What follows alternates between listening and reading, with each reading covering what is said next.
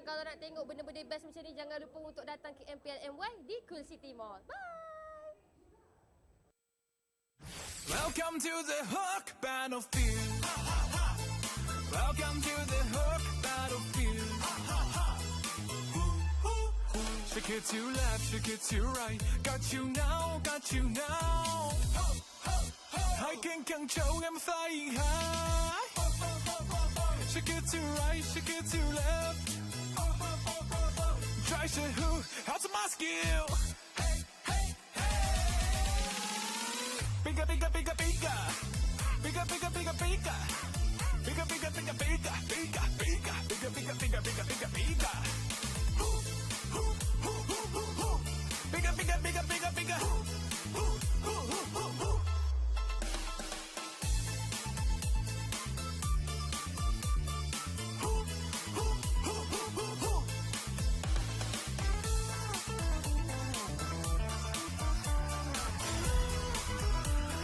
Welcome to the Hook Battlefield. Welcome to the Hook Battlefield.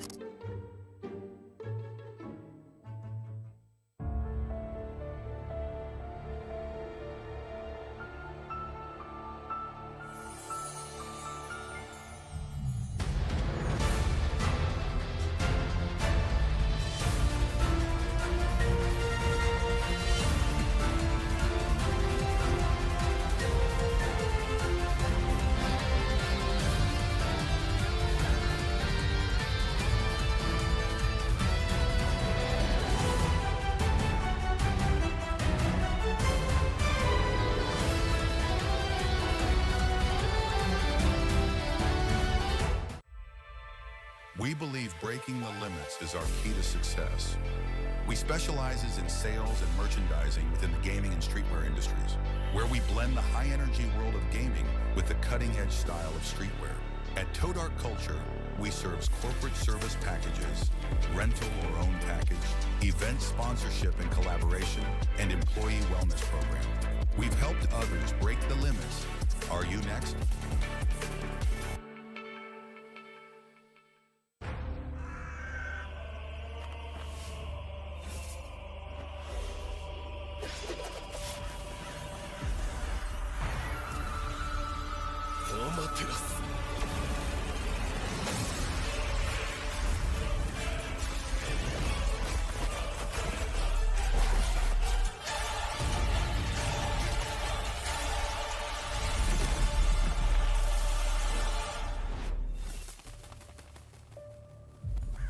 愚かなる弟よ。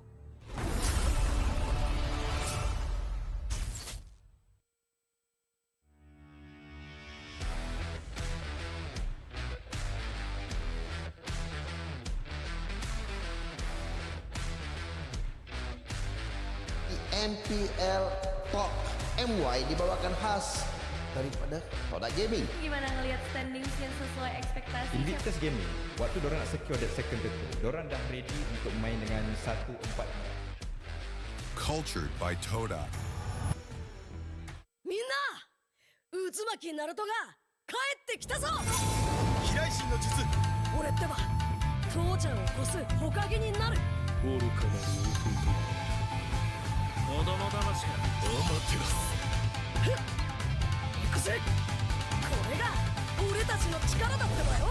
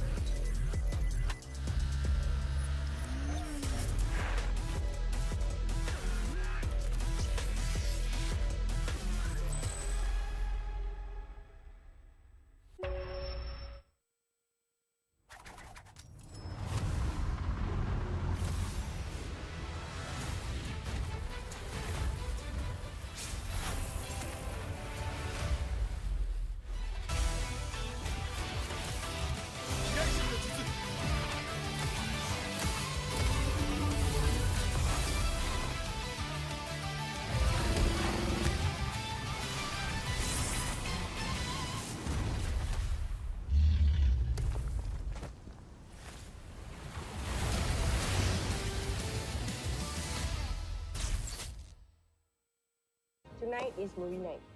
Cerita apa you suka? Contoh macam cerita makan-makan ke, macam dia ambil makanan ni kan? Tengok. Ada rasa pahit coklat. Ada rasa manis susu. Ada rasa pahit manis coklat campur susu. Roti dah nak siap. Sedap pula macam ni. Sedap bang. Inilah masanya. RM10 satu gelas. Kau dah tahu kau allergic dengan tapai tu, kenapa kau belasah lagi? Sedap, cute. Zon. Sabar Zon. Aku pun lapar Zon. Kami faham Zon. Kami sahut sabaran segmen tu untuk menuju ke wawasan tu. Ayo kawan.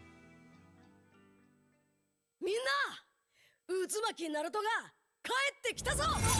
飛来神の術。俺ってば父ちゃんを越す火影になる。愚かなる弟よ。子供騙しがアマテラス。行くぜ。これが俺たちの力だってばよ。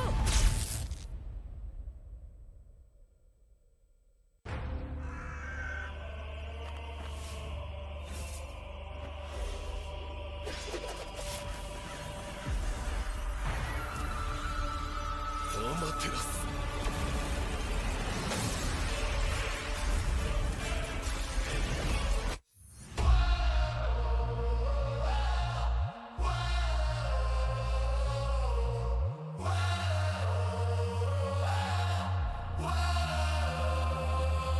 Adakah takdir lemas ditelan air mata? Selamanya ku takkan dibawa perjalananku sampai ke puncak. Dalam perjuangan, bila hati terang menyala, setiap luka jadi kekuatan, pengorbanan yang jauh ujungnya. Sudah tiba masanya melangkah takdir, jalan yang gentir ku tempuh. Bangkit bersama kita juara, membanggakan negara. Kita kawan pentas dunia, Wira Arena. Bangkit bersama kita juara.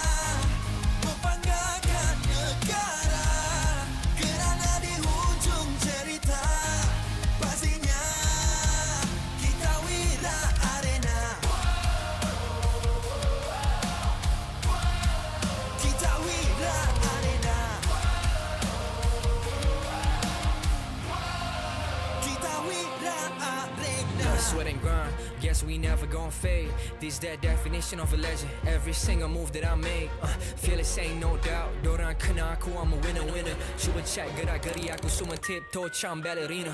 Genggam bara api, biasa berjadi arah. Mimpiku mula menjadi, tiada siapa je yang halang. Kalau bikin hari-hari, benda susah jadi senang. Segala cabaran aku ready, masa depan aku terang. Sudah tiba masanya, melangkah takdir jalan yang gentir ku tempuh. Bangkit bersama kita juara, membanggakan negara. Kita kawat pentas dunia, Wira Arena. Bangkit bersama kita juara, membanggakan negara. Kerana di hujung cerita, pastinya kita Wira Arena.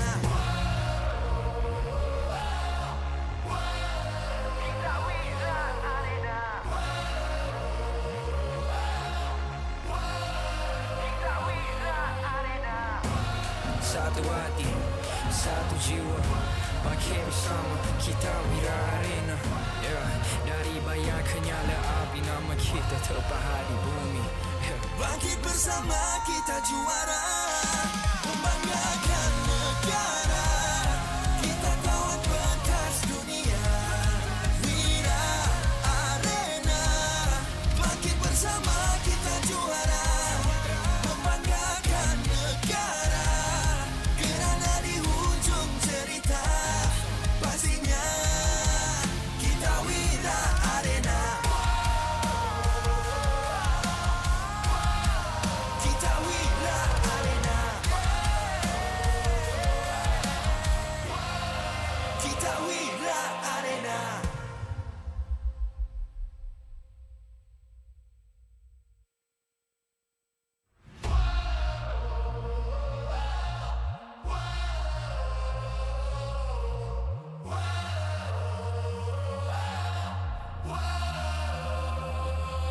Adakah takdir lemas ditelan air mata? Selamanya ku takkan dibawa perjalananku sampai ke puncak. Dalam perjuangan, bila hati terang menyala, setiap luka jadi kekuatan. Pengorbanan yang jauh ujungnya. Sudah tiba masanya, melangkah takdir jalan yang gentir ku tempuh. Bangkit bersama kita juara, membanggakan negara. Kita kawat pentas dunia, Wira Arena. Bangkit bersama kita juara, membanggakan negara. Kerana di hujung cerita, pastinya kita Wira.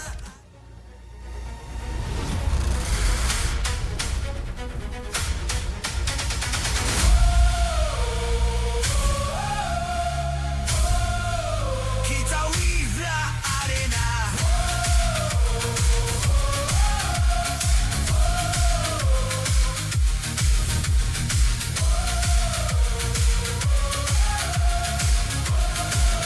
Kita Wira Arena.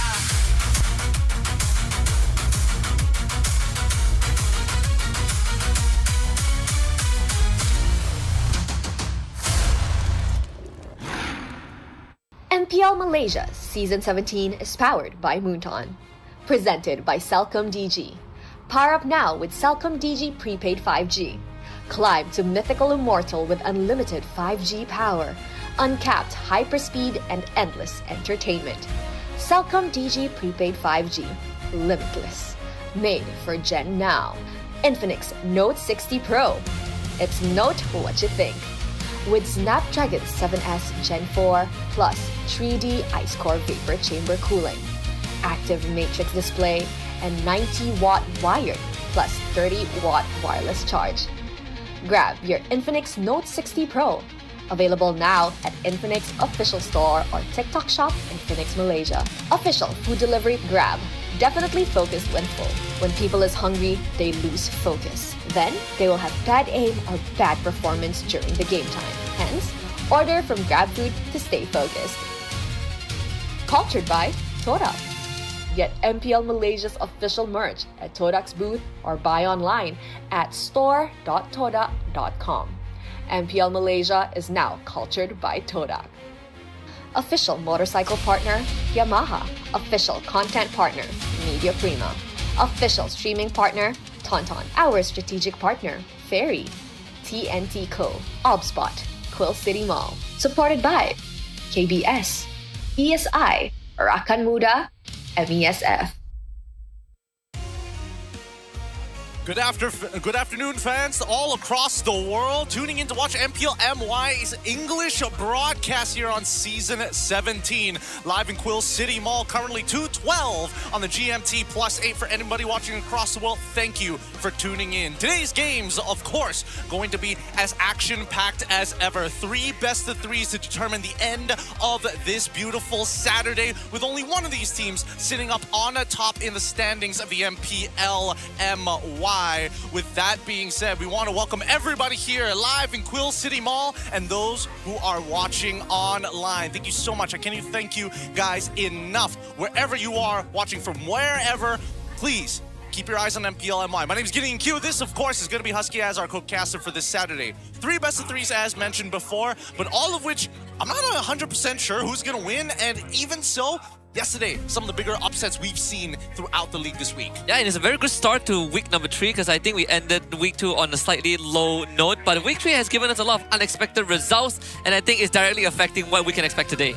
So many things are going to be affecting today's games. To kick things off, we have BTRM, who have found their very first win yesterday against Team Flash, now facing up against Team Ray, who has been, well, I wouldn't even say polar opposites, but really sitting in the center of the pack of which one of these teams is just going to get all their stuff together first. Yeah, and I think BTRM have found some of their strides, and I think for everyone else out there, if you haven't found the optimal service provider, may I suggest you Cellcom Digi? Hey, let me tell you, you can power up now with Cellcom Digi prepaid 5G Power Pass. Go limitless with unlimited 5G power and uncapped hyperspeed, made for the Gen now. If there's any time to join Digi, it is a pretty good time to join Cellcom Digi here today, so you don't miss out on any of the rewards. Yeah, you know it's the best thing when Gojo Satoru himself has a move called Limitless.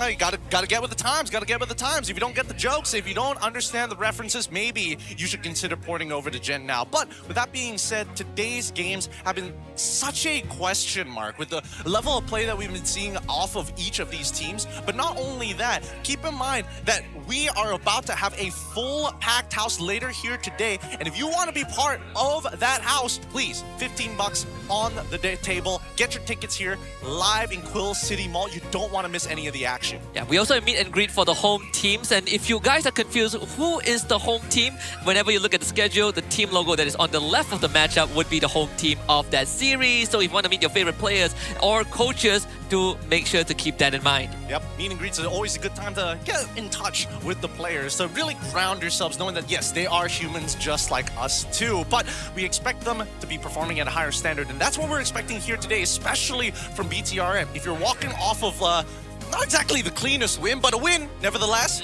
Now facing up against Team Ray, I think that will close out BTRM's week real nicely. Yeah, there's an alternate universe where they would have went down 0-2 yesterday against Team Flash, and they were definitely...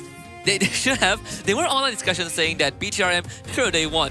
But the fact that they had to win in that manner felt like it's more of just luck than raw skill. It's arguable. It's very arguable. I think Team Flash definitely made some blunders that contributed to that, and we had some stellar, showings behind the scenes by especially Chiku guys. I mean, but all that aside, I think today is one of another test, not just for them, but for Team Ray. Yep, Team Ray has been a very big question mark with Juskar as their jungler. They have Zayed in the back pocket, but they haven't seemed to fielded him just yet. And we're wondering whether this team is actually going to make that change, because they're kind of getting desperate for points. But luckily, they've kind of buffered that with a couple of wins of their own. Yeah, they were able to take down Team Flash in quite a slugfest last week, and that's the only series win that they got so far. But they are also, surprisingly, the only team that has drawn blood from SRG. So you start to see the contrast of where does Team Ray really stand in this league, and today is a very good time to figure it out. I don't think anybody really has a solid power ranking besides SRG. And even I think most people who had RRQ Tora in second place probably may not be as confident, other than the Kingdom, of course, naturally. But everybody else fighting in that middle of the pack, we don't know just yet. We haven't seen the polish or refinement. I think we have to keep an eye out for that closer to week number 4. But we'll wait, because even week 3 so far, now that the transfer window is open, we are seeing, yes, there are holes in a lot of rosters.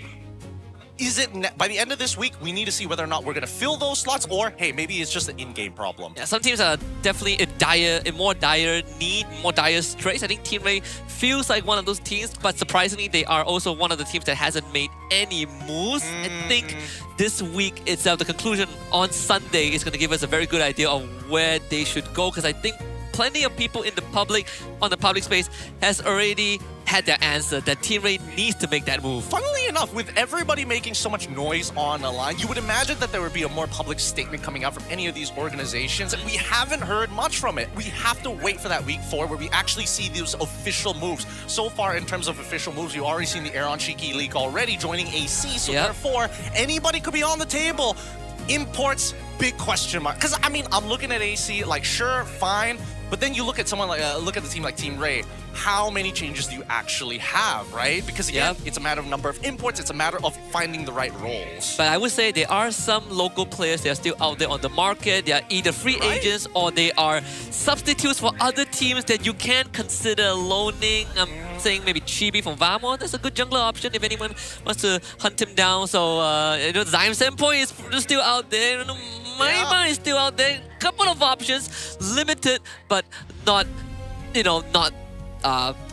non-existent. Non-existent. That's the thing. That's why I'm thinking that imports might just be the way to go, because if you're pulling people like Zyme, and more importantly, Maima being the big headliner here, that's when you know it's desperate, because we've seen historically, Maima only comes in, hey, we need a band-aid to stop the bleeding. Maima's like, I'm a pretty big band-aid. I can cover a lot. Yeah, they can say what they want about me, but I win games. He apparently wins games and saves people from relegation. So a lot of things need to be, paying attention to in this coming week. Maybe not so much here on week number 3, but week number 4 especially is when we're going to get critical. Yeah, and I think Team Ray so far, there are 2 highlight players, right? Siska and Lo Liao, the 2, I guess, father of Team Ray at this point. They are the one CEO and COO of Side Lane Esports. Exactly, and if there's a High Rocks tournament, these 2 are the perfect duo. They're the one doing the farmer's carry. They're the one that's running the 6 km. They're doing the Atlas lifts. Doing the sub 1 hour record. That is them. They are the ones that has the biggest muscles right now, but they're also in need of dire support, because the rest of the team hasn't been able to back them up with the required resources. Ivan hasn't been showing up. Just Gar is just there, and then Martisi is sort of a good middle ground, but he hasn't been given the right tools in the draft. Okay, let's make the comparison of the mid trios, right? Because I'm feeling like after seeing what BTRM was able to do yesterday, I would say that they had a better showing with their mid trio, not the whole team, but at least their mid trio in comparison to their opponents, right? Speaking of which, let's look at the full lineup right now with Bigatron MY by Vitality. We got Chiku guys in the gold lane, Rasi as support, Zay this time in the mid, Annabelle as your jungler, and Smooth, of course, as your EXP. Yeah, not too shabby of a debut for Z. There were moments where, he sort of lost track of the fight, but he gets the job done. Yes. I think a lot of general consensus is that he definitely is a better fit compared to Fakes, who played in the first 2 weeks, and they also dispel one of the stereotypes of either is Chiku carrying everyone or everyone else carrying Chiku, but yesterday, everyone did their job. Yeah, a much better foundation for the mid trio for Bigatron MY overall by Vitality. And I think that, when we're talking about side lane esports, Smooth and Chiku guys have a lot of work to do. And Smooth, notoriously known as an extremely stable laner, unless we are seeing direct plans from specifically Team Ray with the lineup you're about to see. We've got Lolios, Ivan, Martisi, Justgar, and as well as Siska. We've talked about Lolios alongside with Siska, but then comes the question of Ivan, right?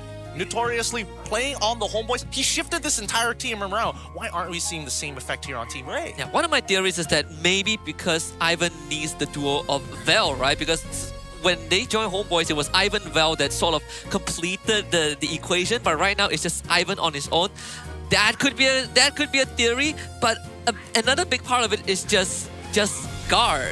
We haven't really been able to point him in a to point him with something that defines him as a jungler. You know, there's nothing that you look at Jaskar and you're like, maybe he's a good tank jungler, maybe he's an assassin superstar. He's just common. There. No, he's just there. He's just there, right? He's just like, you open a booster pack and you're like, wow, nothing too exciting in this one, right?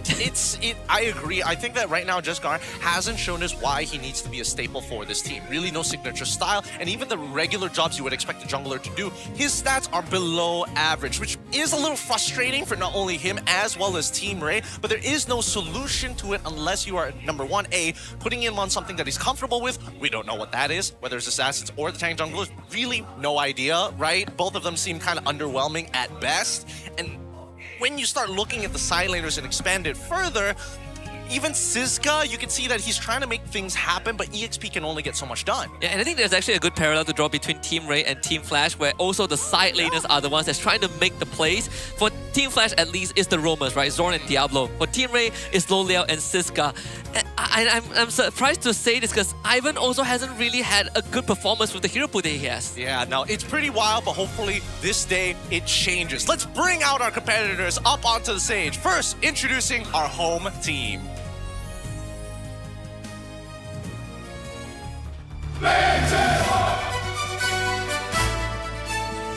After a slow start, the Malaysia's Red Robots have initiated their first successful sequence. Diagnostics shows improvement, sharper, faster, deadlier. Executing through the side laners, Chico guys and Smooth to chase for another victory. Oh my goodness, see Optimus Prime. This is Bicatron Malaysia by Vitality. Annabelle seems to have composed himself under the head coaching of Kenji. Hopefully it's going to be enough to turn this entire team around to walk away week 3 as a 2-series winner. Bicatron have a lot ahead of them, especially when you consider their opponents on the other side to set the bar for the rest of the league.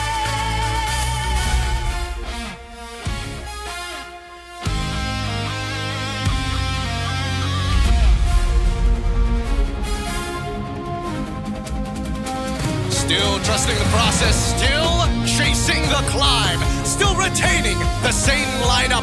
A ray of hope begins to shine through. Is this the breakthrough they've been waiting for? Let's cheer for Team Ray!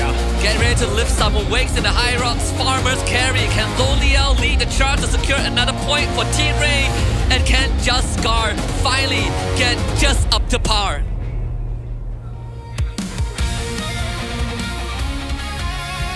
Next, we welcome the coaching staff of both teams, the masterminds behind every match.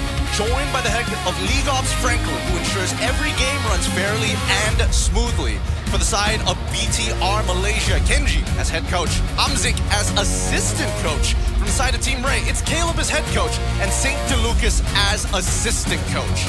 Once again, let's keep it going with fist bumps between the teams. A true sign of professionalism and the last point of contact before these two teams head into war. Good luck to both our competitors up on the stage. Let these battles begin. And there's been whispers that morale was at an all-time low for at least after the conclusion of week 2 and leading into their first series of today. But the faces of the players on Team Ray say otherwise, and hopefully that stays a theme, because I think this series is very important to them, even though they were the first team to get a series win, compared to BTRM, who only got theirs yesterday.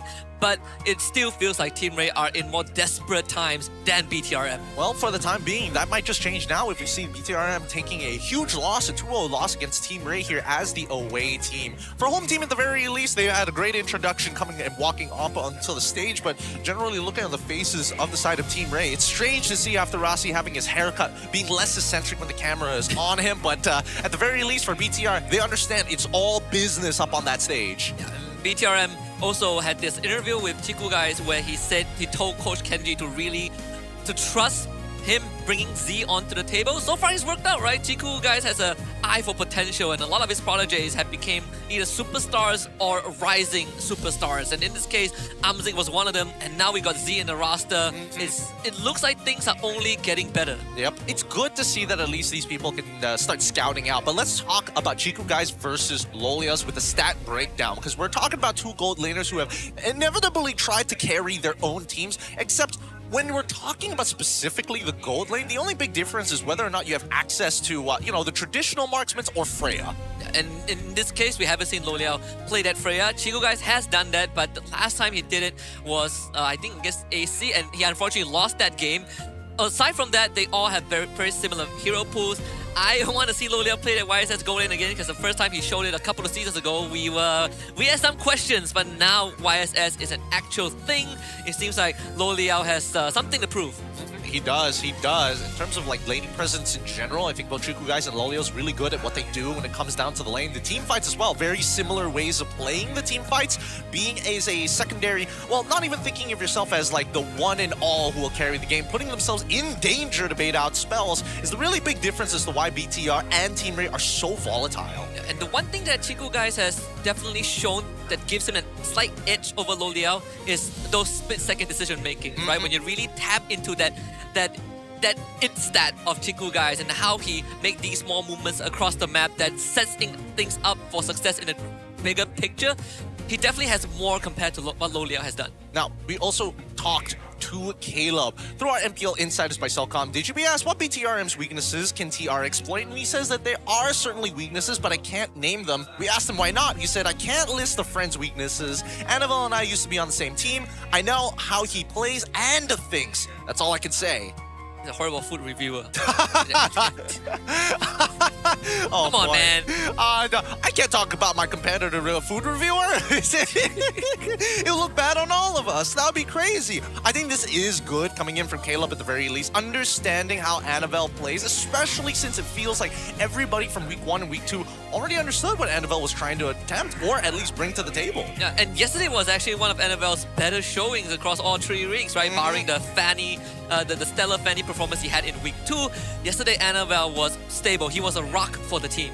And that's what we need to see, right? Stability in the team to at least bring everybody else to a consistent level before we see those big high ends for the time being. Now, you can see that Chiku fans are all across the table here in the arena to make sure that BTRM has the extra help that they need in the game. But we also talk to Coach Kenji. A new challenge, because again, he did come in pretty recently. There's pressure from other expectations for me to set up as the head coach, but at the same time, I feel more comfortable because I now have a bigger say. As for the mid lane, it was Chiku guys who suggested Zay, as they had previously tried out together in other teams. Yeah, they have, I think they tried for a couple of teams, I think IG or something, that they didn't make it through, and as a mid laner as well, so it's pretty interesting that things go back full circle. Chiku guys back in the gold lane, and he was able to rope Z in, and Z had, I mean, hell of a debut, right? It's quite an experience to play your first game on the MPL stage after your last professional match in MAL, which was 500 plus days ago, and have the minions win the game for you. Yeah. The core memory unlocked. Core memory unlocked on the debut itself. It's hard to forget. This time around, I don't think we're going to see another backdoor. And I feel like,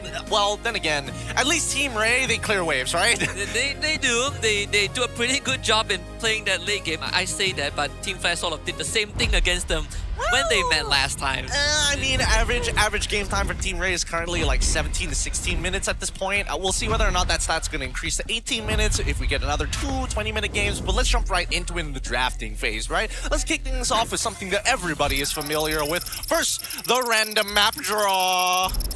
We didn't get to see Flying Clouds yesterday. I hope we get to see it today. I'm so good on these maps, dude. I have 100% roll rate right now. I'm on a roll. You are nailing it. You are nailing it so far. We'll see how long the streak continues on as we see the first couple of bans come through. Remember, BTRMY is going to be first pick. They've already gotten rid of the Gwen, but they also got rid of the Fredrin. And so far, Juskar has not shown any assassin junglers in the regular season, so taking out comfort picks like Fredrin and Foxia seems to be the right choice for BTRM. And that's going to force Juskar into the position where Do we heavy spin now, or do we lean into the assassin? I think it might just lean him into the Akai. We'll see whether or not his pick is going to get, at least get him a option for the first phase, but we'll have to wait and see, because right now, in terms of variations of the bans, Team Ray is doing a much better job getting rid of the Freya alongside with the Fanny, which leaves the big opener of Sora, Valentina, and Jushin up for grabs. And if I remember correctly, we didn't see Sora yesterday at all. We saw it once, like Game 3, Team Flash against BTRM, but aside from that, he was either banned or ignored, which is quite shocking considering how up to week 2, everyone has been picking Sora. Yep, I think, a lot of teams have now figured out that, wait, Sora's actually pretty useless if he doesn't get his ult off, and better yet, you just dodge one of his spells, he basically can't ult you for free, so it's a lot of executional errors, which is causing Sora to be a little bit more unstable here in MPL MY. Rather shocking. I thought our EXP laners were better than that, but hey, apparently Sora is that difficult. Yeah, now there's some power picks on the table, right? Zusin is one of it. I wouldn't be surprised if they just lock it in for Z. But at the same time, he also played a pretty mean Eve yesterday. He did. Against Team Flash, and I think that was game 1, which was... This should be the Zusin pick. So far, 100% ban and pick rate, and unfortunately, she's no longer 100% win rate because he did lose a couple of games. But now for Team Ray, Sora is open. And the Sora Valentina, the Eve is open. A lot of good options, a lot of good, really, really good options here, but the question is, what is Team Ray willing to let go, right? I think that's a big question, because no matter what, if you play Sora on your side, Valentina is almost a guaranteed pick on the opposite end. So, unless you want to sacrifice the mid lane, say, I'm sorry, Valentina, you're just going to get dumpster, you just got to deal with that, we'll find you a support laner that could help you out later down the line, but for now, that could be the opening picks. Or they could just think one step ahead and go for someone like a Phobius, right? That can deal with the Sora, but they will stick with the Eve and Uranus, which I think is okay. I'm fine with that. At least Martisi gets a functional mid laner. Yes, no, this mid laner is actually quite important. It's one of the few mid laners that actually stands a pretty decent chance in the lane against Zushin, who's hyper oppressive. Super long ranges, beats you 1v1 in lane, and once it turns into a 2v2, you're kind of rolling the dice. Yeah, and uses your roamer against you. Max SP damage. Yeah. Some good numbers. I think it was like, what, 10%? 8%? 8%. I want to say 10 so bad, but I think that's with once you start getting glowing one, that's when it starts pushing the 10%. But either way, Uranus has been quite the popular pick. So far here in MPL MY, I'm looking at Uranus here, and Justgar apparently having a 100% win rate and an average of 3.3 KD when playing Uranus. Which is quite an unusual stat. Though yesterday we did see the Uranus on Zeno, and he had one of the best games ever. Now, we see the Harley and the Kalea, and I'm immediately thinking, is Marcel an option for Ivan here? Marcel plus or multiple purifiers. At least that's how Vamos and BTRM dealt with a Kalea yesterday. I don't think it's a bad idea, because then you take away a lot of flexibility from BTR Vitality in trying to outplay you, right? Because a lot of their combinations require I need a flicker so I catch you off guard. And I think that's going to be the biggest problem.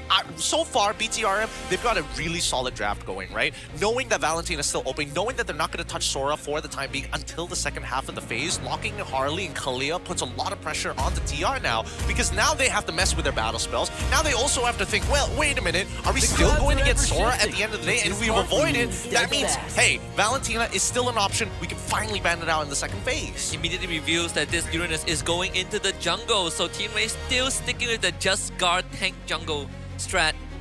If that's the case, aside from Marcel, it's probably the Hilda that they can think of. I still feel like I would take the Marcel over the Hilda, but it also comes down to what Ivan is comfortable with. We haven't seen it on that Cho yet, which is surprising because I feel like Cho is one of the... It's like the Fanny of Roam, right? You have to know how to play Cho to be a roamer. Absolutely. I think knowing that the Kalea is on the other side, in terms of stocks, I would say best quality stock right now, Gatot probably. Banning out the Alice, not a bad option as well to make sure that people can't get onto your backline traditionally. There's still also other problems. Yuzong, for an example, Lapu Lapu, EXP, Benedetta as well, EXP laners who basically close that distance onto Eve. Because no matter what, Team Ray understands this. Hey, we're playing around our Eve. Eve lives, we have a pretty good chance of survival. BTRM says no Marcel for you at the bare minimum. Yeah, because I think that is the key for Team Ray to really disrupt the tempo of BTRM, because if you have a Marcel on your team, doesn't matter if it's Kalea, doesn't matter if it's a Sora, the moment they make contact with you, you take a snapshot, you just break their tempo. But what's done is done. They ban the Valentina out to keep this Sora safe, but at the same time just to eliminate the chances of BTRM having this cheeky Valentina XP potential for Smooth. Yeah, honestly, the way that I see it right now, Benedetta is looking mighty fine for BTR by Vitality. BTRM are in a really good position to take this game away, but we'll see what that first pick is on the opposite side for the side of Team Ray, because now that Valentina is gone, there's nothing to worry about for the Sora other than his laning phase, right? There's still Phobius. Glue was another mention I was going to bring up as well, especially when we're looking onto BTRM Vitality side, because their composition is very straightforward. We have a 2-part combination, a 3-part combination if that doesn't work, and if necessary, we can start getting the side lanes playing Moskov, something with a Trinity build to deal with the raw HP we're seeing from Sora and Uranus. I think regardless of what Team Ray picks for their gold lane, a big part of that would enable the Phobius a bit more regardless, right? Because most meta marksmen right now have some sort of mobility. Agreed. I think the Phobius does look good for BTRM with all the other choices left on the table, unless they want to run like a Gut.XP, which we haven't seen BTRM do just yet. Yeah, I think right now, if they're looking for marksmen, it is Granger, Granger Claude. If we're talking about, okay, Obsidian, they want to play for like the raw scale. So they're not trying to snowball here from the side of Team Ray. They are trying to scale.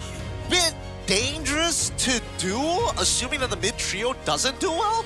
It'll take quite a while. But it is sort of like a gimmick to catch the Harley if she just that can be, well, agreed, but that can also be said about Kalian as well as Harley, right? True, yeah. So there's a lot of ways to punish anybody who's standing up in front. Right now, it's really a battle of the mid laners who can anchor down better compared to the rest. And arguably, Jushin has the advantage because she can reposition multiple times. Now we need to look at the Roma is the question for Team Ray, like what is available for Ivan, but for BTRM they take the Smooth, Lapu and the Carry to complete the equation, and so far Carry still in the history of ML marksman one of the best late game marksman available. Yeah, I'm thinking Brock here, I'm thinking access to AOG with Gatot. Cho is also pretty good if you can outplay your opponent and you want to be more proactive on the map. Khalid is not too bad. It's not a bad idea, but honestly, you're not going to get as much value with Kalea and Zushin running around. That's the big issue, because as soon as you show up, you're going to get taxed for it. And when you want to heal, you can get punished, which is one of the few things that this mid-trio can lock down on. Hilda, not a bad idea, but at the same time, not a lot of ways to kind of reduce, take advantage of the armor reduction. And they don't really have much crowd control to work with as well, and they need setup to catch some pretty elusive heroes, so they do opt for the Khalid. I'm not a big fan of this because First Blood, given over to any of those mid-trios, as soon as the supports hit level 4, like if Rasi hits level 4, he's just going to use the ult off of cooldown. So I want to see what the battle spells coming in from TR are actually going to be, because looking at the way that BTRM, if all lanes ended up being equal, all the picks are going to be directed towards the supports unless, mid laners, I don't know, you take one step too far. Yeah, we've seen that with Team Flash as well when Razin was also running the Khalid. There's going to be a certain timing where the Khalid starts being less effective against pick-off comms. Yes. And he's also a roamer that doesn't take Purify, unlike what we see from Marcel, for example. So in this case, we only have Lolia with the Purify. Okay, everybody has Flicker on the side of BTR and by Vitality. On the opposite side, one Purify on Lolios to make the difference. One team playing for the late game, one team looking to maintain tempo. Let's jump right into the game unless we've got a pause here, which I hope we don't. I'm going to quickly look on backwards and thank God, into the game. Till the enemy reaches the battlefield. It's going to be very important for both BTRM and Team Ray. Of course, for Team Ray, fun fact, Ray means king in Spanish, which I just learned 5 seconds ago. Good to know, good to know. I've yet to see the royalty in them, but there's still plenty of time to actually find an answer to it. Ivan already revealing early on where the BTRM jungler is going to start giving that early information that they're looking for these fast rotates. Seems like Ivan is not really in a rush to shove that mid wave. And what? See? Hello? No blinker, he's dead. Kill him. Beat him up. Punish him. He deserved that. He deserved to die there. 100%. There's no excuse for that. There's no excuse. Your finger's too big. You should have set the controls better. Not my fault. That is pretty unfortunate. The first blood goes over to Ivan. I guess that is sort of like the silver lining out of all of that. They lose a camp, the Golem, and the Little Wanderer. And that's gonna allow Jaskar to keep on pushing the envelope. Oh no, and it's getting even worse. They've already lost a camp. Plenty of damage. Just Guard gets the kill. Annabelle will die too. What? Stop! You've already gotten one camp. Just go to the opposite side. You've now screwed over Lolios, who had a perfect freeze on that bottom wave, forcing him to walk out and miss out 2 minions when he already was ahead. What are we doing here? Brings me back to Team Flash BTRM. Don't you dare. Exact same thing. No, this can't be the same thing. These junglers. I don't know. That was very greedy. No matter what, Jaskar is walking away with, at a bare minimum, a little bit of extra gold, because he did steal away some camps from Annabelle. However, trading out like that, not the worst, but 2 assists is going to keep him ahead ever so slightly. He's going to hit level 4 in time compared to Annabelle. This guy just makes a visit to the mid lane, because guess what? Z still does not have Flicker. Yep, and that's the way you should be playing the game. Finding these big overlaps. Battle spells done. Look for these punish. It's time after time after time. This game determines that tempo is more important. Annabelle is still 3 and he's dead again. Beautiful. And Rasi will not be able to get out of this. Smooth shows up. Flickers forward, the Lash Shaker, and just swings away, gets Martizi, needs something in return, and now Z is level 4, gets the Crimson Beacon, Siska will flicker out to safety, and Jaskar also escapes. 1-4-1, but Team Ray comes out better on the end. Hey, if Zay had his flicker, maybe you could have chased, but, a second off, it happens, the best, oh god. Siska's gonna 1v1 smooth here, oh Siska, my boy. Dude, this game's so over. The game, I'm not gonna lie, there's very few times where I call this early that the game is kind of over, but it's pretty difficult to lose the lead if you are Team Ray. Because it is Predator versus Prey at this point. You know exactly where Annabelle is going to be. You got the timings on every single one of his camps. Just Gar has to do this for another 4 more minutes and he'll develop at least, at a bare minimum, a 2 to 3 level lead. Just Gar has stolen 2 buffs from him. The most recent one being the orange buff. Loliao got a kill onto Chiku guys with the help of Ivan off screen. A 2.5k gold lead, 3.5 minutes in, and Jaskar can just keep doing this. And the sad thing right now is that BTRM actually doesn't have a way to bail Annabelle out of this. Nope, not until they start getting the glowing wands. Once the anti-heal comes in, then you can at least punish Jaskar and not let him sustain throughout the enemy side of the, your side of the jungle when he does go for the invades. Uranus, by far the most frustrating jungler to deal with when ahead, because he's in your face and he doesn't care. Yeah, and we saw what Zeno did yesterday with a Uranus XP. He just zones you out. Doesn't matter what you do. Here he comes again. 3 level ahead of Annabelle. Yeah, Jungle Uranus is a lot more interactive, but luckily Annabelle and as well as Rasi prepared for this as they're slowly trying to take back control. With a 2.6k lead coming in from Team Ray, the only way to accelerate is if Bigatron by Vitality start making the mistakes. Yeah. And this allows Ivan to have even more time. Bye-bye. They're gonna try and kidnap him. It's a 4-man onto Ivan. He just runs away with a Raging Sandstorm. Didn't get as many marks as I thought from Zay. Zay did not want to commit his ult to that, alright? They still get a very big ult from him. Siska is going to compensate in the mid lane so they maintain control over the turtle. And this should be a free objective for Team Ray. Smooth sees this, but there's no room for any attempt. Corrosion Sight just get picked up by Chiku guys as Team Ray looks to extend that lead. Almost looking at a 3k goal lead right now. Ivan again pays another visit, but he doesn't have the Raging Sandstorm back up. Has to be very careful. They're gonna grab him. Force that flicker out. Loliao latches onto Annabelle, but with Z around the corner, it's gonna be pretty hard. Z gets a lift off, but he has to flicker to safety. Almost burns down to the Void Crystal of Martizi. But Team Ray now has gotten the cores of Bigatron in around lane. Z makes contact with the planet. He dies, and Rasi forced to abandon, but Ivan doesn't want to let him go. Spook joins the fight, comes in, bravest fighter. Loliao is out of it. Lash Shaker completely hits an airball, and Team Ray will get a free bottom tier 1 and get another flicker out from BTRM. Yeah, Smooth judged it well, and now Siska is should be able to clean this up. He's got the flicker, but he doesn't want to commit for more as he already missed the first half of the dash. He needs at least 3 hits first to guarantee that he can get his ult when he dives underneath the turret. As mentioned before, Team Ray, this is a very difficult position to lose from considering the composition. Ivan and Jaskar is going to live in your jungle rent-free. They've got the squatters' rights, maintaining this 3k lead ahead of Bigatron MY by Vitality. Oh, now speaking of which, let me just quickly turn around, look at the items real quick. I'm seeing a Dom Ice coming in from Rasi, and that's the only anti-heal they have as of right now. Not the easiest to apply, and Jaskar, most of the time, can still ignore that. They need that glowing wand. Jaskar's gonna easily face check this. Raging Sandstorm avoided by the Crimson Beacon as Loliao shows up and just pelts away the Smooth. The auto flame is perfect. They're all trapped in the box. They're all dead.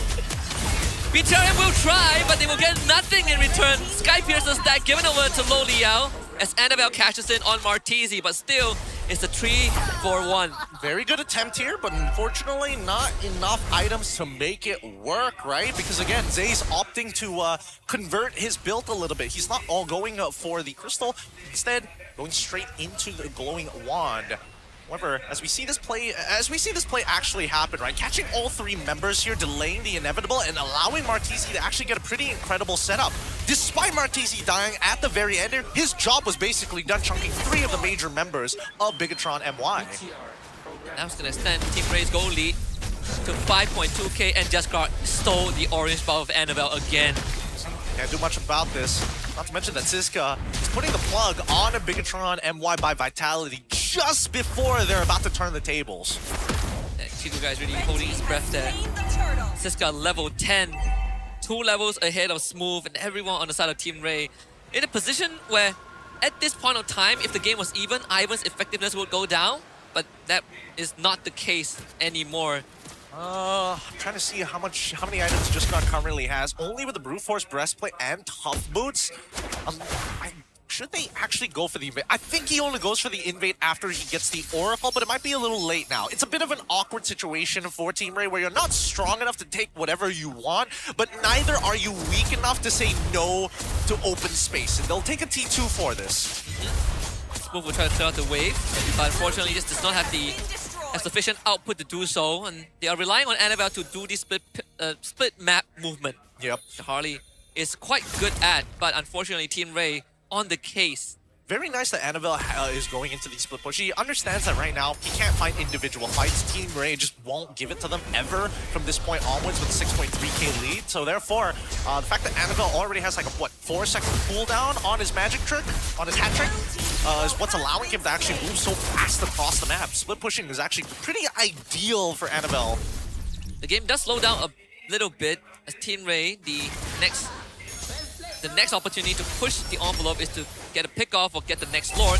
They will try with the box and the instant flicker in to kill Chico, guys. It cannot even respond. Yep, every single structure is going down. Team Ray playing this very, very nicely. Question is whether they can close out the games, right? This is one of the few times we actually get to see Team Ray play a decent early to mid game, right? And now as we transition from mid game to potentially late game, a lot of teams fall at this moment. The 8 to 9 minute mark where they don't have the full setup, or they accidentally left the Lord or give the Lord over to opponent's hands. I do wonder how many Skypiercer stacks does Lo Liao have. I saw one, but it could be more than that. He's really accelerating in the item progression. 3-0 and 4, the Lord just spawned the bottom side of the map. 7.6k gold lead for Team Ray. He should be having roughly about 30-ish stacks. Ooh, not going for the Trinity build, but instead going for the full crit build. Very greedy of Loleos for it's so much more expensive. The cap isn't as nasty as the triple, but these shorter fights for him is going to be so much better. Look at that. And that's before he's fully scaled up. So 20 out of 80 Skypiercer stack for Lo Liao. And this is bad news because wherever he catches those bone shards can be the reason you go down. It's like getting hit by a YSS turtle boat with Skypiercer. Yep. It's gonna be very difficult. Very, very difficult. Especially since the big change is because of that Haas Claw. Like, DHS is such a good item because not only does it chunk you out for your max HP, it also gives you a little bit of life back. And then you meet Haas Claw, its sexier older brother, and you're like, wow, if only I committed to the crit. Yep. Look at that. Most heroes can't afford to. It's too expensive, man. It's too expensive, but considering that Loleos is already like, what, 6k ahead in this game, he's holding up 2/3 of the major economy from Team Ray, unless we see him run it down for whatever reason. Last time he did that was pretty long ago, so yeah, you're in good hands. Well, we say that now, but Loleos, we'll see. He needs to land that Hunt the Bone first, and ideally it lands onto Annabelle. And Lord crashing in, that's all holy defenses of BTRM going down. No inhibitors fall as expected. It's just the first Lord. But as the game pace slow down, BTRM, they need to look for some space for Chiku guys and Annabelle. But sadly, they don't have the tools to do that. No one to really open up the map, no one to create those no-go zones. And that means Team Ray can sit wherever they want. Second siege coming up. Ivan has the Winter Crown. Here they come. Another engagement. Flicker! Oh. Perfect execution right there from Team Ray. Chiku guys dies immediately. Instant regrets. Instant regrets. I was expecting to see the RWM. The question is, how much was TR actually going to commit to it? Siska just said, yes, I got Flicker. I'm going to make something happen. And they catch Chiku guys of all people. I bet Chiku guys is thinking to himself, like, damn, I really need to pick up Purify more often, but this laning phase is already hard enough. Yeah, even with Purify, he probably would still explode with the amount of damage they throw onto him. Again, unlosable. I mean, you did call it like 2 minutes in that Team Ray has gotten this game in the bag. They've gotten all inhibitors and another vacuum from Siska. The setup is there. Smooth trying his darnest, but Loliao, he's free hitting everyone. Here comes the Sky Piercer stacks. 1, 2, 3, they all go down. Loliao pelting away. They get the lift up though. Honestly, the Purify comes through, but it's not enough. Loliao actually gets shut down. And BTRM now have a chance with Chiku guys alive. The HP shred is dead. Team Ray cannot end the game just yet. Well, you see what I'm saying? At the very least, Loliel is losing all RWM. They want... Hey, I mean, they can clear these waves, but I don't think they can end the game off of this. Bit of a wasted RWM, forcing a reset onto BTRMY, but okay. Woo. Team Ray, they found the checkmate angle. I don't know why Loliel's decided to die there, but let's look at the instant play run one more time. We know for a fact that he was hit by the Hardly ult, but what else did he get chunked by? Smooth was on Martizi. Loliel's just able to dodge the stun. He's dodging everything. He's good. Gets hit by the Kalia. I see. Zaze is the one who caught him off initially. Didn't purify it fast enough. I think he took an extra crystal shot or something too. Well, the second Lord should seal the deal unless Annabelle pulls out the steal of a lifetime here. A bit hard against Jaskar, 2-level difference, but then again, we've seen a lot of impossible things happen within the first 2 weeks, so nothing can be left off the table.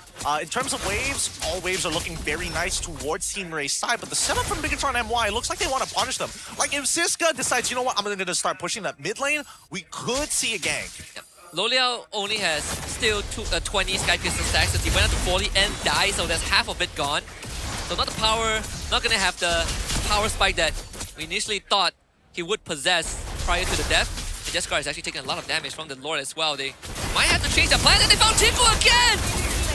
That's the last man you want to go down, and Rasi, he's gonna also perish. Loliao cashes in on the easiest double kill of his life. Siska and Martizi work together. Z is out of the fight. Smooth leaps in. He's the bravest fighter trying to save the country, but there's nothing to be saved.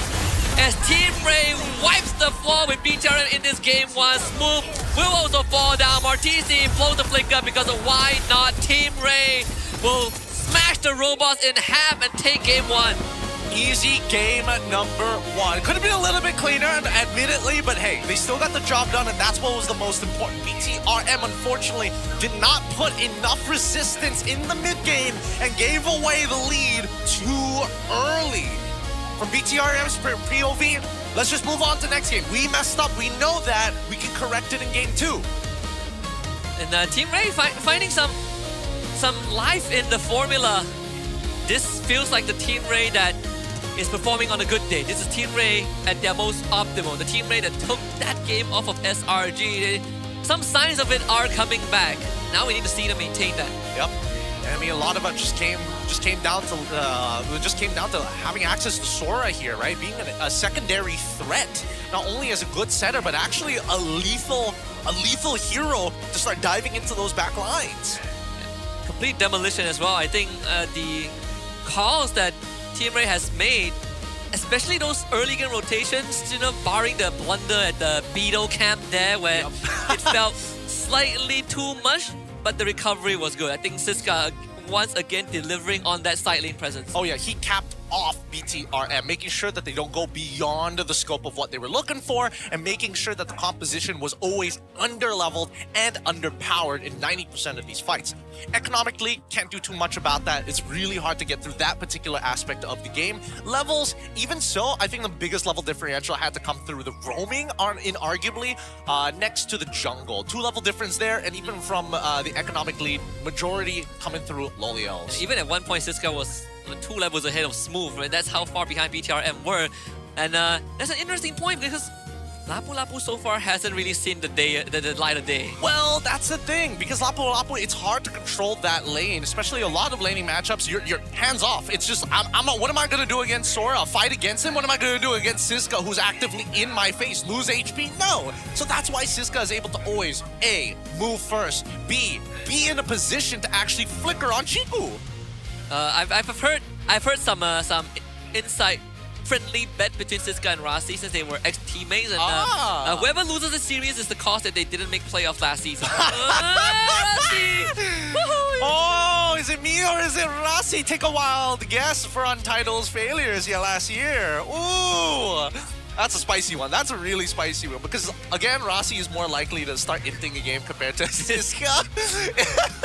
When Siska ints the game, it's because Rasi is already inting. Yeah. He set the floor for him to slip on. Either way, this is still game number 1. Let's quickly look at the item build, just get a reconfirmation on everything that happened in this game. Because if you are seeing an optimized, well, I wouldn't even say optimized, but a fully scaled Loliel's on this Obsidia, do we see blade armors? No, we don't. Just not enough money to get into it. The Chastised Pauldron has already been purchased, but as soon as they start getting into the crit build, it is tough. Yeah, even for Ivan, he just went straight rapid push, Chastise, Domize, and there was nothing that BTRM could have done. And sadly, for Jusin, she is one of the best mid laners, but she needs time to ramp up as well. And these fights, they just ended too quickly. Yeah. And I mean, Zay did a very good job in the mid lane, if I'm being perfectly honest, but that's why this matchup is hard. When it turns into a 2v2 between Ivan and Martizi, Ivan is more willing to sacrifice his HP to Martizi because he can restore and Martizi can't. But Martizi has the one advantage of being able to actually trade against a Zushin, which most Mei just can't. And most of the time, he's also safe because this Harley cannot find a way into the fight. Annabelle completely crippled in the early game, and it's one of the most jarring goal lead we've seen so far in the regular season. And this is my biggest problem. When I see Annabelle playing on these types of assassins, we need to see a pre-level 4 gank. And I think that's what a lot of junglers are very hesitant doing because, hey, that means I'm just going to be a little bit slower to hitting level 4 on the turtle. That means I can't set myself for level 5 at a turtle if we delay the first take. A lot of different decisions need to be made by specifically the jungler to get a pre-level 3 gank. I think a pre-level 3 gank in the mid lane would have been very effective had they got it onto Martizi rather than apply the damage on Ivan. And I think the saddest thing for BTRM right now is in this 14-minute and 6-second game, they started losing it 30 seconds in when Z fat fingered his flicker. And they felt like there was no recovery from that point onwards because... do I want to say that it was the entire reason why they lost the early game? It was a big contributor. He was a huge contributor. Like, he was leveled down, he didn't hit level 4 on time, he couldn't defend the beetle, and then after defending the beetle, he died and came back to re-defend it again, which meant he lost 3 more minions coming up to that fight. Yeah. And this guy dove him again. And then he died. It's just like a never-ending cycle of bad things that could potentially happen, right? The worst case scenario did occur for him, but at least he's pumping out the most amount of damage. In terms of like compositions, they have clear ideas. It's just that so much is riding on that early game. Yeah, and a lot of it is also in the Chiku guy's backpack, which never really got to do much this game because Team Rain was just that far ahead. They reached a point where Loliel got solo kill Chiku guys with the help of Ivan, and then he just started diving bottom lane. The jungler was locked out. Annabelle got no buff, no objectives. Well, I wouldn't even say optimized, but a fully scaled Loliel's on this Obsidia. Top turret? Yes, actually it was, I want to say it was the bottom, but I could be entirely wrong about it because it's flipped. But even so, because of this early game, a lot of things just went out of control for BTRM, and there's no real recovery for that, assuming, and that's a big if, that Chiku guys is able to get a good fight. And that's where Siska put that final nail, where it's saying, you know what, I'm going to take away your ceiling, you already have a broken foundation, all I got to make sure is that the rain touches you once it gets to that dangerous point. And these neutral objectives are basically untouchable unless you find that big temple breaker, which Bigatron MY just doesn't have. Even from this mid-game onwards, you can see the execution of Team Race Teamfight is so much easier, right? Big AoEs, big crowd control, coupled with a lead, they are just completely demolishing your health bar. And Yeah, pretty good position for Chico guys to be in that fight, where he was right underneath the turret, but it didn't really matter because Team Ray could just expand their flickers to do it anyways. At least it shows that Team Ray has some decent target priority because they're communicating with this, right? Lolios can only do so much by himself, so he needs to make sure that he's hitting the right targets alongside with his team. And that's where you see Martisi and Siska and Ivan proactively using the RWM as their initiation tool, right? They don't waste any time. As soon as it's laid down onto the floor and people need to go in, Siska's flickering and using the shifting clouds. If he's not, we're trolling. Great showing for Team Ray in this game 1. Definitely feels like a breath of fresh air, right? We were wondering where Team Ray's identity is. I think for Jaskar for now, up to this point, he is going to be the one that only plays tank jungler and finding a way to make it work. And the only one that's played Uranus jungle so far and still maintaining 100% win rate. Yep. Again, very risky to play a comp like this, wanting to play it, and honestly getting pretty lucky getting that early kill and snowballing out of control for a composition that actually wants to scale to the late stages of the game and then hard carry with raw numbers. So again, one of the few outliers for this game, which is why I'm like, not if you're BTRM, like what do you do, right? Like, oh, sure, we lost the early game and that's what happened. Could we have made better decisions later down the line? Honestly, didn't really matter because you will always be huge amount of stats behind. Yeah, it's you're just losing to richer people. Yep, that's it. That's really what it is. Just traditional capitalism, which is why their early game needs to be fixed, right? The Zushin, the first 3 picks, I honestly thought was good. But the big issue is once it started to come to the question of, do we need to have Sora at the very end? And that's a bad thing about Blue side. You don't get that final pick. Yep, and the Sora got picked up 3rd pick as well by Team Ray, and they didn't really have a solution to that, right? I think the Phobias was one of the quick fixes as well, if not the Valentina. Yep. So something that BTRM can adjust going into game 2 later on. Well, something that they should be thinking about it, but what you guys need to be thinking about right now is our new region just being introduced to the MLBB ecosystem. We want to bring over Thailand. The MSL, Thailand enters MLBB, which is a new era starting today. 18 MLBB Super League Thailand Season 1 brings the top teams together from Thailand for a shot at MSC 2026. Now, look at the regular season. They have 5 weeks full of action-packed games with very notable Thai teams. Wow, look at that. So, Buriram United, we got Bacon Time, we got Full Sense, we got what was that? We got KOG, I remember them as well. We got E Arena. Oh yeah. boy. Wow. Big names. Yeah. And we also have a lot of import players that are playing in MSL. So if you guys check out MSL roster, I'm pretty sure you'll recognize some familiar faces. This is a pretty big shift. It's been a very long time since we've had Thailand actually together with us. The last time we saw them was MSC 20... The first one, right? Like, no, MSC 2017. That's the first one. IDNS. Yeah. The good old IDNS. But again, when we're talking about Thais in the mobile space, it's they're good. They're good at what they're doing. But that being said, though, it looks like we're actually having a bit of an interview with a special guest thanks to our host up on stage. Hey, bros, what's going on there? Who are you talking to? Terima kasih kepada kasih-kasih kita. Hey guys, this is Rose. And of course, sebelum kita actually continue untuk game kedua dalam perlawanan pertama hari ini, Rose actually nak call somebody yang selalu di atas pentas masa dulu, and it's none other than Moon. Hello, Moon. Hello. Hello. Hi, Moon. How are you? Sehat, Alhamdulillah. Okay, Moon. Apa perasaan tadi lepas tengok game pertama? Aish, game pertama tadi banyak mata lah, Ros. Banyak? Macam mana? Banyak sangat momen mata lah. Tunjuk sikit macam mana? Ni. Alright, Moon. Kita dah lama tahu that Moon dah lama actually tak beraksi di atas pentas. Tapi sebenarnya Moon rindu tak main di atas pentas? Ros. Rindu gila tu. Boleh cakap ke tu? Rindu. Kalau sebab banyak memories yang ada kat MPL kan. Dapat tengok fans juga, sorakan fans. Rindulah semua benda tu. Harap-harap Moon boleh visit kita lah dekat MPL Arena. Now, Moon, Rose actually nak tanya sedikit tentang kita punya mid laners untuk musim ni. Sebab kita tahu dulu ni kita panggil Moon sebagai the king of mage dekat Malaysia, betul? So, Rose nak tanya pasal, we can start with Z dulu. Sebab Z ni adalah satu rookie untuk BTRM.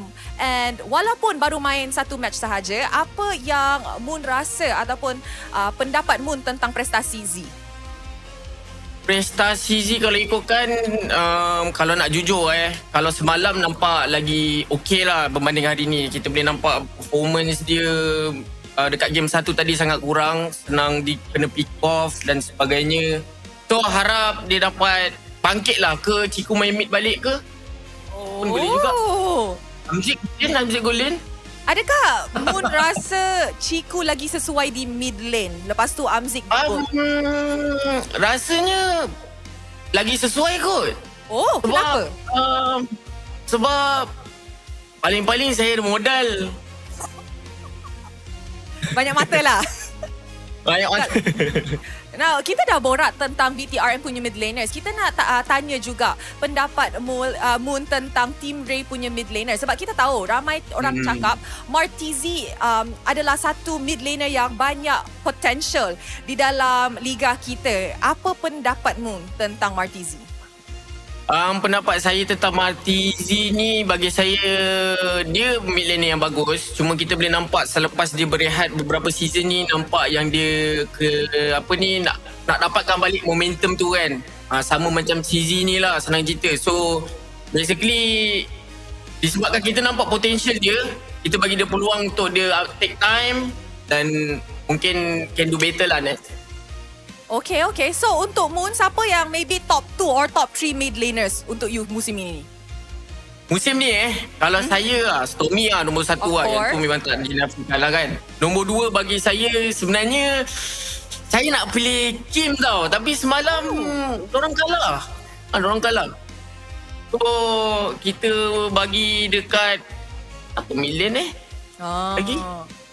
Siapa lagi? Saya dah lupa lah Ros. Kita ada Spencer, kita ada Martizi, kita ada Z, kita pun ada Klokun, kita ada Kim. Oh, Klokun. Siapa? Klokun lah nombor 2, Klokun. Okay, Klokun. And nombor 3? Ketiga kita bagi Kim lah, Kim. Alright, Moon, thank you very much. Is there anything yang Moon nak sampaikan dekat fans MPL MY and of course your own fans as well? Nak cakap thank you fans MPL MY sebab keep supporting, keep datang venue, memeriahkan lagi kita punya venue kan guys kan. And shout out kepada Nobar, rakan Nobar saya Ros Si Epul, if you watching, I shout out you man. Alright, thank you very much Moon. It's nice to catch up with you once again. Thank you, bye-bye. Bye-bye. Bye-bye. Alright guys, kita dapat catch up dengan salah satu best friend Ciku lah kan. Tapi with that, mari let's show it back to the casters untuk mulakan game kedua dalam perlawanan ini. With that, showing it back to the casters. Thanks, Rose. And that was the word from the legend himself. Used to be known as the king of mid laners, Moon, as he continues to restream and watch the MPL MY from the comfort of his home. Yeah, I love it when Moon streams, you know he's going after someone. You just can't quite put your finger on who that person is. I really have to admit, he has become quite the streamer. He used to be a very boring streamer. Oh, yes. He used to be so boring, but as soon as he stopped playing competitive, I'm like, dang, this guy's got jokes. Now he can say whatever he wants. Now he can say whatever he wants. Now he can actually talk trash. Major trash. And people love it.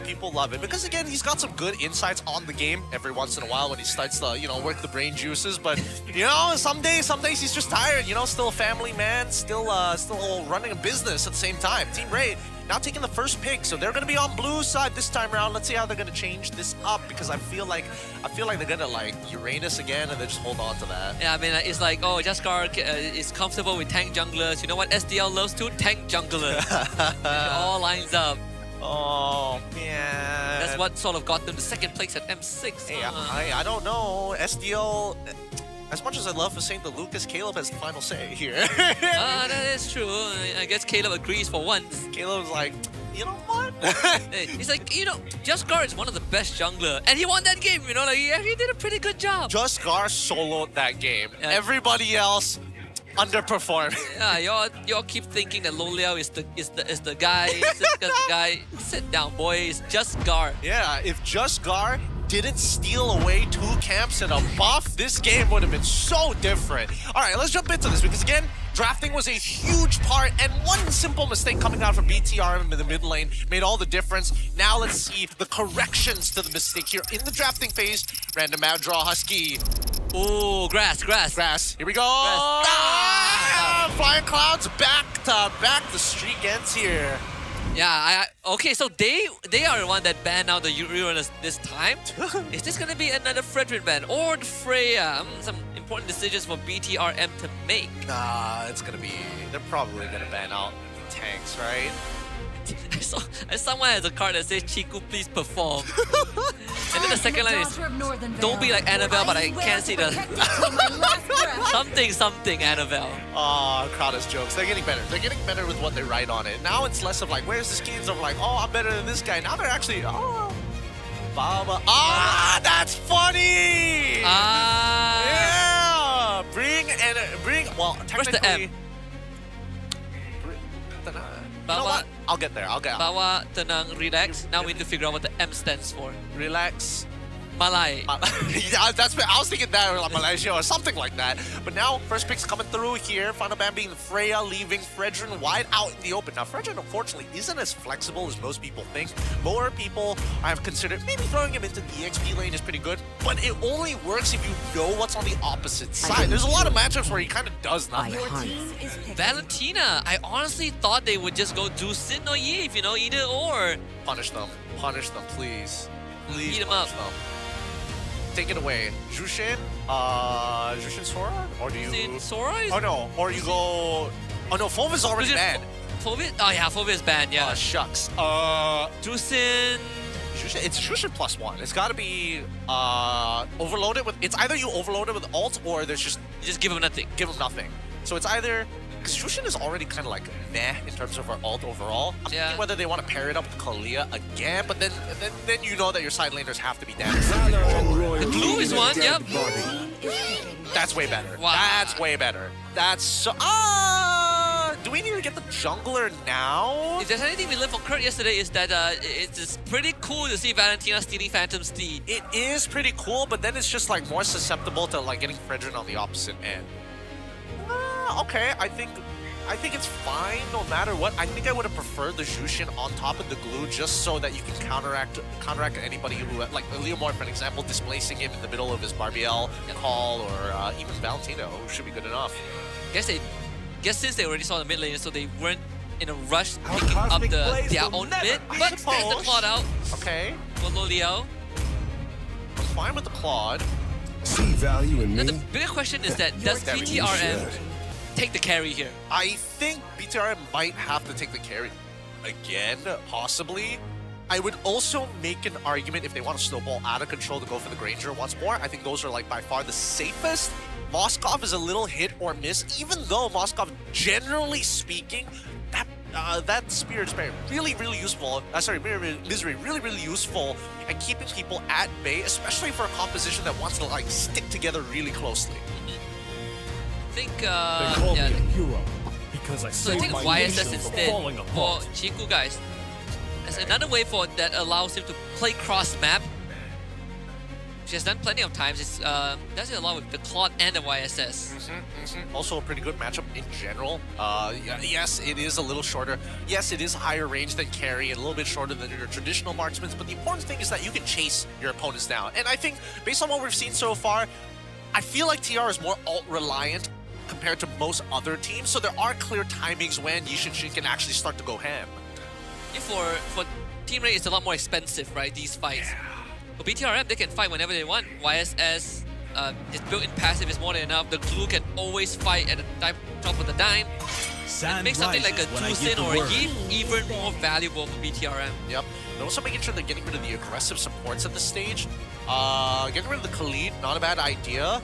But if they want to have 100% wave control, really depends on Team Ray, whether they want to get rid of the Jushin. Honestly, they probably should. I think Jushin and Yves are pretty scary. There's another one to consider now that there's a YSS and Leomort. That Zetian is up on the table. Yep, Zetian is particularly good against this composition against TR. The only problem is that you're going to be giving a fat ult over to Valentina. That's like the only downside. side. mandate. Your Oh, never team mind, they banned it out. shall endure. Because there's another. Because the good thing about Zertian is that the Valentina doesn't have to see you. Most of the time, you can just stay out of vision. Yes. Which is what we have seen in, I believe, week 1, where if Zertian is always getting stolen, just don't show on the map. Exactly, exactly. There are ways of counterplay. It does come at a little bit of a cost, but I'm expecting Jushin to get eventually banned out here. Arlet, very good ban from BTR. Right, so the Sora is still up on the table, but BTRM can pick it up for Smooth, since they have the glue for Rasi, which is one of his favorites too. Now it puts this guy in quite a conundrum, right? What other options are available? I mean, Lapu Lapu so far has gone 0-3 in the past 3 games that he's picked up. The Benedetta seems to be the other comfort pick for Siska, unless we go down the tank route for him. Yeah, I think it has to be some form of damage, right? You're already losing a good chunk of damage because Fredrin is locked in for your composition, and Valentina is very bursty. So you need something to kind of fill up that void in between when all the cooldowns are unavailable. And Claude, yeah, sure, he's got the auto attacks to kind of keep up, but he takes a bit of time to get going. So we need something to bridge that gap. I think it might lean into the Benedetta matchup again, one of Siska's better overall heroes. I would argue even for a Yuzong, but I think that depends on what this pick is going to be from BTRM. They already banned out the right heroes to enable that pick too. Nothing beats the BTRM? adrenaline rush. Your team This is gonna be the Benedetta. A part of me was thinking whether BTRM would take it for themselves to deny it from Siska. That's exactly what they do. So Sora now becomes the option. Sora and Yuzong, but Sora seems to be a much better choice. Yeah, the Smooth special here. Both signature Benedettas gonna get whipped out. We'll see who has the better performance. What does TR go for? Now that they've... I guess they could be the ones who pick up Sora, but that's a bit of a skill matchup into the Benedetta. Level 1 is particularly rough for Sora. Another one is CC, but then it really limits what Team Ray can do in skirmishes and fights. I think it's better in team fights, terrible in the lane, because you won't be able to break. You will tax the Benedetta, but you won't necessarily win, and you will lose pressure. This is a little bit better. Now you've got the chip, now you've got the Masha as well. You turn the EXP volatile, and if Masha gets a walkout of first, the damage she can deal, especially to the squishier targets, devastating. Alright, and the Loi! Wow! What? Really? Okay, I like this. I like this a lot. TR and BTRM kind of shift their sights in the last half of this draft to be fully about team fights. It's about priority, it's about all-timers, it's about team fighting. Your smaller skirmishes is just a stepping stone for something bigger. Yeah, that is some good stuff. The fact that they have that Loi in their back pocket for Red 5. Although this is a bit of a throwback to DxSo days for Siska, where Masha was one of the biggest breadwinners for him. He even got a savage on that in the in Game 5 against Aero in the lower bracket semi. So let's see if this chip Masha combo that Siska has played with plenty of times can find some success against BTRM. Let's see how technical this game is going to get, because again, big ultimates can be used here to make huge map plays. So many different creative ideas are going to clash, but what it boils down to is when we get into the Land of Dawn, who wins the laning phase? Welcome to Mobile Legends. What is Smooth doing here? Smooth shows up to contest for the mid lane before start moving out, and Ivan doesn't decide to go for a lane gank with Chip. Mid is going to be quite a pain dealing with Loi and Glue, so no priority whatsoever. And unfortunately for Chip, you don't really do well into the Glue as well. You're just sort of there to disrupt Rasi. So it's going to be quite a slow early mid lane laning phase for Team Ray. Yeah, extremely late. Smooth also getting a proxy at the same time to maintain control over this mid lane. Just see, look at the play! Oh, yes! That's what you want to see. Rasi knows, as long as I have my flicker, I can guarantee lock somebody down if they walk up too far. The first blood goes over to Smooth as well. He did take the pull yourself together, so the petrify cooldown is lesser than normal, which makes this guy's life slightly harder now that he's gonna have that XP and gold advantage. And he's even going to get the gold crab for missing out just one minion down by this wave. And Siska understands that he's got to freeze this. Despite everything, it's really difficult to beat Smooth on this Benedetta because of how fast she clears this lane early on. And it also makes it that Z gets some extra experience, which means he will hit 4 slightly faster. We might see the potential of some early diversion plays coming out from BTRM that can help them speed up the game. Yeah, I also like the optimization of taking Concussive Blast here. Really to double down on pressure. Oh, Martizi, I think he's dead. I like the final. Oh, Fredrin! Not enough to save him, and Smooth cashes in on his second kill. Really unfortunate. A bit of a bad timing with the flicker. If he held on to it just a little bit longer and just ate the initial damage, I think he would have been fine. But now, contesting for this turtle, just Gar, he doesn't have the space. Oh, Ivan is gonna try anyways. Gets the concussive blast and kills off the jungler. And now Siska gets to jump onto Z and double kill for the Masha. And all the while, Just Scar was holding back the rest of BTRM. Chiku guys late to the party, and Team Ray recovers. That's unfortunate. Very, very unfortunate for Bigatron. He should have been able to get that there, but Annabelle unfortunately dying over to Ivan, plus Siska flickering on top of him. Right now, Siska is not missing a beat. Where's his TP going to? Okay, he's going back into the lane to get Chiku in quicker. He is down by at least 2 minions here, and Loliel's, I'm assuming, has already claimed every single gold crab. And Siska back in an even state with Smooth. They now both have 2 kills each. Let's say arguably slightly better for Siska. Let's dance around the map at this stage of the game. I think this is where things get a little bit more quiet, right? Bigatron understand that a single mistake could tip the tides. But where do you TP to? No matter where you go, Ivan, he's got the shortcut to respond. So, just a badly timed ult could net a full team wipe. And every thunderclap that Smooth didn't anticipate, it's gonna slowly shave off that health bar. Siska can do this dance all day. Chiku guys going for the first item, Sky Piercer, as he always does. The wraparound from Ivan, but that was quickly spotted out. TZ still playing a dangerous game. Has to be very responsive. Oh, the divergence says he got back to the top lane. Okay, there shouldn't be any engagement. Martizi with the Phantom Steed made an attempt. Chiku guys finally gets the Sky Piercer. Okay, with Sky Piercer already purchased, so there's a possibility that he's going to start finding these early kills. But at the same time, it's rather strange to see him being the one who picks it up. I would have imagined that he would need it. Flicker, 5 seconds away. I'd like to find out who used this guy. Still has some health to work with, but no thunderclap. And Smooth cashes in on a killing spree. Really good play coming in for Smooth. He could have used his Petrify at any point in time to try and cancel out the Thunderclap mid-animation, but instead kept it extremely simple. Chiku guys, unfortunately, isn't winning this lane as hard as he wants to, but Lolios isn't developing too great of a lead to make it matter as well. Yeah, Rasi is going to help Chiku guys proxy the wave 2 to help free Chiku guys so that he could join his team. As long as they buy enough time, which is why Team Ray is going to speed this up as fast as possible. Diversion is used. Spotted out by Martizi. Here comes Annabelle with Phantom Steed, but everyone from Team Ray is out, and they get the turtle. Good response. Very good response here for the side of Team Ray. No, not necessary to actually go for the fight. More so, we can't guarantee that Smooth can actually participate. For now, priority is becoming a huge problem. Smooth, after netting himself 3 kills in this game, unfortunately can't walk out anymore against Siska. And for all that goes sitting on the Smooth, and has very little impact as well, because in the grand scheme of things, Team Ray aren't behind in any sense. In fact, Ivan flickers forward to look for Annabelle. He brings in the entire team. Annabelle is just gonna get slaughtered as Loliel spins onto Z. The rest of BTRM tries to show some resistance, but they would need that rotation. They need a yin-yang reaction from Z. Unfortunately, Team Ray not giving it to them.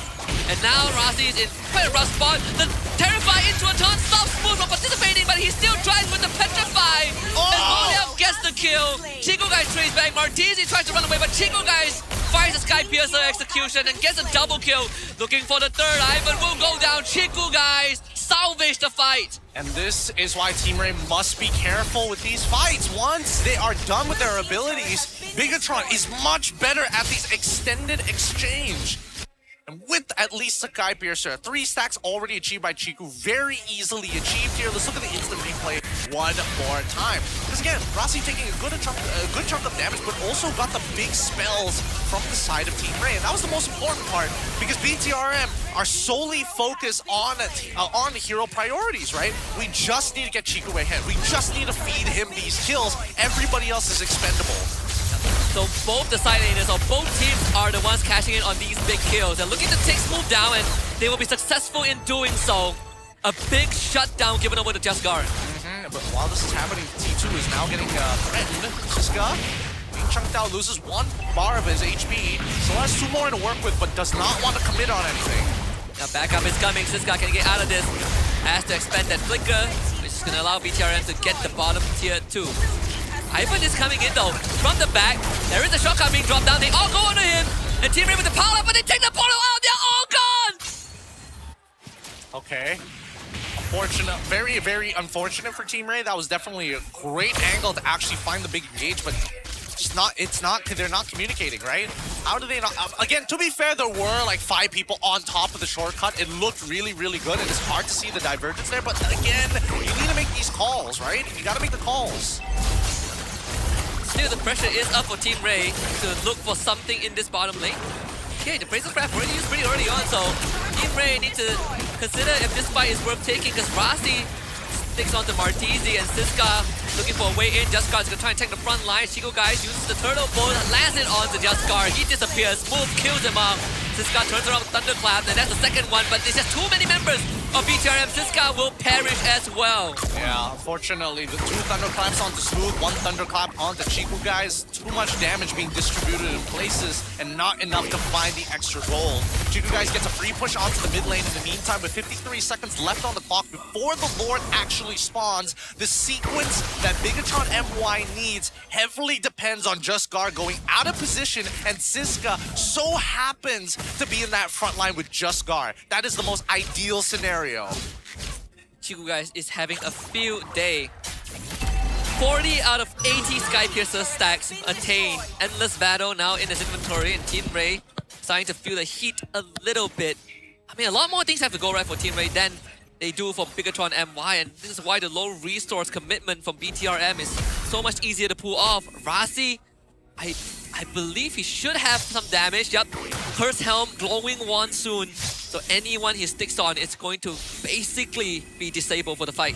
In terms of item differentials, it is going to be 1 extra item from the side of Chico guys over Loliel's Skypiercer here being the only extra item after completing the Hunter Strike and also the Endless Battle. Now the Endless Battle on the Chico guys at this point, he can play really extended fights and stay healthy through a majority of that fight, especially if Siska and Loliel's aren't in the picture. Everybody else is susceptible. Bigatron MY are very aware of that. However, how do they get Smooth in a position where he can force it out of Loliel's? That's the hard part. Team Ray thought to play head first into BTRM, but they do have the element of surprise. Let's see if Ivan can do it. He's coming from behind. He sees Smooth. That's not the target that you want, sadly. Wait, hold on. Is Martizi holding on to Rossi's ult?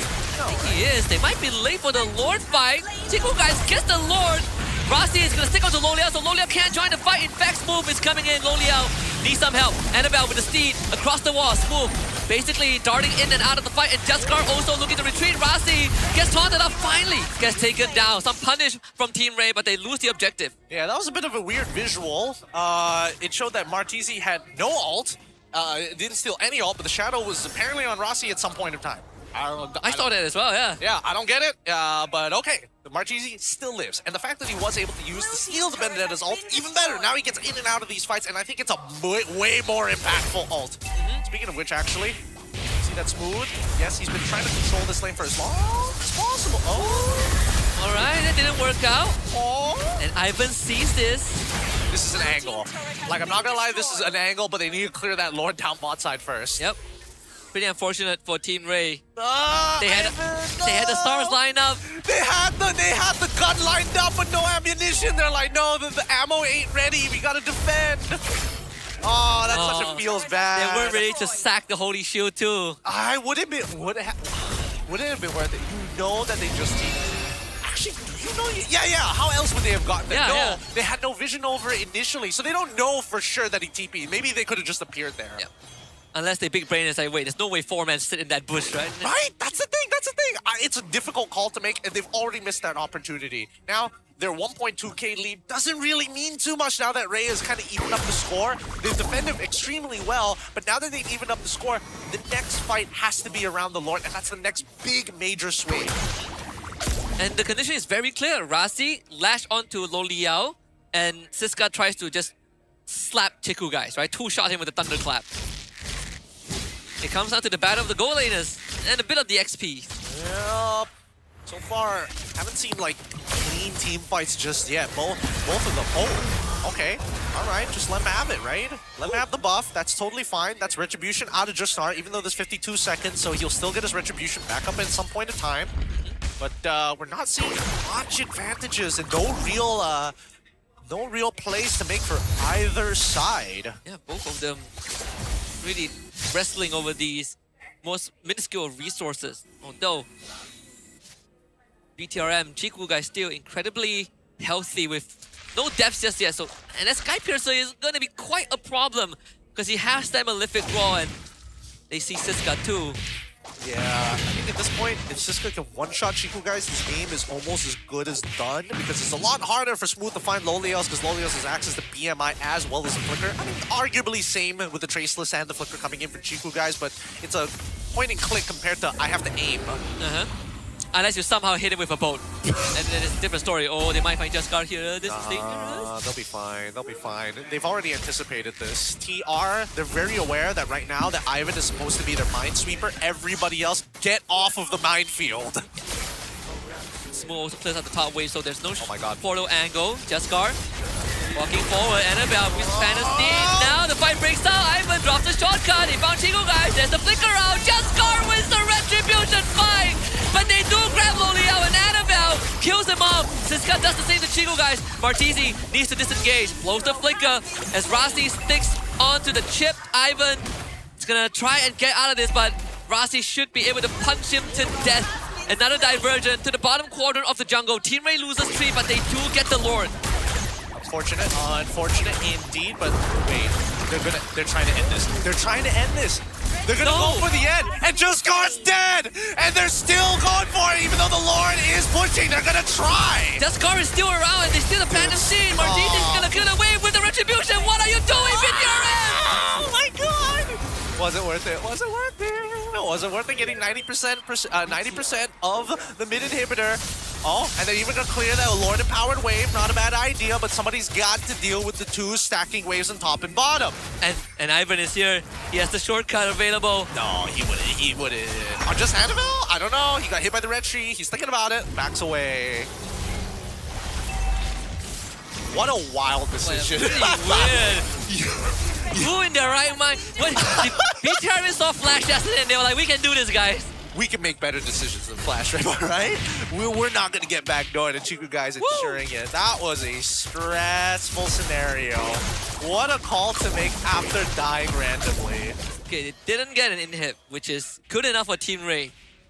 No, this should extend to the 3rd Lord. Winter Crown for Z now. So the biggest difference maker was Rasi's damage. Was being a big problem. Both teams didn't have marksman in that fight. Siska did his job, Rasi did his as well. So essentially a 4v4.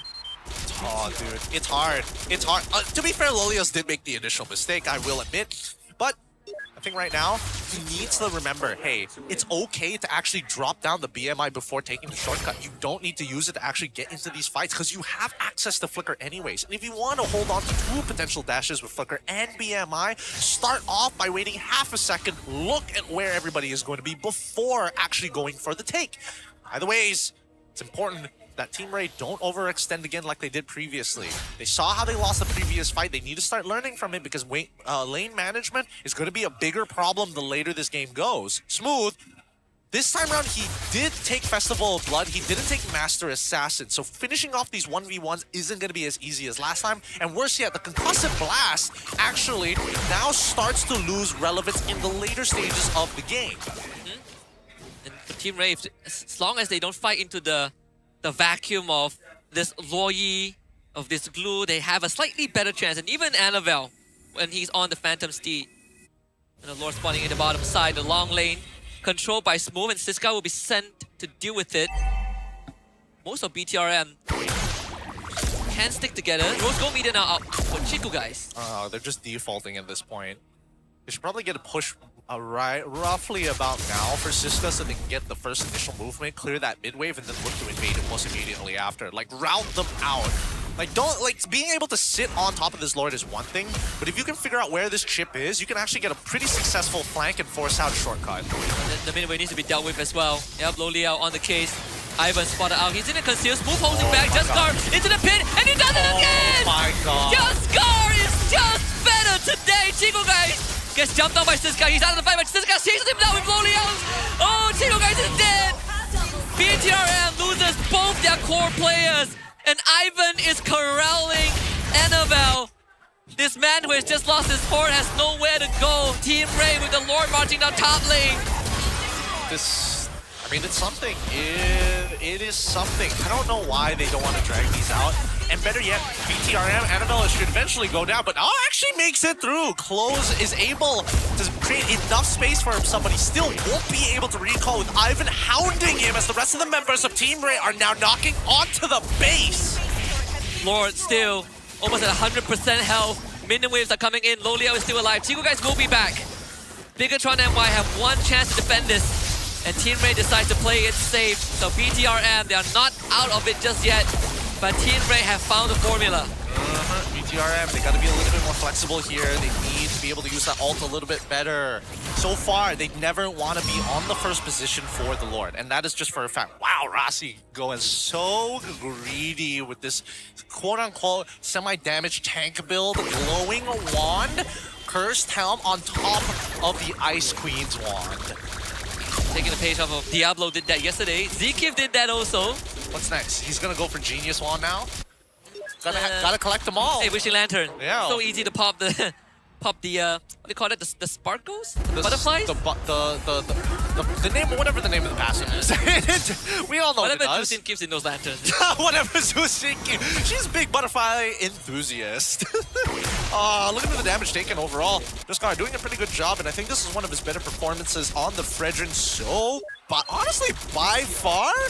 And oh, interesting. Martisi actually not opting to go for some extra damage, decides to go for the Winter Crown instead. Wait, so for probably for Loliels if he goes on for the BMI. Chico guy still holds on to the Rose Gold. Because in the previous fight he didn't have Winds of Nature also. That's why he got basically clapped by Siska.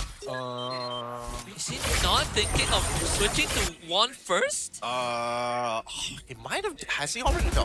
He's already 12.4k. Yeah, because he didn't. He was also holding to Rose Gold in the previous fight. I think he didn't lose his. Oh no. He would have already lost his passive technically by now, considering when the next fight is going to happen, right? I think they're probably planning on fighting for the upcoming Lord, so he should get his passive back. I'm not 100% how much gold he should have afterwards, but I think it would mean that he should still have enough to item swap into it, right? Yep, because usually you would actually toast for the Winter Crown instead. So Winds of Nature is not the focus. I guess Winter Crown makes sense, right? If you can just make Siska stand there for just half a second longer, it is good enough. This Lord is the game ender for either team. Oh, Siska found Smooth. He's gonna clap him. There's immortality gone, Siska. He's gonna finish out Smooth. Flickers forward and just gives in the final blow. This is bad news for BTRM. Beautiful play coming in from Siska, outperforming Smooth himself. Trying to take that Lord title away from him and honestly doing a pretty phenomenal job allowing the rest of Team Ray to take this 4-3. Jaskar stealing away these two Lords has put Bigatron MY by Vitality out of contention now that they've equalized the score 12-12. Annabelle's gonna have a rough time going on social media after this. Oh, yeah. Do you know who the target is? That's the thing, right? Like, after the first initial Lord steal, Annabelle probably should have said, you know what, we probably don't want to sit on the Lord first. And Ivan gets to do this. Annabelle already using the Retribution and the Phantom Steed. Good news is that there's no mid-wave here. BTRM, do they have a chance? Move is back into the fight. Lord is healthy, but Team Ray needs some mid-wave to work with. BTRM pretty confident in dealing with that. Shortcut gets dropped right in the thick of it. Instant Winter Crown from Loliao. He flickers the safety and uses the Blazing Duet to keep himself alive. Annabelle on top of him. Loliao still goes down. Jaskar able to disengage and BTRM hold the fort. Oh my god, dude, how do you die?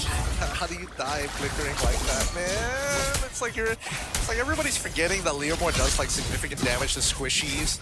And he has high base damage, so he basically has his Phantom Steed forever. Why take the damage like that? Oh, conceal though. Doing the early conceal. Are they gonna go double check the purple buff? It looks like they might. Please don't tell me this is how it ends. Let's find out here. They're really forcing this. On the Jaskar, the bone inland. They find a shortcut. Jaskar is dead. Okay. Bad time, slowly out. Needs 18 seconds more. Scoop is full committing. They still have waves to deal with. I don't think they can end here. But at least clear the waves. Okay. Bye-bye. Oh, Chico got left behind. It's okay. Siska didn't respond in time. If he thunderclapped Chiku, guys, as soon as the TP went through, then maybe. But missed out the opportunity there. That's totally fine, Bigatron. They made an attempt. They made an attempt. That was the second attempt. This time they got the inhib. I don't know how to feel about that attempt. That was such a long shot from actually working. And they got arguably pretty close. Yeah, so the entire story of the game so far has been the team wins the fight, they try to end the game, but the respawn timers were just enough for the defense to happen. And then we go again. I don't know, it feels like Russian roulette, except both guys are blind and they're pointing the guns at each other. They're just like, I don't know if the gun went off or I missed or like they're too far away, I'm not aiming correctly, I can't see. That's what it feels like. Pull the trigger. I get a whiff of smoke, but I think I hit an ankle. Yeah, it's just, they're not hitting the headshots that they need to close out these games. Like, they're getting remotely close, and they're doing it in slight... Okay, Smoke. What are we doing? Guard! The Lord Guard! You gotta look at the Lord first. When the crown is out from the Lord, he's dead. Guard, can he do it again? Okay, Annabelle, good for it. But they're all dead. They get the Lord, but they might just lose the game off of it. What am I watching right now? And the Just Guy's gonna die for this, right? He's got immortality. He's dead. It's okay, he's got immortality. Rossi's gonna get his ult back in about 6 seconds. He can actually kill this Fredrin if he wanted to. Alright, can we end the game here? We can, right? Surely we can. There's a catapult. Can Smooth do this? Come on, Smooth can do this. Final blow. Smooth is gonna try and clear the wave. Oh, there's one more wave. They did it. Team Ray. 2-0 over the robots. Oh my goodness. Oh my god. What is this game? I don't even know what to say about... Oh wow. That is something. Who do I even call for the MVP on this one? I don't even know. I don't know. Probably Siska and arguably Ivan did a pretty good job. Honestly, I would say that. Okay, just Scar. Yeah, 2 long steals, right? Just Scar's the MVP. I don't know. BTR, they're admittedly, at least they're following calls. You know, they're like, yes, we must fight. End of story. How far are they? Halfway across the map. Yes, we will force this. I can't believe. Okay, Siska arguably did a fantastic job, but Secret MVP, Just Garb, wouldn't have gotten along without him. Dude, I don't understand. How do you lose those 50-50s when you're playing Leomore, bro? Oh my god. You're playing Leomore and you sit on the neutral objectives first and you just eat it. You're like, give me everything. Knock me up. Energy surge me. Do it again. It's completely just bludgeoned by a hamster on a machine. It's so crazy. It's so crazy. Why do you want to sit on these turtles first, man? They gotta stop doing that. They should have learned after the first 2 times. Like the first one is like, okay, maybe I'll try it again just to see whether it's a me problem. It is. It was. A lot of it was a you problem. The 3rd time they did it again, and I'm like, come on. Hey, but they got the last Lord. They just didn't win the game. I cannot believe it. I cannot believe their neutral objective control. There's more to talk about, but with that being said, we're going to throw it over to our host up on the stage. Rose, take it away. Kemenangan 2-0 untuk Team Ray hari ini. Of course, di atas pentas bersama Rose, kita ada Ivan dan juga Coach Caleb. First of all, boys, congratulations. Thank you. I rasa ni hari pertama I nampak Ivan senyum ya lepas menang. Biasanya sedih je. Ya, biasanya sedih. Tapi hari ni okay lah, happy lah? Hari ni okay lah. Apa beza? Karena aku rasa my team right now inilah ada progress. Ada progress. Ya, cuma masih belum full potensial mereka lah. Belum full potential. Okay, now kalau kita cakap tentang performance Team Ray untuk 2 minggu pertama musim ini, sangat-sangat beza ya bila hari ini dengan 2 minggu lepas. Especially your last match which was against Team Flash. Kenapa beza sangat ya? Aku rasa karena kita masih ini sih, karena kan kita dari beda-beda tim kan, jadi kita harus adjust banyak lah untuk one patch lumayan butuh masa sih. Jadi mungkin sekarang kita bisa lebih baik lagi sih. Dia more towards chemistry lah. Lebih kepada chemistry. So, sekarang ni kita dah nampak performance yang actually sangat-sangat convincing daripada side Team Ray, and I'm pretty sure ramai orang happy tengok performance macam ni di MPL MY. Adakah Ivan rasa that chemistry sudah pun kukuh di dalam Team Ray? Aku rasa masih belum cukup lah, masih bisa lebih lagi sih. Apa yang you rasa kena improvekan lagi tentang chemistry? Is it more towards the communication ataupun trust towards the members? I think the trust, the connection without whole team lah. We must lebih trust lagi sih. Just a little bit more, I rasa. Tapi happy hari ni? Happy. Selepas 3 minggu akhirnya nampak Ivan senyum. And of course, kita pun nak borak sedikit dengan Coach Caleb. Hi Coach. Hello.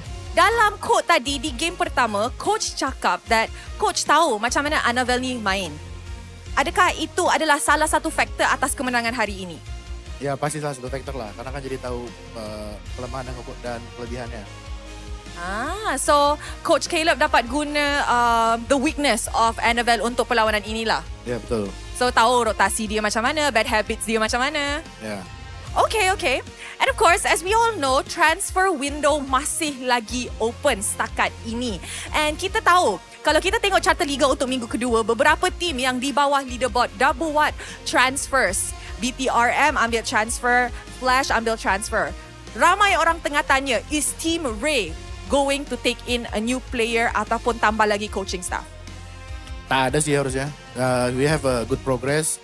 Jadi sebenarnya ini belum peak kita lah. Karena aku udah lihat bagaimana peak performance dari tim ini. Yang harusnya akan kita sampai ke tahap itu nantilah. Okay, so Coach Caleb rasa masih lagi boleh go higher than this. Apa yang kita lihat daripada hari ini? Ya, betul. Jauh, masih jauh banget. Masih jauh. Ya.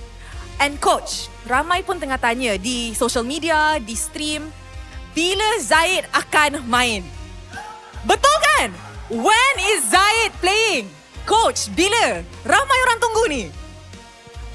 Nantilah ada perfect timing. Bila lah perfect timingnya, betul tak? Lama tau tunggu, bila Coach? Boleh ke bagi kita hint sikit? Ya, pokoknya all decision yang made by management itu the best decision lah. Jadi, just support us lah. Oh, Coach nak bagi tahu bila Zaid nak main, guys. So, I rasa kalau you guys nak Zaid main, continue supporting, okay? Alright. Of course, guys. Dalam perlawanan ini, it looks really clean tapi hanya seorang yang boleh menjadi MVP of the match. Dan korang rasa siapa MVP dia? Boy, the audience ada satu suara. Tapi mari kita tengok MVP perlawanan ini in 3, 2, 1. MVP jatuh kepada... Saya dulu kas. Siapa? Scuba Boy! Siska, scuba sikit. Scuba sikit. Nanti. Bila dah di atas pentas. Oi! Ivan, Rosa tanya, dulu ni Siska di Untitled dengan DXO memang pemalu lah budaknya. Yeah. Sekarang di Team Ray macam mana? Sekarang udah nggak ada malunya sekarang. Udah gak malu? Udah nggak malu-malu. Dah tak malu, dah pandai scuba sekarang? Dah pandai scuba sekarang Siska? Diorang ajar dia. Diorang ajar, siapa yang ajar? Ivan yang ajar? Pandai. Now Siska, selepas menang lawan BTRM, dua-dua game MVP lagi, dah kalahkan Rasi. Is there anything yang nak cakap kepada Rasi? Sebab tadi dia tengah komplain dekat Rose, masa Rose depan tu. Rasi tak fist bump, Rose. Rasi tak fist bump. So sekarang ni macam mana? Ni kira match penting lah. Sebab tadi saya dengan Rasi dah cakap lah. Siapa kalah game ni, dia punca title tak dapat play off selepas. So dah tahu lah apa punca dia. So you rasa and you yakin lah, Rasi punca Untitled tak Rasi masuk playoff. Rasi punca dia tak dapat play off musim lepas. Yeah. Berat ni. Match berat. Match sangat-sangat berat. Gurau je, of course. Dorang kawan je, guys. Don't anyhow clip ah. Anyways, Siska, lepas kemenangan ni yang sangat-sangat convincing, esok Team Ray akan bertemu dengan IG. And kalau kita tengok prestasi IG beberapa minggu ni, actually not bad. Doing pretty well and of course, better daripada ekspektasi orang. Apa expectation Siska lawan IG esok? Esok pun kira game penting juga. Sebab lawan Gorgeous kan. Macam cerita depan dia pocket. Masuk pocket? Yeah. So kita ni saya nak cuba. Terus ada pocket Gorgeous. Dendam Sana. Oh tu.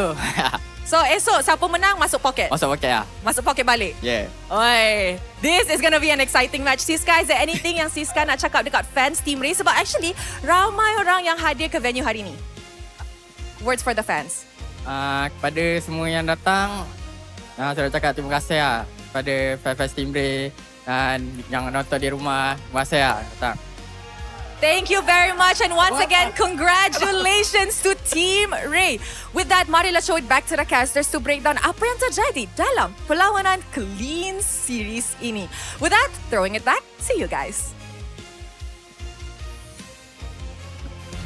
Thanks, Rose. A little bit of insight to our MVP Siska here today. Playing a strong game, not only for Team Ray, but beating Smooth in lane and still showing major impact in team fights. Honorable shout out, Justgar. Yeah, his boy. Arguably, Annabelle.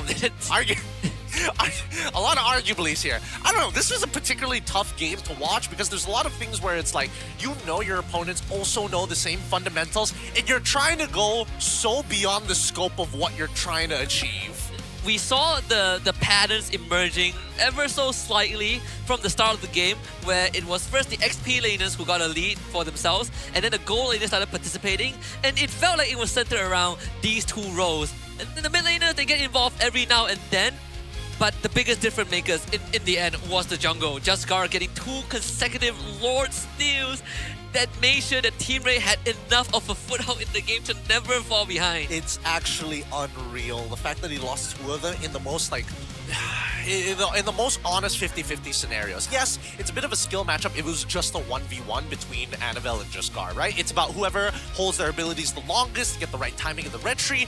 But then let's keep in mind that it's not just a single 1v1, right? There's still CC from Arteezy for the Shadow Strikes. There's also Ivan as well, whether it's the shortcut, whether it's just bumping into him, a lot of micro stuns as well. Very annoying to deal with. And then you look on the opposite side. You have access to glue. There is no way you should be losing these red trees, my guy. Just pull Justgar out of the fight right before the red tree. That's it. That's it.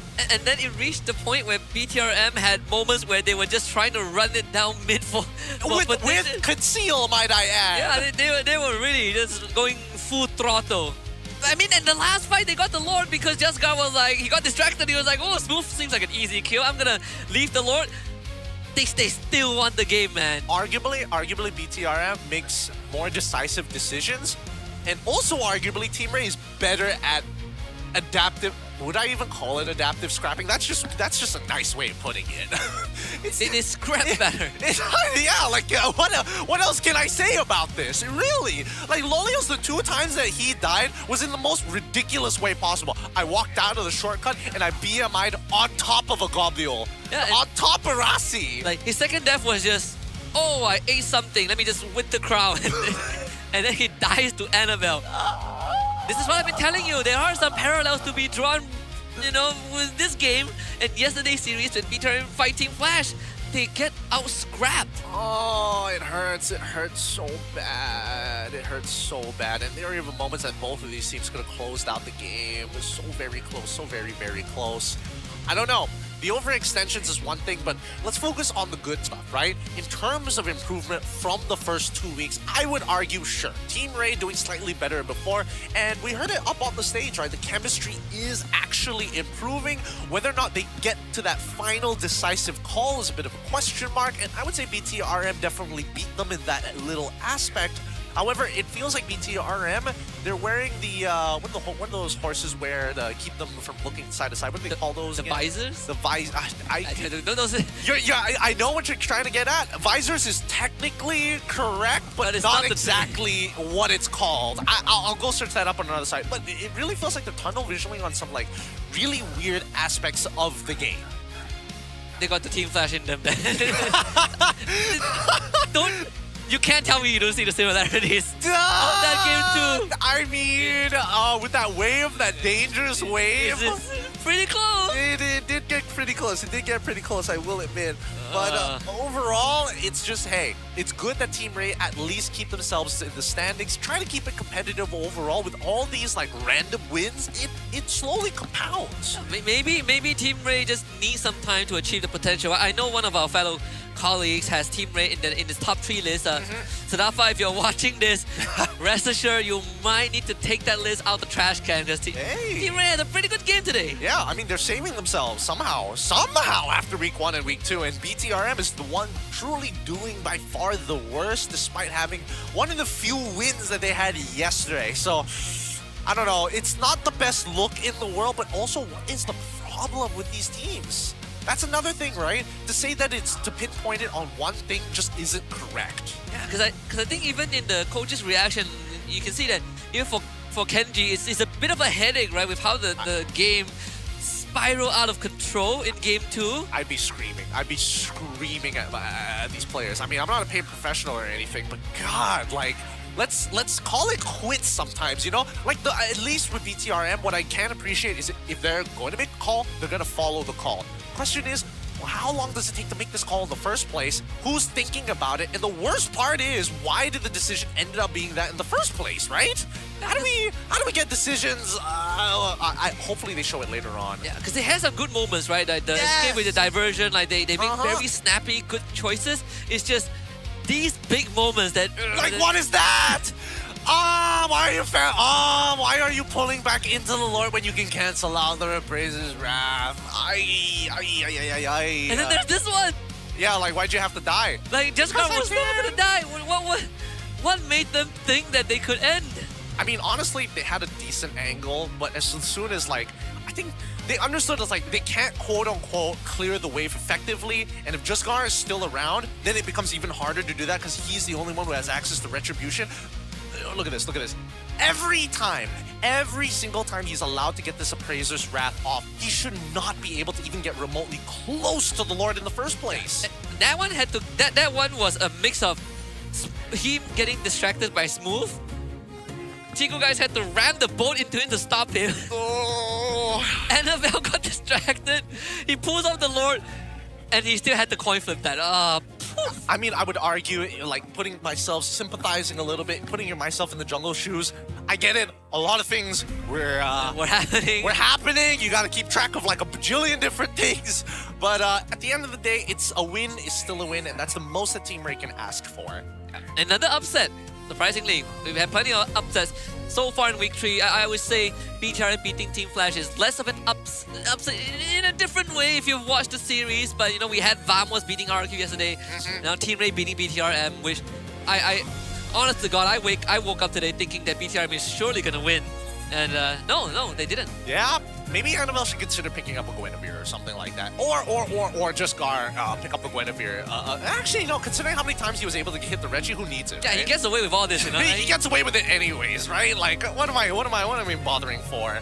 Oh my goodness. It is wild that the game ended up like this, but thank you so much for watching. We're going to be throwing it over to a bit of a mic check. When we come back, more action here at the MPL MY. We'll see you in a little bit. Hello guys, selamat datang ke post-match insight bersama dengan Rose dan juga Kenji daripada BTRM by Vitality.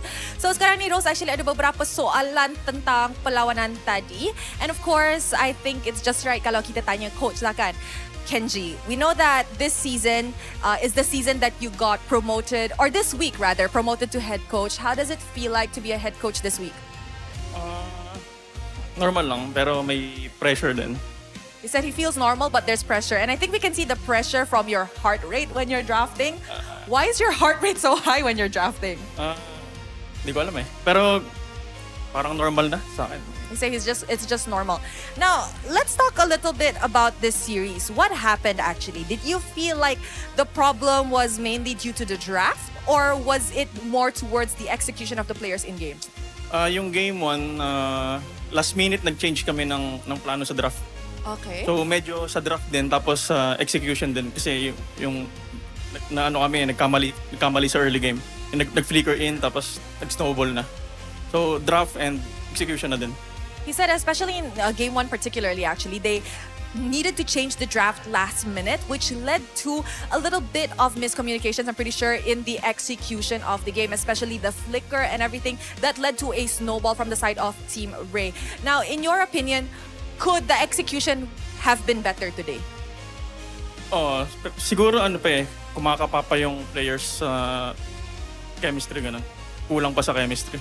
He said he feels like the players are definitely still lacking the chemistry, especially since they got a new mid laner in. Now, speaking about your new mid laner, we saw that Z actually debuted yesterday with an amazing performance. Everybody think that Z was definitely the right fit for BTRM yesterday. However, today he fell kind of short, if I'm being honest. So, what happened? Why was he so strong yesterday and today a little bit mid? Was it because he felt pressured? Yung game 1, ano lang talaga, sa draft lang sa akin yun kasi last minute nag-change. Kumbaga dapat nag-stick na lang kami sa plan. Tapos yun nga, yung nagkamali siya ng flicker. So baka medyo na-apektuhan din siya nung game 2. Ganun. He said that he actually takes full responsibility for the loss in game 1, in which it was really the draft. And he said that he felt after that flicker from the side of Z, it could have affected him in game 2, couldn't probably bounce back. He is definitely still a rookie after all, right? What do you hope to see next week when BTRM actually plays their next match? Mas magandang chemistry, tapos mas better preparation, and sa draft na din. Now that you're mentioning about the better chemistry for the side of BTRM by Vitality, are we seeing any more roster changes? Tingin ko hindi na. Wala na. Yan na yun. No more roster changes, guys. Alright, thank you very much, Kenji. Of course, guys, kepada semua orang, kalau you guys nak tengok ataupun saksikan leg 2 of MPL MY musim ke-17 secara langsung, tiket akan keluar malam ini. Tapi, kalau you guys pun belum dapatkan tiket untuk leg pertama ni, that is tengah berlaku sekarang ni, you guys boleh scan QR code di bawah untuk mendapatkan tiket anda. Don't forget to support your favorite teams, and of course, don't forget to support BTRM by Vitality. Thank you very much, Kenji. I hope to see you next week coming back stronger. With that, mari kita nak dengar mic check untuk perlawanan pertama hari ini.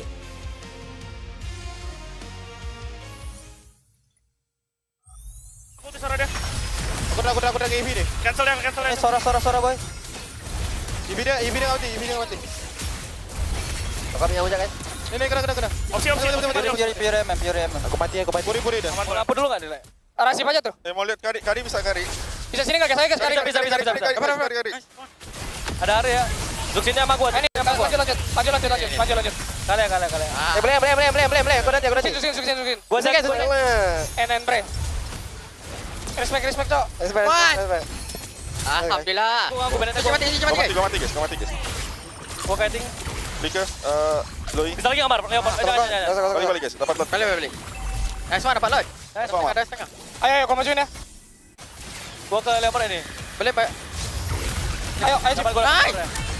Gua pindah. Campak saya. Aku position. Swan. Ini sama gua. Sini lari gua. Ini no flicker. Belakang dia mati. Udah. Belum. Boleh. Langsung aja. Oleh. Balik. Balik. Aku balik. Aku balik. Balik yang balik. Balik. Non. Keep mati. Balik kita. Jauh guys. Kau ni pindah guys. Jauh lagi. Udah flicker ya. Lihat. Orang kita cokin lock. Boleh. Orang. Nice. Orang. Sayurin. Gua ni coba. Oke. Gluin sini boy. Dari sini. Terus dia. Bodoh. Nice. Boleh ya.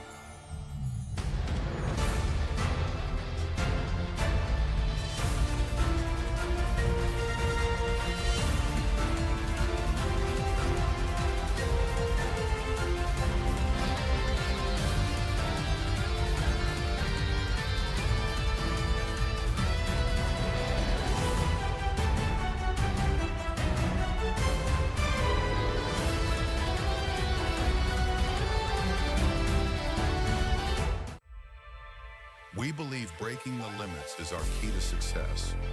We specializes in sales and merchandising within the gaming and streetwear industries, where we blend the high-energy world of gaming with the cutting-edge style of streetwear.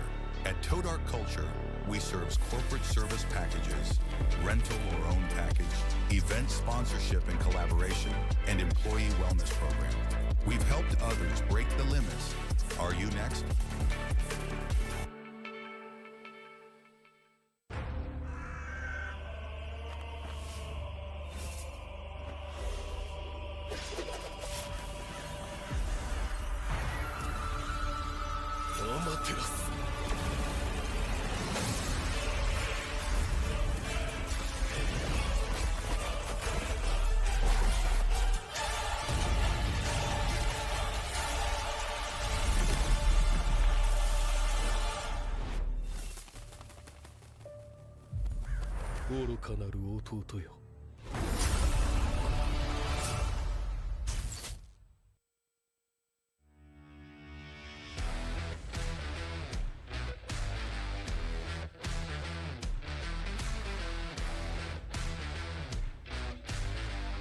MPL Talk MY dibawakan khas daripada Pautan Gaming. Gimana ngelihat standings yang sesuai ekspektasi? Invictus Gaming, waktu diorang nak secure that second turtle, diorang dah ready untuk main dengan 1-4.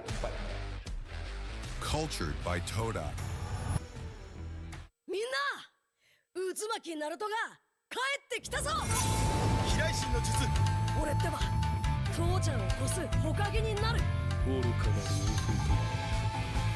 子供騙しか。アマテラス。行くぜ。これが俺たちの力だってばよ。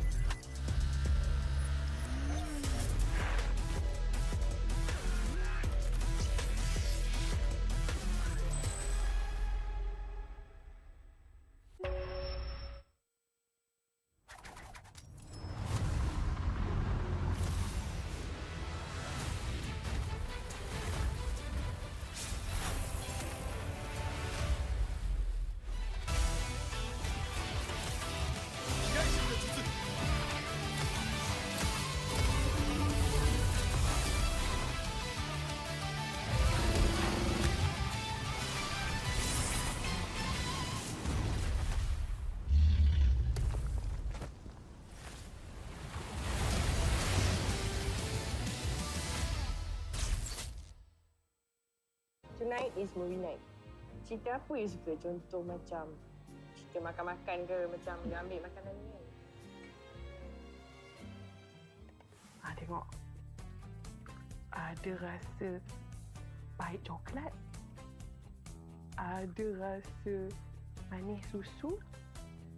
Ada rasa pahit manis coklat campur susu. Roti dah nak siap. Sedap pula macam ni. Sedap bang. Inilah masanya. RM2 satu gelas. RM2? Kau dah tahu kau allergic dengan tapai tu, kenapa kau belasah lagi? Sedap, cute. Zon. Sabar je. Aku pun lapar, Zon.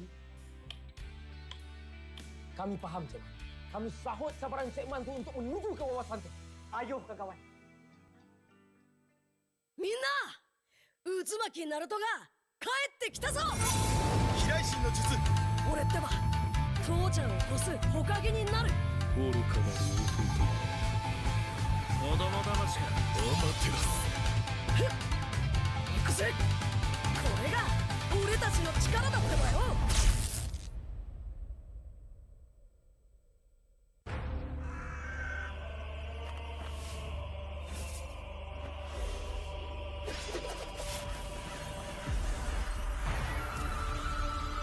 アマテラス。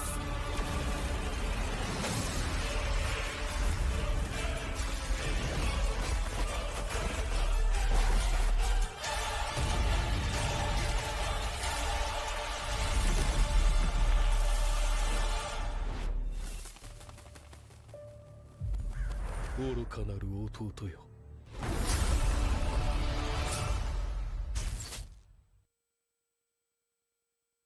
Welcome to the Hook Battlefield. Welcome to the Hook Battlefield. Shake it to left, shake it to right. Got you now, got you now. I can control, I'm flying high. Shake it to right, shake it to left. Try to hook, how's my skill? Bigger, bigger, bigger, bigger. Bigger, bigger, bigger, bigger. Bigger, bigger, bigger, bigger. Bigger, bigger, bigger, bigger, bigger, bigger, bigger, bigger. Bigger, bigger, bigger, bigger, bigger.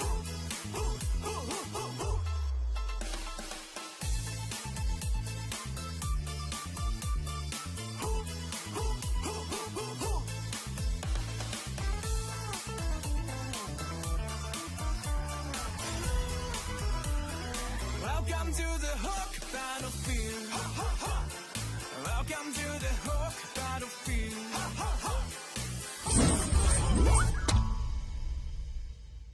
Saya tengok ending semalam. Tak ada tonton. Tak ada tonton. Tak ada tonton. Tak ada tonton. Tak ada tonton. Tak ada tonton. Tak ada tonton. Macam ni baru boleh kawan.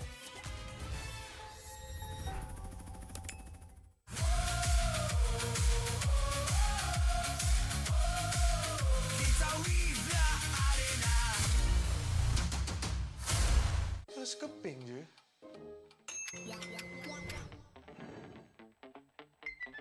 Mesti shopping pun boleh. Siap ada diskaun lagi.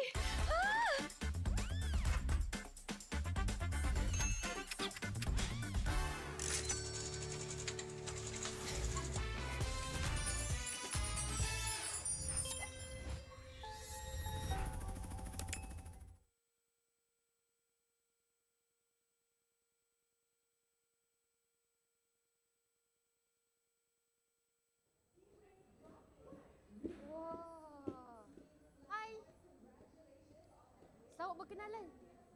Sabar bang. Bang, sabar bang. Tahu excited jumpa saya bang. Salam semula. Salam. Sini. Cuba sabar. Tahu nervous. Tak apa saya bangun untuk awak. Good boy. Excited sangat ni. Tiba lepas menang ke? Aduh, tak boleh cakap pula. Boleh lepas menang ah. Kau bawa kalah. Kalau kalah nah, boleh pakai tak kat tangan tu. Sebab nampak macam perlukan juga ni sebab kalah. Ui! Gatal kau! Gatal! Boleh buat apa lagi ni? Cakap. Nak menari? Oh, nak menari lah. Okey.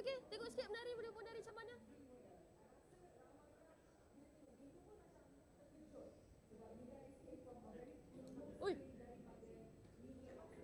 Ui dah. Ui.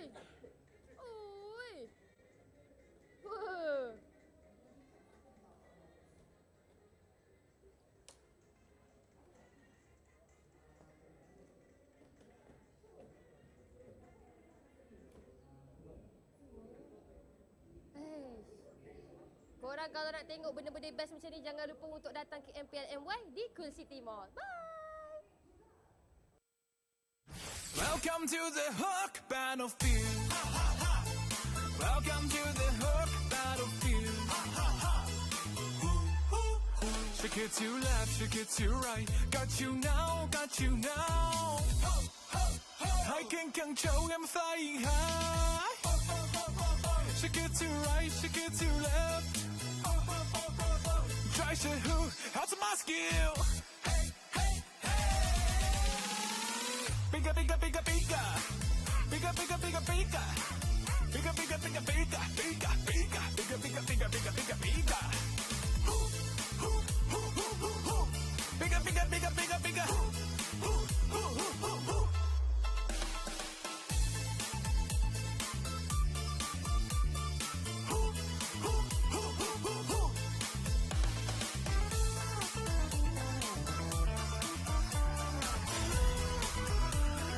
Welcome to the Hook battlefield. Welcome to the Hook battlefield.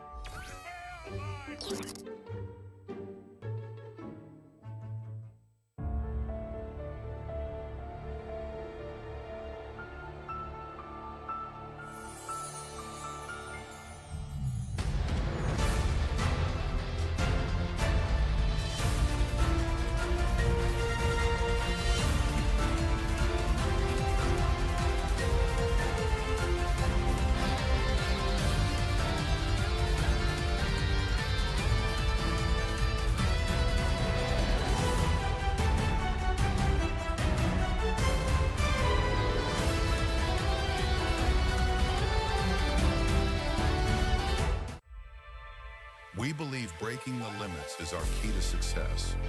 We specializes in sales and merchandising within the gaming and streetwear industries, where we blend the high-energy world of gaming with the cutting-edge style of streetwear. At Toe Dark Culture, we serve corporate service packages, rental or own package, event sponsorship and collaboration, and employee wellness program. We've helped others break the limits. Are you next?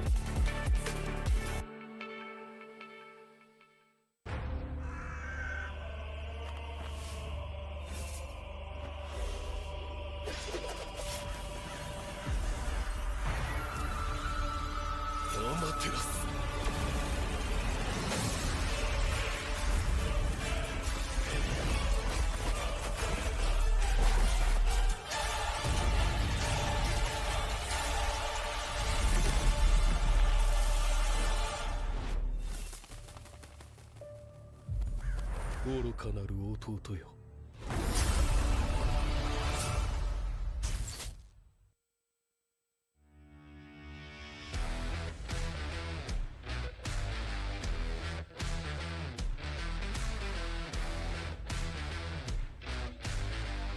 MPL Talk MY dibawakan khas daripada Pautan Gaming. Gimana ngelihat standings yang sesuai ekspektasi? Invictus Gaming, waktu diorang nak secure that second turtle, diorang dah ready untuk main dengan 1-4. Cultured by Toda. みんな、渦巻きナルトが帰ってきたぞ。飛来神の術。俺ってば父ちゃんを越す火影になる。愚かなる弟よ。子供騙しがアマテラス。行くぜ。これが俺たちの力だってばよ。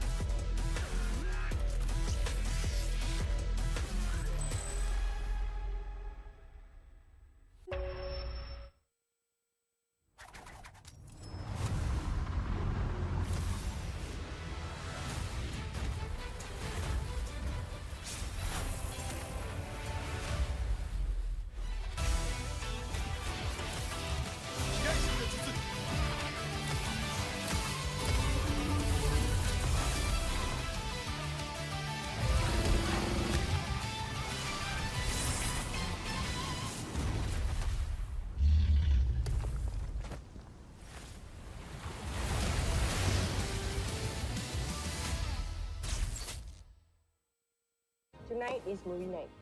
Cerita apa you suka? Contoh macam cerita makan-makan ke, macam dia ambil makanan ni kan? Tengok. Ada rasa pahit coklat. Ada rasa manis susu. Ada rasa pahit manis coklat campur susu. Roti dah nak siap. Sedap pula macam ni. Sedap bang. Inilah masanya. RM2 satu gelas. RM2? Kau dah tahu kau allergic dengan tapai tu, kenapa kau belasah lagi? Sedap, cute. Zon. Sabar je. Aku pun lapar, Zon. Kami faham, Cik. Kami sahut sabaran Cik Man tu untuk menuju ke wawasan tu.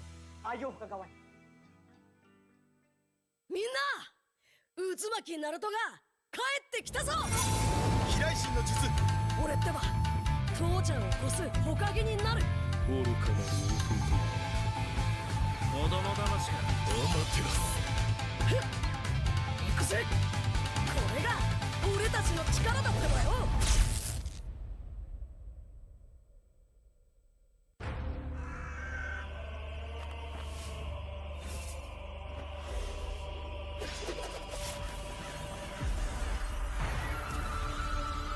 アマテラス。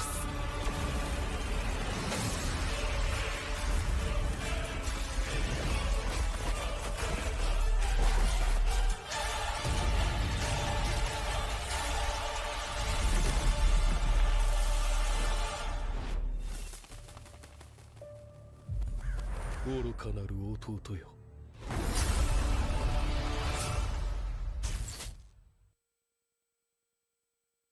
Welcome to the Hook Battlefield.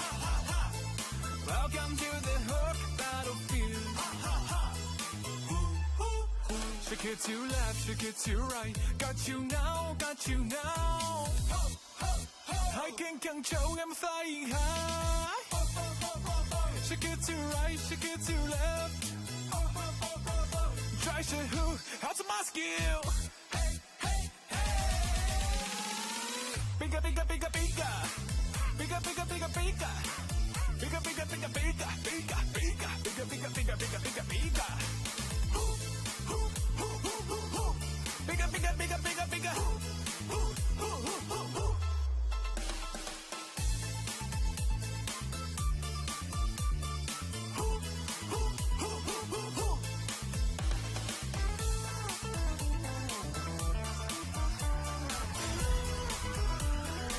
Welcome to the hook battlefield. Welcome to the hook battlefield.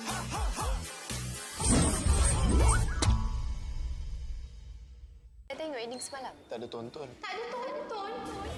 Tak ada tonton. Tak ada tonton. Tak ada tonton. Tak ada tonton. Tak ada tonton. Macam ni baru boleh kawan.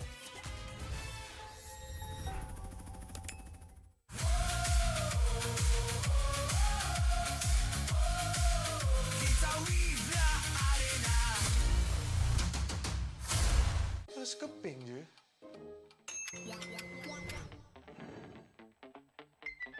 Mesti shopping pun boleh. Siap ada diskaun lagi.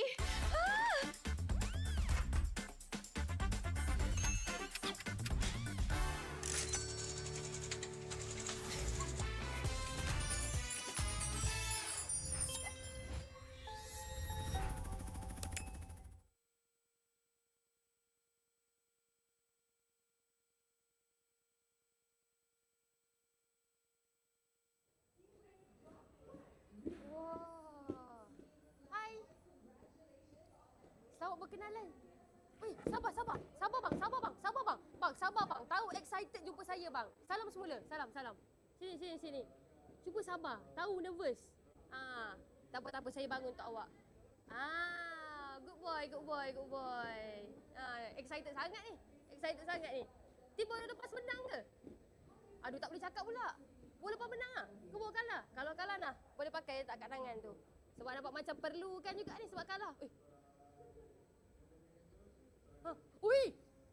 Gatal kau. Gatal. Boleh buat apa lagi ni?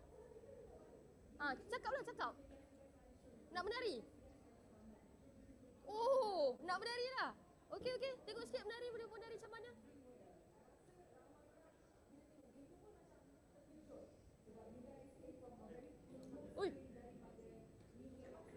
Ui dah. Ui.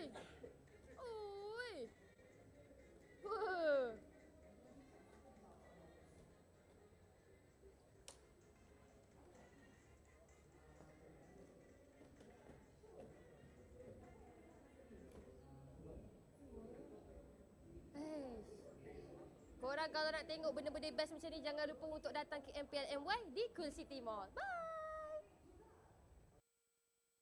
Welcome to the hook battlefield. Welcome to the hook battlefield. Shake it to left, shake it to right. Got you now. I can control, I'm flying high. Shake it to right, shake it to left. Try to who, how's my skill? Bigger.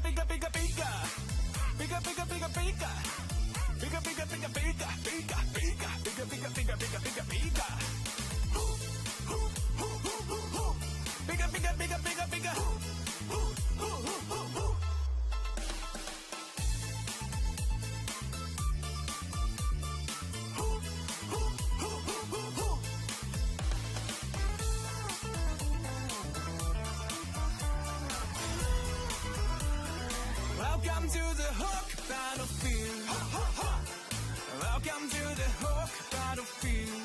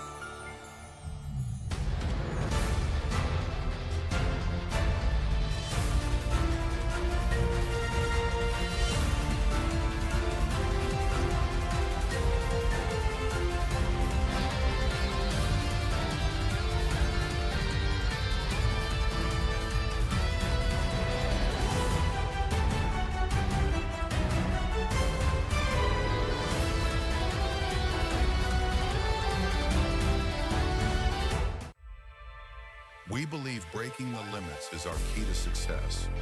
We specialize.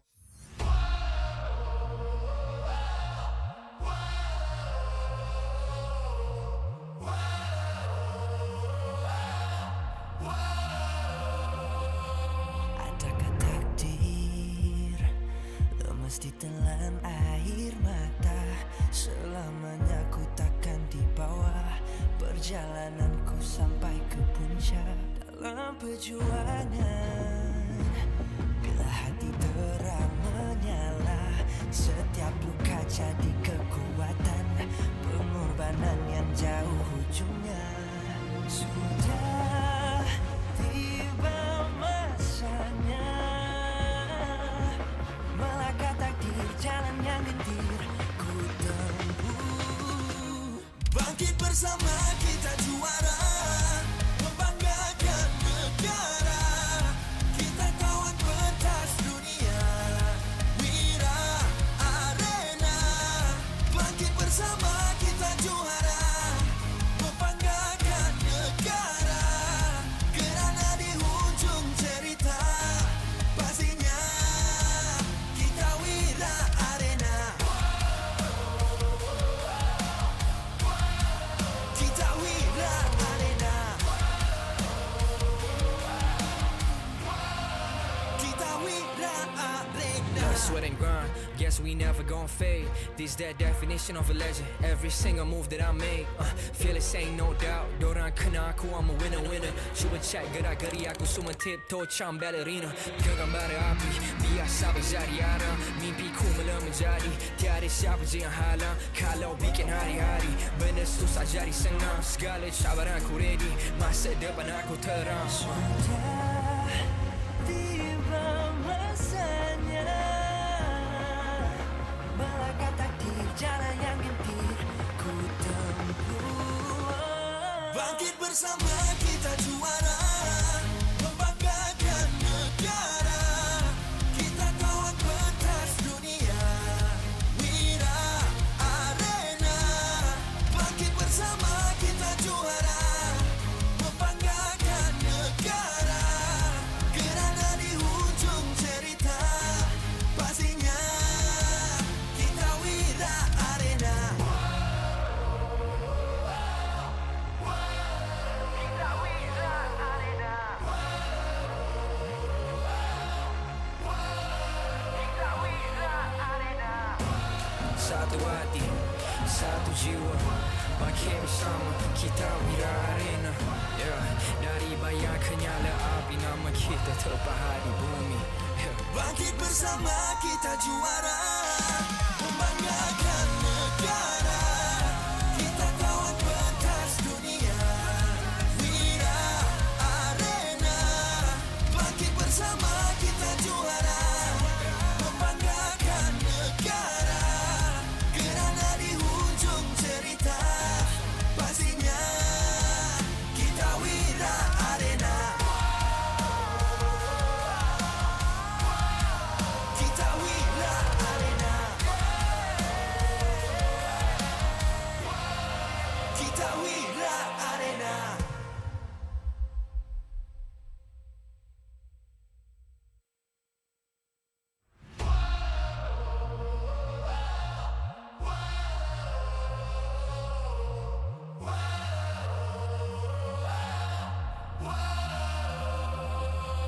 Adakah takdir lemas ditelan air mata? Selamanya ku takkan di bawah perjalananku sampai ke puncak dalam perjuangan. Bila hati terang menyala, setiap luka jadi kekuatan, pengorbanan yang jauh ujungnya. Sudah tiba masanya melangkah takdir jalan yang gendir ku tempuh. Bangkit bersama kita juara, membanggakan negara. Kita kawan pentas dunia, Wira Arena. Bangkit bersama kita juara, membanggakan negara.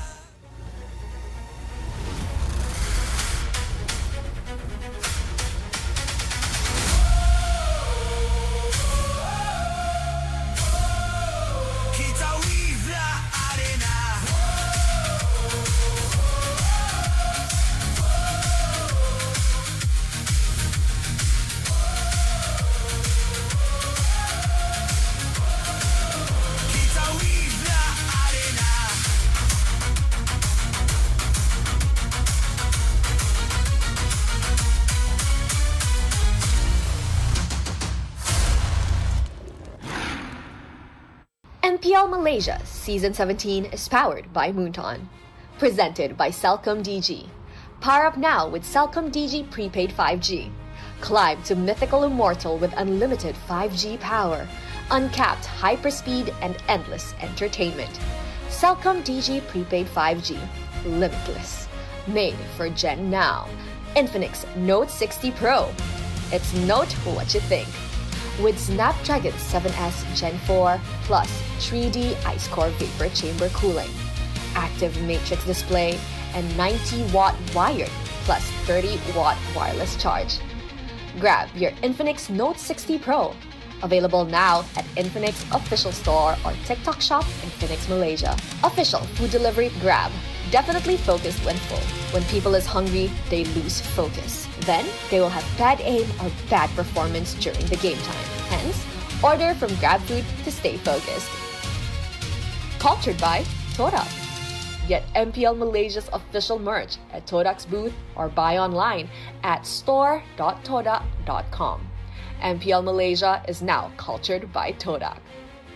Official motorcycle partner, Yamaha. Official content partner, Media Prima. Official streaming partner, Tauntaun. Our strategic partner, Ferry. TNT Co. Obspot. Quill City Mall. Supported by KBS, ESI, Rakan Muda, MESF. Welcome everybody to the MPL MY Season 17 live in Kuala Lumpur, Quill City Mall, the MPL Arena at level 6. We've got the fans coming in doves to check out this game. It is currently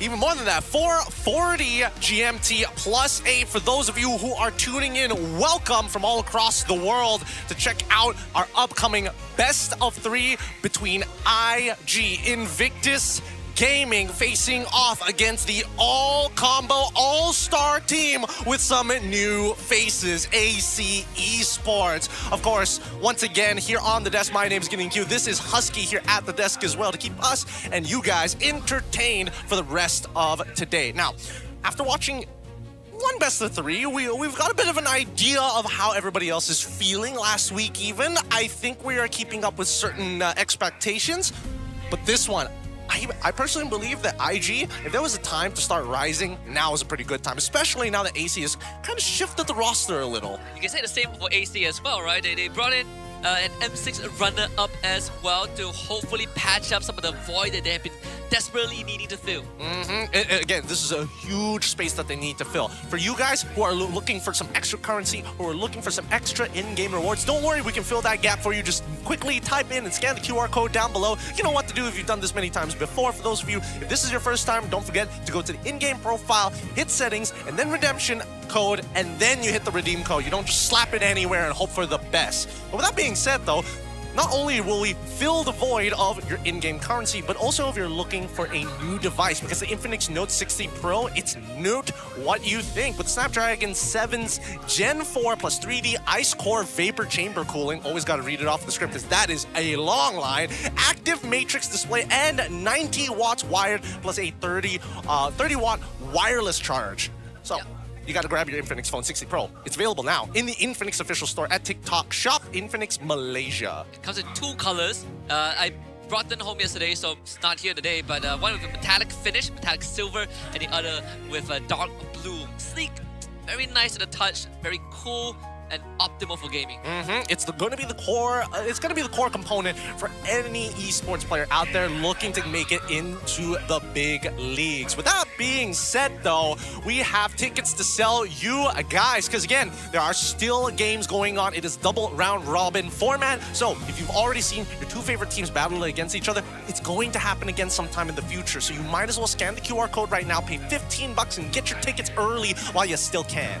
Yep, and if you wonder what else is there on top of getting tickets to good matches, meet and greet with the home teams and to identify which team will be the home team of that day. Whenever you look at schedule, the team with the logo on the left of the matchup will be the home team of the day. You not only get to meet and greet your favorite players and coaches, but they will be signed jerseys giveaways. So do make sure to keep track of that. Plenty of cool things here in the MPL Arena at Quill City Mall, so don't miss the opportunities to experience it live for yourself, especially if this is like your first time going to like an event of this level. With that being said, we have to talk about the two teams that are about to play, because after seeing yesterday's games, today's first best of three, I'm coming in hoping that we have a much cleaner idea of how we play our comps, because just now, I mean, you're rolling the dice and I don't want to see any more gambling. Yeah, I think there's a lot of teams that are still pretty unsure of what they want to do with the comp that they are given. There are certain directions, right? Certain clear directions that we can see in the first 5 to 8 minutes, but it's when things get murky, when we get into dangerous territories, longer respawn timers, late game phase, is where teams start to get messy and it can't really reel it back. Exactly, and I think that's the biggest problem that we're seeing here with a lot of teams here in MPL MY. Well, this including some, but we'll get to those later on, because right now, AC, with the way that they've been playing, they're like, wow, when we're ahead, we look so good. When we're behind, dear God, what is happening? Which is maybe why they brought on Aaron Cheeky. Speaking of which, we've got a bit of a video for you guys talking about him. Let's pull it up on screen just for you. Apa khabar? Assalamualaikum. Nama saya Poji. Tapi saya tak istimewa. Ini lagi menarik. Kita ada Aaron Shiki dan juga Widi. Apa khabar Aaron Shiki? Alhamdulillah baik. Macam mana? Baik. Perasaannya sekarang dah datang ke Malaysia. Satu pasukan dengan Widi di AC. Ya. Aku perasaannya cukup senang, cukup amazed lah sama semuanya, karena pada akhirnya aku bisa satu tim lagi sama Widi untuk main di MPL Malaysia season kali ini. Jadi adakah sebab anda datang ke Malaysia? Yes. Ke AC sebab Widi? Enggak, aku datang ke AC sebab bos Simon telepon aku, dan reasoning paling kuat dari aku adalah aku suka AC karena itu bisa jadi aircon atau Adi champion. Adi is my coach, Acil, if you know, or Iron Chiki.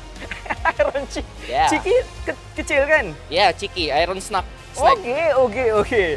Tapi kita tak, Aaron ni kelakar. Kita nak bagi kepada Widi lah. Widi, reunion istimewa bersama dengan Aaron Shiki. Ada tak ini membawa sedikit sebanyak satu perasaan yang gembira untuk awak? Akhirnya awak dapat bersama dengan marksman yang sebenar.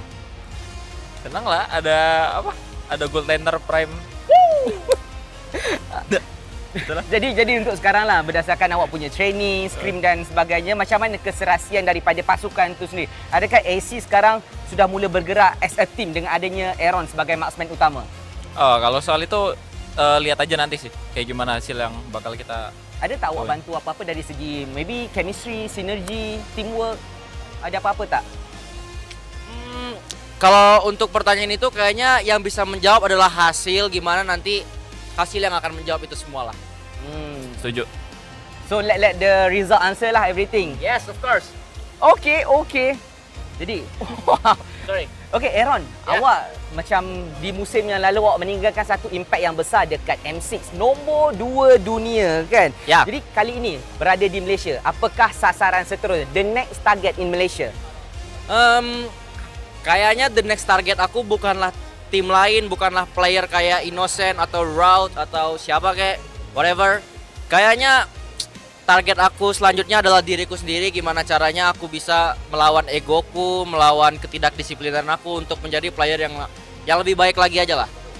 Maksudnya awak tak nak bersaing dengan any marksman, tak ada? Tak, karena lawan sesungguhnya adalah diri sendiri. Oh, okey, humble orangnya. Jadi untuk Widi pula kan, sekarang kan, adakah bila macam kita tengok lah, bukan kita nak jaga kan, tapi macam bila AC tak perform untuk 2-3 minggu sekarang, Aaron dah masuk, adakah inilah masanya untuk AC melompat lebih tinggi? Semoga kayak gitu sih. Amin. Sikit je jawapan dia kan. So, kita nak cakap banyak lah. Aaron, Widi, anything you want to say itu IG, okay. Buat IG, good luck Evan. Jangan lupa. Okay, Widi. Have fun aja lah, sama kasih tontonan yang terbaik. Buat Mel Kitty, kita lihat siapa yang nangis. Okay. Kita dah boleh stop. Terima kasih banyak. Jom kita masuk dalam game. Oh, jokes.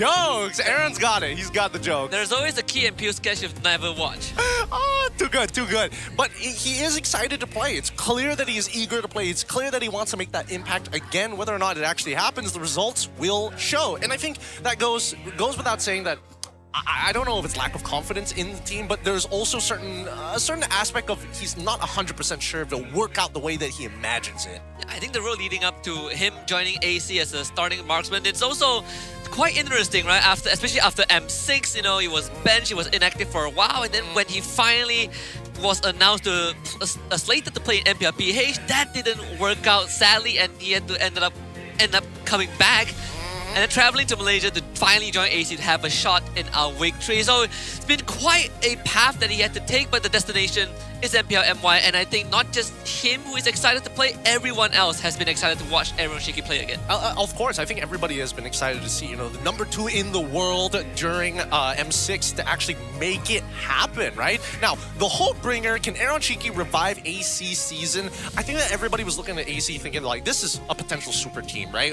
Even though they were running Kusei at the time, with Aaron Shiki, obviously hopes are going to be a lot higher, but considering the first 2 weeks, if Kusei wasn't able to make up that loss, what makes Aaron Shiki able to fill that gap? Is it just purely synergy? It's like, oh yeah, he's worked with Witty, therefore it should be okay. I think that's one of the reasons, but the question also sort of answered itself because coming into this season, I personally feel like it's a solid roster that can rival the top teams, and Kusei is the biggest question mark. He has some pretty big moments, he has some clutch moments that really define him as one of the best marksmen we have here, but it's in the losses that you sort of see the flaw of Kusei, and it's feeling like him not being the guy to step up. It doesn't give you the feeling that he's low liao or innocent or rough. Maybe because of Aaron Shiki's accolades, that sort of fills in the gap a little bit. I suppose there is a clutch factor that Aaron Shiki is able to bring. Whether he still has it or not is going to be a very big question considering his previous performances, and not only in other teams, but just in general after you know, M6. But even so, I don't think it completely changes the team in 1 week, which is the thing, right? That's what they need, the extra couple of points. Because the games that they were supposed to win, they ended up losing. So technically, they're on the back foot in overall standings. Yeah, the only game that they won was against BTRM, and that was a scrappy 2-1, right? Afterwards, they lost to teams like Vamos, so it's not easy coming into this. Yep, no, it really isn't. But let's look at the lineups here today. From the side Vol Combo Esports, we got Aaron Shiki, Witty, Izanami, Amal, alongside with Momo. Aaron Shiki now being introduced to the lineup may change things, allowing Witty to, I don't know whether Aaron Shiki, because he's a pretty vocal guy. He keeps up the, he looks like the kind of guy like Fabian, where it's just keeping that energy up, and Witty is supposed to be the brains that says like, all right, let's all calm down, let's just focus on the game plan itself. The strange thing is that even when Aaron Shiki wasn't here, it felt like Witty was the hype man. Yeah, and the funniest thing on top of that was that the whole team felt like a bunch of too good boys, right? Yeah. They're too good. You need someone to really shake things up, and hopefully Aaron Shiki is the guy. I mean, in the interview, you can see that he's the guy that is willing to, you know, clown around. He's the guy that's willing to hype things up. Maybe that is what the team needs. Maybe that surge of energy is exactly what AC has been missing.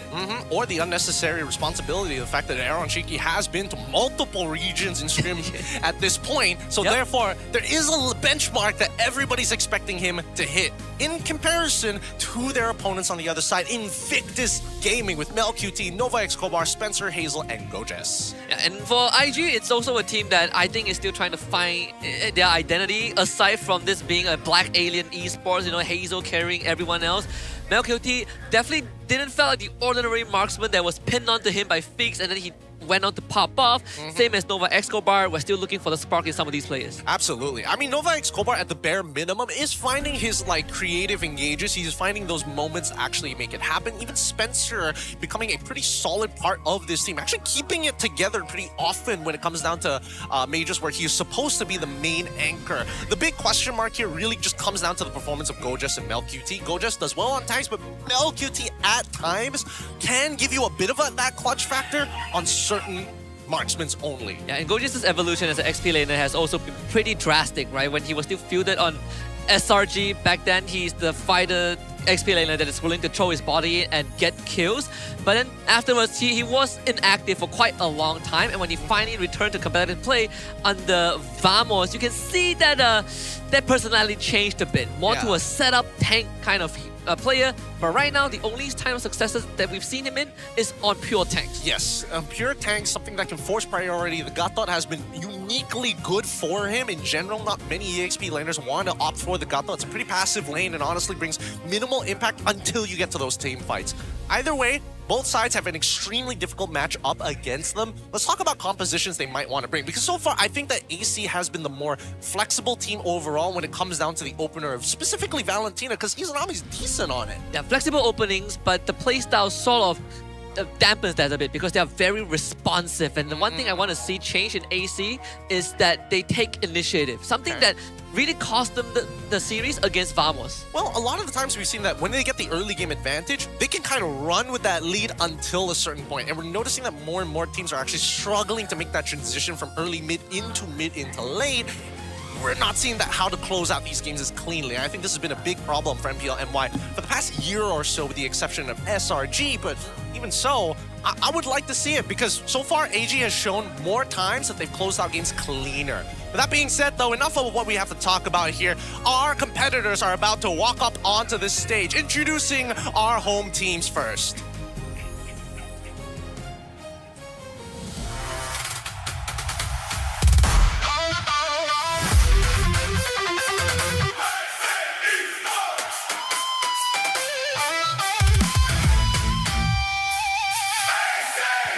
New blood, new fire, a new chapter begins. The savior has arrived. The hope bringer steps in. M6 runner-up Aaron Shiki joins the squad. Is this the boost they've been waiting for?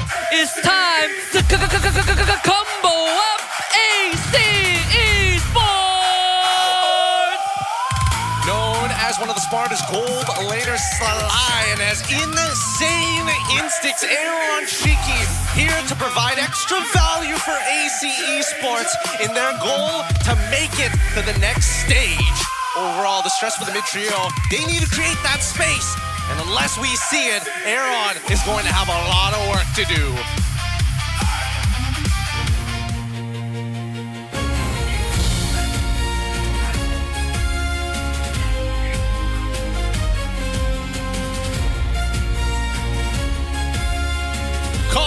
Collected and always in control. A steady squad, steady draft, steady execution, and always composed, always ready to fight. Can they keep the rhythm going? Keeping it steady, Invictus Gaming! Important series for IG, side lanes matter. It's time for Goldest to bring back that season 12 form. Need to see something from Invictus Gaming to change the landscape, to not make them just a middle team. With that being said, introducing the coaches and head of league ops. Again, Franklin is going to make sure that both of these teams are going to be playing fairly, but most importantly, with Adi as head coach, Lung assistant coach, Bam as head coach, and Jess as assistant coach. The brains to the bronze as they will be drafting for our team. Once again, big shout out to Franklin here to keep competitive integrity at an all-time high. Let's keep this going. The fist bumps, the last point of contact before they start heading into the land of dawn. It's a make it or break it here, as the single round robins are about to come to an end next week.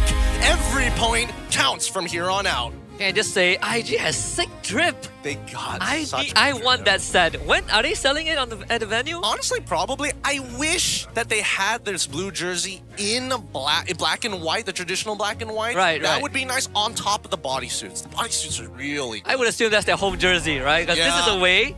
Should be the home. IG classic color, black and white. But I want the jacket set, man. I can see myself wearing that to the gym. It's so good. It's so good. You show up in the gym, you're the man of the gym, man. Honestly, I would argue for an off-white, but then again, I'm just a messy eater, so I'm very scared of stating it no matter what. Hey. Either way, though, coming into this game, I'm excited to see what this draft is going to generally look like. Knowing both coaching staffs from either side, they've got some good ideas. Except for AC. The first 3 picks are usually good. The second 2 is the big question mark sometimes. Yeah, like the biggest fumbles come in the second phase. And the craziest thing is, it happens on red side as well when it's the most powerful spot. It's crazy, but we also got an MPL insider by Cellcom Digi from MelQT. We asked him, how do you feel about facing Aaron Shiki? He said, excited. I faced him in scrims before, so this is something I'm really looking forward to. And we asked him in 1v1 who would win. He said maybe Aaron Shiki, but this game is 5v5 and my team is stronger. Anything to say to Aaron Shiki, we asked, and he said, Aaron Shiki, I hope your performance will be like in M Series. I want to meet peak performance Aaron Shiki. Okay, peak performance Aaron Shiki.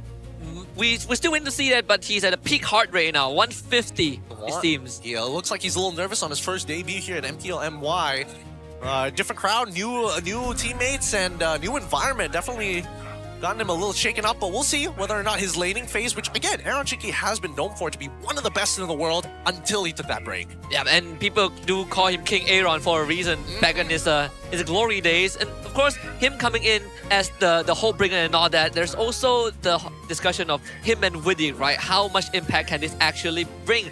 Is Widdy the key to... Is Aaron Shiki the key to unlocking Widdy's hidden potential? That's the thing, right? Because again, I feel like everybody from that roster of TLID for M6 second place finish, I think a lot of it just comes down to intuition. Like these boys have been playing together for so long together that they don't need a call to understand what is about to happen. And that's the unique thing about that roster. Having 2 components out of the 5 from that roster isn't enough because it's a 5v5 game. So yes, they can work well together, but will they have that same level of intuition with everybody else? Yep, and can they bring that level of guts or even just a fraction of it, right? Because the peak TLID was a team that plays so fast and technical, it felt impossible to keep up with them unless you were Onyx Philippines at that point of time. They just surgically dismantled every other opponent that they ran into.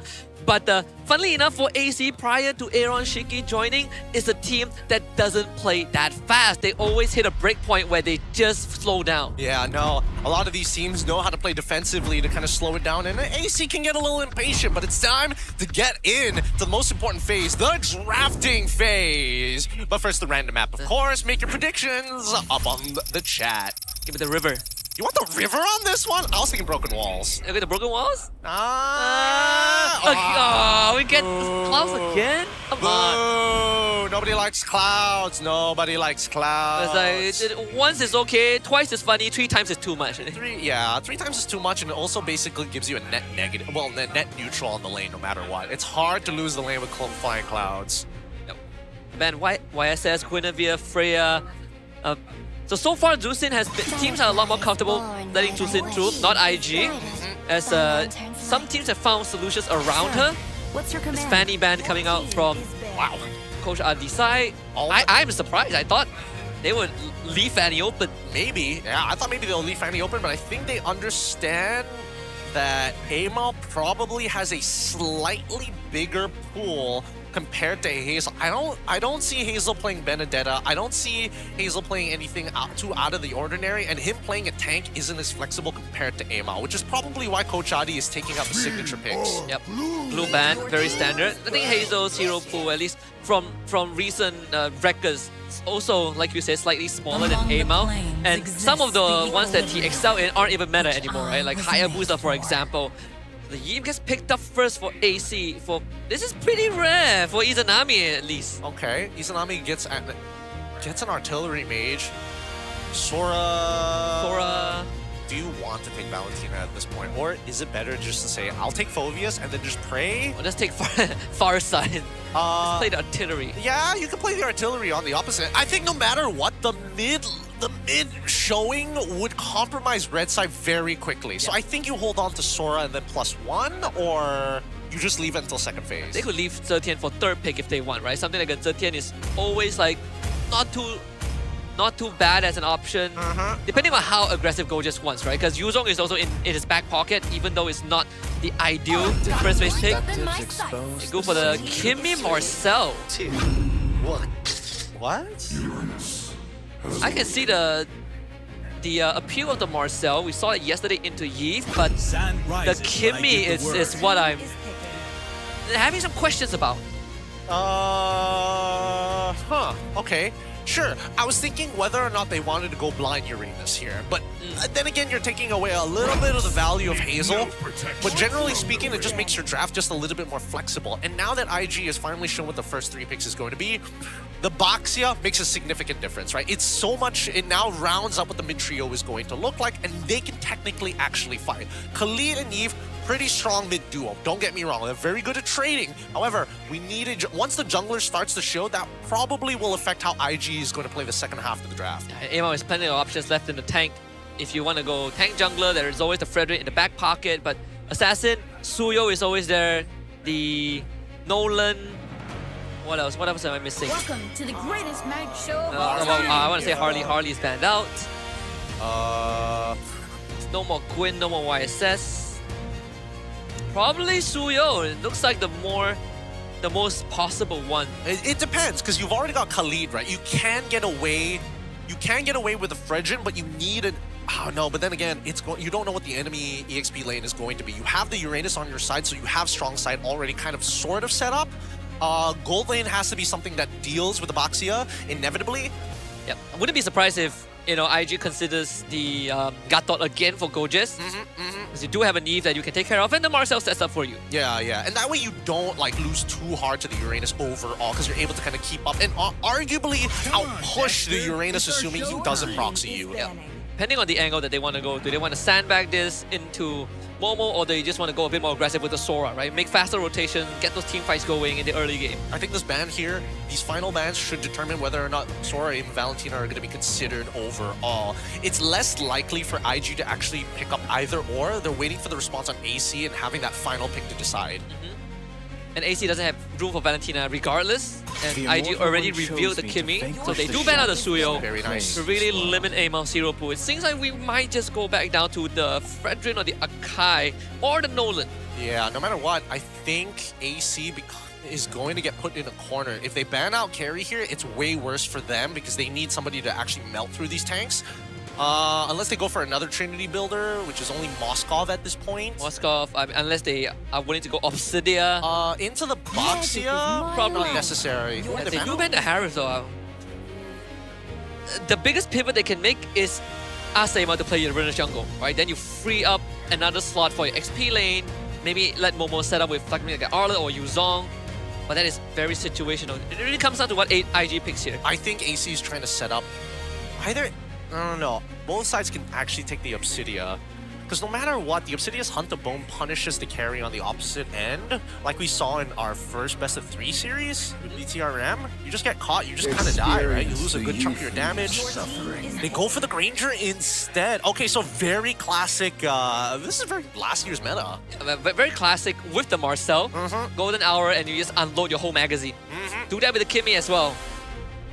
But we've also seen the Kimmy Granger, like you said, from last season, where double marksman, but they're very susceptible to getting taken down. And I think that's where the Marcel comes in, right? He's sort of like the layer in between. Yeah, and I think it's great because now that you have Boxer and Marcel, not only do you have ways to slow down the assassin, but you have ways to oppress the assassin. Because eventually Boxer comes to a point where he's walking into your jungle for free to do drive-bys, and that's something they have to be prepared for. AC, it's clear that they have a strong side, but now their strong side gets punished by the Boxer if the rotations happen to end up towards his side of the map. How do you... So the Nolan does get picked up alongside with the Moskov. One, honestly, is sort of the last best choice. Either Moskov for carry, but I think Moskov does make a bit more sense. You get a slightly better mobility.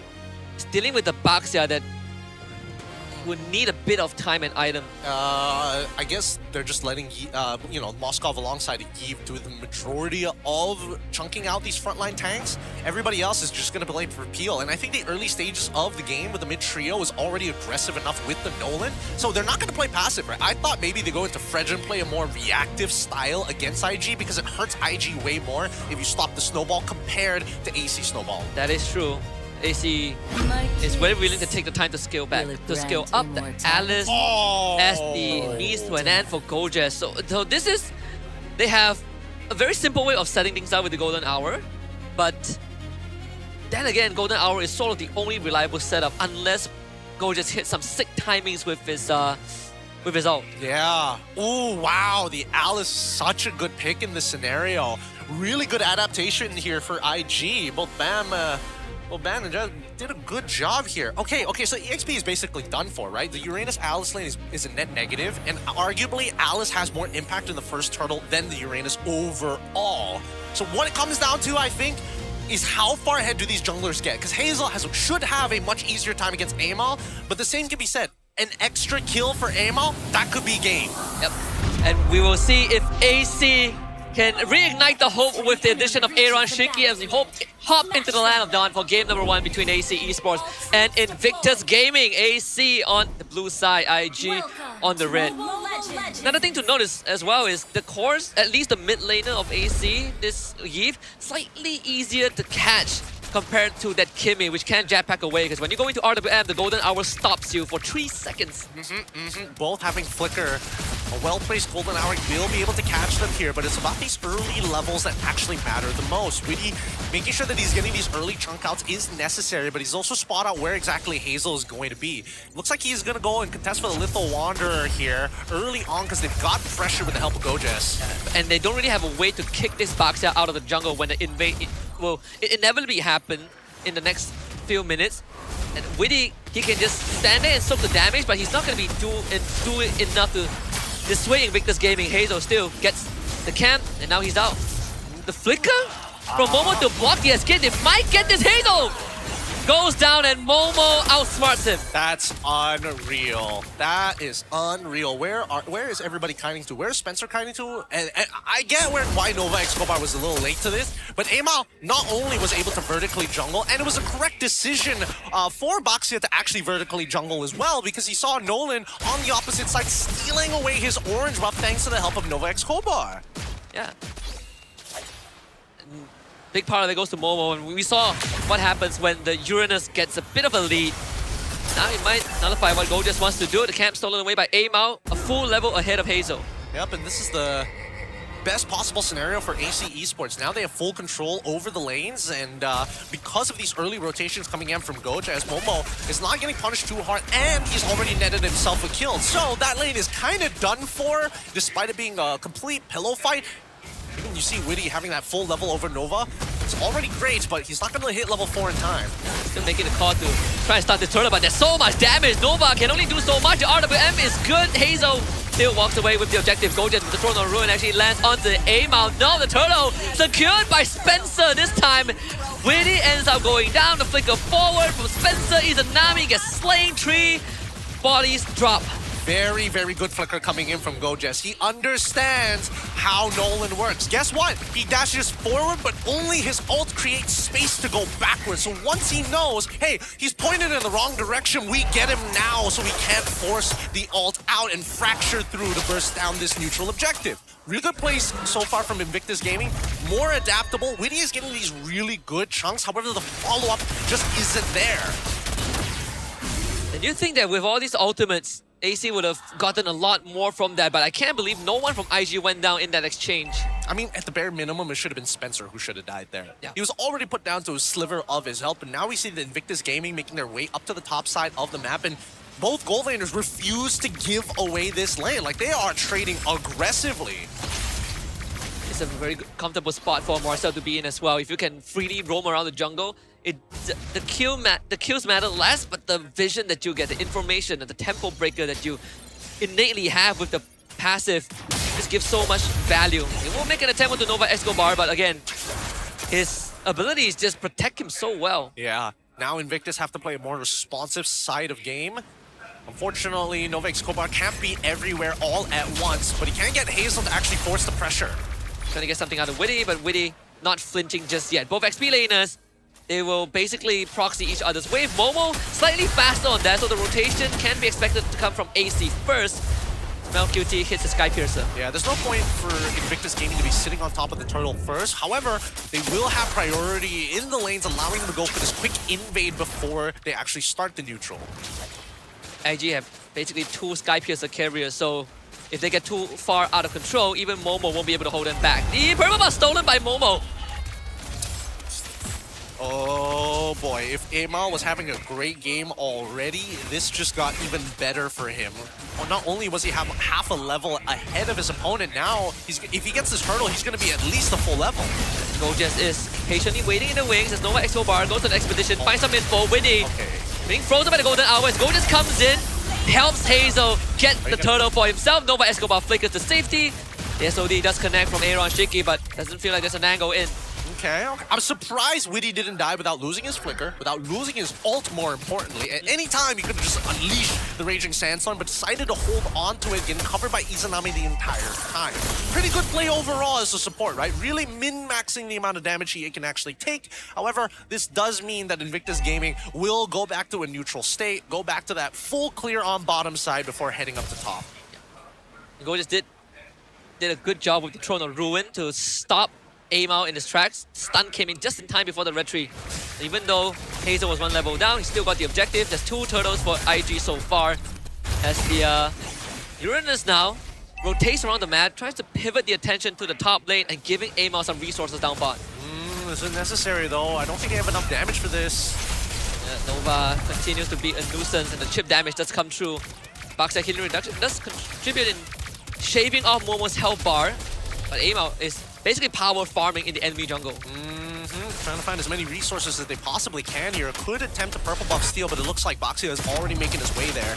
Now, after taking the lanes, it's a good amount of... Oh, wow. Okay, Momo just dies. Yeah, and the Golden Hour able to basically keep Izanami at bay, preventing any sort of assistance. So that's the first Sky Piercer stack for MLQT. That's really unfortunate for Momo, because now he loses an entire wave off of this. 5 more seconds until he comes back in. Actually, no, his wave's in a good spot. He'll lose probably like 1 or 2 minions at this point.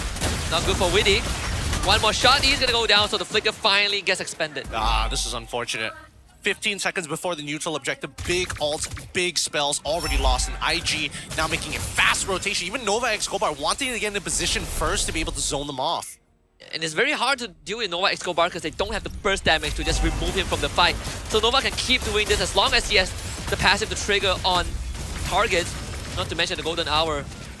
It's not back up just yet, but IG do have priority over the objective, and Nova can just keep walking up forward. The SOD steals the turtle. Aaron does it from across the map. Ooh, remnants from a time long ago. He's still doing it now. Great timing coming in from Aaron Shiki. That's going to buy him a little bit of time. That's going to make sure that the bleeding doesn't turn into a gushing wound. Funnily enough, it's almost a 1k goal swing because Aaron was also taking big waves on the top lane.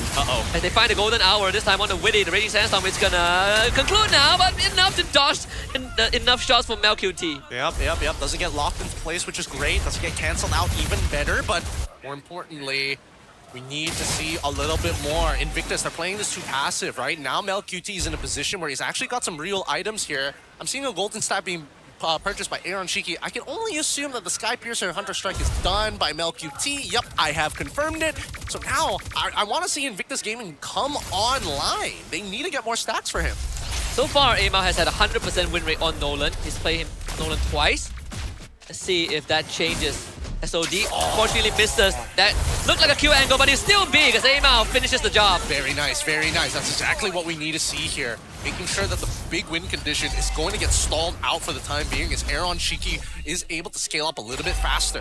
They're going to run into Gojez. A Crimson Gleam gets him out, not a problem. Gojez, for majority of the game, aside from participating in the turtle fights, has been basically just creating pressure in that bottom lane, getting the tier 1 for himself. And that puts him 2 levels ahead of Momo. That's exactly what you want to see, right? Again, it's these small motions and whoever gets to stay in lane first. Momo understands his job, but at the same time, it does come at a price, and you can't peel exactly everybody. And with this Boxia rolling around, you always have to keep in mind that any crowd control that connects is going to basically cascade into getting booted down by Spencer or having Nova Escobar on top of you. Amal, level 14 already. 3 levels ahead of the Boxia. Yep, this is a huge gap so far in terms of jungle levels, which is great for AC because these neutral objectives are they're more confident in stealing it away, assuming that Invictus has that first position. And keep in mind, this is Boxia, so if Boxia is the one tanking that Lord, he's gonna have to go for a full reset, despite AML being able to kind of come in from any direction. And if Baxter is on the map, Aaron Shiki can just proxy the wave, he can split push, there's no one to threaten the side lane. In fact, they're just gonna flick on top of MLBB. MLBB is gone, the golden hour, not in time.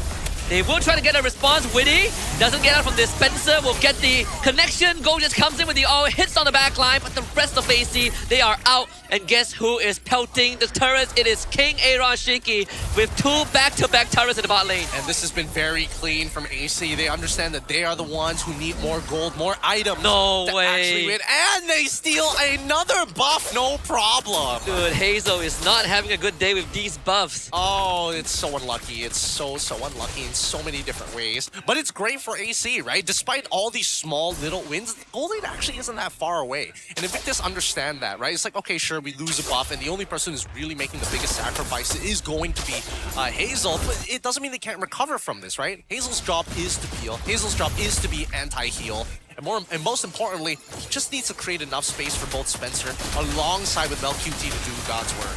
This is also the window for AC to try and accelerate the game a bit with the jungle advantage that they have. Oh my god. And an unfortunate pause at quite the timing. And wow, I wasn't expecting Gojas to actually take that much damage. He's got the steel leggings here. Rather surprised. Oh, never mind. Malefic Girl already purchased by Amal. Yep. He's just that far ahead. Yep, 4 levels ahead. God. This is where you look for the first Lord. Ideally, get the first Lord and just try to create that vacuum where IG cannot be afforded to be sucked in. Yeah, the deficit is going to start multiplying eventually. We just haven't seen that first stone be thrown into the pond to see the ripple effect. Oh, darn it. Unfortunate that it has to be like this. It looks like AC are the ones who made the call for the tech pause. We'll get, don't worry, Franklin's already on it. Yeah, Franklin sending out, I think that's Rez. Is that Rez? Is that my boy? I think so. I think it's him. I think he's helping out. Marshals are already on it to conclude the problems, and hopefully we'll get back into the game sooner rather than later. As I already saying, Amal, he's in position. He's like, is he dead? Does he die here? I don't know if Alice dies here. No. Maybe the Momo calls for the pause. Amal looks over it. Come on, man. If he gets out because of this pause, that would be quite upsetting. That would be quite upsetting. But then again, I think he gets out. You know, right? Like the fracture is already triggered. I think Alice gets out. Like unless he gets like another passive auto to trigger like another fracture somehow. Yep. Sorry. Like the passive, right? The passive, yes. Yeah. Whatever that's called. When he collapses time around. Man, I have the name in my head. It's just not. It doesn't sound correct. I feel like I got it wrong, but I'll figure it out later. For the time being, at least we can now start talking about the gold laners, because at this point, it feels like both gold laners have been pretty out of the fight, except for Aaron, who's just like, hey, slight influence here and there across the map. Yeah, blast to the pass as well. That's sort of what he was known for even back in the days. You give him the Moskov, your side lanes are gone. It's so hard to play into this Moskov. I think particularly with this draft of IG, where the person that can cross the map generally doesn't want to do that when objectives are on the map. A lot of things that they have to worry about, but let's jump right back into the game. Do get a bit of freeze on the Witty. It's gonna be frozen in time and, well, promptly executed afterwards. Another Sky Piercer stack going over to MelQT. All right, things have been going very, very well for IG, right? Despite the gold lead actually leading on into AC Esports, IG are not completely out of this, and they know this. Yeah, they did get a flicker out of Aaron Shiki too, and Aaron Shiki is not in the fight whatsoever. So this is gonna be a free lord for IG. Yeah, so the attempt a bit late from Aaron Shiki. Momo goes down in exchange. Yeah, I can't really do too much about that. As soon as Witty was already down, they basically had a disadvantage. RWM just to disengage Amal at the bare minimum. And at least they get the holy shielding here. Aaron Shiki is going to be the main win con, right? He finally finishes the Trinity, now looking to go for the Malefic Gun. And once he gets that Malefic Gun, that's going to help him a lot for finding MelQT and Spencer in the upcoming fights. And just having Nova Escobar around really prevented the death of Gojas. Sure, Gojas got out without having to use the flicker, but the Platinum Snap did its job with the staggering. Let's see how much damage IG can do with their siege. Nova Escobar finding out where MelQT is. They're taking their time with this. A very slow, methodical approach coming in from Invictus Gaming. You want to be able to take as many structures as possible, ideally to punish Amal. If they can get a shutdown on him, that would be awesome, but oh wait, no. He's 2-in-1. He doesn't have any down gold on him. This could be a net negative lord because Amal is just proxied 2 waves in the top lane. They have Aaron Shiki dealing with the bottom wave. Hazel can't really do anything about it. Top tier 2 of IG goes down. The Throne of Ruin only expanded on the Witty. He's gonna flicker the safety as the Lord finally crashes into the turret. Nova Escobar in. Oh no. The SOD does miss. Aaron Shinky has no flicker. He's gonna get rooted down. As Hazel takes him out, Witty ends up going down as well. This could be the angle for IG to go for broke. Amao needs to return home right now. Izanami, can he hold the fort? The RWM expended. Lord will eventually be taken care of. IG forced to fall back. Good call by Momo. Microwave making sure that he pulls the aggression of the Lord towards his mid turret without inciting it to actually go for the charge.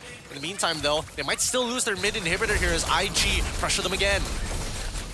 Yeah, the death of Baron Shiki. His flicker was so close to coming back online. IG, are they really gonna try? Because Momo is already gone. They don't have the RWM just yet. Throne of Ruin to zone out the rest of AC Esports. Amao bursting gold just down. Escobar flickers forward with the golden hour to keep Aaron Shiki, the backline in place. Izanami and Aaron Shiki doing the absolute darkness. And they will keep the base alive. Yep, and they clear the wave again. Aaron Shiki is back in the fight.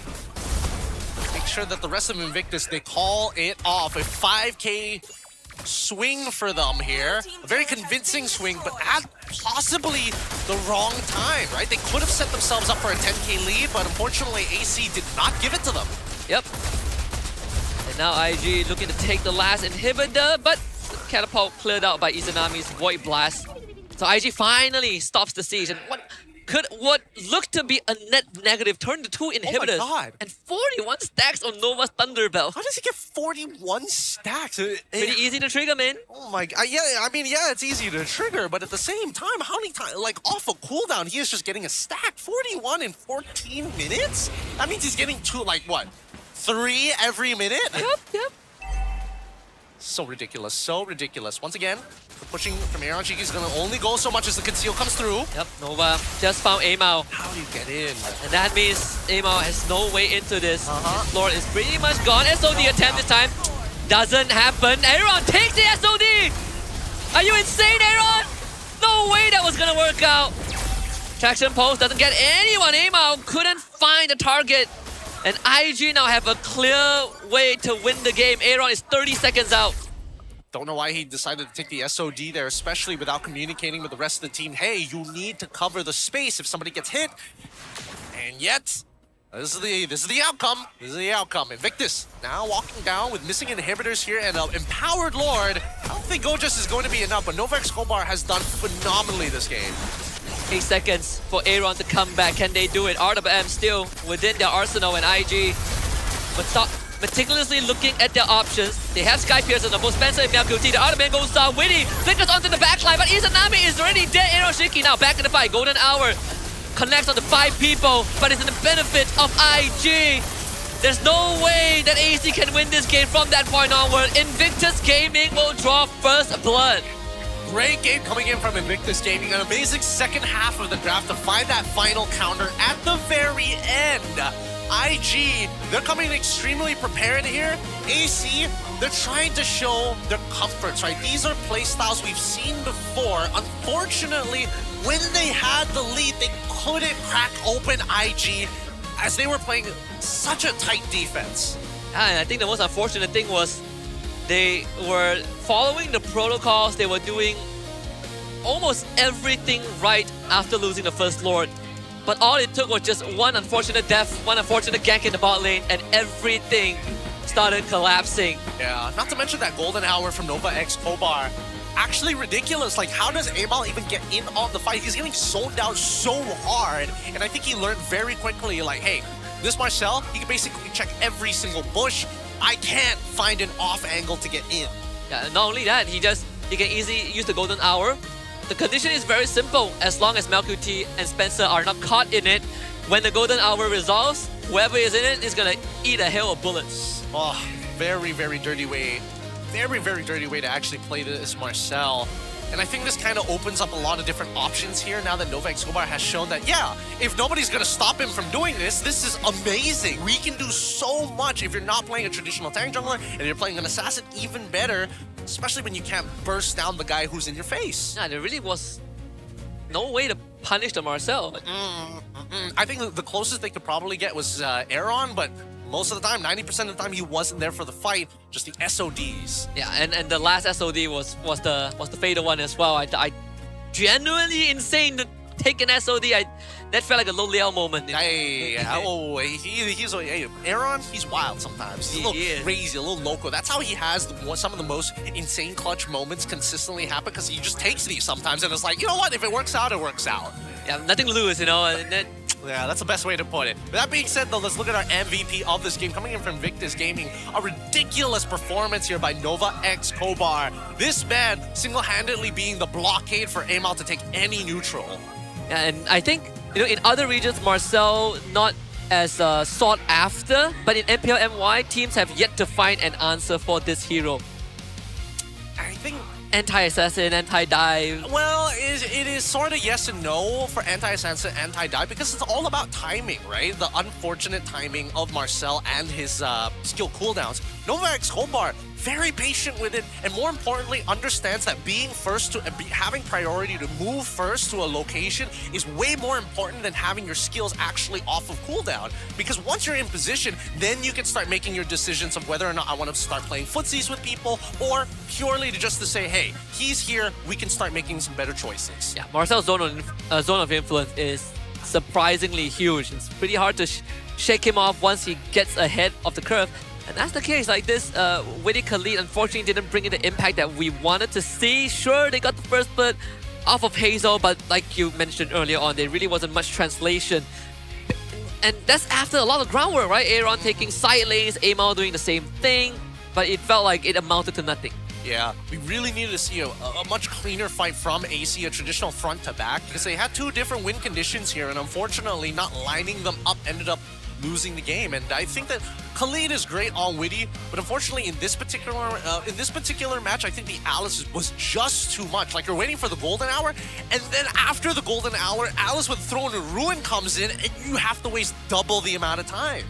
The frontlines find it incredibly hard to move on forward, and not to mention you are dealing with Hazel's innate life bane as well. And Momo can only do so much. Yeah, I feel like if there's one component that you want that is easiest to remove is the Marcel.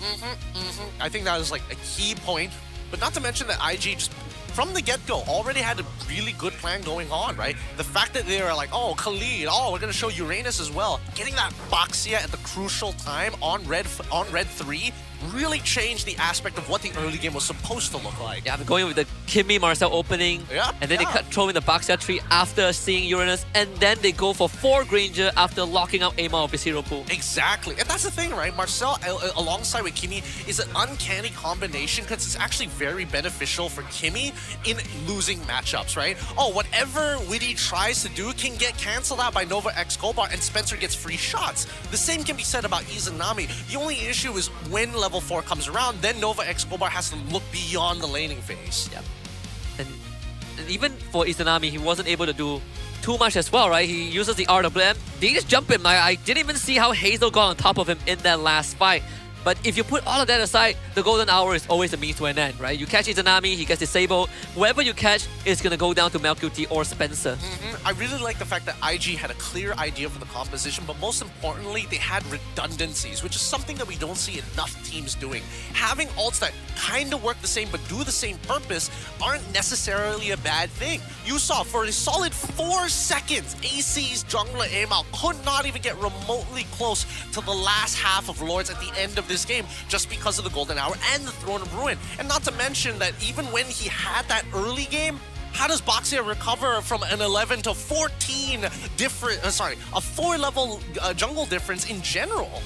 A 4-level jungle difference, and they are the ones that they are getting objectives, right? And like if you put the golden hour, Throne of Ruin, prop 5 seconds, and that's not excluding the fact that Marcel can trigger the passive every 12 seconds. Yup. And it goes down by 1 second every time it hits you.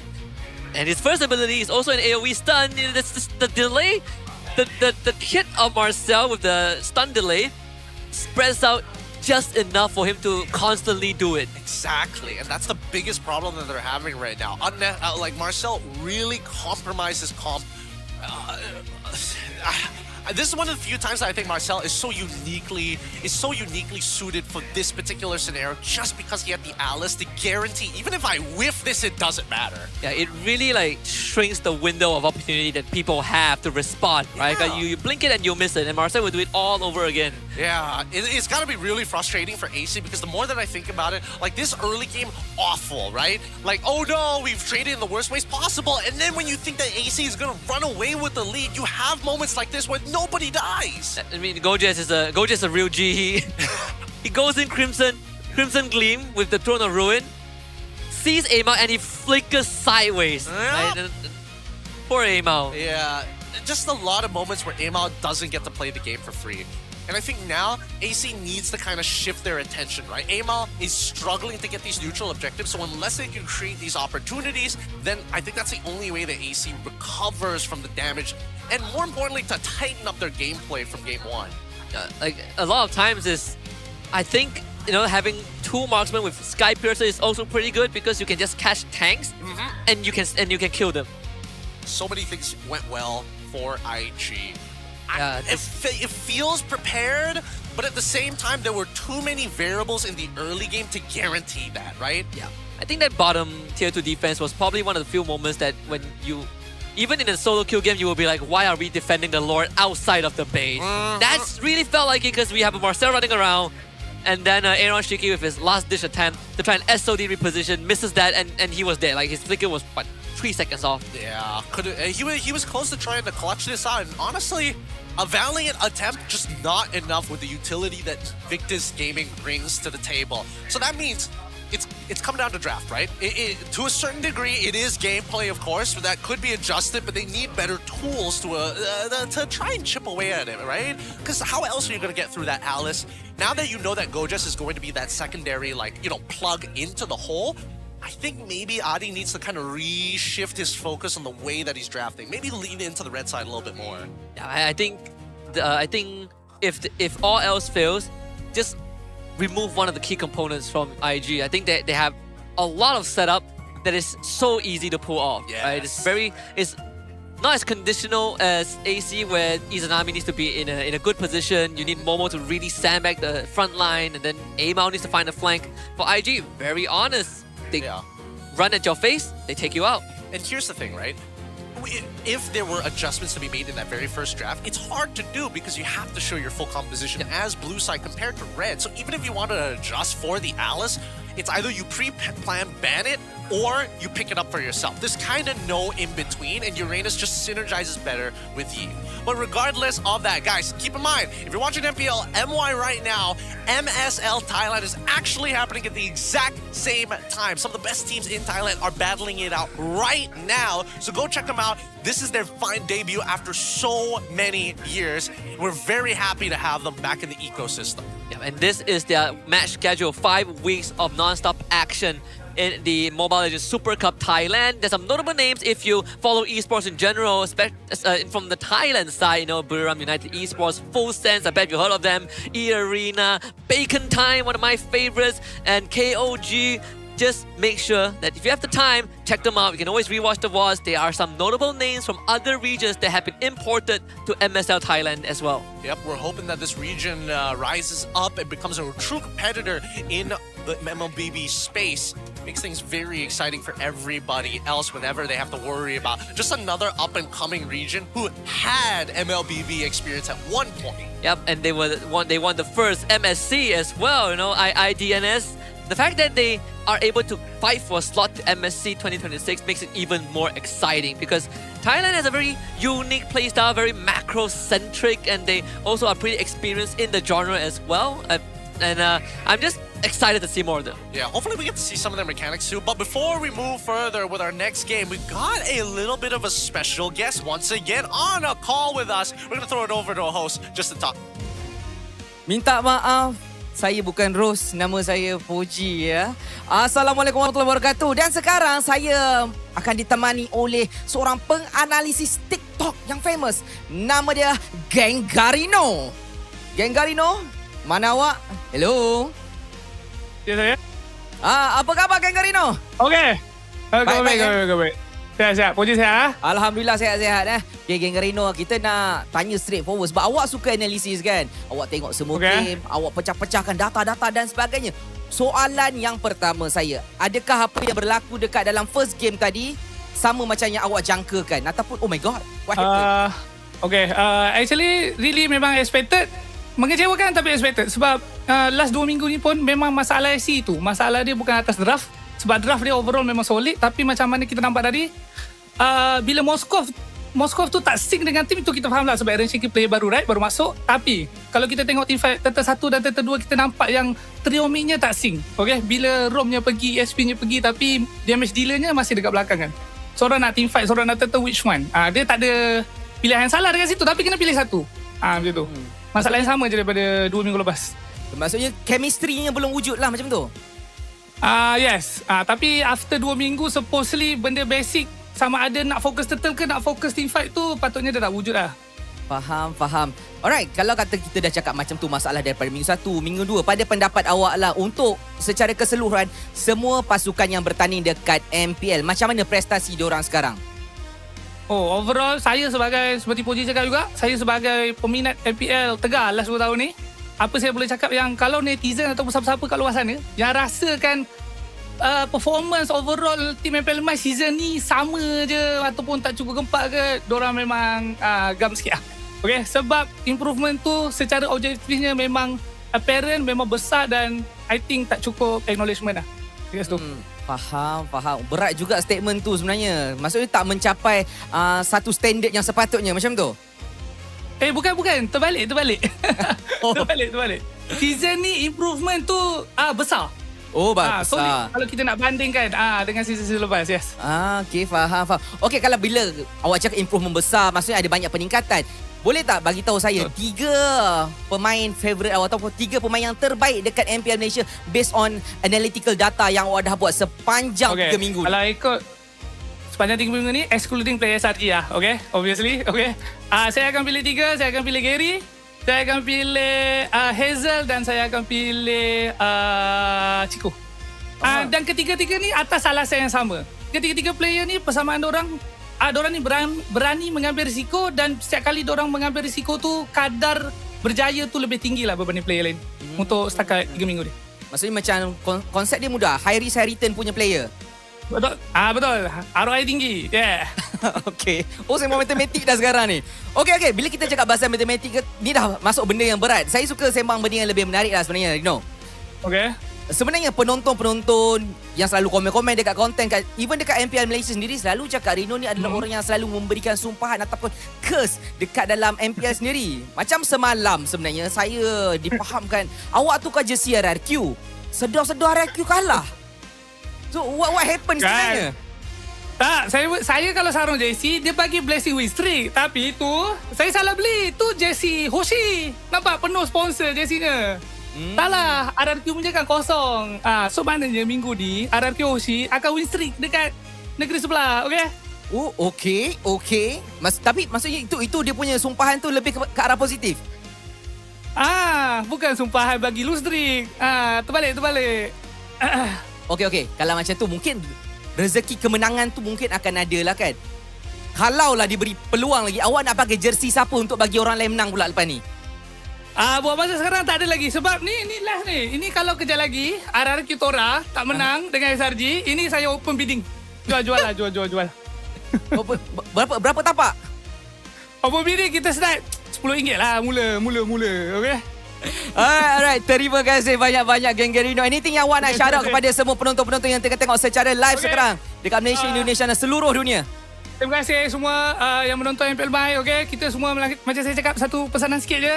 Kita beri lebih acknowledgement kepada improvement semua tim dalam MPL My untuk season ni. Okay? Huge improvement dan we need to talk about it more lah. Alright, terima kasih Geng Reno. Sampai kita berjumpa lagi. Itu saja daripada saya, Poji dan juga Geng Reno. Let's go back into the game. Alright, thank you.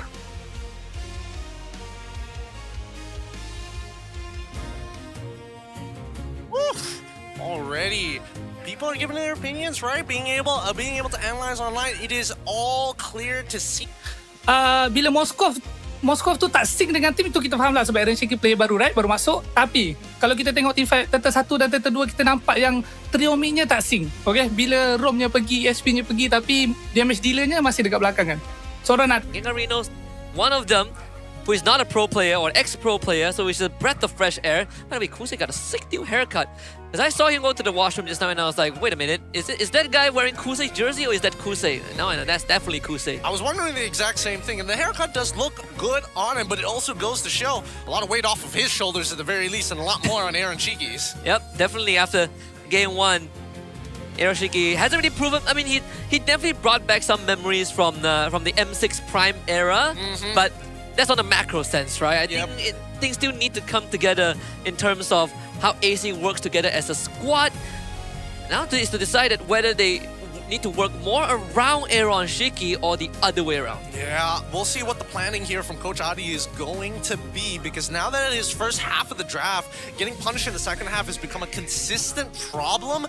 They've got to make some bigger adjustments, right? You can't just be playing your own game in a league where everybody is trying to interact with you. The Moscow meta is less viable now, I think, with how fast the game gets accelerated. Yeah. And with the hero that we have, right? Like, since M6 until now, we have had so many hero releases, so many meta changes that most heroes can easily deal with side lanes.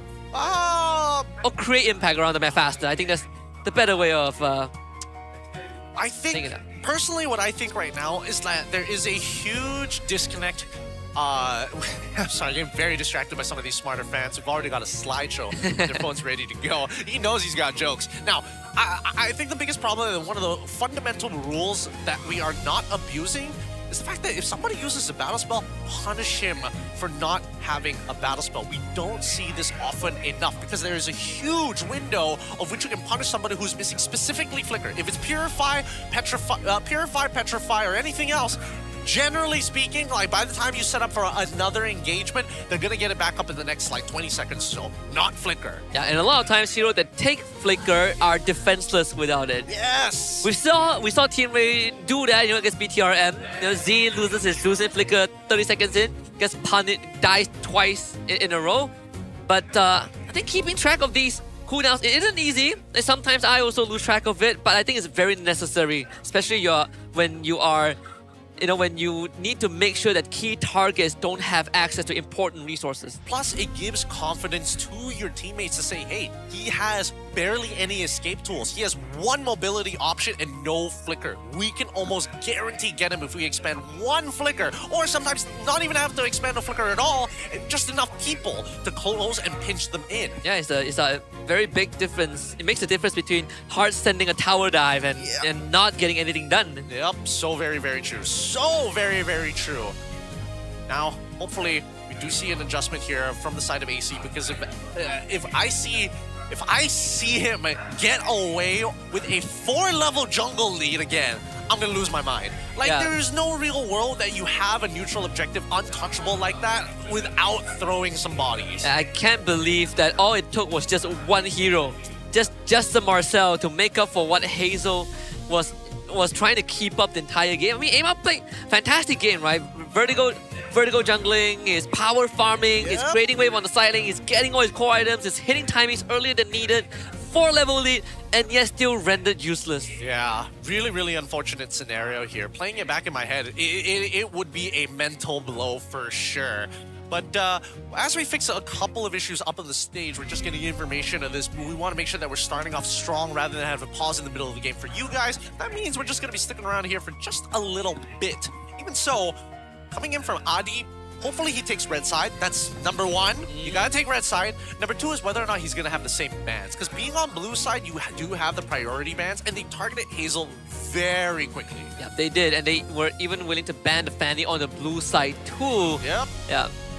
And we said that the hero pool of Amao is slightly bigger than Hazel, but I still think that stands true. I think the Baxia wasn't what that convinced me in game one. It's more of the supporting staff around Hazel, but it sure is a pretty stable hero even when you fall behind. Yeah, absolutely. I mean, there was some thought behind it, which is the most important part. Because again, that early game could have gotten a lot more out of hand if it wasn't for just a natural anti-heal coming in from Baxia. Allowing people like Kimmy to go for Sky Piercer and like other items first. It really adjusts the item progression, allowing your power spikes to be more convincing coming into early mid to late. Yeah. Either ways, IG, they've already got that win. They're looking for the second one to hopefully close this out quick. And I guess this also is what makes IG special, right? Coach Bam and Jess on the same team. We know they have pretty unique thought process and the way they look at the draft, which is why we see, Gatot XP lane. We see that Alice getting played often for Gojas. But not only that,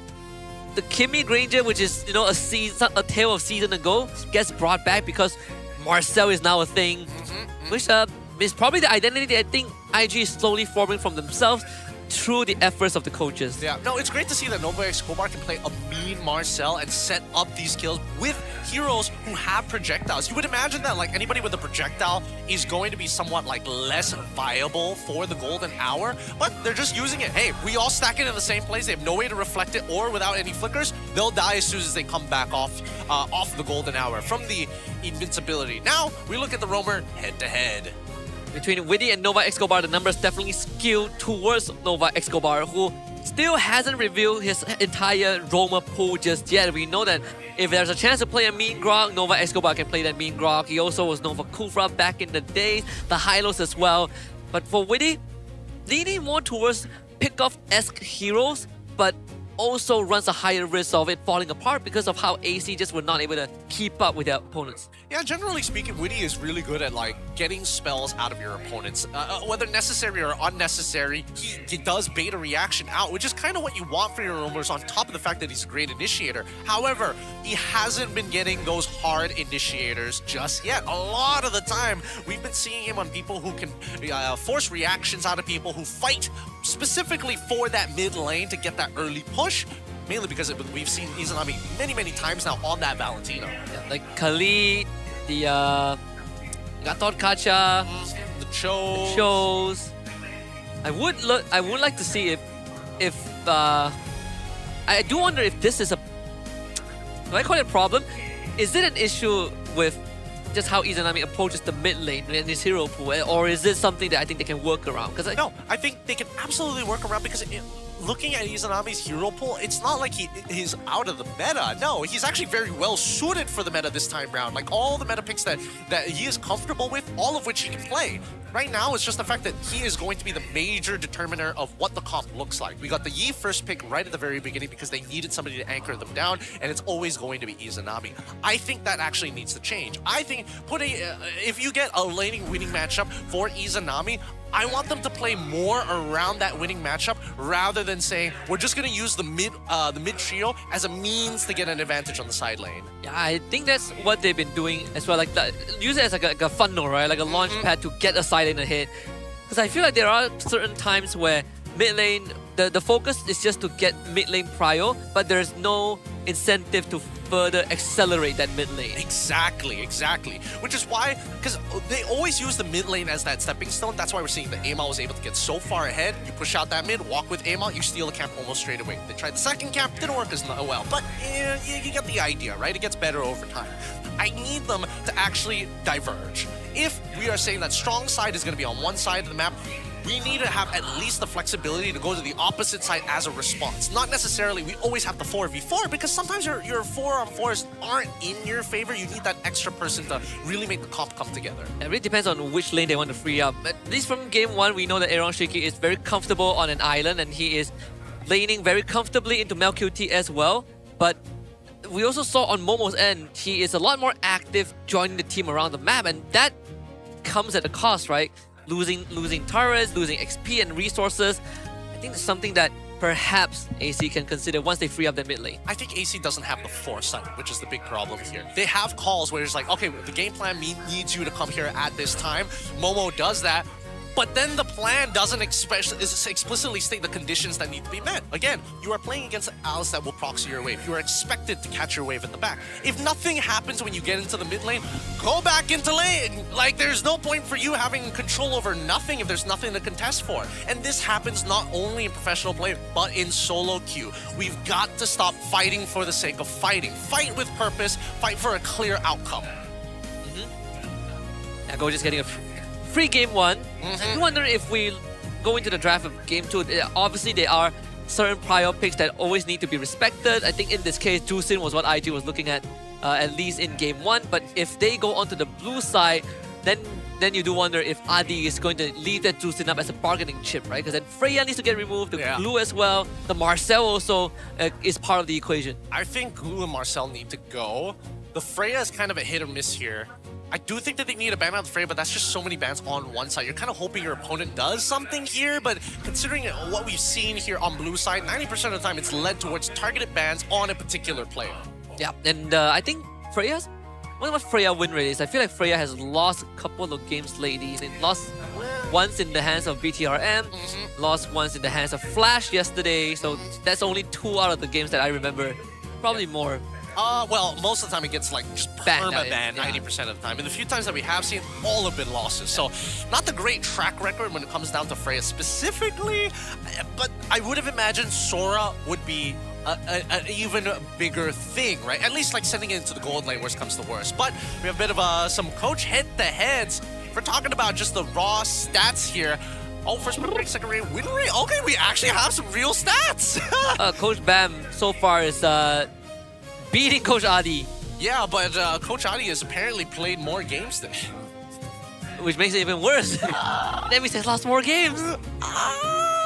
It's a 2/3 majority on both sides. No matter what, Coach Bam is beating him out in every aspect. On first pick rate, on second pick rate, on just the natural win rate alone. Bit unfortunate, but then again, it is pretty early on in the season. Yeah, top pick being one of the top picks of Coach Bam being the Granger too, right? Which is again less common, in the current meta, at least in MPL MY. Very less people opt for the Granger. We saw a lot more comfort towards the Claude carry, the Yi Sun Shin. The only hero that has seen less daylight than Granger right now is the Harith. Yeah, the Harith. We haven't seen Harith in quite some time, and yet Harith is still getting picked across multiple MPLs. Oh yeah, the last I saw was Harith with Revitalize. Oh boy. Oh boy. We all make mistakes. We all make mistakes at some point. But even so, right? I'm realizing that AC may not... I'm trying to think whether AC or whether IG is less flexible. Because so far, would you trust Go just going onto the Sora again? After the last time where he wasn't able to find those kills, I'm a little hesitant to give it to him. Compared to his Alice where he's he clearly knows what he's doing. If we just talk about specifically Sora, I would trust Momo more. Okay. Yeah, but not by a large margin though. Because I feel like it's something that can be polished, with a bit of time. I can see where you're coming at. I can see where you're coming from here. But I think that the second half of the ban where Momo just didn't get access to things like the Arlet natural combinations. I think IG with Jess at the hand, Bam keeping the vibes steady and also the technical side. But Coach Jess, he's a really good drafter, and that second phase, that second phase is always devastating. So you really gotta stay on your toes for the first. He's planning for something else. Yeah, Coach Jess was also what brought Season 15 Homeboys to their peak, right? His unique drafting really caused a lot of issues for all teams out there except for SRG. And then you put Bam in, he also has a pretty good track record. He does. There was a season where he had to solo carry the team as a coach, and they made it to playoffs. This guy is a special dude. He worked with Erpang last season in BTR, Indo. Now he's back with Jess. What a strong combination we have. I think it's a much better combination. Sooner or later, we're eventually going to get back into these games, but it looks like we first must deal with the draft. Thank you so much for being patient. To all of our viewers here watching MPL MY Season 17's English broadcast, it is time to get into the drafting phase. But first, random map draw. I'm okay as long as it's not Flying Cloud. Come on. Give me anything but the Flying Clouds. Ideally broken walls, because that'd be cool. Okay, expanding rivers is fine. Finally.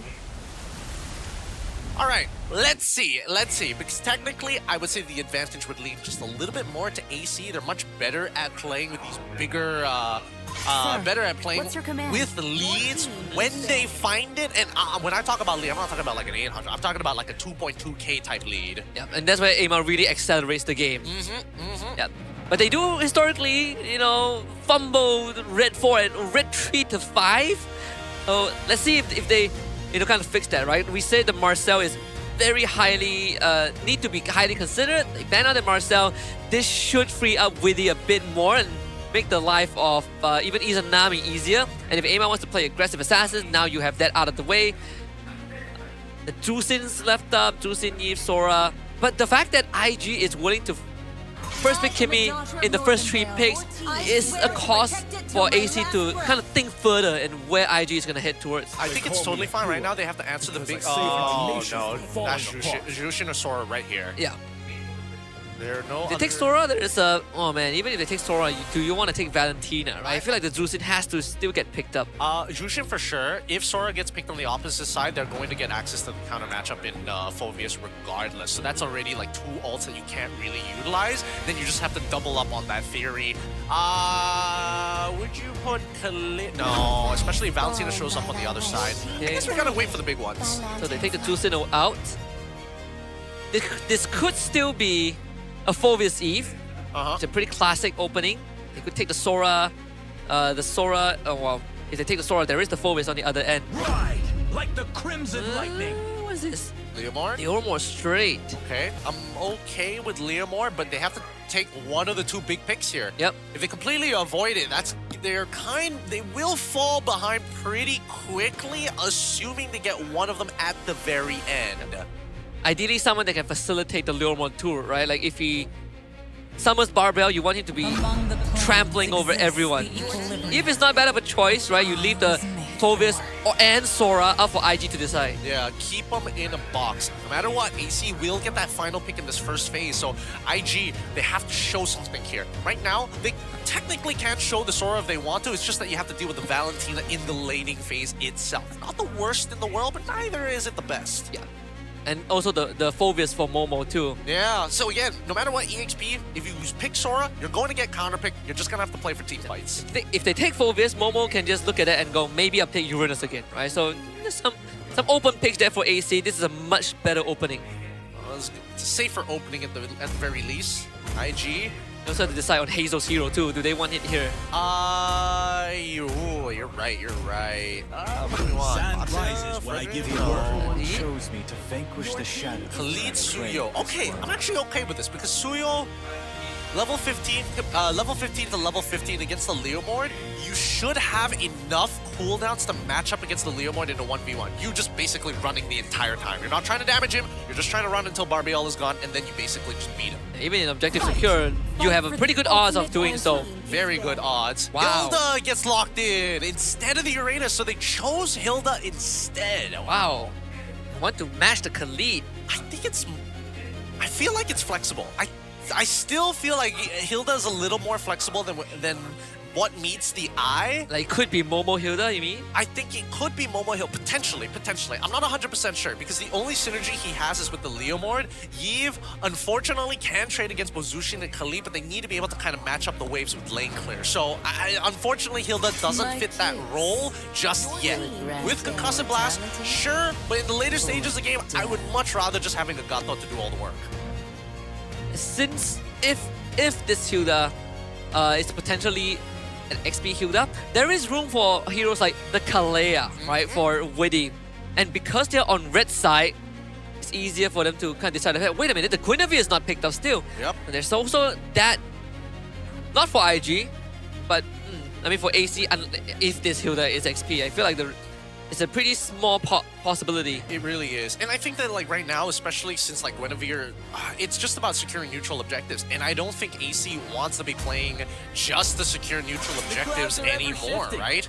Alice ban, Sora ban on the opposite side, no surprises there here. And now that we don't have to think about Sora, Valentina kind of falls off in priority 2, unless they really want the RWM, but like you don't have any good lane matchups anyways. Yeah. With the Drusin, it feels like it's slightly weird to give go just to Valentina too. Doesn't feel like that's his hero.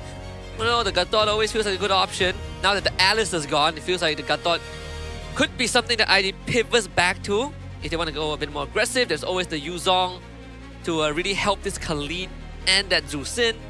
There's also Claude that they have to think about. Claude, Lapu, the traditional divers who can get on top. Oh, the traditional counters that can get on top of Eve during the RWM. Yeah.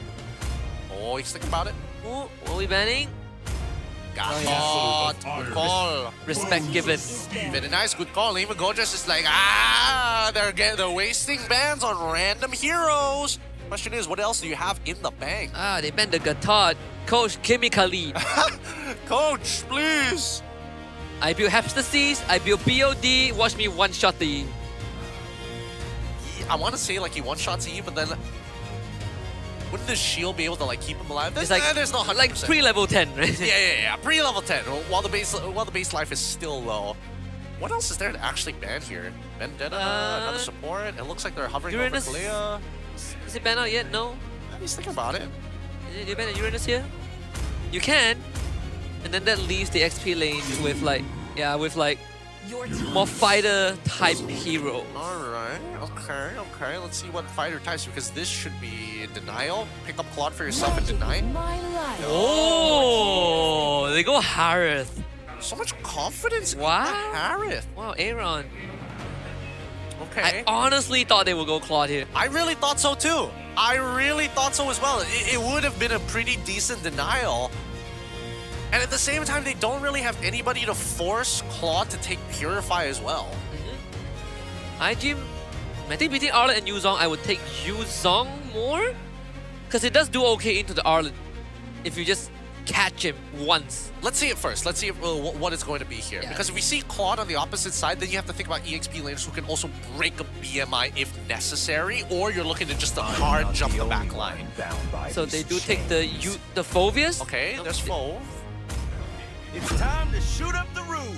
There we go. Yep, Claude, as expected. Okay, the Phobius, it was like a give or take here, but now that everything has been laid out, Them play the hero. Now he's gonna be Yuzong here. Because you can't Arlet anymore. Nice. Very Huh. good. Very. Adi definitely adjusted much better into this. The only one that was weird is the Hilda. Yeah. I don't 100% get it. Because I feel like the Hilda feels like I wanted to pick it up so that you don't get to like lock it in for free, forcing you back onto the Khalid, which does relatively the same thing. But it's a slightly better matchup in a 1v1 with the Hilda. Yeah, it does feel weird because the Khalid came before the Hilda as well. I honestly thought something like a Kalea, something with setup would be better, even a Grok or a Show. But I personally feel like it's more denial than anything else. Yeah. But then why didn't you go for the denial on the Claude instead to open up things to maybe get this Harith matchup with a Purify, right? yeah, I would much rather Claude deal with the Phobius. But, you know, what's done is done. Let's see if Adi can turn this around in game 2. We're going expanding rivers, this time with Invictus Gaming on the blue side. AC Esports on red. They've made their bed, now they gotta sleep in it. Let's see how they're going to play this out as IG is looking to close this out with a clean 2-0, and Nova Escobar already on the scouting mission as Witty must match him. Now this is one of those few support battles that gets very personal very quickly. They're going to be constantly trading against each other. The hard part is once the damage has been applied, you can see Witty does out-damage him, but in a 2v2 scenario, unfortunately, Nova is just a little bit more sustainable in the early levels. And with the basically non-existent cooldown on the Lantern Flare too, Spencer just has a lot more continuous damage. Fact is already causing some problem for Witty. This is expanding river, so lesser grass for Witty to work with. Yup, and Nova Escobar has already hit level 2 because he's able to walk up so far and get more reveals to get that extra EXP. Witty on the opposite side can't necessarily do the same, but the vision being provided allows Amal to start hiding in his own jungle. Do not reveal how long it takes before your buffs get taken away. In terms of emblems, we do see that Claude is opting to try and go for Master Assassin compared to Mystery Shop that Aaron Shiki is bringing. I think Nova Escobar caught a glimpse of the orange buff as he entered the bush, so there is some rough estimate. And MelQT already ahead in experience as well, so I could only assume that Aaron missed one of the minions. Well, looks like he might have. We'll find out just a little bit here. as we see a lot of the rotations coming out from both AC and as well as Invictus. They are not leaving their lanes. The mid lane is actually holding position as Nova Escobar is actually the first to move here, reaffirming the positions of the enemy jungle. With that being said, now that they know exactly the positions of the mid trio, they can start taking advantage of this. Couple of poke on the Izanami. Momo was given the XP crab, so level 4 should be slightly earlier than Gojes. Not that it matters too much because both will be on time for this turtle fight. Yeah, and unfortunately, they weren't pathing. Invictus Gaming were not pathing towards the EXP side of things. So with Momo at level 4, this Black Dragon form is going to be a big problem for them. Now Witty needs to be careful to not walk on too far forward as well. RFM comes out, they commit onto the objective. Izanami takes it, Gojes gets first blood. MLQT comes in with a blazing duet. The damage not really there just yet. They want to look for Witty, flicker forward. MLQT claims him at the very end with his own flicker. Nice, nice. Able to get the on hit as well as the regular auto. More importantly, why did Gojes flicker there? He didn't need to flicker. There was no need to flicker. He could have just like walked into the RWM, and arguably he would have been in a better position considering that the turtle still fell into AC's hands anyway. So, bit of a weird decision here. Aaron hovering around, trying to zone off the rest of the members of IG after a momentous first turtle. And despite AC getting the turtle, Amao is still almost 2 levels behind Hazel, who just stole his purple buff away as well. Unfortunately, compared to Nova Escobar, Witty can't have the same impact on that Suyo. Let's look at the instant replay one more time to catch the action, because as we see this very first turtle fight, yeah, Gojes really flickering in when the turtle's already at 50%, allowing 3 stacks with a Black Dragon form. They basically zoned everybody out except for Gojes. Luckily, MLQT was able to claim a kill for himself, so there's the balancing of the skills. I mean, MLQT, Aaron Shiki was able to catch up in terms of experience. Not too bad of a trade, although his heart rate is very different compared to game 1. It was 150 game 1, now it's 72. He has settled in. Yep, he's really starting to feel comfortable with himself, and hopefully that's going to make us, well, at least we get to witness some cleaner plays from him when it comes to the upcoming, for the later team fights. 23 seconds left on the clock before we actually get to this turtle, and I'm not seeing much movement coming in from Momo, right? He is playing very passive while Gojes is trying to maintain control over the lane as Nova Escobar is actually nearby. Yeah. And in theory, as long as the Black Dragon form is available for AC, they should have priority at objective fights. But for IG, they have a faster means of joining with the Clot. Luckily for both teams, it's going to be spawning on the bottom corner of the map, so gold laners will have a chance to be a part of this. Witty already engaging. Amao comes in, calls in Barbell, ready. Sandstorm gets used by Nova Escobar. RWF is a response. Amao forced away. Hazel gets the turtle. Amao cannot participate at all as Gold just basically keeps everyone from AC at bay. But Aaron Shiki shows up. Momo goes down. Gold just still alive. Flicker to safety. Aaron Shiki finds the finisher and now needs to look to escape with Izanami backing him up. But the rest of IG are now on Aaron Shiki. Flicker forward from Nova Escobar. Good dash across the wall. MLQT follows up. Nova Escobar does the same. Nell finds his second. Yep, they shouldn't be afraid to trade flickers. If they press the button first, you go for it after. And Izanami losing his flicker as well. This might cost them the first mid-turret. And Hazel will easily take that away. Wow. And look for Izanami. It does feel weird because the Khalid came before the Hilda as well. I honestly thought something like a Kalea, something with setup would be better, even a Grok or a Cho. But that's wild. First of all, what's Momo doing in the mid lane? I thought he would have started walking back to his own lane, but he already cracked it wide open, which is what resulted here. A good eye from the side of Hazel. I'm surprised that he bothered to even take, he's Hunter Fury right into the Skypiercer.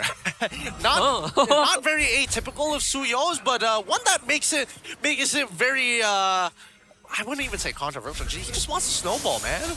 He's Malaysian. That's what we do here. That's why. It's Guy the only Piercer, way. baby. He's converted. He has converted his passport at some point of time. Yep, Sky Piercer is always the way in the Malaysian region. Good interaction. Okay. That looked a little funny. Bit of drifting here, but it's okay. Nova Escobar still healthy, and that's more I can say compared to Witty, who's down by EXP, but so far just a little bit healthier. We're seeing a lot of movements coming from the side of AC.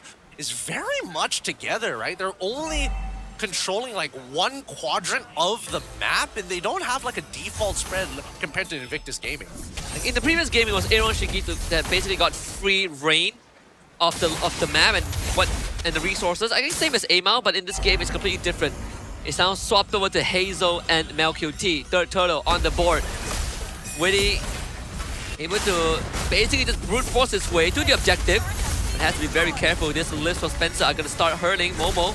The Black Dragon. Seems a bit early here. The turtle only started. They might reset it. Here comes Nova, only hitting onto Amal. Witty is going to try and buy time. Momo goes in. The Petrify is still being held on. Gorgeous needs to be taken care of, but the dashes are making Gorgeous too strong. And MelQT finds the perfect opening in. AC stood no chance in this fight.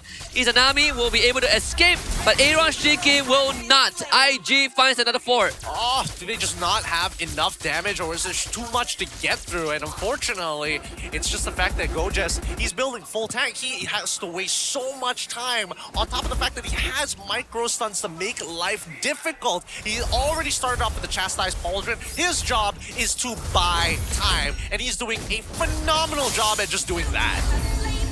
Basically nullifying all the burst potential from AC. Not to mention that all these dashes are basically making Go just stronger and stronger. They just could not shake him off, and that was what? 4 people on top of him? Yep, 4 people on top of it. It's what's giving him like the extra bit of sustain, right? Every time he actually activates his passive, he goes in for that lunging punch. It actually gives him a bit of a shield, which allows him to follow up the skill 1, which gives him a slightly even more shield. So all of these things are compounding on top of each other. And AC, they need to respect that. If Witty is getting involved, like he needs to interrupt somebody important. Witty gets lifted back and then into a dark wave. 4.5k gold lead, and it really, I mean, this already feels unwinnable for AC. I still think it's possible. I don't think that the gold lead has like escaped them that far just yet to make it unwinnable. Although I am curious, if Nova Escobar has 40, once again, 40 stacks of, sorry, not Skypiercer, but Thunderbelt, I'd be surprised. Might lose Witty. Hey, yeah, wow! Oh, that's Skypiercer for you. Wasn't expecting Skypiercer to kill him like that. RWM coming out a bit late. I don't think even Izanami was expecting him to blow up that quick. And keep the minute out of range. What are you doing? They save it? Do they save it? They save it. Thank God, thank God, thank God. That would have been so sad to lose. They would lose all out of tier turrets. This like a repeat of game 1 as IG can continuously siege. Again, the main difference between IG and AC Esports draft in game 1 was IG's draft was pretty cheap to execute. It's the same in game 2. Pretty cheap to pull off. Low cooldowns, innate passive that refresh with very little downtime compared to AC that really relies on big ult. Yeah. They need their ults to actually connect. They need their abilities to connect. Oh, that was a good dark wave from Gojes, but there's no reason for him to take it right now, especially since they haven't seen the position of Izanami yet. Spencer gets the purple buff. What? He gets the purple buff from that? What? It might just come down to this. They RWM, they commit onto Spencer. Whoa. Spencer gets away! Witty didn't even manage to do much in that fight. Gojes now finds the backline. Hazel is in, double kill. Skypiercer, baby, triple kill. For Hazel, looks for Amal, number 4, Maniac for the Black Alien. Nicely done. It's good to see Hazel back on this Suyo, playing out of his mind right now. And understanding how far he can actually go with this. And now they're looking for an endgame scenario. At the very least, just break open the Holy Shield and get as many sides as possible. And now, with MelQT already at Trinity, he takes no damage from the Lord. This game has officially reached the state of no return for AC. Lord in the hands of IG, 9k goal advantage. And Hazel will probably maxed out his Skypiercer stacks by now. He died early on when he had 2, so that means he had 5. So he's probably like that. He therefore if he times 8. Oh wait, no, 2, 6. 6. So he'd be around like 62. I want to say 65. I could be wrong in the early math. It really depends on when he got that Skypiercer. Is it before we saw that 1 kill, but then prior to that, was that the Skypiercer stack? He's maxed out. He's maxed out. He's maxed out. Yeah. Never mind. He's Don't maxed even out. bother. Didn't even get a discount earlier. This could be a feud out attempt, but AC needs to try nonetheless. Diamond's Force laid down. Nova Escobar is gonna top himself back up. And Lord is the main focus, which AC will easily take care of, as the wave isn't really synced up that well for IG. Come on, they need a mistake from AC here. And AC just overstepped their boundaries just once. just overcommit. This game ends here and now. And MLBB is going to be free hitting top inhibitor. Nothing that can be done. They call it Barbell, but there's no fight there. Nova solo out onto Widdy. Bottom wave not really there. Aaron just got the Holy Crystal. They jump with the Gold Gems, but that's not the target you want to go on. Yeah, they're trying to retreat. They're trying to retreat here, and they're slowly, backing out their forces, making sure that the logistics is good and the supply routes are clean and they don't get pinched. Oh wait, conceal though. What? Why conceal? I thought they were just walking out of this fight. He really needs to use his body to hold the fort. Barbell called in once again. AC, they survive with one inhibitor. I like this. I like the move coming in from Invictus. An uncanny conceal to hopefully tell AC, hey, we're gonna chump check you. If you don't respond to this, that's the correct move. But if you do make an unnecessary move, we punish. Because if not, they wouldn't be able to actually maintain their very last inhibitor. Man, I can't believe the Phobius went to blue 5. Yeah, I mean, would you prefer it in the first rotation there? I very much would. Really? For AC though, I think. For AC on the first 2 picks, they go straight into the third. Oh, the third. Yeah. Got you. This feels like another case of fumbling 4 and 5. You pick Harry 4. We pick Harry 4 and what was the 5th one again? Yuzong. Yeah. AC Adi Curse. That's what they say. Hey man, I don't know. I feel like I can't blame him just yet. I can't just say. Who knows? It could be Aaron who is just like, sir, game 1, Moskov, game 2, Harith. Give me Harith. Give me Harith. Let me feel comfortable again, Get them back up to speed. That's what I think is happening with AC. Could be. Because right now, Invictus is kind of taking a dump down their throats. Like, it is not even close right now. It's 10.4k lead. Like, it's hard to lose with this type of lead. And they're getting curb stomp. Look at Nova. I say that now. You say that now, and then they throw the game. They better not. This is impossible to throw, right? I mean, I know that it's MPL and Y, but there's no throwing from this point. Yeah. There's a cap-off point. The 10k is hard. It's really hard, You can already like 1v3 at least multiple members here. Maybe not Aaron Cheeky, but if you take him out early, it's very possible to do so. And Invictus, now, let's see how they play this, right? Because previously, first couple of weeks, their wave 6 were awful. Now, they've slightly improved, but they have clear identity of what they want to do. Whether we're going to fight by using our ultimates to gain that space, because clearly AC are the ones who has the artillery mage. Well, the good news is that half of the goal lead that IG has is on Hazel. He's 5k ahead of Amel. Oh man, he's ridiculously far ahead. I would hope that Aaron Shiki doesn't lose his flicker early. Doesn't lose his purify early on. He really needs it. It hinges on Aaron. The last inhibitor topples. Nova on the tree. That is as good as it gets. The door is shut before AC knows it. Just public execution. Hazel is legendary. IG stampede through AC. They dared Invictus Gaming, and Invictus Gaming just pulled the trigger. They're like, you don't put the barrel of my gun in your mouth and disrespect me like that. They are gonna go for the trigger. They're gonna go for the shot. And IG 2 O's all combo. Yeah, AC thought they had time and space to say a couple of lines in a monologue, but IG pulled the trigger on the first word. You better what? Mr. Buck. He's dead. Yeah, man. 007 coming up with a different ending here, but very happy with the way that IG Wade, who's a great player. God damn it, Bam. I love it. I love it. Hey, Bam as well. Honestly, Bam has really opened up. Last time he used to be a lot more soft-spoken. This time around, he's like really outside of the box, man. I trust his words though. He was Kusei's coach. He was Kusei's coach. That is true. That is true. They've been together for a good amount of time. But IG fans across the world are very happy with the current performance that they're seeing here, and they can only go up from here, right? Yeah. I think IG found the identity. Unique draft, great systematic approach, and I think Goldjazz has found his place today. Yep. Playing tanks. One way or another, we'll see whether or not it's going to expand from this. And I think like the teams have done a really good job. IG, I want to see them continue to expand upon their gameplay. The drafting is great, but will it work in every scenario? We'll never know. For now, we enjoy their interview up on stage, brought to you by Rose. Rose, how are the boys doing? Kemenangan ketiga untuk Invictus Gaming pada musim ini. 2-0, another clean sweep for IG. Boys, congratulations. Thank you. Ah. Thank you. Expect ke dapat clean sweep AC hari ni actually? Expect. Sebab kita orang memang confident kita orang akan menang. Oh, kenapa sangat-sangat confident lawan AC hari ni?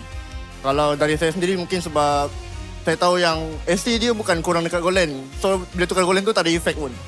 Okay. Ini menarik sebab dorang kan baru ambil gold laner baru iaitu Aaron Chiki. So, in your opinion, Mel, apa ataupun siapa sebenarnya yang kurang di AC?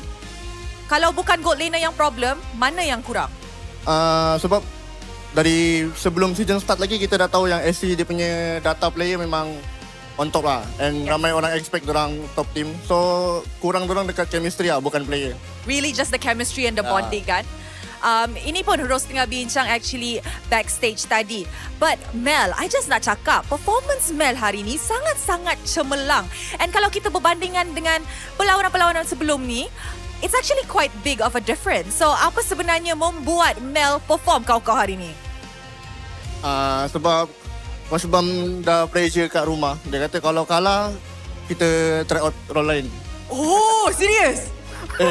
So you rasa macam tak boleh ni nanti career hidup career mati ni. Nanti kena tukar, tak nak. Why Coach Bam sekarang baru cakap macam ni? Sepatutnya dari awal lagi. So takutlah ada pressure sikit. Ya, betul. So apa preparation yang Mel QT buat for the matchup up against Aaron Chiki? Sebab kita tahu Aaron Chiki ni walaupun dia baru debut di MPL Malaysia, tapi dia ada banyak international experience sebelum ni kan. So apa preparation yang Mel buat? Paling untuk preparation tak prepare sangat pun. Sebab kalau nak dia international, saya pun international juga. Ya? International apa tu? Tapi badut tak. Bukan Rose yang cakap bukan tak, Rose. lagipun game ni 5 lawan 5. So kalau dia goal line dia power sekalipun, kalau tak ada chemistry tak boleh juga. Really more towards the chemistry. Okay, tadi dalam satu video interview yang Poji dibuat, Aaron Chiki ada cakap dekat Mel QT di mana, buat Mel, kita lihat siapa yang nangis. Sekarang Mel QT dah menang, apa yang Mel nak sampaikan dekat Aaron? Mungkin saya menangis kemenangan. Tears of joy. Yes, sir. Alright, thank you very much, Mel. Of course, Rose pun nak borak sikit dengan Nova. Hi, Nova. Hai. Kalau Mel ni hyper sikit, Nova ni introvert sikit lah guys. You guys kena faham benda tu. Mesti dalam satu team ada yang introvert. Now kalau kita tengok daripada MVP statistics for the side of IG main 4 match. Dan Nova dah dapat 2 MVP sepanjang 4 match tu. So, apa yang membuat Nova perform lebih baik untuk musim ini berbandingan musim-musim lepas yang Nova main di MPL MY? Bagi saya just follow coach saya punya ni strategi. Apa yang coach saya cakap saya buat dalam game tu je. Kenapa tim IG ni semua puji coach Sebab coach yang banyak bantu Kita orang is nothing sebenarnya. Betul. Wow, coach sebenarnya cakap apa? Macam-macam takkan nak beritahu. Boleh sikit-sikit Macam mana dia like push you guys to be better? What does he usually say? Apa yang stick onto you guys? Know why you last minute player. Dia selalu pressure time kita orang training. And dia selalu cakap kita orang ni last minute player. So kita orang kena try hard sedar diri Sedar diri. Coach pun savage guys rupanya. Of course esok IG akan jumpa Team Ray. And of course Nova dulu pemain Team Ray. So untuk esok confident ke boleh bantai your ex team? Confident.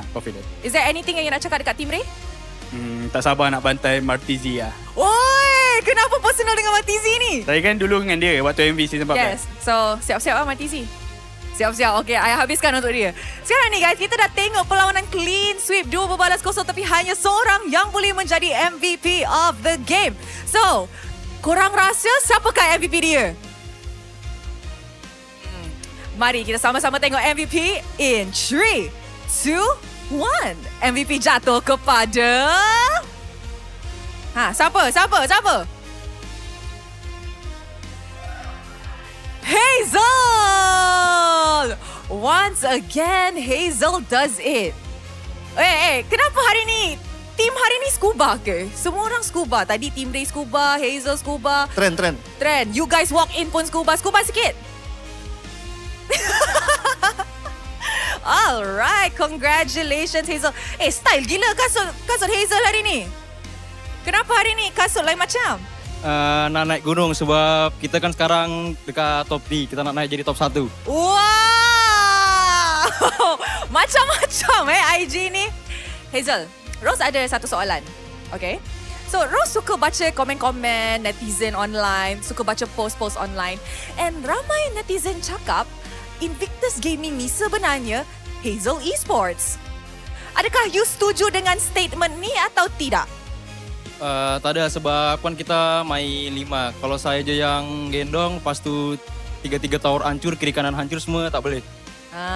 So kepada semua orang dekat sana, I think you guys actually have to put respect on IG's name because so far sepanjang 3 minggu ni, they look very, very promising. Betul tak? Happy tak dengan performance? Biasa je, lawannya tak keras. Oh! Tak keras Bila opponent keras akan datang? Pasukan mana tu? Saya tengok SRG je kot. SRG je? Yang lain? Tak ada. Time tu kalah hoki je. Luck. Tak apa, season ni kita ada 2 leg kan? Boleh jumpa sekali lagi. And of course, dengan prestasi IG yang sangat-sangat konsisten ni untuk esok perlawanan against Team Ray yang baru je menang tadi, which is quite a convincing win from the side of Team Ray, adakah you rasa you memang boleh bantai esok macam Nova cakap? AC yang orang kata top contender je, kita bantai 2-0, senang kan? Game senang, lagi-lagi Team Ray, easy lah. Alright, thank you very much IG. Anything yang nak sampaikan dekat fans? Hazel. Okay, Mel. Untuk yang datang hari ini, memeriahkan match hari ini, thank you sebab datang. Kepada fans AC, dah boleh tukar fans. Tak adalah, thank you lah sebab datang semua. Yang menonton di rumah, teruskan support kami, support semua tim yang ada. Terima kasih. Alright, thank you very much Invictus Gaming. Once again, congratulations. With that, mari let's show it back to the casters to give us an analysis on apa terjadi dalam perlawanan ini. Casters, back to you guys. Dang, the IG bodysuit looks so good, dude. Yeah, it looks I want so that good set. on stage, bro. Look at that. They look so clean when they're together, man. Talking about clean, MVP of this game going over to Hazel on this Suyo. A 10-1, a 10-1-4 performance with 919. The alien is back, baby. Yeah, Black Alien back to invade the MPL league, calling everyone not hard enough except for SRG. And going first item Sky Piercer after Fury Hammer. That's when you know. That was wild. Again, it's one of the few decisions that could honestly make or break a Suyo player. But again, the fact is, the only time he died was when he was ego challenging 1v2 to get a freebie on that mid lane, punishing Izanami for being so aggressive. Yeah, and he still got it. God, I can't believe he got away with that. So Spencer went Ice Queen warns. That's how you know the game is out of control. Yeah. Ice Queen's one, Blood Wing, Spencer is the secondary support. Secondary support. I gotta give it over X Kobar though. I think he played a really solid 2 games coming in from Invictus. First one, even more so. The second one, he was finding some really high value, with his mechanics, high value chunk downs, right? Finding 2 or 3 people in the Sandstorm. More importantly, the Raging Sandstorm to close out the game. No hesitation. Saw the angle, went for it. Yeah, and his connection with MelQT too, I think the follow-up is sublime. Every single time Nova starts a fight, MelQT is in. Blazing Duet, hits 3 people. Either they die or they are forced out of the fight. Yeah, I think really this is the perfect example of chemistry over just decision making, right? AC, they're making a couple of interesting decisions, some good decisions even, but couldn't get everybody on board fast enough. And I think that's the big issue, right? Momo has to come with a sacrifice. You miss those timings, somebody has to fall behind economically. Fortunately, it can't be Aaron Shiki. It can't be Aaron Shiki. And him going 1-4 is a result of... It's just the aftermath of everything else. But man, I really felt like AC is... They gotta work on that draft, man. Yeah. You can't keep fumbling. On blue side, there are certain restrictions, right? Blue tree doesn't feel the best. 4 or 5 is you have to show your whole hand. Sure. Red tree to 5? Yeah. You can't keep doing this. Yeah. Really just the biggest pain point that we've seen here for the side of AC. Their first 3 picks set up well is decent. It's always 4 and 5 where they kind of drop the ball, whether on blue side or even red side. And I think that's where IG really just got him by the balls there. It's there's so many good options, right? Even if we put Hilda aside, right? Phovis is up, Sora is up. There are a lot of power picks that you can take, and then you protect those power picks, and then you still go into second phase with priority. That's the thing. But for AC, the fact that you look back at like blue and red 3-5, man, AC just decided to abandon priority. Well, I think that the Sora, not being able to pick up Sora was justified to a degree, right? Once you get into that second phase, we gotta start thinking about banning out. If not, we're almost guaranteed to pick it up on our side, or at the very least get rid of the Valentina. But there were many problems to think about, right? I think Izanami has been vocal enough to say, hey, I'm getting jumped on way too many times. Can we stop that? And apparently Tricky was like, nah, I'd rather play Harith. Yeah. Or, and I think also another pattern is that AC is a team that rarely puts Izanami's pick in the second phase too, right? Yeah. I think that could also contribute to them getting, I think, slightly red in the drafting phase. It's not a detrimental thing, but it definitely is a pattern. That's an interesting observation. I'm going to double check it against the data that we have just to see whether other MPLs, if not our own, are doing the same thing. Because again, I'm seeing a lot of mid laners getting picked up within the first 3. And then, like, unless you've got Valentina in that second phase, that's pretty much the only time that we get to see a second phase mage. There's very less second phase picks for now, but this is one of the more predictable ones, right? Yes. Yeah, more predictable ones. It's been tough, and I think until we see the next patch, this is always going to be an inevitable problem of like, oh, not only do we have to worry about the potential, oh, Freya going into the gold lane, but Sora has just been an inevitable problem that no one has solved, whether you're banning him or whether you counterpick against it. Because when you have Hazel on this Suyo, yes, you can increase the speed of the game, assuming that your opponents aren't playing at their top. Because again, Hazel is finding a lot of cracks and stealing a lot of buffs because they're just making faster decisions. AC are like, oh no, Minesweepers. And then your mid lane priority, you have Juicing Khalid.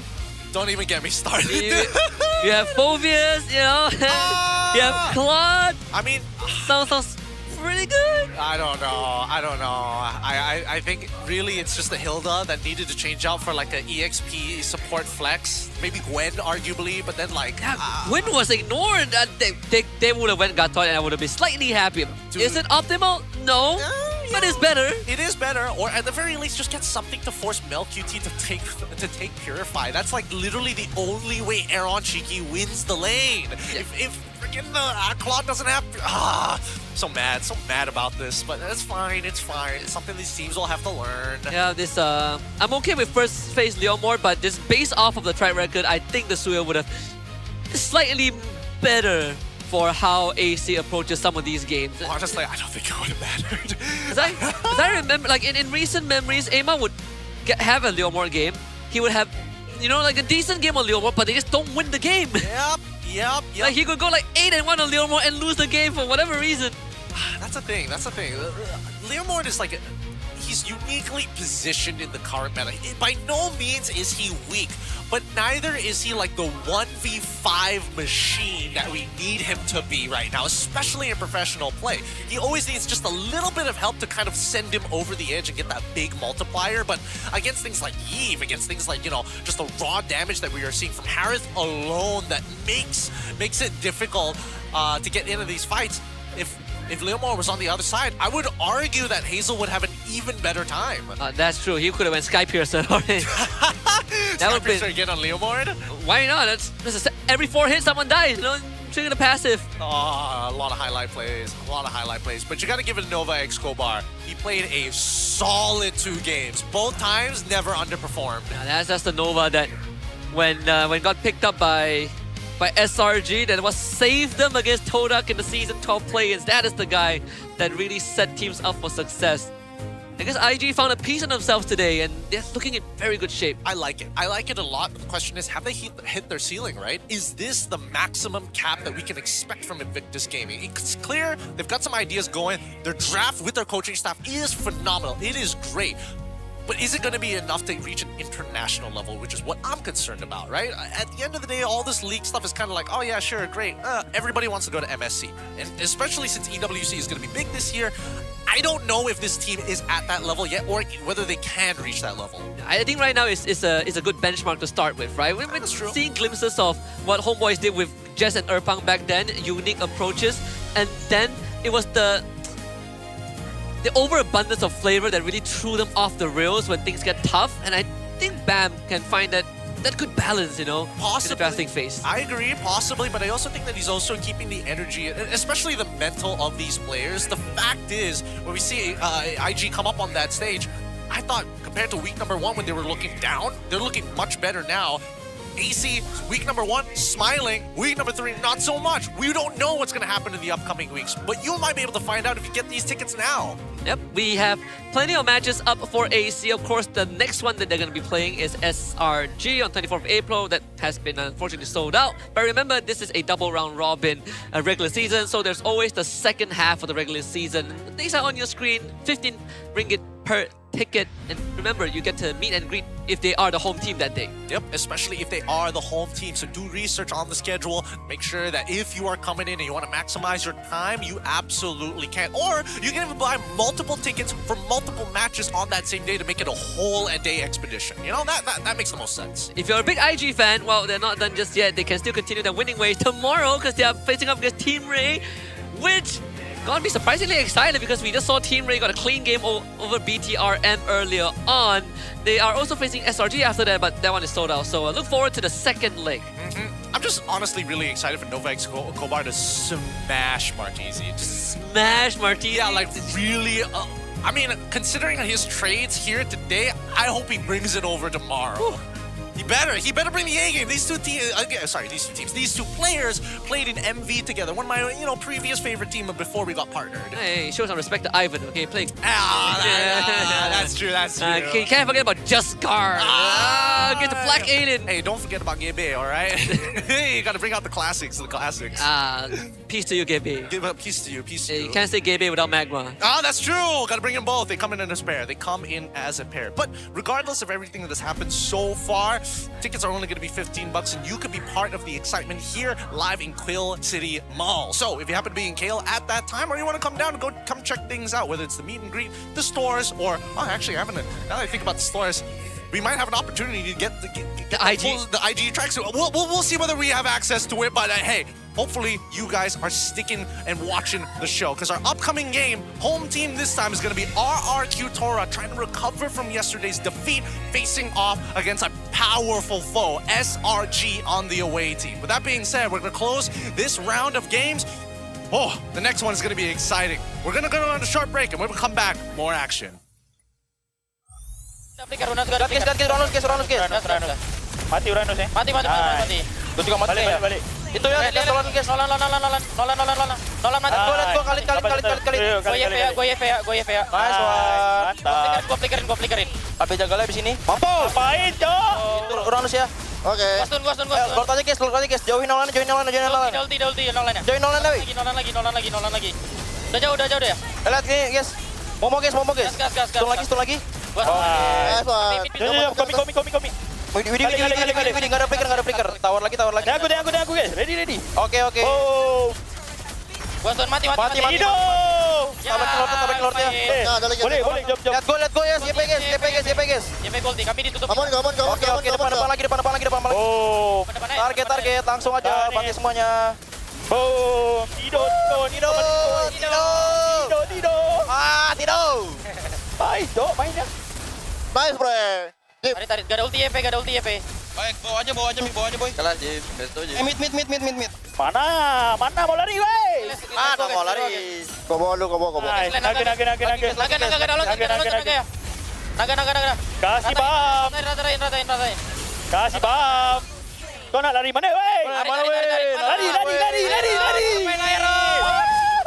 Tartal guys. Goni. Dia mau gamble. Lihat tadi. Aman gua. Mati. Perangin. Damai. YP ya. Lagi. Ampun. Makanya macam ini. Kok bisa yang ini top 2 ya? Top 2 kata orang-orang. Kata orang itu mah. Kan guys, hari no. Gua lewenya ya. Kasih paham. Oke. Kita mania guys. Oke. Kita mania ya. Nice one. Jom, kita mania guys.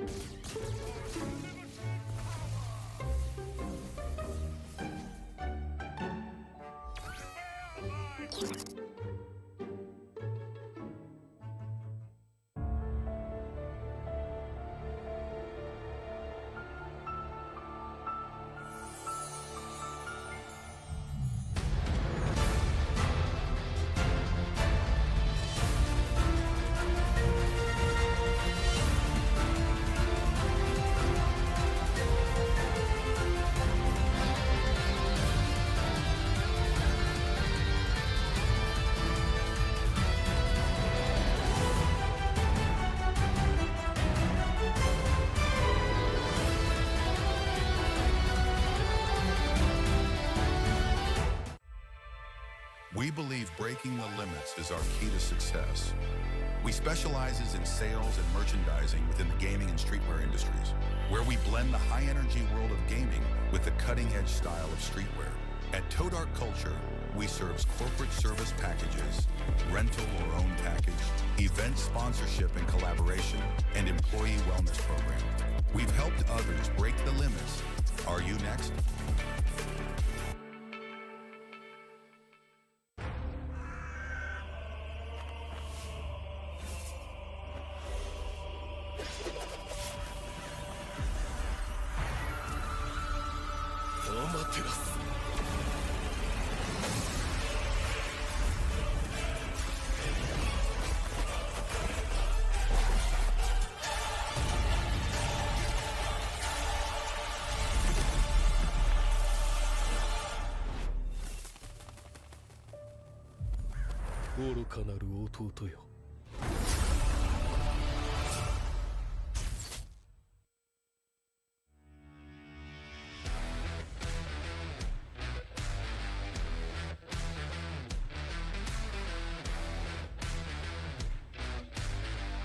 MPL Talk MY dibawakan khas daripada Pautan Gaming. Gimana ngelihat standings yang sesuai ekspektasi? Invictus Gaming, waktu dorang nak secure that second title, dorang dah ready untuk main dengan 1-4.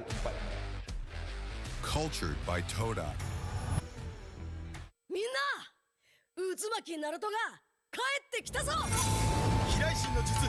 俺ってば父ちゃんを越す火影になる。愚かなる弟。子供騙しか。アマテラス。行くぜ。これが俺たちの力だってばよ。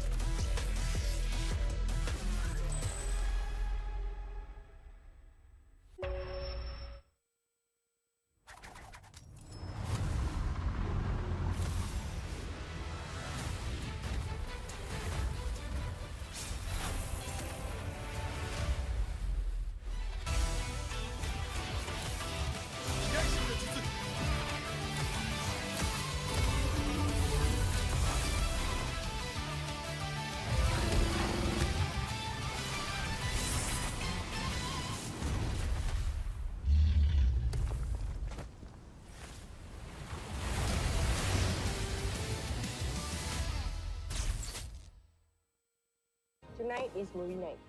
Cerita apa you suka? Contoh macam cerita makan-makan ke, macam dia ambil makanan ni kan? Tengok. Ada rasa pahit coklat. Ada rasa manis susu. Ada rasa pahit manis coklat campur susu. Roti dah nak siap. Sedap pula macam ni. Sedap bang. Inilah masanya. RM2 satu gelas. RM2? Kau dah tahu kau allergic dengan tapai tu, kenapa kau belasah lagi? Sedap, cute. Zon. Sabar je. Aku pun lapar, Zon. Kami faham, Zon. Kami sahut sabaran segmen tu untuk menuju ke wawasan tu. Ayo, kawan-kawan. みんな、渦巻きナルトが帰ってきたぞ。飛来神の術。俺ってば父ちゃんを越す火影になる。愚かなる弟。子供騙しか。アマテラス。行くぜ。これが俺たちの力だってばよ。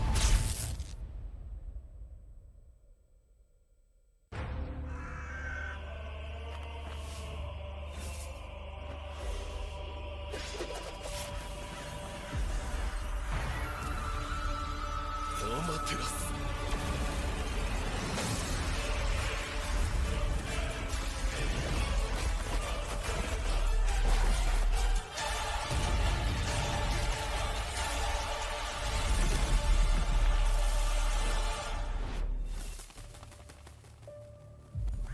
愚かなる弟よ。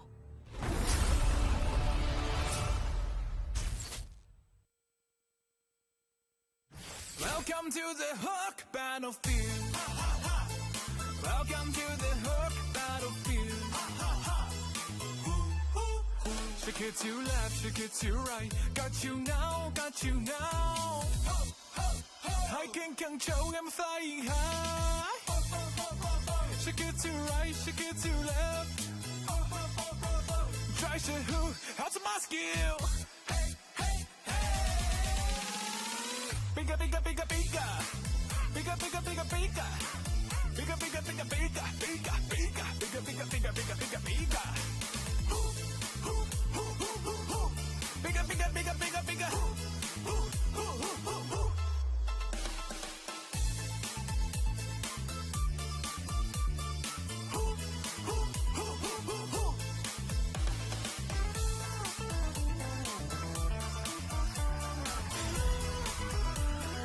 Welcome to the Hook Battlefield.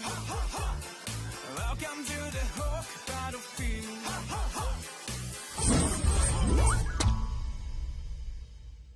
Saya tengok ending semalam. Tak ada tonton. Tak ada tonton. Tak ada tonton. Tak ada tonton. Tak ada tonton. Tak ada tonton. Tak ada tonton. Macam ni baru boleh kawan.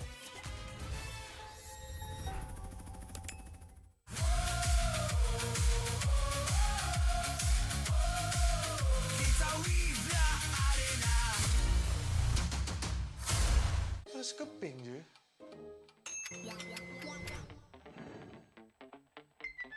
Mesti shopping pun boleh. Siap ada diskaun lagi.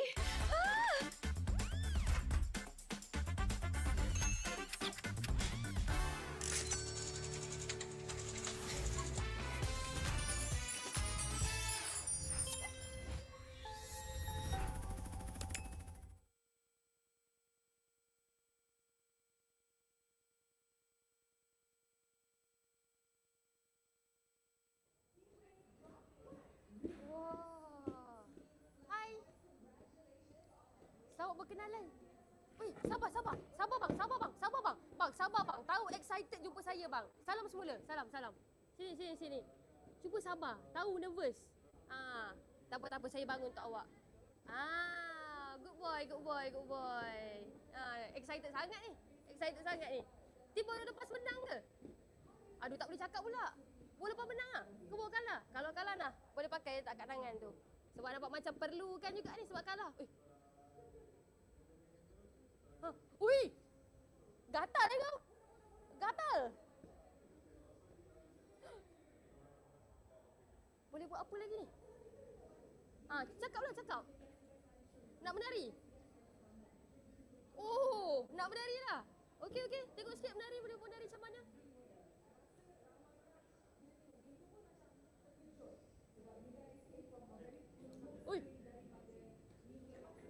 Ui dah. Ui.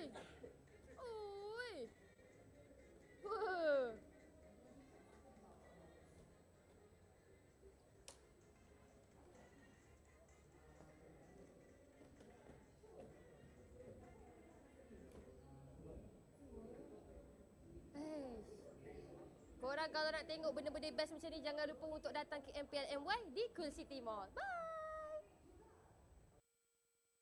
Welcome to the Hook Battlefield. Welcome to the Hook Battlefield. Shake it to left, shake it to right. Got you now, got you now. I can control, I'm flying high. Shake it to right, shake it to left. Try to who, how's my skill? Bigger, bigger, bigger, bigger. Bigger, bigger, bigger, bigger. Bigger, bigger, bigger, bigger. Bigger, bigger. Bigger, bigger, bigger, bigger, bigger, bigger. Bigger, bigger, bigger, bigger, bigger.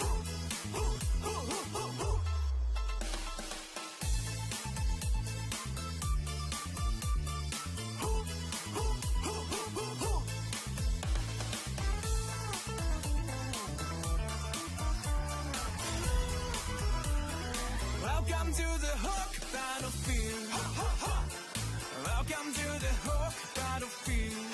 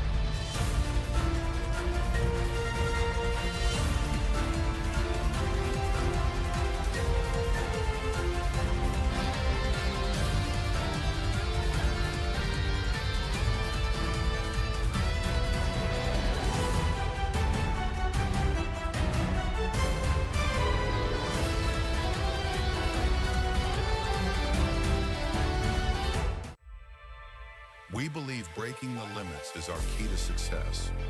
We specializes in sales and merchandising within the gaming and streetwear industries, where we blend the high-energy world of gaming with the cutting-edge style of streetwear. At Toe Dark Culture, we serve corporate service packages, rental or own package, event sponsorship and collaboration, and employee wellness program. We've helped others break the limits. Are you next?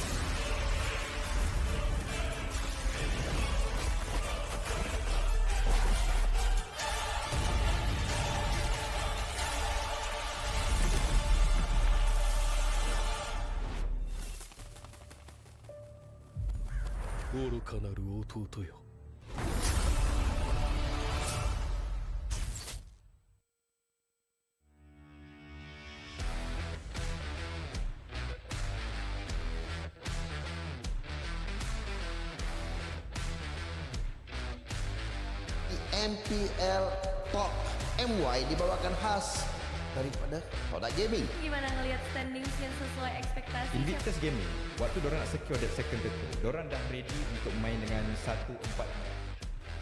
Cultured by Toda. みんな、渦巻きナルトが帰ってきたぞ。飛来神の術。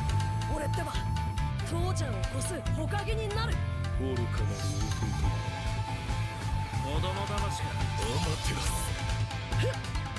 行くぜこれが俺たちの力だってばよ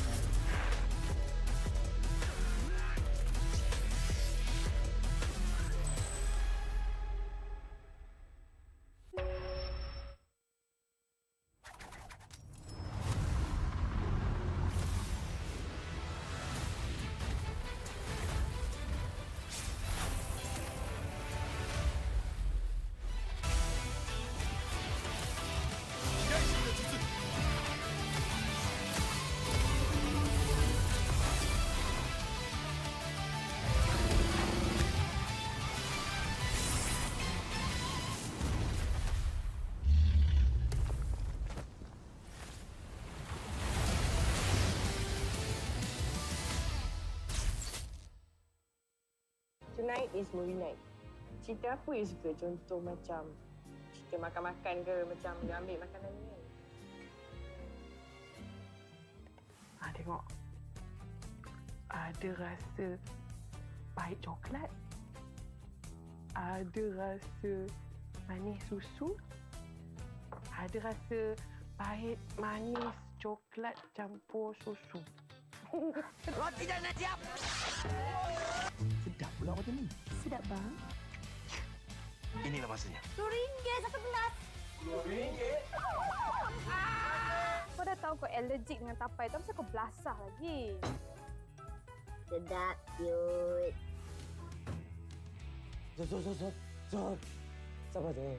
Aku pun lapar, Zon. Kami faham, Zon. Kami sahut sabaran segmen tu untuk menuju ke wawasan tu. Ayo, kawan-kawan. みんな渦巻きナルトが帰ってきたぞ飛来神の術俺ってば父ちゃんを越す火影になる愚かなる子供騙しかお待てろ行くぜこれが俺たちの力だってばよ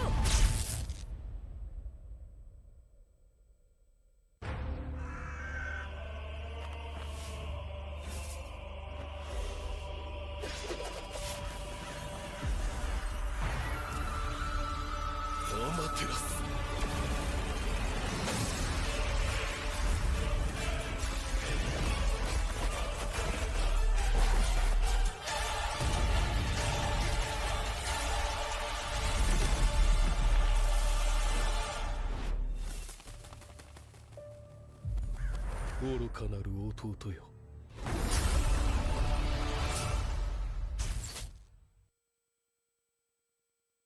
Welcome to the Hook Battlefield. Welcome to the Hook Battlefield. Shake it to left, shake it to right. Got you now, got you now. I can control, I'm flying high. Shake it to right, shake it to left. Try to who, how's my skill? Bigger, bigger, bigger, bigger. Bigger, bigger, bigger, bigger. Bigger, bigger, bigger, bigger. Bigger, bigger, bigger, bigger, bigger, bigger, bigger, bigger. Bigger, bigger, bigger, bigger, bigger.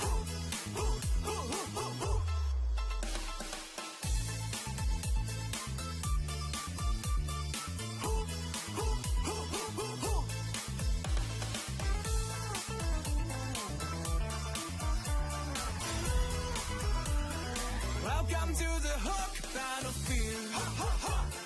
Welcome to the Hook Battlefield.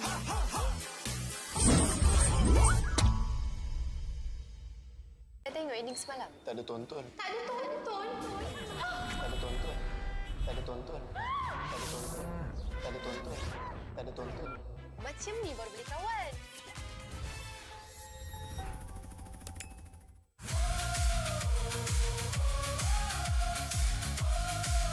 Kita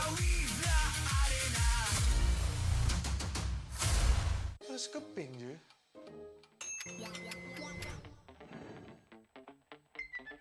Mesti shopping pun boleh. Siap ada diskaun lagi.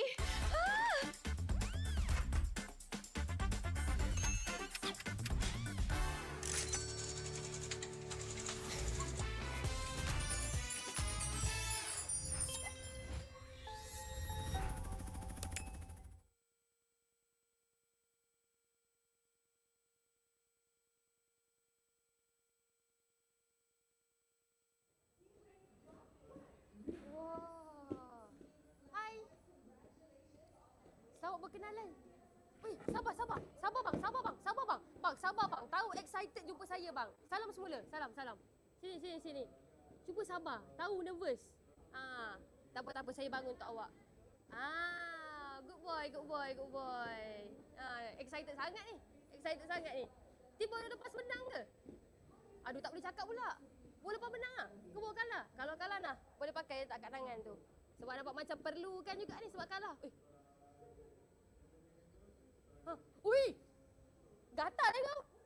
Gatal. Boleh buat apa lagi ni? Cakap. Nak menari? Oh, nak menari lah. Okey. Tengok sikit menari, boleh menari macam mana?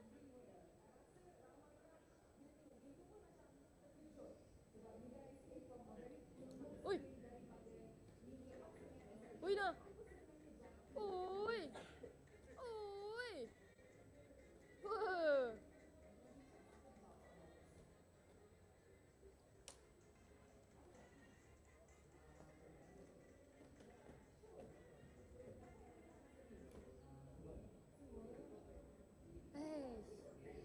Korang kalau nak tengok benda-benda best macam ni, jangan lupa untuk datang ke MPL MY di Quill City Mall. Bye! Welcome to the Hook Battlefield. Welcome to the Hook Battlefield. Shake it to left, shake it to right. Got you now. I can control, I'm flying high. Shake it to right, shake it to left. Try to hook, how's my skill? Bigger.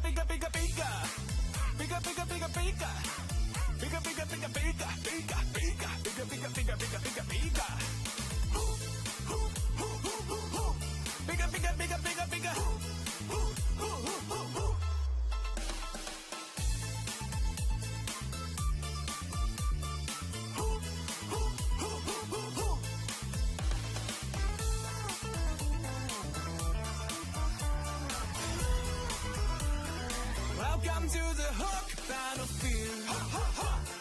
Welcome to the Hook Battlefield.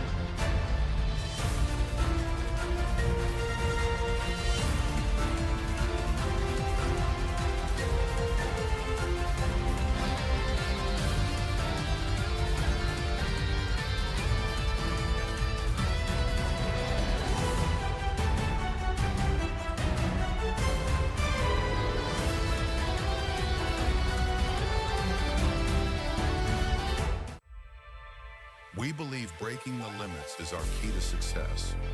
We specializes in sales and merchandising within the gaming and streetwear industries, where we blend the high-energy world of gaming with the cutting-edge style of streetwear. At Toe Dark Culture, we serve corporate service packages, rental or own package, event sponsorship and collaboration, and employee wellness program. We've helped others break the limits. Are you next?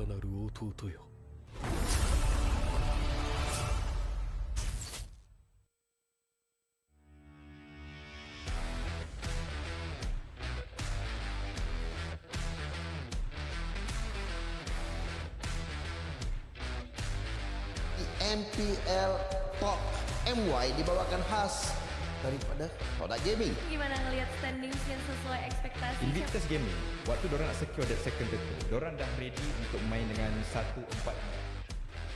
Cultured by Toda.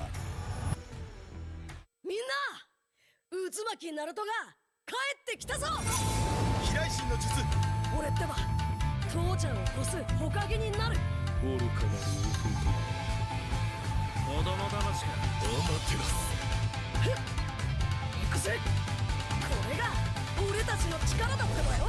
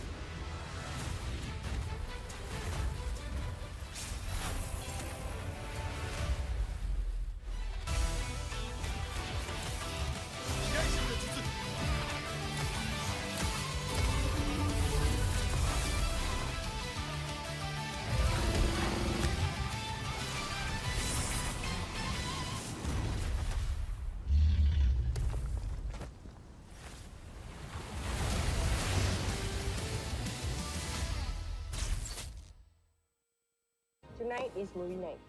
Cerita apa you suka? Contoh macam cerita makan-makan ke, macam dia ambil makanan ni kan? Tengok. Ada rasa pahit coklat. Ada rasa manis susu. Ada rasa pahit manis coklat campur susu. Roti dah nak siap. Sedap pula macam ni. Sedap bang. Inilah masanya. RM2 satu gelas. RM2? Kau dah tahu kau allergic dengan tapai tu, kenapa kau belasah lagi? Sedap, cute. Zon. Sabar je. Aku pun lapar, Zon. Kami faham, Cik. Kami sahut sabaran Cik Man tu untuk menuju ke wawasan tu. Ayuh, kawan-kawan. みんな、渦巻きナルトが帰ってきたぞ。飛来神の術。俺ってば父ちゃんを越すほかげになる。愚かなる弟。子供騙しか。アマテラス。行くぜ。これが俺たちの力だってばよ。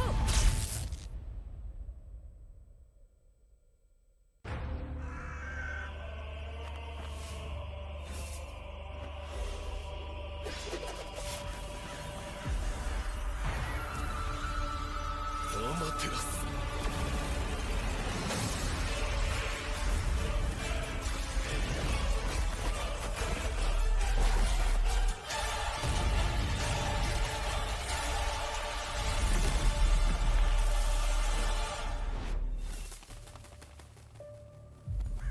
愚かなる弟よ。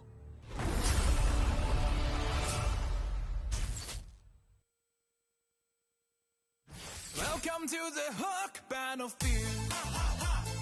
Welcome to the Hook Battlefield. Shake it to left, shake it to right. Got you now, got you now. I can control, I'm flying high. Shake it to right, shake it to left. Try to who, how's my skill? Bigger, bigger, bigger, bigger. Bigger, bigger, bigger, bigger. Bigger, bigger, bigger, bigger. Bigger, bigger, bigger, bigger, bigger, bigger, bigger, bigger. Bigger, bigger, bigger, bigger, bigger.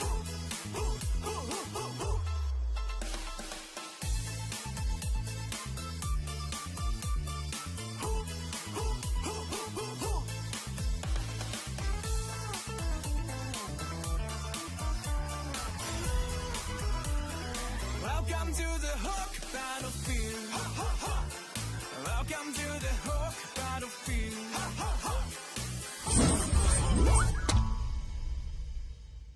Saya tengok ending semalam. Tak ada tonton. Tak ada tonton. Tak ada tonton. Tak ada tonton. Tak ada tonton. Tak ada tonton. Tak ada tonton. Macam ni baru boleh kawan.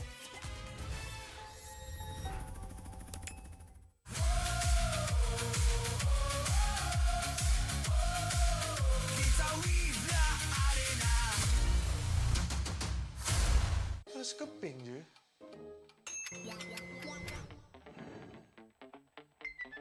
Mesti shopping pun boleh. Siap ada diskaun lagi.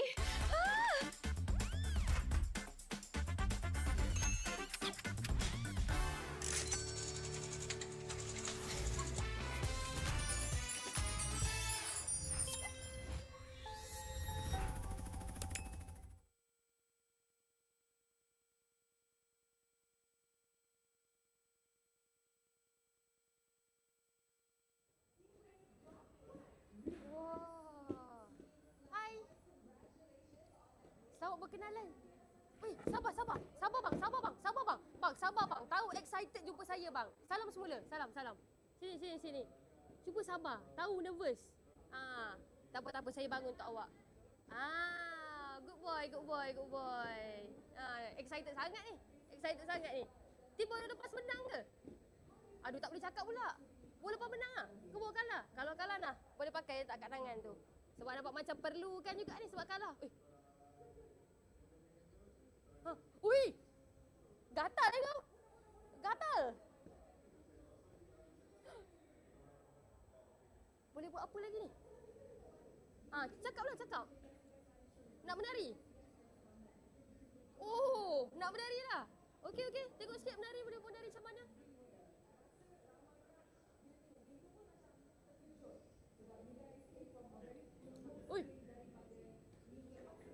Ui dah. Ui.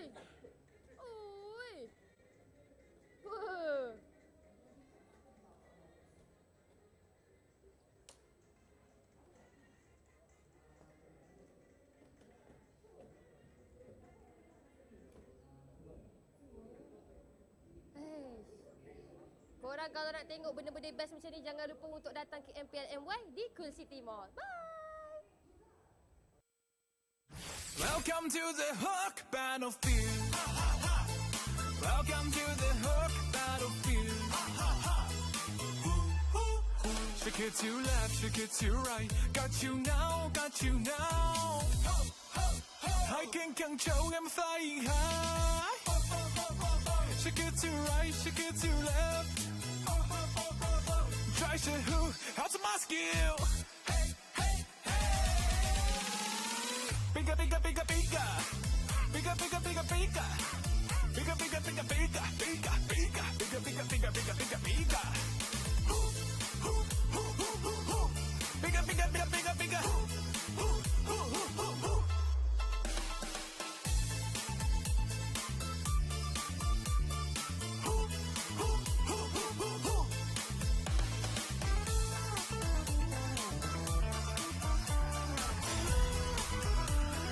Welcome to the Hook battlefield.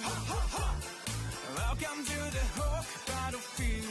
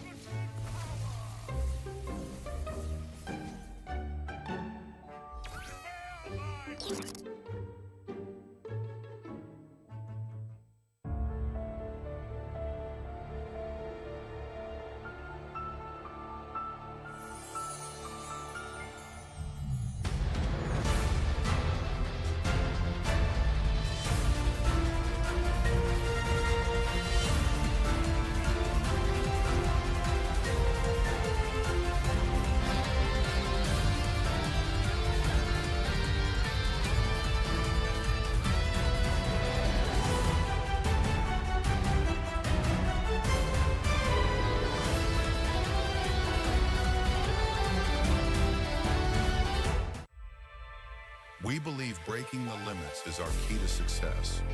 We specialize in sales and merchandising within the gaming and streetwear industries, where we blend the high-energy world of gaming with the cutting-edge style of streetwear. At Toe Dark Culture, we serve corporate service packages, rental or own package, event sponsorship and collaboration, and employee wellness program. We've helped others break the limits. Are you next?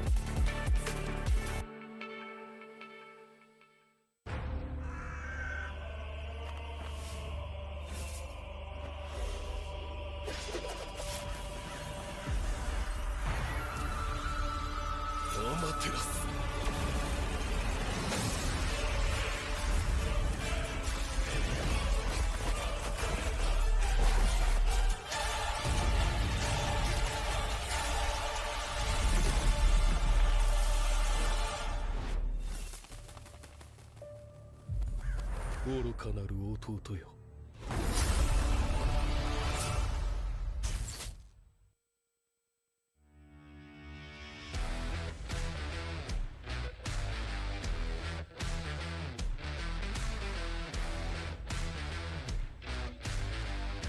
MPL Talk MY dibawakan khas daripada Pautan Gaming. Gimana ngelihat standings yang sesuai ekspektasi? Invictus Gaming, waktu diorang nak secure that second title, diorang dah ready untuk main dengan 1-4. Cultured by Toda.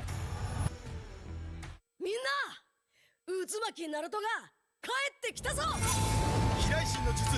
俺ってば父ちゃんを越す火影になる。愚かなる弟よ。子供騙しか。アマテラス。行くぜ。これが俺たちの力だってばよ。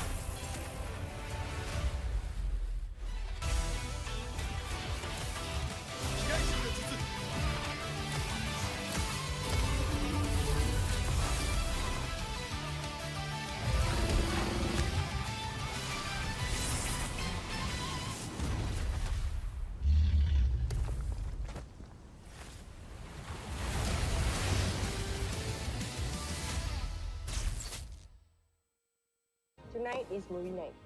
Cerita apa you suka? Contoh macam cerita makan-makan ke, macam dia ambil makanan ni kan?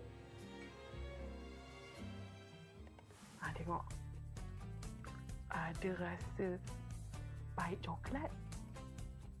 Ada rasa manis susu. Ada rasa pahit manis coklat campur susu. Roti dah nak siap. Sedap pula macam ni. Sedap bang. Inilah masanya. RM2 satu gelas. RM2? Kau dah tahu kau allergic dengan tapai tu, kenapa kau belasah lagi? Sedap, cute. Zon. Sabar, Zon. Aku pun lapar, Zon. Kami faham, Zon. Kami sahut sabaran segmen tu untuk menuju ke wawasan tu. Ayo, kawan. みんな渦巻きナルトが帰ってきたぞ。飛来神の術。俺ってば父ちゃんを越す火影になる。愚かなる弟よ。子供騙しか。アマテラス。行くぜ。これが俺たちの力だってばよ。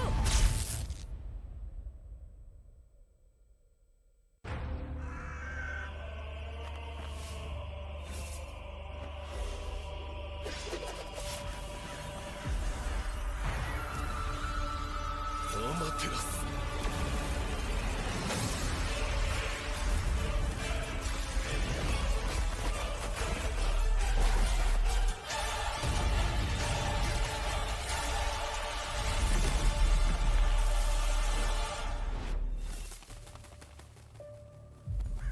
愚かなる弟よ。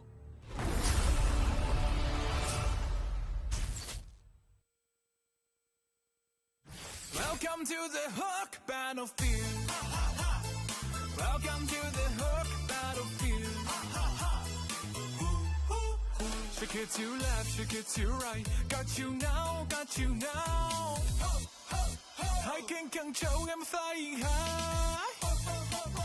Shake it to right, shake it to left. Try to who, how's my skill? Bigger, bigger, bigger, bigger. Bigger, bigger, bigger, bigger. Bigger, bigger, bigger, bigger. Bigger, bigger. Bigger, bigger, bigger, bigger, bigger, bigger. Bigger, bigger, bigger, bigger, bigger.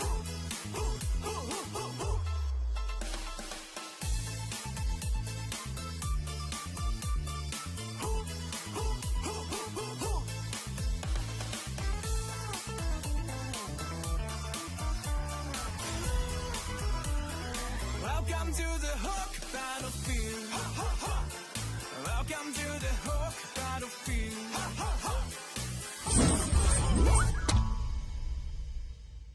Saya tengok ending semalam. Tak ada tonton. Tak ada tonton. Tak ada tonton. Tak ada tonton. Tak ada tonton.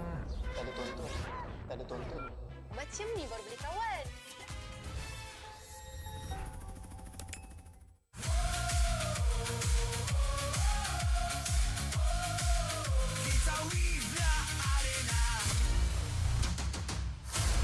Rasa keping je.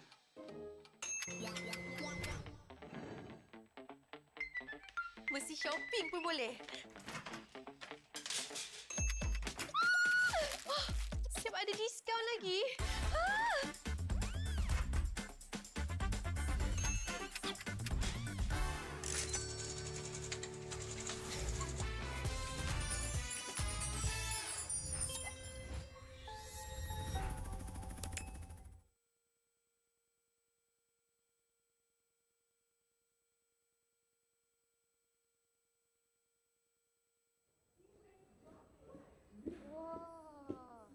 Hai. Selamat berkenalan. Weh, sabar bang. Bang, sabar bang. Tahu excited jumpa saya bang. Salam semula. Salam. Sini. Cuba sabar. Tahu nervous. Tak apa saya bangun untuk awak. Good boy. Excited sangat ni. Tiba lepas menang ke? Aduh, tak boleh cakap pula. Boleh lepas menang ah. Ke bawa kalah. Kalau kalah nah, boleh pakai tak kat tangan tu. Sebab nampak macam perlukan juga ni sebab kalah. Ui! Gatal ni kau. Gatal. Boleh buat apa lagi ni? Cakap. Nak menari?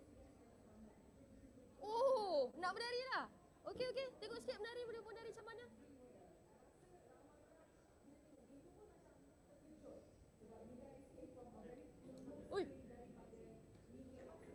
Ui dah. Ui.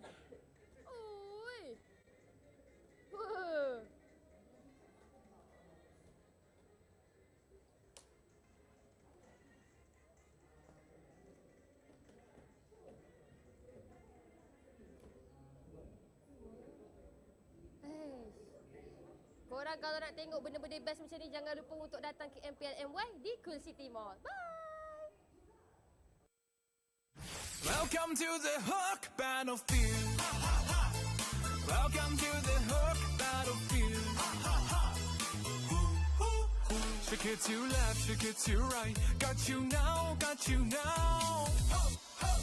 I can control, I'm flying high. Shake it to right, shake it to left. Try to who, how's my skill? Bigger.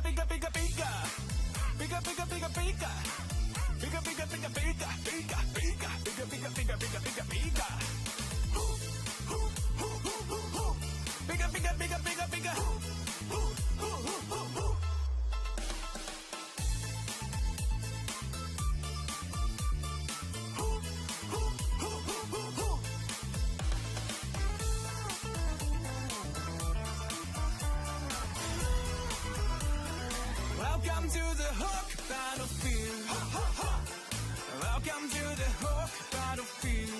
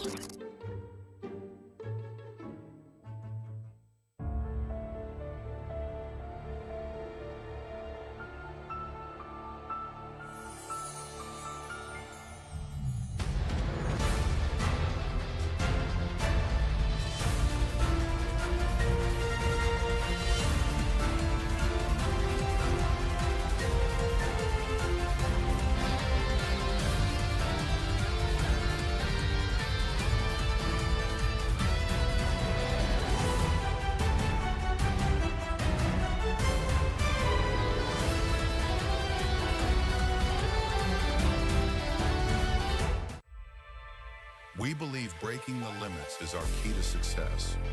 We specializes in sales and merchandising within the gaming and streetwear industries, where we blend the high-energy world of gaming with the cutting-edge style of streetwear. At Toe Dark Culture, we serve corporate service packages, rental or own package, event sponsorship and collaboration, and employee wellness program. We've helped others break the limits. Are you next?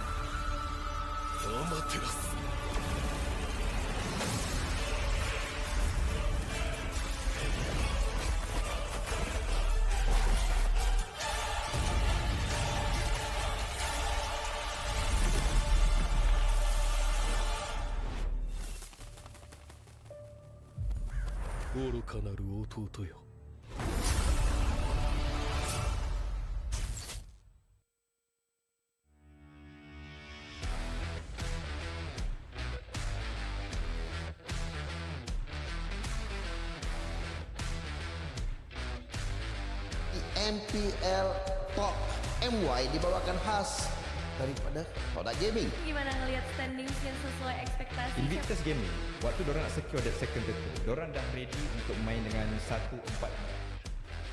Cultured by Toda. みんな渦巻きナルトが帰ってきたぞ。飛来神の術。俺ってば父ちゃんを越す火影になる。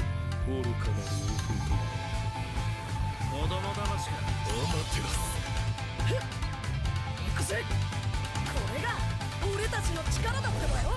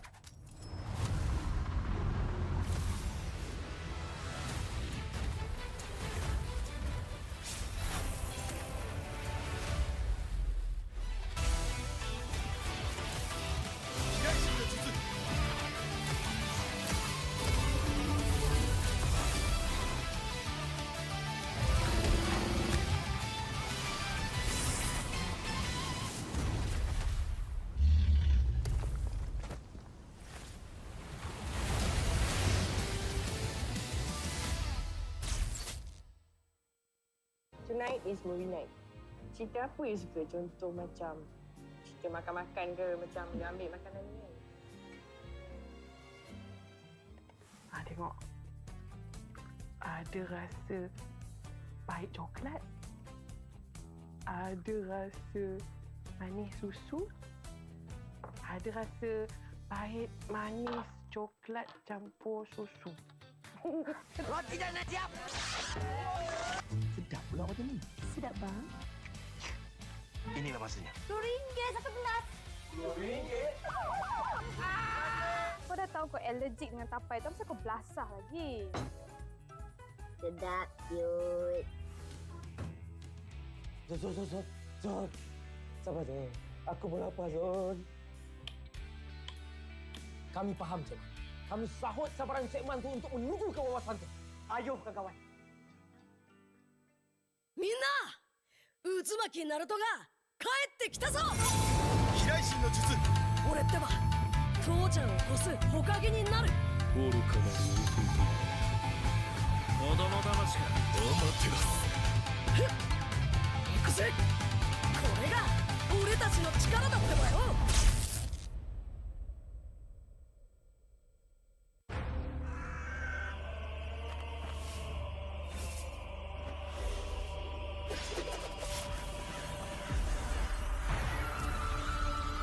アマテラス。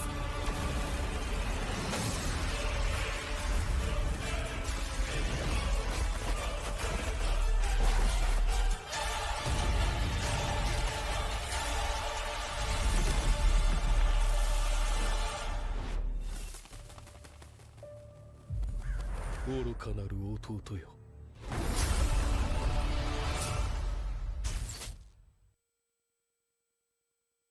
Welcome to the Hook Battlefield. Welcome to the Hook Battlefield. Shake it to left, shake it to right. Got you now, got you now. I can control, I'm flying high. Shake it to right, shake it to left. Try to hook, how's my skill? Bigger, bigger, bigger, bigger. Bigger, bigger, bigger, bigger. Bigger, bigger, bigger, bigger. Bigger, bigger. Bigger, bigger, bigger, bigger, bigger, bigger. Bigger, bigger, bigger, bigger, bigger.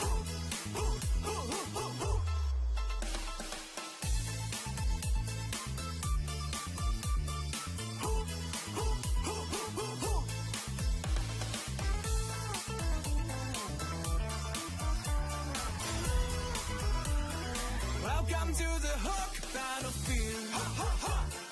Welcome to the Hook Battlefield.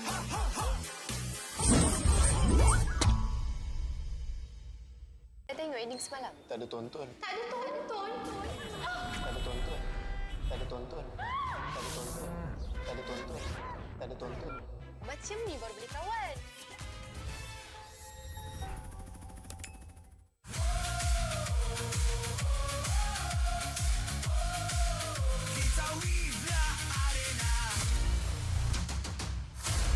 Terus keping je.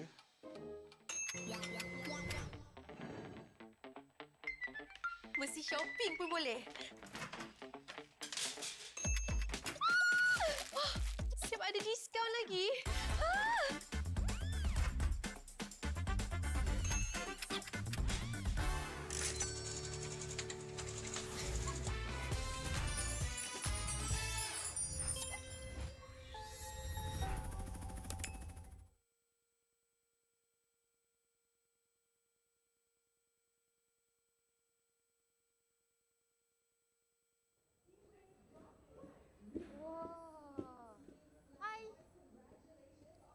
Selamat berkenalan.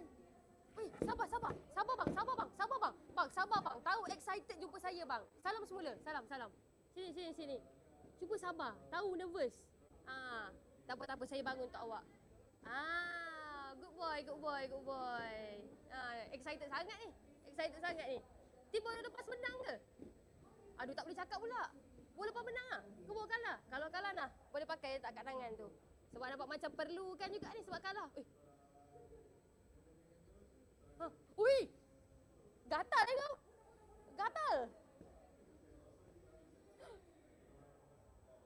Boleh buat apa lagi ni? Cakaplah, cakap. Nak menari? Oh, nak menari lah. Okey, okey. Tengok sikit.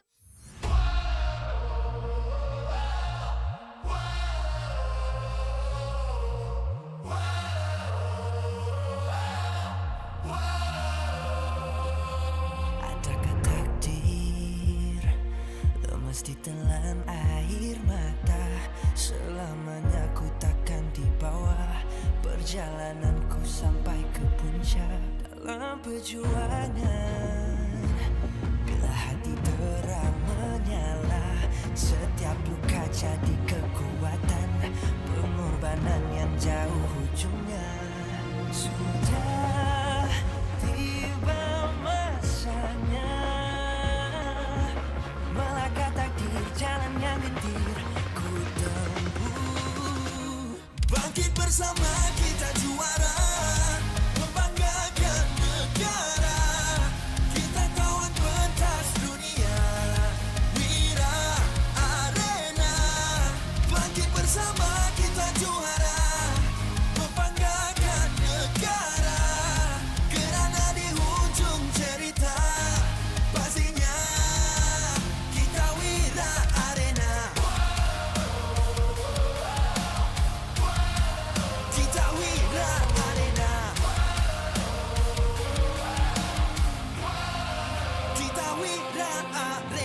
Sweat and grind, guess we never gon' fade. This that definition of a legend. Every single move that I make, feel it ain't no doubt. Dorang kena aku, I'm a winner. Cuba check gerak-geri aku semua tiptoe macam ballerina. Genggam bara api, biasa berjadi arah. Mimpiku mula menjadi, tiada siapa je yang halang. Kalau bikin hari-hari, benda susah jadi senang. Segala cabaran aku ready, masa depan aku terang. Sudah tiba masanya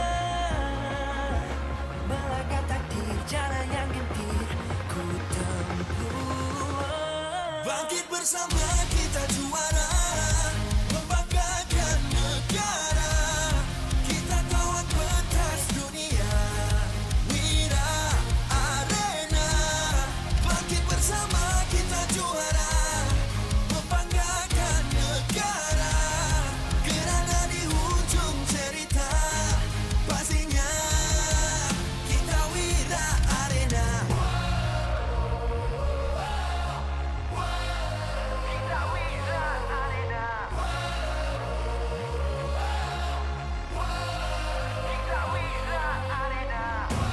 Satu hati, satu jiwa, bangkit bersama kita Wira Arena. Dari bayang kenyala api, nama kita terpahat di bumi.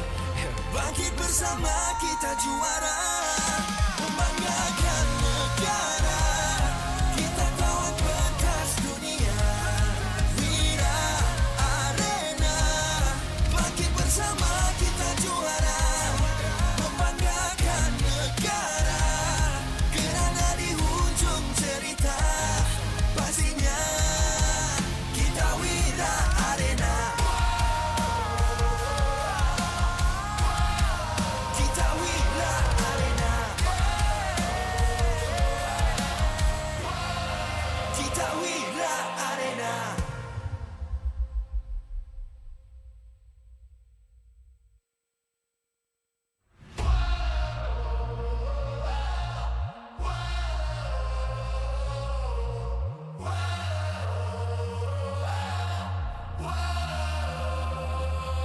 Adakah takdir lemas ditelan air mata? Selamanya ku takkan dibawa perjalananku sampai ke puncak. Dalam perjuangan, bila hati terang menyala, setiap luka jadi kekuatan. Pengorbanan yang jauh ujungnya. Sudah tiba masanya melangkah takdir, jalan yang gentir ku tempuh. Bangkit bersama kita juara, membanggakan negara. Kita kawan pentas dunia, Wira Arena. Bangkit bersama kita juara, membanggakan negara. Kerana di hujung cerita, pastinya kita Wira Arena.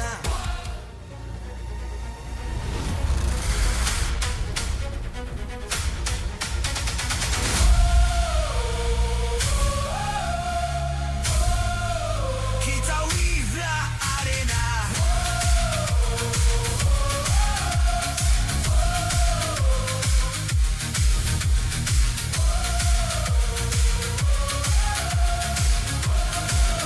Kita Wira Arena.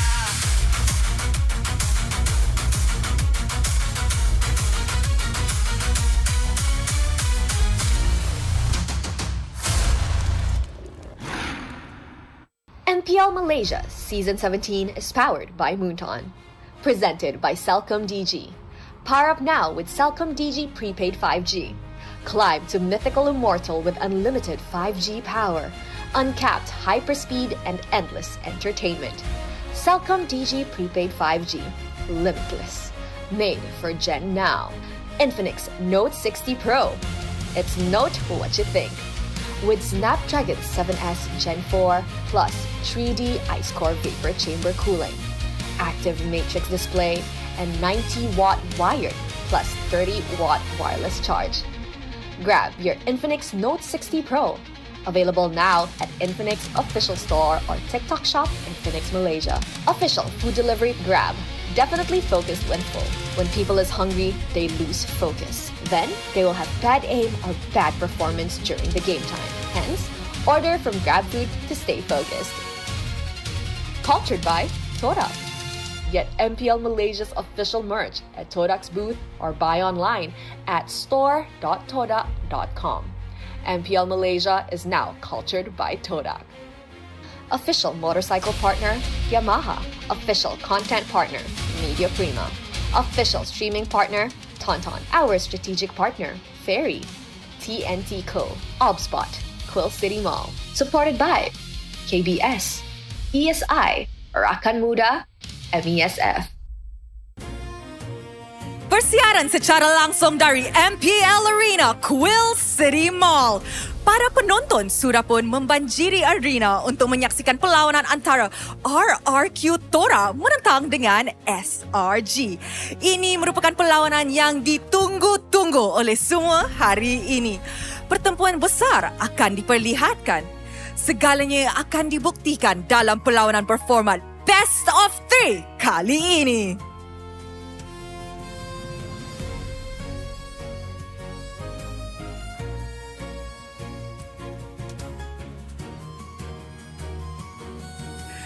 Selamat kembali ke MPL Malaysia musim ke-17. Nama saya Rose, host anda sepanjang musim ini. And of course, kita pun sudah masuk ke perlawanan terakhir hari ini di mana kita akan saksikan perlawanan RRQ Tora menentang dengan Selangor Red Giants. Tapi untuk match ni, Rose takkan sorang-sorang di atas pentas sebab kita ada side reporter kita, Poji. Apa khabar MPL Malaysia? Wow. Woo. Saya tak sabar Ros nak tengok match ni sebab saya rasa excited sangat. Awak rasa macam mana? Of course lah excited sebab kalau kita tengok daripada tiket sales, awal-awal semua tiket dah keluar pun ni dah sold out. My God. Tak sure SRG beli ke RRQ beli, tapi this is macam the match of the season. Sebab ni pertemuan yang best. Tapi awak tak tahu tak Ros? Satu benda yang best. Fun fact. SRG tak pernah kalah dengan RRQ. Okay, tapi kalau kita tengok tu RRQ Hoshi, mana tahulah kan RRQ Tora boleh buat something different hari ini. Maybe sebab kita tak boleh nak expect what will happen dekat dalam game. Kita pun tak boleh nak tahu siapa yang akan main. Mungkin Uni, mungkin Skies, mungkin Dudu tak main. Weh, siapa yang main pula tu? Coach. Mungkin. Tadi coach akhirnya yang buat twin test. Okay, Poji, kita tengah excited nak masuk dalam Land of Dawn. Tapi kalau kita tengok depan kita ni, di atas pentas ni, arena is a full house. So apa kata kita buat vibe check dulu, Poji? Boleh sangat. Kalau kita nak buat vibe check, kita pilih team dululah. Okay, I rasa I pergi dengan SRG lah kot. Kita nak kat sini kan? Kita nak kat sini ke kita kat bawah? I rasa sini je lah, susah nak turun nanti. Okay, faham. Kita mulakan dengan pencabar. Okay. RRQ ready ke? Viva! Viva! RRQ! Weh, kita punya home team hari ni sangat-sangat kuat juga ya. Tapi I'm sure lah kita punya SRG fans takkan kalah. Guys, are you ready? Tengok tu, belum apa-apa lagi dah start. Alright. SRG! SRG! SRG! Begitu bersemangat, begitu bertenaga, inilah dia pertembungan match of the season first half. First half, jangan lupa nanti second half jumpa lagi. Betul. Ros, sekarang kita dah tak boleh nak buang masa Ros sebab kita dah kena hantar dekat caster dah. Yes, tapi sebelum tu Poji, mesti kita nak belanja sikit kepada audience kita. So of course, jangan lupa untuk scan QR code di bawah untuk mendapatkan skin carry Ice Talent secara percuma. Tak payah beli. Tak payah beli. It's my time, my era. I love you, Munton. We love you, Munton. Ready? Ready, Ros. Are you guys ready? Tanpa membuang masa, mari let's show to the casters untuk mulakan perlawanan yang sangat-sangat exciting ini. Casters, take it away. Thanks, Rose, as well as Poji up on the stage and getting this full crowd excited for the upcoming game. This has been a highly anticipated match for the first half of our season here. RRQ Tora now faces a podium finishing champion themselves, SRG on home soil, and RRQ actually taking a big chunk of the kingdom with them here today to get all the supporters for this match. Now, today is an important day for the RRQ fans because no matter where you're from as a citizen of the kingdom, RRQ Hoshi is currently playing the best of 3 in ID, and RRQ Tora about to take on SRG. And coming off of a loss yesterday against Vamos, today is redemption day. If El Clasico is happening in MPL ID, maybe a new classic might happen here today. We'll see how that performance is going to go because again, SRG are no slouches whatsoever. But on the opposite end, RQ have brought in a ton of people to support this team. And not only that, each and every single one of them, I asked them personally, what exactly is your telecom supplier? And all of them said the same thing. It has to be Cellcom Digi. Power up now with Cellcom Digi prepaid 5G power pass. Go limitless with unlimited 5G power and uncapped hyperspeed made for Gen Now. And this is why you see all of the players playing at their optimal form. No missed skill shots, only crisp execution. Only made possible by Cellcom DG. Every single time I look at these two teams, I'm expecting the best to be coming out of them. However, RRQ Tora have already taken a loss yesterday.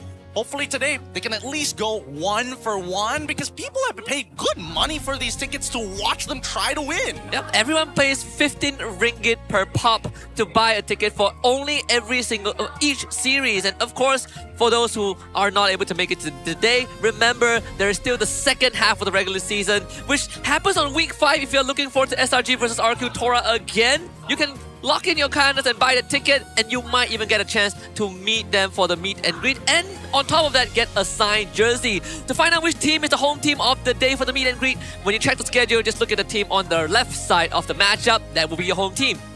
That's the one that you're going to be looking for no matter what. And not to mention, just enjoy the vibrance that, again, the arena brings with so many people already. It's a little, I'm not going to lie, it's a little hard to hear ourselves on the casting table because of the amount of people and noise that they're all generating excited for this upcoming game. Speaking of which, RRQ Tora took a heavy loss yesterday. It was an unexpected loss even, and arguably, SRG probably was watching the entire matchup. Yeah, I think, at the start of RQ Tora's rise to power, they were definitely a couple of highlights we're mentioning, right? Like Dairon and Super Yoshi being in the spotlight. They were giving power picks. Sora on Dairon looked perfect. Super Yoshi with his Khalid, with his Cho. But when it came to Vamos, they did their homework. They did extensive research on what makes RQ Tora tick, and they attacked those pressure points. And yesterday, it was a big contributor to how they disabled Dairon by giving him suboptimal picks. They disabled Super Yoshi by basically rendering him ineffective in that early game, and they proceeded to take them down. With SRG watching that, I think SRG is going to take a couple of pages off of that gameplay. Absolutely. I mean, you're looking at two imports that have already kind of made names for themselves within the first couple of weeks of the MPL MY. Now we need to see the rest of the RRQ Tora lineup to actually join them in that level. We did get a word with Arcadia before the match, so we're going to show you what exactly he said in this upcoming video. Please enjoy. Hey guys, Rose here. Sebelum kita actually mulakan perlawanan yang sangat intens hari ini, Rose actually nak borak sedikit dengan Coach Arcadia daripada SRG. Hi Coach, how are you? Hello, good. Bye. Looking forward to this match? Yes, very excited. So Coach, I actually have a few questions for you regarding your ex-team, RRQ. Now we know that before your stint here in MPL MY, you were actually coaching for RRQ Hoshi back in Indo, right? So how do you feel like facing the same org here in Malaysia actually?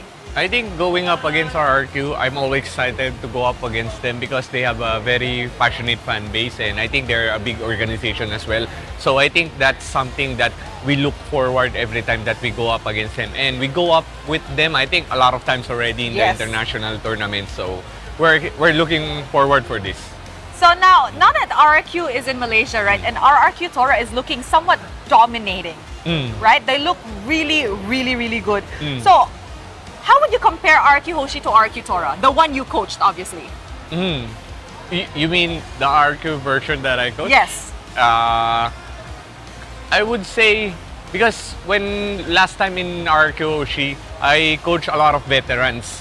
So for me, it's more about their more experience, and they have a lot of things that they they do in a way that it's like part of their routine. But when it comes to RRQ Tora, I think they're a pretty new team and there's still a lot of things that they are trying to learn and trying to progress. So I think that's a primary difference between the two. Yeah, a lot of fresher faces in RRQ Tora. Now, speaking of RRQ Tora, right, a lot of people actually look forward to this matchup because before they lost yesterday, everybody was really hyping up the RRQ versus SRG matchup, no? In your opinion, what makes RRQ Tora such a good team this season? Because we know that there's so many new teams, but RRQ Tora definitely stands out a lot. I think because before, I think not a lot of teams know how to handle them. I think before, because since the season is pretty new, right? And usually that's the time that people try to create their identity. But I think this week, Vamos did a good job in identifying how this team works, and they were able to make their own gameplay and drafts that can benefit them, and then at the same time can fight RRQ. So, Coach, do you have something up your sleeve for today's game against RRQ Tora? Let's see, because we're very excited for this match. The first one is Season 13, it's actually KGE. It was a Battle of Win Streak. Yes. Season 14, it was against Vamos, Battle of Win Streak as well. Season 15, it was against Homeboys, Battle of Win Streak as well. 16 and last season, it was against CG, Battle of Win Streak. So going to this match, we actually thought that's going to be Battle of Win Streak again because we're excited for it, but apparently it didn't happen. But we just want to make sure that we can keep our own win streak alive. Okay, now that you've mentioned it, why is keeping SRG's win streak alive very important for your side? For us, it's important because it's a way to assess where we are in the current local scene. And at the same time, we want to make sure that everything that we are doing everything that we are doing is correct. And if ever that we drop one game, then that's the time that we try to reevaluate and see what we can improve on.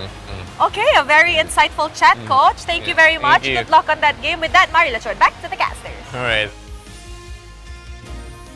Thanks, Rose. And words from Coach Arcadia. Very in-depth in exactly what he was looking for. And honestly, a picture-perfect memory about how many win streaks he broke on his way to glory. Yeah, this guy has accumulated plenty of accolades since he joined MPL MY. Ever since season 16, it really felt like he Ozorveki, and the rest of SRG have created this unstoppable machine, right? They are always the standard to beat. Even in their lowest light in season 14, they still were this unbeatable in MPL MY and still went on to M6 and finished top 3. And I think it's something that you can't really take away from him. Yep, it's one of the few international ready teams that we have here in Malaysia. So that's why a lot of people are excited and hoping for the cleanest matches they have against RRQ. But like mentioned by Arcadia, RRQ Tora is still relatively a new team. The Dynasty Derby now begins. Unstoppable True Dynasty versus the Royal Challengers. And look at that, the Colossus Titans, Innocent Yumes, and Cram. Where's my Beast Titan? Beast Titan Innocent? Huh? Colossus Titan Yumes? Okay. Armor Titan Cram? Yeah. Why not? Why not? Right? Might as well. Make him the War Titan, might as well, right? I don't know. They got this image up pretty fast. How did they get these images with the 3D gear on them is what I'm trying to figure out. I'm trying to see. They definitely slapped it on, but some of them are like a little too good. Like this one. Like, what the heck? That's rough. When did they do this on Media Day? Go for the nape. Remember, go for the nape. Don't miss. They cannot miss. They only have one opportunity to do so. And as soon as one member goes down, the snowball begins. Oh boy, I'm really pumped for this matchup. I really think RRQ might actually have a decent chance. However, yesterday's games really reduced those odds because now there is a clear hole that, well, assuming the SRG takes advantage of it or shows that maybe it could go a little bit further than that. RRQ on the other side looking to not only adapt, but assuming this goes the full 3 games, we got to see something special for Game 3. Yeah, I think the expectations definitely have been readjusted, right? If we didn't have Vamos RRQ yesterday, I think today the hype would just be at all-time high with all expectations, you know, at the highest of standard. But I think it's good that yesterday happened because we get to get a skill check for RRQ Tora before their biggest match. Yep, let's have a look at RRQ's lineup. If you're curious about it, RRQ Tora consists of Ruff in the gold lane, Super Yoshi, an import coming in Rome, Kim in the mid lane, Gary alongside with their import Dyren in EXP. So the ones that we're looking out here, Ruff, Kim, and Gary, they need to have an outstanding performance. News sources are telling me that Gary is feeling a little under the weather here, so really unfortunate timing for them. Yeah, especially right before a big match as well. I know when at the start of the season, my focus was a lot on the Malaysian players, right? The locals are going to be the ones who make or break. I was super confident in Super Yoshi and Dyren, but yesterday showed us otherwise. It was Super Yoshi and Dyren who got shut down. Gary also feeling under the weather, but the Harley pick also puts into question, right, how good it is for RRQ Tora and how much practice have they had with him. And on top of that, there was even a comparison of Kim being the next in line after Stormy. But again, doubts were raised after yesterday's performance. It's really, really hard, considering that the mid lane right now, you don't have that many picks. You have more situational picks than actual meta picks. And when you're facing off against the Slimer Red Giants, their chemistry is just through the roof, right? With Innocent in the gold lane, Yums as Rome, Stormy in the mid lane, Uni as the main jungler for game number 1. We don't know if that's going to change. And Cram, of course, coming in EXP. This team just has the whole package. This is the whole package. I know a lot of us want, including me, want us the guys to get the original SRG experience, but we've seen that pattern, right? They rotate Uni and Sakai's, and I personally am fine. I'm so excited to see what Uni has to bring to the table, because so far it's been a clean record when it's run for his run in SRG. I mean, if we're talking about record, Martisi alongside, oh sorry, not Martisi, Ruff alongside with Uni have actually played before on the same team, known as Monster Vicious, one of the few teams I was keeping an eye on before they dissolved. I think there's extra motivation here for both sides. Yeah, Uni against Ruff, that is a matchup that I personally didn't expect to see so soon. We know that a breakup is going to happen eventually, but not in this way. Yeah, not in this way. With that being said, though, we're going to be introducing our teams coming in, but first for their ping test, mic check. We'll catch you then.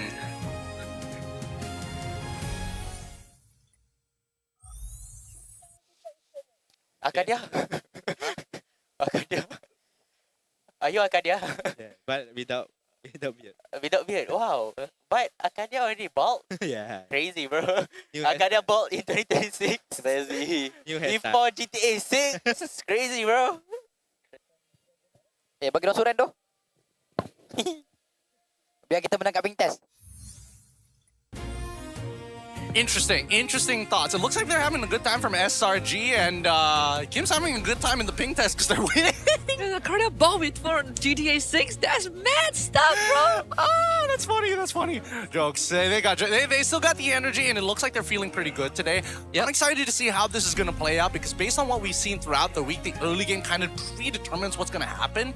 Well, obviously there are some situations where that isn't really the case, but I think here's where it's going to matter the most. Yeah, and I think for SRG is also a lot in terms of how they manage quick second decisions. Yeah, that's going to be the toughest part, but only one way to answer that, and that's through the Land of Dawn. We're going to be introducing our teams, walking up the stage.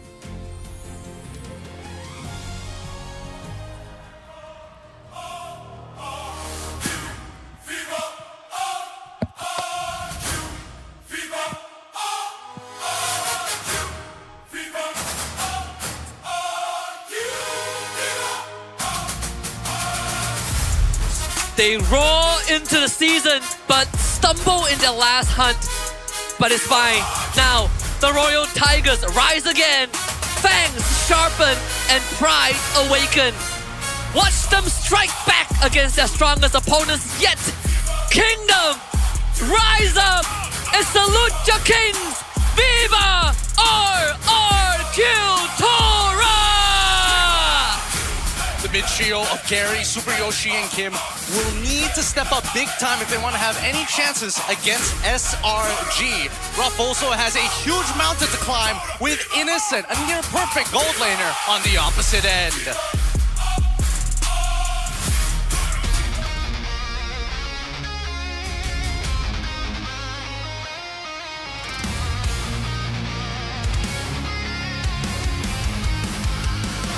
With Uni leading the charge as the starting jungler today, the favorites remain the favorites in this matchup. Still dominant and never ready to bow down to anyone in MPL Malaysia. This is their dynasty. This is Selangor Red Giants! Uni, not a stranger to big matches. How will he stand out in this matchup against Scary Gary and form a teammate Rough on the other end?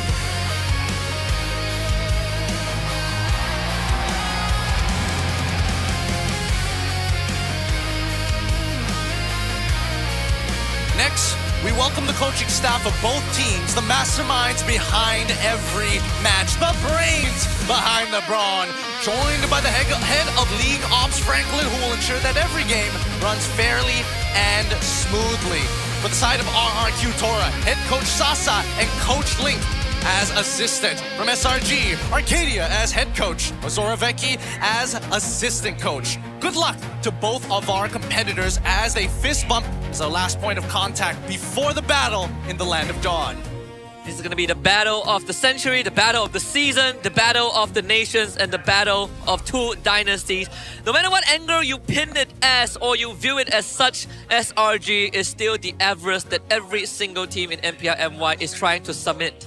Everybody is trying to find that answer, right? 57% win rate on that first pick, and RRQ will take it as soon as they have it. On blue side for this game, SRG will be preparing on the red. Now, as we see blue side and red side being a big question mark, and even looking at the stats, right, it's kind of lopsided, right? Nowhere do we see a huge, well, when I say lopsided, we don't see a huge resounding, oh, blue side is better or red side is better. I feel like nobody has figured that part out yet. Yeah, I think at least in MPL, based on the very limited stats that we have and some of the more goofy games that we've witnessed, red side seems to be the answer for teams that are struggling to find that early game tempo because you just have better pick orders, better draft orders to come up with an answer. But I agree, I think the draft right now is in a state where it's pretty even across two ties.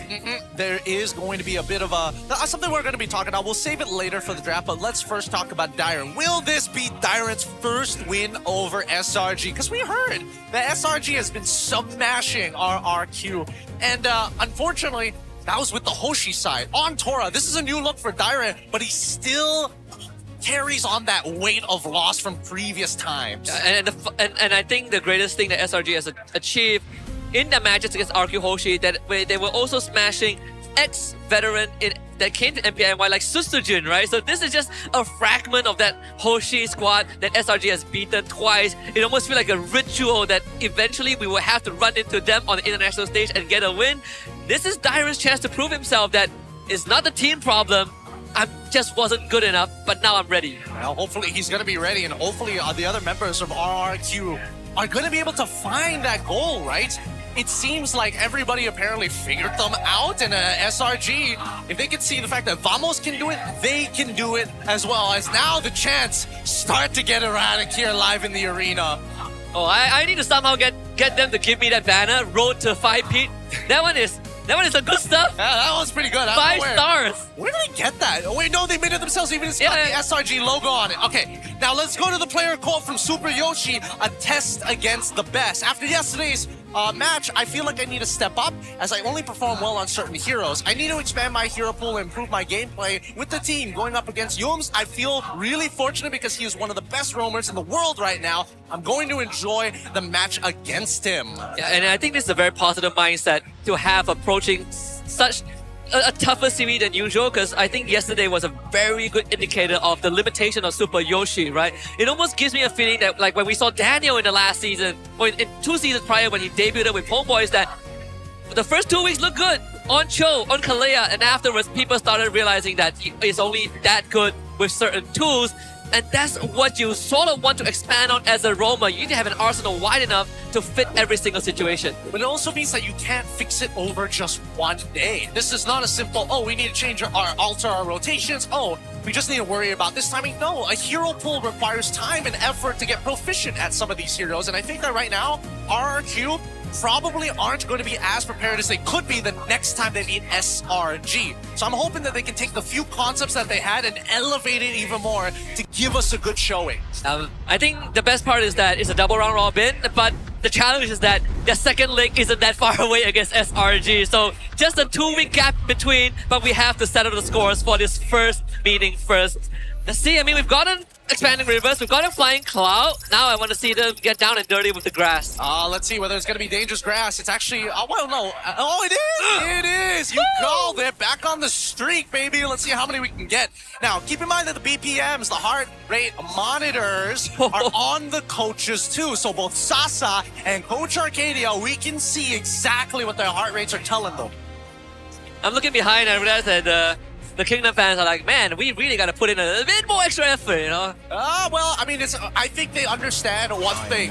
Why cheer during the draft? I think that RRQ, at the very least, they understand there's like no excitement going on here. Hey, we've learned from the last 2 times these 2 teams met that we only cheer when we're actually winning. Yes, that's the way, and that's the way it should be, unless we get to see a signature pick. Actually, speaking of signature picks, Fanny ban, Uranus ban, Fove ban, but Sora was already banned on the opposite side. So there's some targeting done onto Cram, but this also directly affects Dyron, right? I think RRQ Tora needs to also think about this. I respect the Cho ban because I was thinking that is SRG going to challenge that? They've done it with multiple teams before, give them their signature picks and try to beat them at their best, but I think throughout the seasons, SRG has learned that you don't really need to take these chances. I agree, and I think that RRQ also adapted very well. They understand what is their comfort picks and have opened up some really good power picks on their own. But it does come at a little bit of a cost, right? Because saying, hey, we banned Phoveus on, specifically ban 3,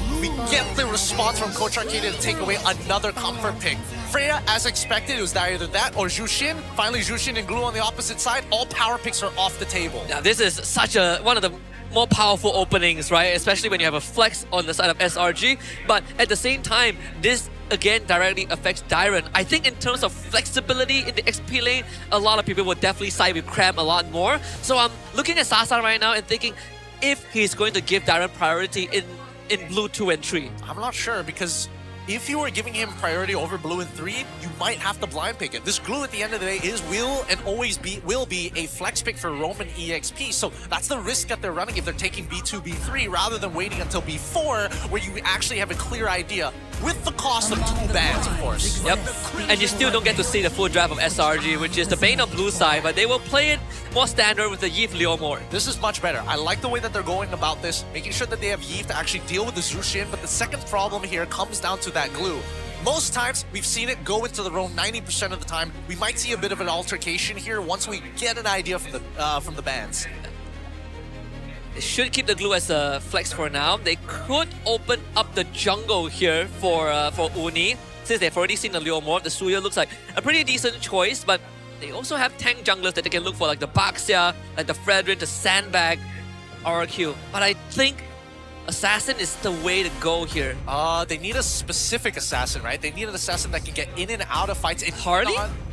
Harley's not a bad idea, but into the Leomord, into the Eve, okay, maybe not the worst, maybe not the worst. We need to consider 2 things. Harley has clears a lot faster once he gets into the mid game. Same goes for Leomord, only after the War Axe, which is a very clear power spike, but Harley is just that much faster at traveling the map. And the only downside to Harley is that she pops like a balloon. Leomord touches her and she just disappears.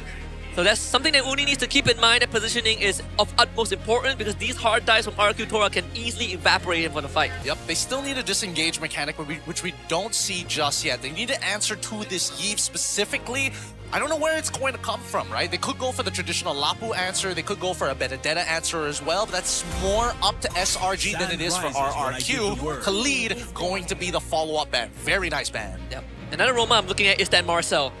This is looking slightly juicy for SRG at this point of time. We've seen the few previous Marcel picks have almost resulted in a landslide victory. It felt like there's nothing that you can do against him. And against artillery mages like Yi, Freya that wants to be in your face, Marcel could be the answer. I think I actually like Marcel a lot here because Harley getting in and out of the fight, the hardest part is somebody taking care of where he first left the hat trick in the first place, right? Because as soon as he takes the first initial dash, you're looking for where it started from. And that's when Freya and Leomord are going to be looking to catch you once you take it back. Now, with the help of the peel, sure, it's a good idea, but somebody needs to deal with this Eve still. No clear direction, no clear answer to it. That's where the jungler can come into play. I think the junglers that are left, well, the jungler is already on the Harley. We have the gold lane, the Claw now. comes into the conversation for Innocent. Does he actually want to play it? Clawed into Freya. Yeah, that is the only downside.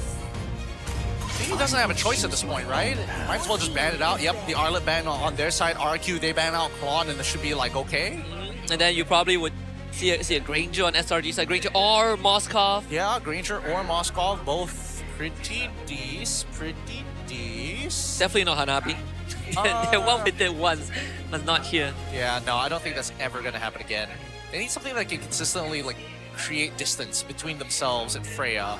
I mean, the dynamics of Uni and Cram continues to be explored as well, right? Because prior to Uni joining the team, it's always been Cram that is taking control, but Uni, we also know him as that voice back in Monster Vicious. Yeah, he is a huge shot caller for his team, able to give a lot of direction. I feel like SRG are trying to set up Glue to actually send Glue into the EXP lane, and then afterwards they're gonna switch up their support, like get a Kalia or something. Kalia is good as well. I think right now RQ has no way to deal with the pickoffs, and Freya doesn't really want to take Purify. Yif is suboptimal with the Purify as well. This one, if it is Granger, it's going to be the Kalia. Yeah. That's what I'm going to make the call for at the bare minimum. I'm looking at Granger, Kalia, and Marcel, right? I think these three picks are... I think Granger first, and then they hold off on the support pick. Yeah, I agree. I think Granger is a lot more important now. They've got they have a composition that can 100% snowball.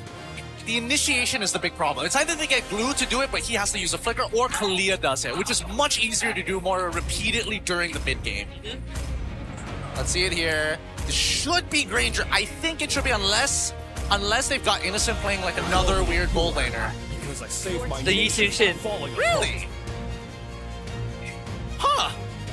But it is another way to deal with RQ Tora. You technically have the turtle boat to really stagger RQ. Yeah, but now you never win the lane, right? Yeah. You've essentially sacrificed your lane to let Freya take control of it, or they're worried that maybe the Freya just goes into the EXP traditional, rather than like sending. That would be wild, right? Because I mean, if it's against Glue, I think there's an argument for it, but we don't know. There's no way to tell.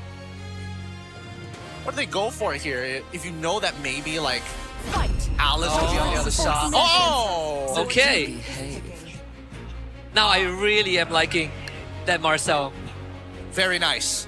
That's very, very nice from RRQ. I was thinking whether or not they wanted to Alice and just like Freya, so that way they don't have to worry too much about the Glue. Yep. I'm surprised with the Hilda, but it works well with their two main damage dealers in terms of attack type. Yeah. As you mentioned, Marcel, I think is a great pick here. Now you want someone you want a hard dive comp, RQ Tora gives it to you. And you can literally block the projectile of the flowing blood. Yeah, like you're literally, this comp, it literally just wants to be in your face.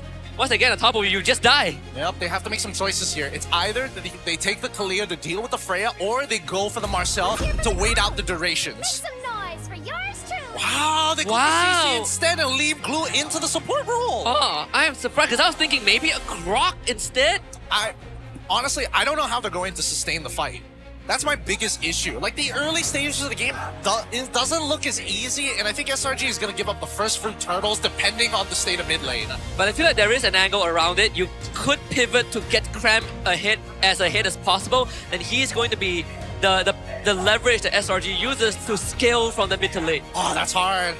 It's not easy, into Alice, no. Yeah, it really, because Alice is a great way to sandbag your opponents, if not the Uranus. It's a little 50-50 here in terms of the raw drafting power, and I would argue that SRG has the tighter win condition, because Uni needs to make things happen from the get-go as we head on in to this beautiful match of RRQ Tora facing off against SRG here on our third best of 3 of today to close out. And welcome to the newest installation of Attack on Titans. In this case, Attack on War RRQ.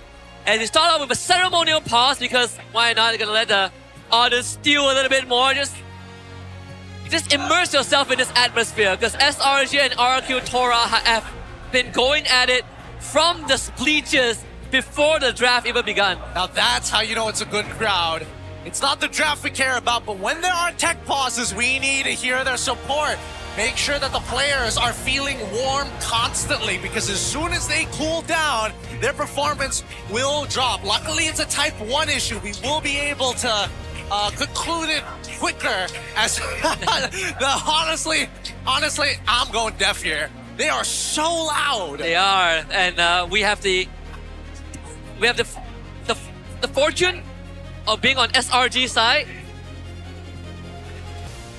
All right, I just gotta say, SRG fans, y'all making these bets right now, but I wonder how many of these people who make bets keep their words, right? We need a tracker.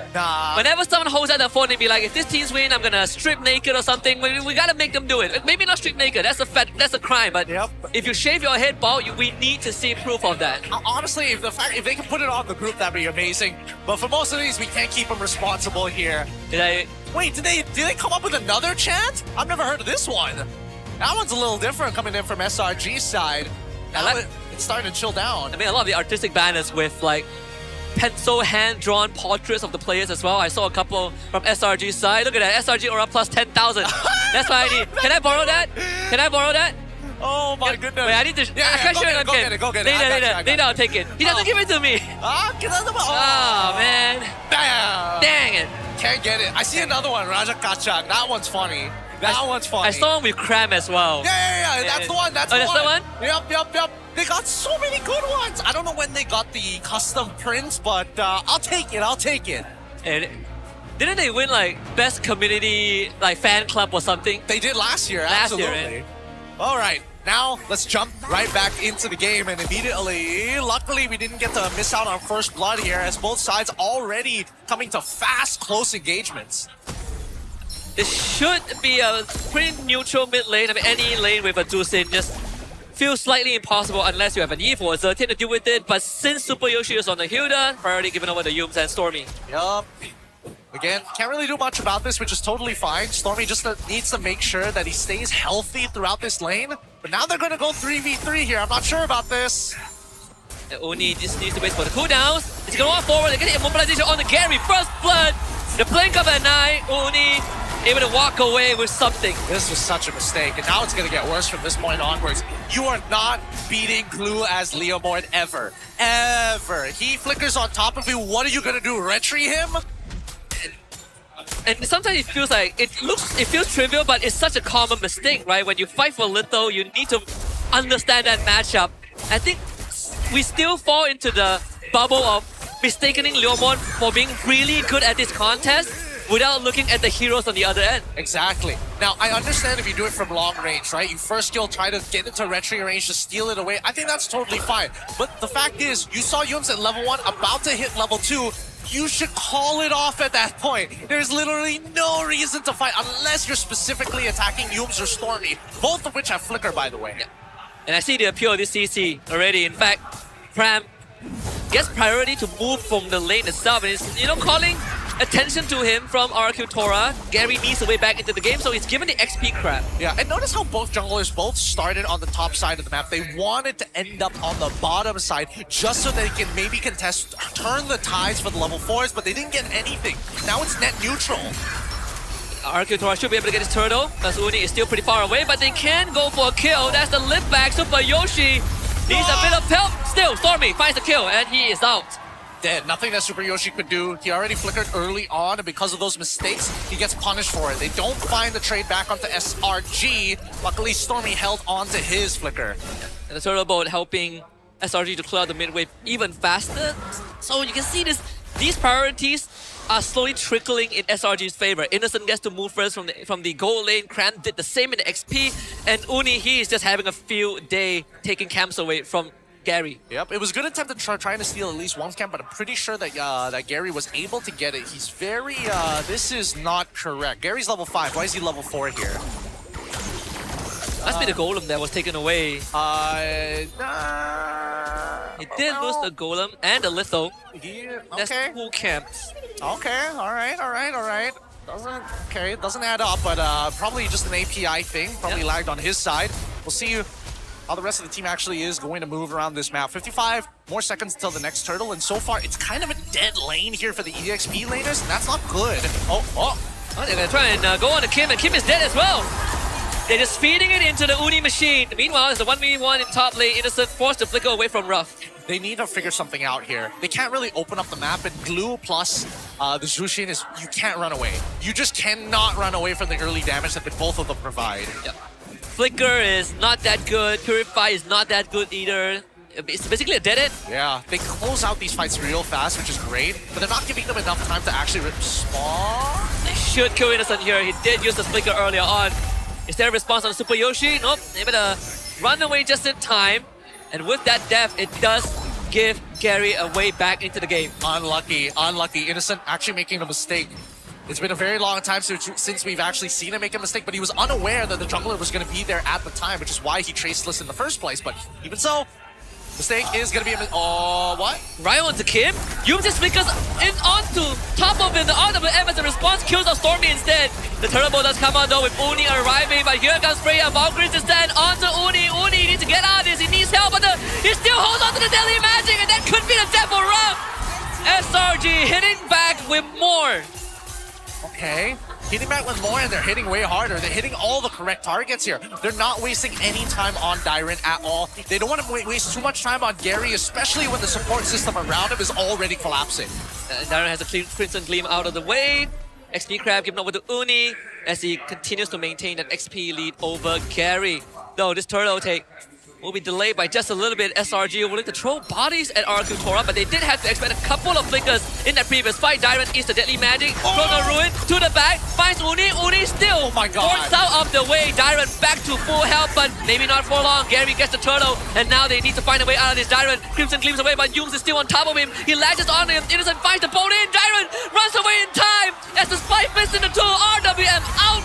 Cram goes down, but Yums claims Dairon. Oh boy. An EXP trade, but the turtle still fell into the hands of RRQ Tora, and that's the important thing here, right? Because SRG, honestly, things could have gone so much worse. Dairon, I don't know whether he knew where that hat trick was from, catches him, catches Uni. Luck, unfortunately, Uni doesn't die because of it, but Gary got pretty close to clearing him out. Yep, and it took us longer than expected to kill off Dairon, so Yums was also out of the fight for a while. So there's no substantial lead for either team. Dead even game in terms of net worth. Yep. And honestly, pretty good for RRQ Tora considering everything, right? SRG are the ones who actually want to snowball. As long as RRQ Tora can actually maintain this level of aggression, and more importantly, the goal deficit, right? Don't let it break into the 2 to 3Ks. Just keep it nice and under 100, under 1,000 even. You'll do fine in the late game. SRG did try to go slightly more aggressive to push the envelope, but RQ Tora this time a lot more prepared to respond to it. Okay. Still double waving coming in from Ruff at the bare minimum. They're making sure that he's getting extra gold. Yums is going to be a constant problem. Wonder what he's building towards. Seems like it's going to be the Cursed Helm for now. I wonder the glowing one will be considered at some point down the road, because that has been what we saw from other glue users from other teams. Yeah, I am curious to see what he's going to build. The same can be said about Uni, right? Because Uni can go for like a full burst build, or he can buy concentrated energy to buy himself a couple more seconds in the middle of these fights. Because depending on his build, he can either optimize himself to drag the fight, or he's looking to just find one guy, one shot, and move away. And SRG wanted to take that top tier 1, but unfortunately Ruff was a good enough defense, and that means they might sacrifice this third turtle as well. Yums will walk up and try to create some distance. Gary is the target, but they don't have enough output to take him down. So Gary gets the turtle, and here comes Ruff in the backline. RWM keeps them in the box. Ruff with the Valkyrie instead dives on the Stormy as Stormy uses the Crimson Beacon to get away. Ruff flickers forward, chooses to take Stormy down, and still finds it. But Ruff will also go down to Innocent. Super Yoshi a bit late as the backup, and Uni hits him with the Deadly Magic. They need a bit more output, and Crank will hop forward, find a yo-yo. SRG trades 2 for 2.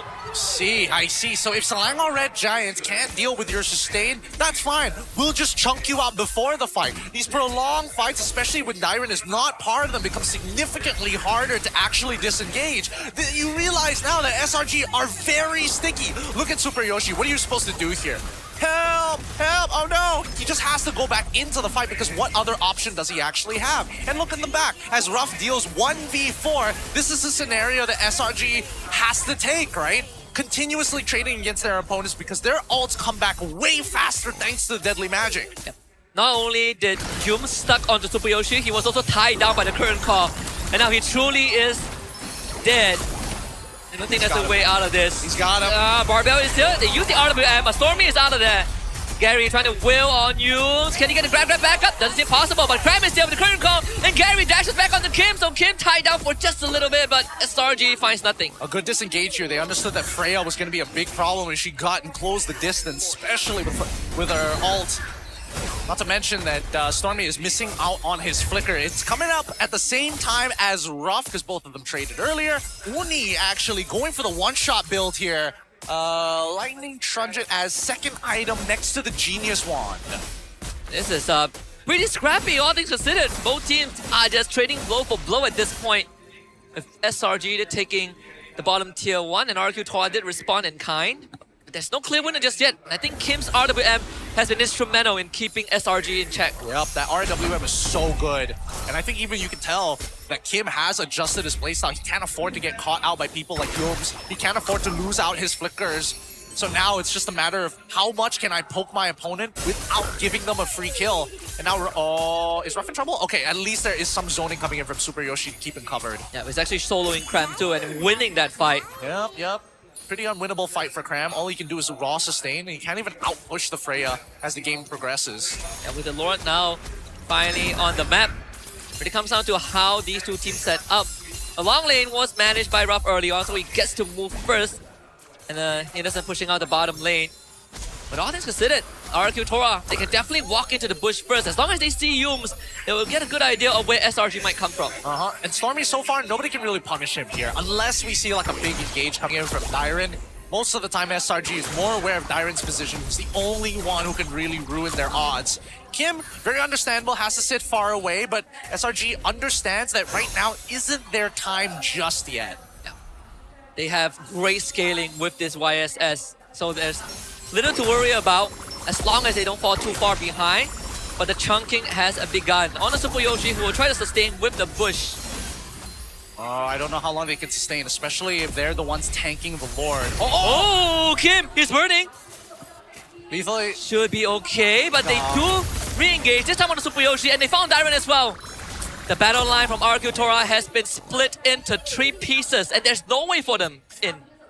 Can't really get back in. And you can tell how both sides recognize that like a single death changes this fight. Even SRG don't want to take a clean 4v5, even though they forced Kim to actually recall early on. They were hoping to get something out of him, but he still maintains his flicker. The hat trick has been used. Super Yoshi in dangerous waters. It's going to be dragged back and he's gone. But they also found Stormy in the thick of it. Grabs in the backline to try and disrupt Kim. Pops the vengeance. Finds the Eve as Dyren's in the backline disrupting SRG's core. But Dyren is low. Escapes the prison grief. As Rob now wills away. Finds a double kill. Innocent of all people gets the Lord for his squad. Yumes in no man's land, and Innocent still has a turtle boat, but can he help his teammate? Seems like the answer is no. Yumes will have to find his way out of this. But with Ruff on the tail and Uni back up, gets hit by the knockback, but it's enough to get SRG out of it. Yeah, I love the way that RRQ Tora is playing right now, because again, it's the amount of how much do I really respect SRG? Are we really going to let them take absolutely everything? No, they refuse to take it lying down. Super Yoshi knowing 100%, I'm gonna die here, we need to make something happen. They find Stormy in the middle of this pick, and as we see this fight drive on over to Kim's side, Innocent is outplaying Dyren, charges up and steals the Lord randomly after we see the play coming in specifically from the glue. And as we cut back, Super Yoshi might just meet his demise again. Able to get some healing. There's no mini wave in the middle lane. The RWM now comes out. They're on the box. Dyren with the throne on the way. Looks for Innocent. The flicker, good enough.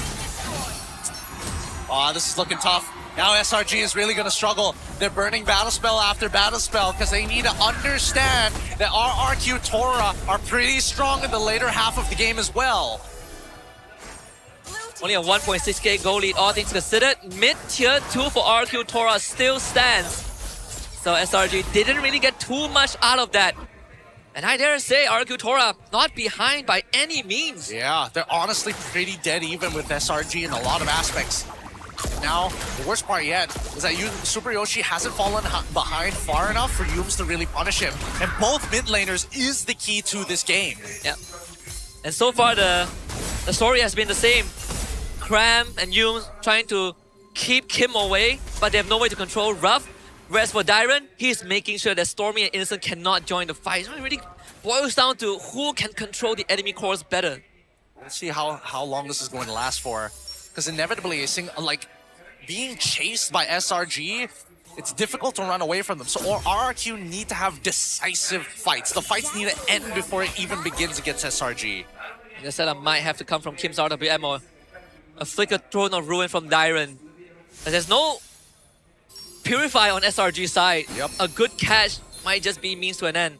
It's about tempo, right? It's about making sure that you can keep their battle spells on CD for as long as possible. But just look at the map play here coming up from SRG side. There's no point sticking 5v5. If you are going to give us space, we'll take the space. More than happy to do so.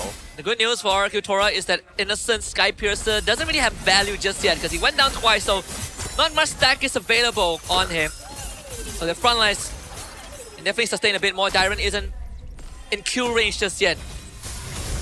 Oh, man. Yeah, just limit testing here from Uni just to know how much damage he can do to Super Yoshi in one quick burst. His ult will come back up very quickly. It's Harley, no big deal. If you haven't played against it, well, you'll understand very quickly why why people say he basically has infinite dashes. Why every 10 seconds someone dies on the map in solo queue. Although priority of the Lord is given over to RRQ Tora, and Dyron is in a spot that SRG can't really just walk up. So Cram will have to do it with the current call to chunk down Super Yoshi. They bring it back, Super Yoshi dies! And now the counter engage comes in. That's what we've been waiting for. Ruff is absolutely decimating the backline. Innocent and Stormy stood no chance. Yums will stick onto Ruff, but with Dyron and Gary around, Uni will have to second guess whether there is a way in. Cram is also away from the rest of his team. Yup, Yums is just wasting as much time as possible. Ruff is able to out-sustain the majority of it as long as he's got War Axe and Endless Battle, so pretty tough to get by, especially if you don't have CC. Oh! The current call, more than enough, but Cram might die. The Cyclone Knight doesn't bring it out in time. Dyron and Kim back in the fight. 50-50. Yums and Uni, does he have the record? He does, but Gary good on it! And RRQ Tora saves the fight. Oh my god. Oh my god, I thought that Uni might have been able to steal it there, but Gary, he's good with the red tree, secures it thankfully, and now RRQ Tora finally, after taking a good amount of beatings, 13-14 current kill score, this is where they finally turn the tides of the gold. And that's what we've been talking about, just a good engage. RWM, Flicker, Valkyrie Descent, Innocent and Stormy just evaporated. They can't breathe. They won't be able to for a good amount of time, but at least they don't have to worry about the flickers for the time being. They still have theirs. They could force another play, but there's no guarantee that they can get Ruff every single time. And they have a Lord to worry about as well. Ruff is genuinely becoming a big problem once he gains access to Stormy and Innocent. Oh, Cram accidentally taking the purple buff there from Uni. No big deal. It happens to the best of us, you know. Yo-Yo Blitz can't really stop the vibes unless you move away. But for now, this very first Lord, let's see how much it really gets here. Because the most ideal is if RRQ Tora is able to break long lane inhibitor. And Uni, he might suffer his first death, and that's the case. Gary with a solo kill bot lane, and it comes at the first possible moment. He's 40 seconds away from respawning, and the rest of SRD need to hold on. Mountain Shotgun gets used. Yums tries to disrupt Kim. As Gary takes care of the bottom turret, Yums is looking to get away. The Mountain Shotgun boat keeps Yums alive. As the rest of SRG takes care of the Lord, but Gary, unfortunately, won't be able to get the turret for himself. In fact, Yums saves the structure, so all things considered, SRG hold the fort. Nicely played by SRG, but it's not over just yet. The second wave is about to crash, and if they lose an inhibitor there, it's a clear advantage for the upcoming Lord. Able to clear out the last remaining enhanced wave. The RRQ Tora, they find a good cash, and that's what we talked about the Hardy. It might be 4-0-8 before that death, but Gary can still 1v1 her. Yep. RRQ take the safe decision. They could have walked up with the RWM to try to get an inhibitor turret, but they don't force it. They decide to actually go back into the stalemate against SRG, who are currently at full strength and have all their battle spells. Now, Super Yoshi, he is losing value extremely quickly, and he knows it. It doesn't matter if he gets picked up, he takes barely any damage, but the vision that he has provided so far has made it hard. Looking for Dyron, the Throne of Ruin damage reduction, enough to keep Dyron alive. Gonna lift him up, but he's out of Crimson Gleam. But the chase has begun. SRG now on the aggressive end. As Gary goes to the back line with the Phantom Steed, just get absolutely destroyed. Here comes Ruff again. He's looking for his targets. Cram faces Super Yoshi. Ruff getting duped by Uni and Innocent. Innocent traces back in. And a double kill from Cram off screen gives SRG the lead with 3 bodies. Outplayed with Uni alongside with Innocent making diverging pass. Rough, he needed to choose one, but they kept on switching places. And SRG now have a chance to close this game out, but Cram gets caught by the RWM. And the siege immediately halted by RRQ Tora. Gary still 15 seconds away. SRG turns to Lord. It might not necessarily be over here. Dyron, he's got Throne of Ruin. He can buy a little bit of time. This is gonna be close. What is SRG's choice? It seems like blitzing is not the option they want to go for. Throne of Ruin loose, but immediately dodged by Uni. He's back in the fight, but Dyron too tanky. Gary back up alive. Yeah. Dyron now Yeah. playing spoilers. Innocent force away. Lord reset. Beautiful play. Hey, wait, hold on. They haven't reset it yet. Oh no! Oh, Gary's almost here. Gary's almost here. He's in, and it will be Uni. Then gets to secure. The rumbling of the crowd. They want more. They almost get Kim. The Lightning Truncheon does enough damage, but man, just a couple more ticks would have been enough. Woo! What a Lord fight. Dyron could not have played that any better. Yesterday was just a fluke, that I dare say. Because this did not feel like the RRQ that got stomped by Vamos. Dear God, what a tight game between the two. The harder composition from SRG is now starting to make them pay the price. They have to work for every little bit of ground that RRQ gives them. And Ruff is forced to play footsies as well with the very nimble members of SRG. They found Gary! Uni just canceled his recall. And now this is going to be tough for RRQ Tora. They need to hold the Lord. Uni is looking for Gary again. His recall gets cancelled the second time! Gary can't go back home! He's dead now. He's dead now. Gary knows it. Just buy some time. Let it happen. Just take him. Just take him. Oh, 50 seconds. That is too long. That is too long. Can he 4v5? I'm pretty sure they can 4v5 in the base. They have a minion wave down bot. They can take the inhibitor. Innocent will take care of that. The top inhibitor also go down. Oh no. This has to be the greatest defense of RRQ Tora's career. I mean, they can do it. They just gotta get in there. No! They'll try. Mountain Shopper used as vision granted. SRG. They don't really have much minion wave. Dyron able to catch a backline, but they need a follow-up. And Ruff not able to get in on it. RWM now as a response. Ruff on the Stormy. Stormy backs off. Dyron does the same. The minion wave getting managed very well by Ruff. He's so far. Ruff is now dead. Dies, and Immortality is bought by the Harley. They look for the end game here. They look to close it out. Now that Freya is gone, Gary needs to come back in now to save the team. A blade might have been snapped in half, but another takes his place. RRQ Tora barely clings on to life. Woo! Best scenario possible. RRQ, they don't lose. The game doesn't end. But SRG are realizing, man, Ruff is, he's manageable. He's very manageable if you have the right heroes to kind of play footsies with him. Right now, RRQ Tora just need a clean execution on the fight if they want to win this. And if they want to find it, it's going to be way harder. SRG, the fact is they nearly lost that Lord. They just needed the full reset. That's something that RRQ Tora should have ensured. Yep. He got pretty close. Dyron threw his life for that. But the good news for RRQ Tora is that Ruff will be back for a potential fight here. They might not get it in time though. Super Yoshi is already gone. SRG quick on the trigger. Clean combo here from Jushin and Glue. Set the globule up, pick him up with the Lantern Flare, chuck him into the globule. And Yums is just going to disrupt Ruff. This Lord, a guarantee for SRG, and Super Yoshi is 40 seconds out. Alright, that's another Lord that falls into the hand of SRG. This should be the end game scenario that they've been looking for all game. But the extra damage reduction you get by walking next to the Lord, it's going to be real hard for an RRQ Tora to win the upcoming fight unless they catch them right here, right now. Ruff still needs 15 seconds for his flicker, which is an important tool, but he might not have 15 seconds to wait.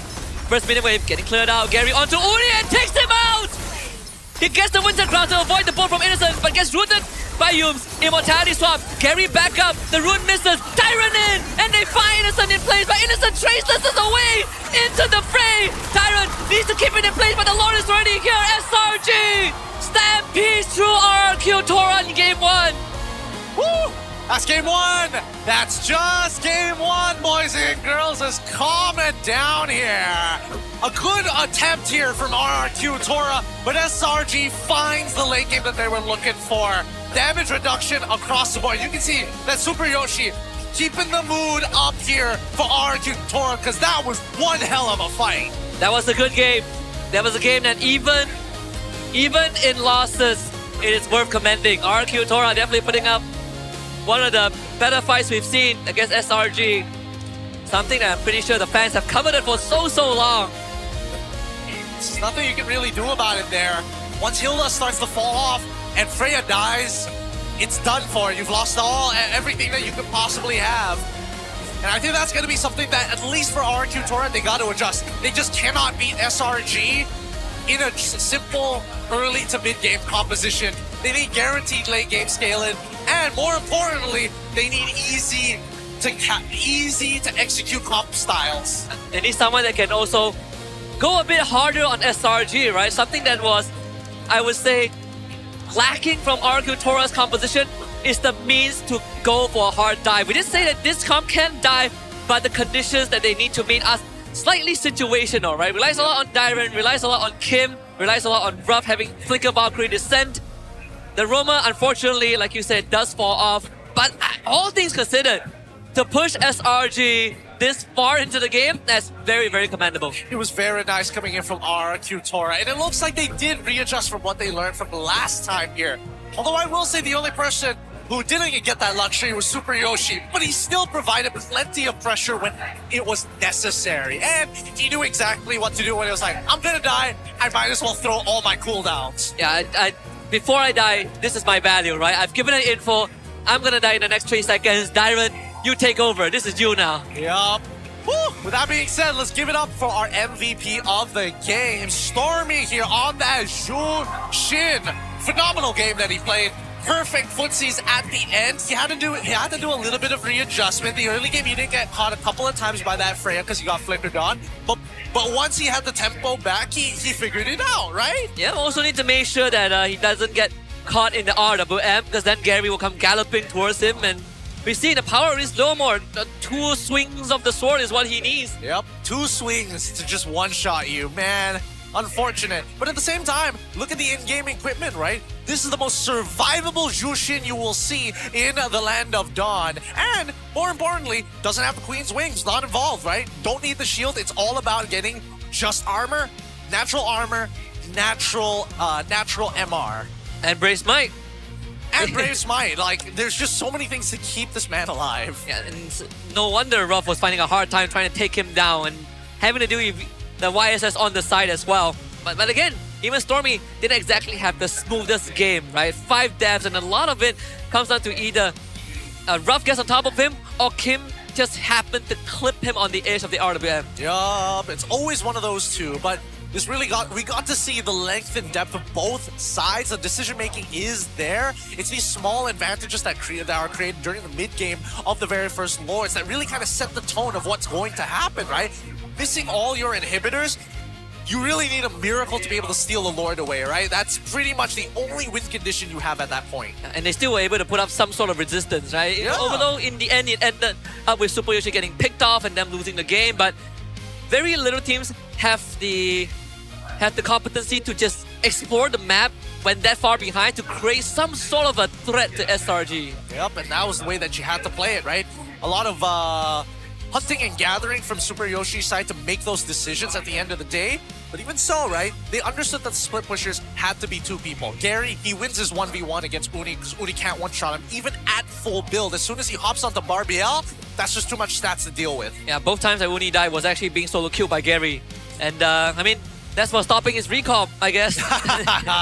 Understandably so. But SRG, they got to be a little nervous about this. If RRQ can play well just because of a couple of mistakes and they didn't find their timings, it really bought a lot of time for RRQ to kind of put themselves in a winning position. Yeah, it really did come down to who makes the snappier decision, right? And then that's one of the points that I wanted to zoom in on a lot more when we discussed it slightly during the pre-game, which is when we compare the top teams in the league or even on the international stage, oftentimes what separates them, a good and a great team, is that a great team knows how to make snappy decisions, and SRG is incredibly good at that. Yep, they make some really fast, even when the execution is kind of weird. Like I can see the angle, but the execution just doesn't go the way that it needed to, and then it all breaks down and you get a free double kill from your mid laner and roamer. Yeah, and But when it works out, it looks so good, right? I mean, it looks like it was already planned, and I'm pretty sure it wasn't. we saw that from RRQ Tora when they won a team fight against SRE, but we also saw how they dealt with Super Yoshi. It really felt like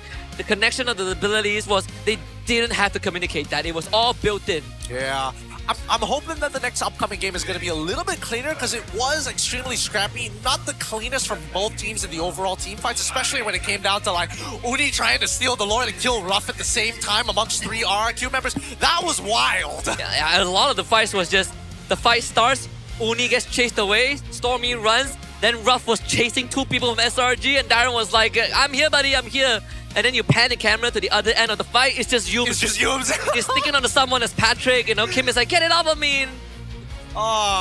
This was quite the fun game. Quite the fun game considering that it went 23 minutes. A lot to look at here, but most importantly, it's the way that they fight, right? As 5, both sides can clearly do it.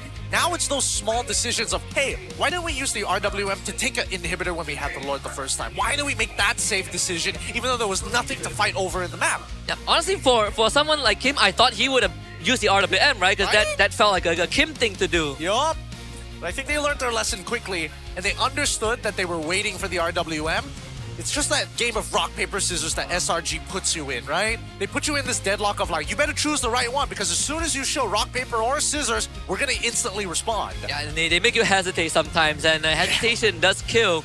But all things considered, when the fight breaks down into different parts and the battle line gets completely scattered, you can bet that all of the members know their individual tasks, right? And I think at that point, communication is secondary. It comes up to the mechanical prowess, and everyone show what they're capable of. Yep, I think the only adjustment, and it's a very slight adjustment, they gotta switch out Super Yoshi. They can't get him on this Hilda anymore. They need to put him on something that can actually open up a map, especially against the glue. If not, you might as well just straight up ban it. Yeah, need someone that can do the set, right? And funnily enough, this is not the only game where the small difference of having a roamer that can do a setup makes the difference. Yeah, and by no means is it wrong for Super Yoshi to actually go onto this Hilda, but because of this Hilda, they were able to not only get the power picks, but find a composition that synergizes with or without him. Yeah, and Super Yoshi is it's either him or Darren as a sandbag because they were absorbing so much pressure. But then when the fight goes in their favor, this is all the result. Very snappy. Stormy and Innocent, they had to play a perfect game to not get caught by RWM, not get ran over by Barbell, and not have Ruff on top of them. Yep. A lot of things could have gone wrong from SRG, and yet they prevailed at the end of it. A lot of good fights overall.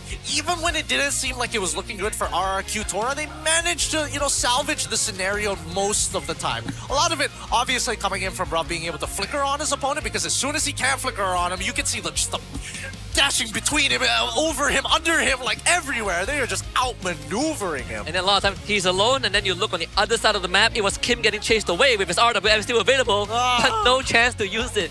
Yeah, it's frustrating. All of these small little tempo breakers, making it difficult for RRQ to get the perfect execution.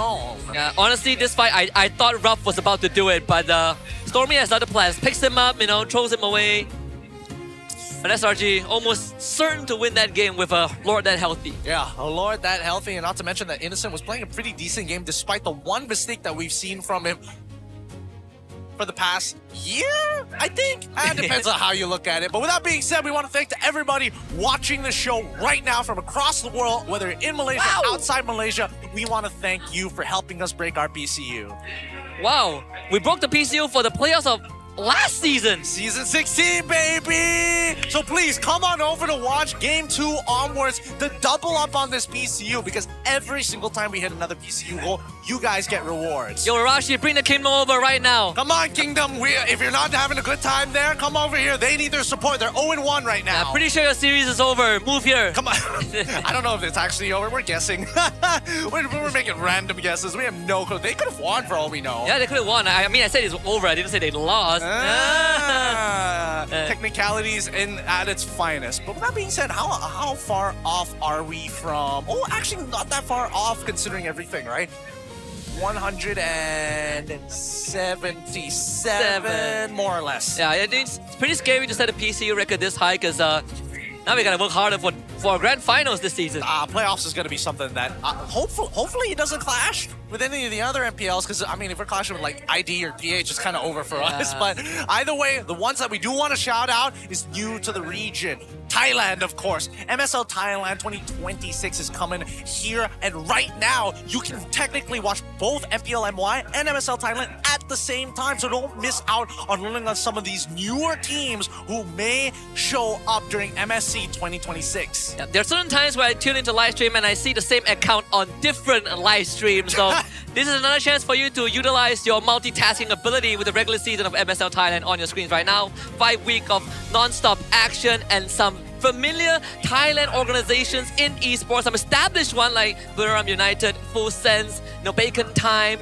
But on top of that, we also have a lot of import players that are playing in MSL Thailand. A lot of familiar faces that you definitely have seen before. Exactly. So if you think that you're going to be completely lost watching the MSL, don't worry. There are still recognizable things. Hopefully their meta looks better than ours, you know? Sometimes I wonder that. Sometimes I wonder if the average base game at MSL Thailand is naturally better than some of the games that we have here besides the highlight games. That would be fun because they get a slot to MSC 2026, right? So they could pose a challenge with my limited opportunity of casting Thailand teams. They have some interesting ideas. You can see it come together, but they do need some polishing, and that was prior to MSL Thailand. So this is a very good opportunity to shape the region. Yep, so you guys better tune on in. Make sure that you're aware that Thailand, whatever their meta is going to be, whatever their playstyle is going to be, expected during MSC 2026. Although, coming into game number 2 here, the big question comes down to what exactly is the adaptations going to make happen? But before we go into that, we did get a word with the one and only Kuja, of course. We got Poji at the helm, giving a little bit of a chat with him. Let's quickly jump on over. Anda kembali bersama saya, Poji, dan juga orang yang kuat di dalam scene esports ni sendiri, Kuja. Apa khabar, Kuja? Alhamdulillah, sihat. Alright, Kuja, kita nak menghimbau kenangan sekejap, Boleh. 9 tahun lepas Kuja pernah bermain di MSC dan masa tu ada kumpulan IDNS. So, Kuja ada tak apa-apa sejarah ke, pengalaman ke bersama dengan pasukan-pasukan diorang? Okay, IDNS short form dia, dia punya full name dia adalah I Do Not Sleep. Tak tidur? Memang tak tidur. Memang kita orang bersama-sama dulu main rank sama-sama dekat rank waktu tu. Memang berkawan rapat lah dengan orang. Tu memang ada sejarah jual pernah main sesama. Memang sangat rapat dengan bertanding sama-sama. Bertanding bersama-sama, dan masa dekat Indonesia waktu tu pun memang kita orang banyak keluar sama-sama pergi makan sama. Diorang champion?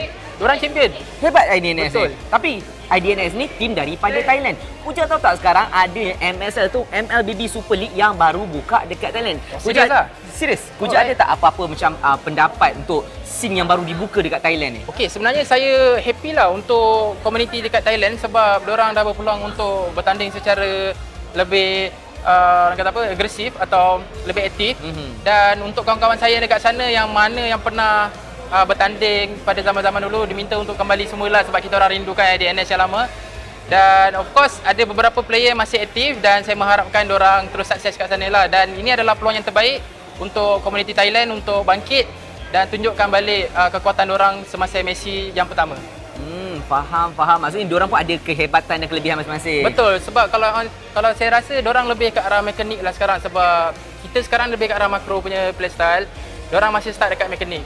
So mungkin diorang nak kena improve untuk mekanik, untuk makro punya playstyle untuk compete dengan kita orang lah. Sebab soalan saya yang ketiga, saya nak tanya Kuja, apakah bagi Kuja yang Kuja nampak perbezaan yang paling ketara di antara playstyle untuk Thailand dan juga Malaysia? Okey, macam yang saya cakap tadi adalah saya rasa diorang mekanik kita lebih kurang sama, sebab bagi saya majoriti mekanik punya user memang tak jauh beza.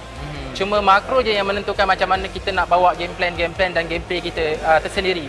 Dan saya rasa Thailand disebabkan dia baru aktif untuk MSL, betul? Untuk season yang pertama, saya rasa diorang kena lebih fokus pada makro untuk nak bersaing dengan region-region yang lain. Dan saya mengharapkan korang sukses.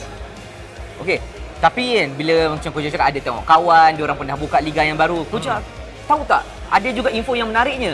Untuk MSL kali ni kan, champion dia kita akan hantar pergi ke wildcard untuk EWC. Wow, tanya. So directly dapat terus wildcard Directly dapat. So untuk benda ni sendirilah, adakah Kuja rasa adalah satu benda yang bagus untuk scene diorang dan juga untuk fan diorang secara menyeluruh? Okey, of course benda ni memang sangat bagus untuk komuniti Thailand seperti saya cakap tadi. Cuma bagi saya lebih happy untuk Mobile Legends sendiri sebab dia telah membuka lagi besar cabang-cabang di serata dunia, dan saya mengharapkan lebih banyak lagi negara-negara lain yang terlibat untuk kita besarkan dan kita majukan komuniti ini bersama. Baik. Itu saja daripada saya. Anything nak shout out kepada kawan-kawan IDNS kalau diorang tengah tengok benda ni? Okey, untuk IDNS yang semua nama ZZ kat belakang, mungkin saya tak ingat sangat lah. Mungkin saya ingat cuma Amzi dan Frame TZ, saya tak ingat lah. Tapi memang kalau tengok muka saya memang kenal. Saya mengharapkan korang come back. Dan untuk komuniti Thailand, all the best. So sekarang you guys dah ada platform yang sangat-sangat baik untuk you guys tunjukkan bakat. Dan saya mengharapkan korang terus maju jaya ke hadapan. Dan jumpa di international. Good luck guys, all the best. Terima kasih Kuja. Itu saja daripada saya dan Kuja. Kita jumpa kejap lagi. Sawadee. And there you have it, words from an interview from Poji and Kuja. For those who didn't understand, Kuja actually part of the IDNS run when it happened. He was close to those boys, very, very close indeed. Really goes to show how deep our Malaysian roots go, even though we weren't sitting at the top or somewhere close to the top prior to M1. Yeah, the Kuja you knew came from Toda. The Kuja they knew was IDNS. Man, it's been so long. Dude. I'm thinking about it, like how far back can I call Kuja's teams? RSG? Yep. Wasn't he part of... I want to say he was part of X-Pac's Assassins at some point. It could be. Hold on a minute. Was it Craft's birthday? Belated birthday? Hey, how come we're not being informed about this? And these fans know how to gather intel. They know how to gather intel. They're way deeper into this than we are. At the very least, teams have been very tight-lipped about it. Yeah, they have been. Now, today is actually our cameraman's birthday. Yeah, big shout-outs. Obviously, as we see the days go by, we're expecting more people's birthdays to come on through. Question is whether or not they get the little special surprise here at MPL Arena. 5,000 diamonds for you. It's just, here you go. Can we name anybody who can actually give those 5,000 diamonds if they do happen to come into the arena? You know what? Let me just look around and see if any big important people that I can annoy unnecessarily. You know what? Bother Simon about it. Bother Simon about it. If it's your birthday, go ask him for 5,000 diamonds. Maybe tomorrow. They just lost it. They lost early on. Maybe tomorrow. Yeah, maybe tomorrow. That'll be a better time. You still remember, everybody's a human being. You know, ask them at your own discretion. But it's time to start jumping back into the land of dawn right after we get past the most important phase. Of course, everybody knows and loves it. It's the drafting phase. So the only map we haven't gotten was Broken Walls. So I do hope we go Broken Walls. Come on. I don't know. RQ actually has a pretty low win rate on Broken Walls for some reason. Ask my fists first. Woo! God damn it. Woo, I'm too good at this. He's back on it. You've got the series down. Both predictions correct, but let's see the draft itself, because we're seeing that Sasa is opting to get rid of Fanny alongside with the Freya this time round. So don't even want to make any trade. Sasa doesn't take any prisoners. No bargaining chip for you. Does that mean that they're going to give away any other power breaks? I mean, Sora is banned out. The Valentina is like not as good now until you see a clear ultimate. Like Jusin, Yave. The one pick we haven't seen for quite a while, at least I think this week, was the Farsight. I don't think we've seen Farsight yet, but the Kalea ban. Kalea, I'm fine with that. I'm fine with that for now. Maniac by nature. Oh my god. Innocent by name. That's so good. Why did I think of that?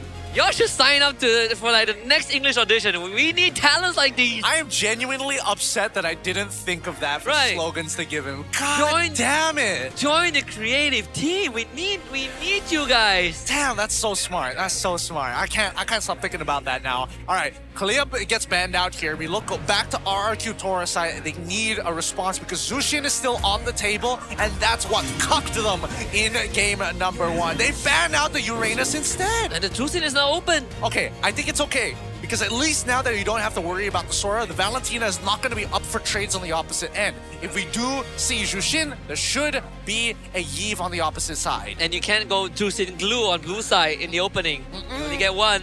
And Jushin seems to be the juicy one. Yoink the glue. Take the glue? That's what I think is going to happen. They're going to be like, whatever, we can do whatever we want in the mid lane anyways. We just need to make sure that Yums has options. That is true. The Gwyn is also still up. Oh, you're right. The Gwyn is still up. What am I talking about? Oh boy, what's the priority here? Hey, maybe this gives us a bit of a tier list of what SRG thinks, you know? Is it Jushin over Glue or, you know, going straight into the Gwen? Where are we at here with them? They have done it once. It's the Gwyn. Okay. Jushin Glue. It's gotta be Jushin Glue. It has to be Jushin Glue, right? It's gotta be. Unless SRG are like, I'm ready to whip out the farmers today. Or they could Jushin Marcel. They can wait on They can wait on Marcel. Yeah, they can wait on red 3, red 4. Just go like Jushin Glue, why not? Keep it safe, keep it sanitary, you know? You don't really care where the Guinevere is going because you will be able to punish it. And now what does SRG do? Sorry. They No. They can't go for that. I mean, it feels like you have to go for the E, but then what do you do with this glue anyways? It's still the same problem. So it's either you go Yves Khalid to match up with damage, Yves Cho as to mean to maybe potentially have 2 ways to enable a pick-off to happen. If they want a team fight... I'll do it the Vamos way. Yves carry.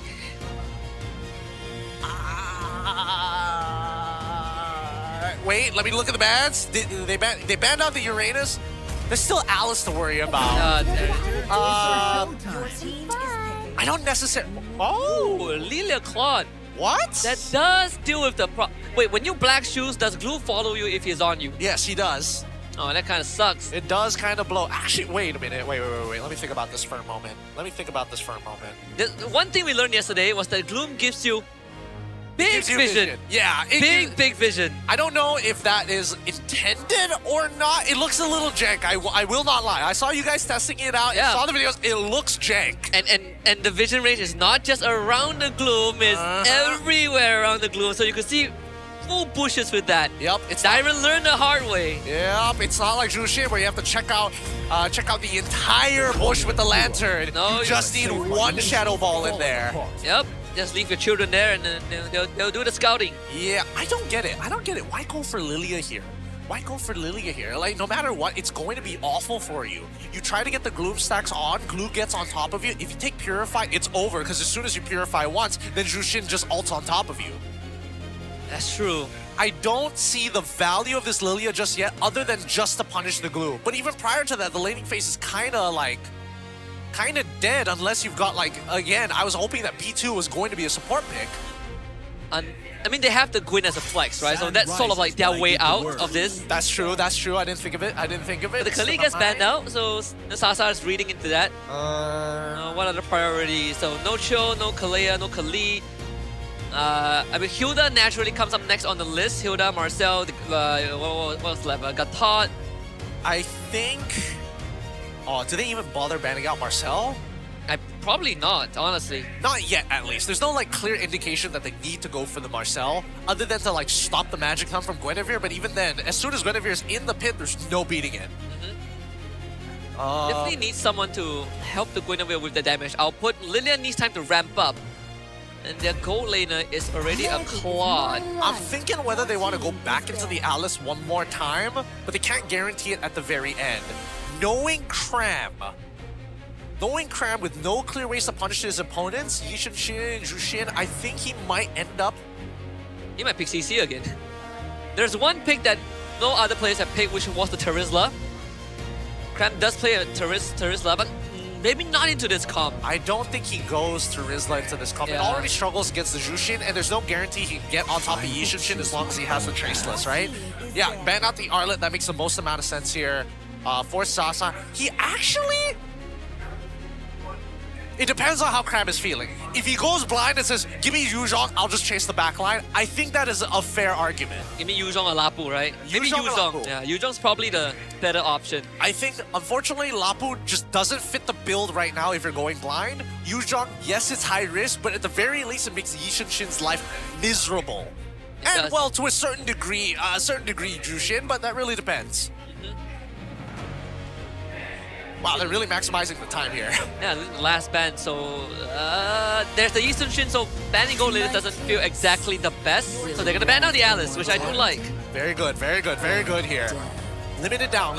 All the big fat tanks are out of the way. No more sandbags there, so it has to be a volatile laner. This is also one of the few matchups that we have Malaysian coaches going head-to-head. The three big, right? Sasa, Long, Veki. Are we missing anyone else? Sinhan as well, yeah. I'm trying to think if there's any we've missed out on accident. I feel so bad if I'm missing out on Malaysian coaches. I'm so sorry. Can't think of anyone else for now. It's not coming to mind, but the blind pick hardly is going to be the case, and Yi Shin has been confirmed to go gold. Yep. And if you're having doubts about the Harley, I don't blame you, but that was yesterday's story. They're going to give Gary a third chance on it. Reassurance from Sasa too. It's just got to be confident, right? It's about reaction time more than anything else. If you got the reaction time, you'll never get hit by anything on this Harley. Just one shot, Dominion. Yeah, just one shot. It can't be that hard, right? They have a Lilia, they have a Claw. What can they do? Boy. They need single target lockdown from the side of RRQ, though. I think that's like the only thing that they're missing to round out this comp. And who is more in need of the Gwyn? I feel like you might give Uni the Gwyn here and go for a Roma instead. I feel like Cram has to make the sacrifice here. There's a Yuzong. Oh no, that's a Phobius. Yeah, he's sacrificing his lane to get the, he's sacrificing the lane to get the Suyo. He's willing to do it. He's willing to do it, which I appreciate. Alright, all hinges on Uni again. Just get, wait. Cho's banned out, Kalia's banned out. Are there any other single target? No, Selena doesn't make any sense. Yep. Tigreal, Kaja, Grok. Kaja and Grok aren't too bad. I think arguably Kaja here, because you're already running the Harley as well as running the Jushin. Or Marcel? Actually, you know what? Yeah, it's not the worst. The zone control won't be as easy this time, though. So they take the Hilda again. Ooh, I don't know about the Hilda. Wait. With the Harley and Jusin, they do get priority in their side lane. In the glue lane, at least. They get it. Yeah, they get it off of the glue lane. The Claude lane is a net neutral. The mid lane is dependent whether Yums actually lands the Magic Thump at level 1. If he hits it at level 1 and forces out a battle spell, they've won the lane.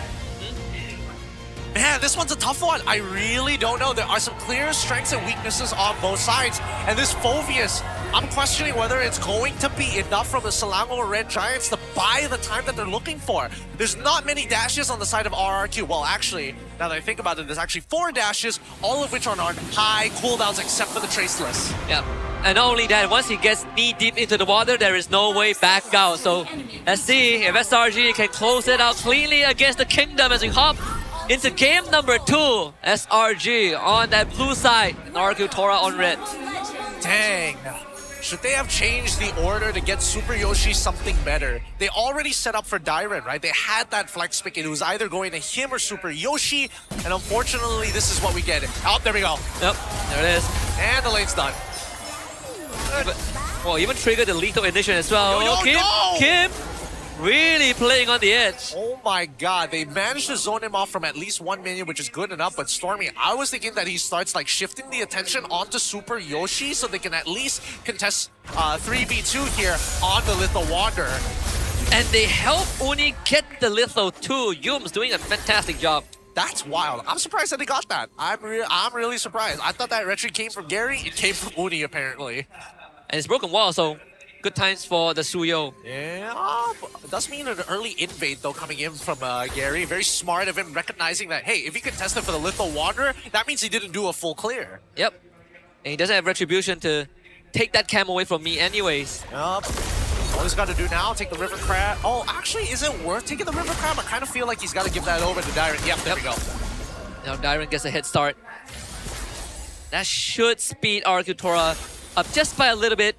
Not significant enough to affect the turtle fight, but does give Gary and Dairen a bit more of a priority. Yeah, look at this setup here by Stormy.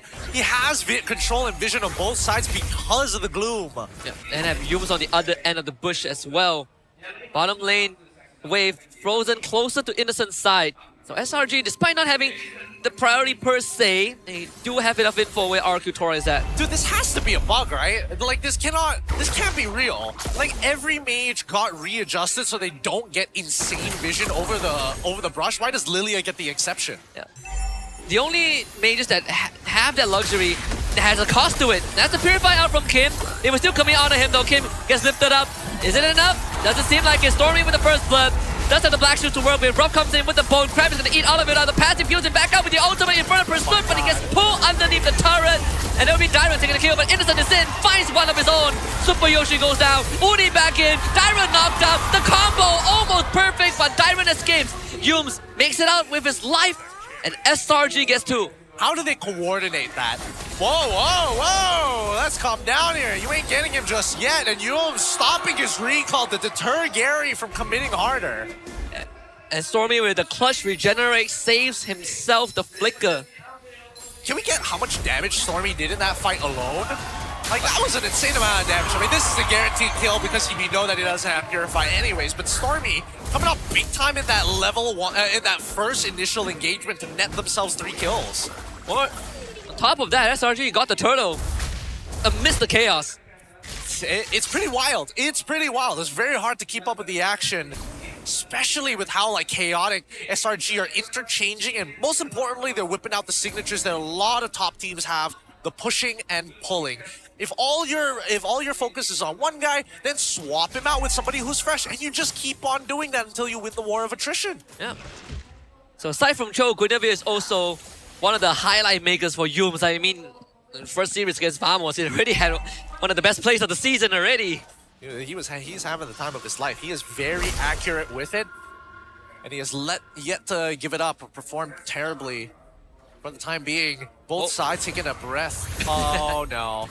Unlucky. Saved by the Cyclone 9. Yums needs to wait for his cooldown. Oh no. Oh no. Magic. He's still healing up, but most likely gonna go down. Super Yoshi claims that kill. That's so unlucky, dude. That's so unlucky. You land everything just for the Cyclone Eye to say, nah. I'm so Kingdom. I'm so Kingdom right now. They should have...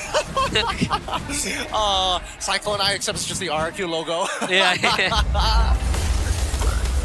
Although now that the Lilia is slowly coming online, things working towards the glowing one. First, second turtle under attack. I think Uni has priority. Super Yoshi chases Stormy away. Cram finally makes it into the fight. Stormy, unfortunately, forced out of it. Turtle down low. Gary easily secures the objective. Now BMI used by Innocent, but he's lashed on by Dyron. Dyron forced out, but Stormy will still go down to Super Yoshi. Oh, they're doing well. SRG can keep fighting for days. Just because Stormy is done doesn't mean Cram is. And Uni, despite everything, unable to get remotely close to the turtle this time round. Not an ideal fight, but hey, take the best that you can get. You still have a 400 gold lead. In terms of EXP, you're slightly behind Gary, but that's only because you just got that turtle. Cram is ahead of in experience.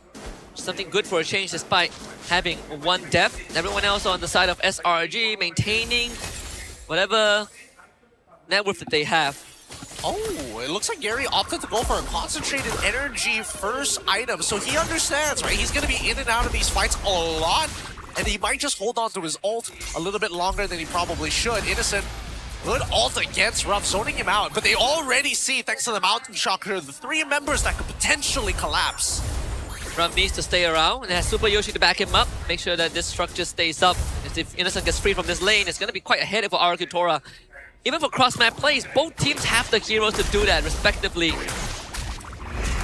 Not ironically, both compositions kind of want to do very similar things, but the only big difference is the fact that SRG, because of Guinevere, actually has single target lockdown. RQ Tora, they depend heavily on information gathering and cutting you off at key supply lines in rotational paths. That's why you see them trying to hover around the tri-brush, the mid-brush, just keeping control of the general no man's land known as the river. And as the front lines of RQ Tora get some more resistance, the Guinevere cash into a one-shot potential is gonna go down, as they don't really have that burst damage, right? They need to ramp up with the Gloom. Uni also needs to get through his spell rotation. They don't really have artillery like a Feather Airstrike or a Granger Death Sonata. So the odds of RQ Tora getting completely vaporized does decrease by a bit in this mid-game phase until critical mass gets achieved by SRG. Yeah, they need a bulk discount here. Oh, hold on. They're fighting for space. Oh, Yums very deep in. Ruff was found out. Now calls in the turtle boat. Crab is just gonna go to the back line. Super Yoshi forced to flicker away, and now Innocent comes in with the blazing duet. Super Yoshi just back in, but Stormy claims the kill. Cram drags Dyron's back, but RRQ Tora have lost one of their front lines. They can't do much about this. Dyron has to do a lot of the heavy lifting, but Cram seems to be holding his ground pretty fine. Kim looking to shake that position right now, but even Innocent is trying to look for space on the side. Doesn't have the Blazing Duet, but he's still fairly healthy, and Cram is just gonna full send it. Disengage, misses the knockup, and Cram will take over that space.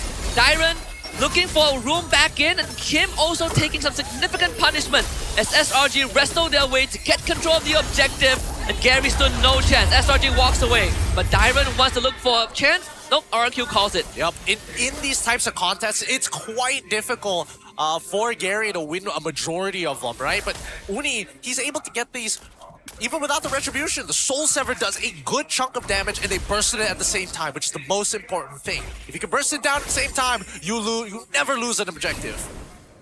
Innocent is completely untouched as well. All the times he comes in with the Blazing Duet, doesn't even have to think of expanding the flicker. He always finds the room in, and Uni continues to get a bit of a minuscule lead. And still, SRG might be 2k ahead, but none of their members are too far ahead of RRQ Tora. It's evenly spread out in terms of net worth. They use the Violent Requiem onto Super Yoshi, looking to blow him up. Super Yoshi goes down to Innocent. And this is the problem. This is the same problem as game number 1. They have nobody to really open up this map, and whoever can is just too high priority if things fail. And now Ruff, he can't double wave anymore, and he's just stuck in this lane. Stuck in the lane and needs Super Yoshi to bail him up every now and then. If the wave crashes in, they really want to hold on to the turret, which gives space to Uni to start exploring the map of RRQ Tora. Does see Gary, so no attempt there from RRQ. Yeah, he has to clear one more wave, unfortunately, but down by bot side, you can see that SRG have set this up perfectly. Nothing that RRQ Tora can do. This tier 1 will go down. Dyron was going to do his best, but he now will be forced to soak out the punishment. Dyron just disappears. And the turret still goes down. Nicely done. Nicely done by SRG. They pushed out the mid lane. They pushed out the top side. They send everybody down for a full rotation. And in case Yobis catches anybody, they have the numbers and the damage to make it count. Enchanted Talisman finally purchased by Stormy. These fights, if they drag out too long, he's just gonna melt people one by one. And Super Yoshi, he's taken so many shots. And he's the punching bag. He is forced to take the beating. And it only gets worse if SRG gets further ahead. We'll find out here, because right now, Dyron, he needs to start zoning and fighting for the space again. It's going to be another wrestle, but just look at the waves, right? Topside is about to get readjusted and influenced by SRG as the mid lane gets shoved in. And Dyron is going for the glowing one. So he is trying to go big on this. Instead of just full resistance, he wants to add a bit of the damage, a bit of that extra punch. Perhaps if he latches on the Stormy and Innocent, that could be enough to tip the odds. And he needs time to get to that point. Keep in mind that Innocent just finished the Trinity build. He has the damage. He's building up those stacks fast, and worse yet, RRQ Tora still not pulling the trigger. Might come down to Gary, but Super Yoshi getting caught might dissuade that. Kim now in a horrible spot. He's trying to disengage, but Yums have already found him. Only having to deal with Dyron in the backline, and Ruff works on Yums. Yums will buy time, jumps away. Yums gets out. The arrow from Ruff out of range, and Lord for SRG. Beautiful, beautiful from Uni. Outplays Dyron despite getting stuck. Slam each time. All I needed was one jungle camp and some spell vamp, and I got this. And now they take everything across the map. Contrary to game 1, SRG, they fight scrappy, but they make sure they win this time. No even trade for RRQ Tora. They make sure that it is painful and swift. And now you're starting to see RRQ Tora really bleed. 6k goal lead for the Giants. And honestly, all of this came off of one really good macro play from SRG. Once they figured out the behaviors of RRQ Tora and said, you know what? They don't actually want to fight us 1v1. Let's take advantage of this. Let's default and get 2 priority waves and then eventually crash down on where Ruff was supposed to be farming in the first place. We take away their late game insurance and they're going to be stuck with nothing to do. They also disable Gary while doing that, right? It's collateral damage. Silver lining for RRQ Tora. No inhibitors should go down at this point of time. The holy defenses will deteriorate anyways by the 12-minute mark. 1v1 between Uni and Gary. Oh, Gary is gonna win this! The third time Gary wins a 1v1 over Uni. Wait, Surge, sir. Used it too early. Didn't have the iframes to dodge it. And when it came off a cooldown, he was thinking about dodging, but he knew he was dead no matter what. It's a very tight window to actually dodge deadly magic. If RRQ Tora loses this, at least Gary said he beat Uni 1v1 3 times. Oh, they caught Super Yoshi again, but no commitment this time. Spatial migration still being held on. Dyron patiently walks forward. Yums now unleashes that with Cramp to the back line. Innocent! Oh, he found the angle! And he's gonna take all of them down! He needs to clean up here. I mean, Stormy was the main target for RRQ. They chased him halfway across the world and sacrificed 3 members to do so, just to kill one guy. And now, that being said, Innocent has been left untouched this entire game. Level 14, 4-0-7 with no flicker, yet still perfect positioning. And he's starting to melt through Dyron's health bar as well. Whatever laning advantage that Dyron should have against Cram does not matter at this point. Yeah, I mean, if he gets on top of him, it will be ideal, right? I think he should be able to start burning him down unless Innocent has something to auto-attack. Let's look at the instant replay to watch this fight one more time, right? Because the engagement was beautiful. Both Cram and Yum saw the same thing and reacted at the same time. The Innocent was left untouched, and Cram with a clutch Dark Wave as well. Right as the Blazing Duet connects to really ensure that Innocent has enough space for the output. Yep. I mean, if it wasn't for the lethal ignition, I'm pretty sure that Stormy would have survived as well. He had like a sliver of health that got burnt off at the very end by the glowing one and the lethal ignition, but things are going well. How do you get Innocent? I don't know, dude. Ideally, you want to send a board his way, but Ralph is not getting close to him. Yeah, that's the thing. I think the only person who can kind of get on him is Dyron, but Dyron has, like, he needs to focus on Uni for neutrals. Yeah, Dyron has too many jobs to do and not enough time, not enough hands. Yeah. The other hand is Super Yoshi, but they are constantly keeping Super Yoshi in a deadlock. It's just too much space that SRG is currently covering, right? I think that RRQ needs to start contesting right now to maybe at least fight for mid-bush. And Gary can't even walk up. That mid is under control of SRG. They need that spot. They need this bush. Once they clear this bush, a lot of... Wait, hold on. Conceal! Oh, and Yums catches him again! It's too good with these engages! God damn, how do you react to that? And they found Gary. Gary tried to one by Innocent, but wins! Gary actually wins! Oh my god, that was close. He nearly just out-healed the damage, but thankfully, on Harley, everything is short cooldown. And there's concentrated energy. It made the difference, and Uni now cannot continue on the Lord, allowing Dyron to walk on forward. Stormy still has the black shield that flickers. Gonna use it right now, but Dyron is still on top of him. Stormy flickers to isolate Dyron from the rest of his team. And Cram and News will make sure the rest of RQ Tora doesn't blitz the Lord before Innocent comes back. They will start to work on Dyron. It's gonna take a while. Dyron, look at the kill. Stormy misses the root, but still walks on forward. One more will do the job. Dyron for Stormy as the fight breaks down into absolute chaos.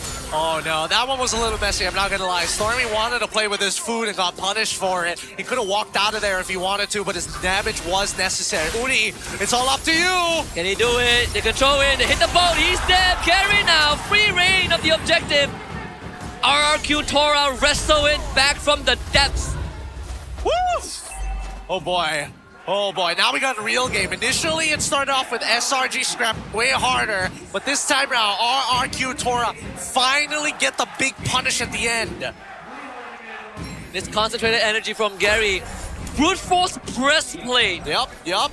Again, these were the two builds I was talking about. It's either full damage with a lightning truncheon, or you start turning your head the other way as soon as you get the concentrated energy. Both of which are doing phenomenal for him right now, because he is winning more 1v1s than he probably should. Now he's beating Uni, he's beating Innocent, extra armor. Now, all that gold lead that SRG has is gone. It dissipates. And they've got the Lord on their side, coming from every single angle. Should be able to defend this with the Lilia. It's gonna take a while though. Mountain Shocker gets used. All three waves synced up. Uni helps out with the Endeavor, but there's still a mini wave, so the inhibitor cracks in the top lane.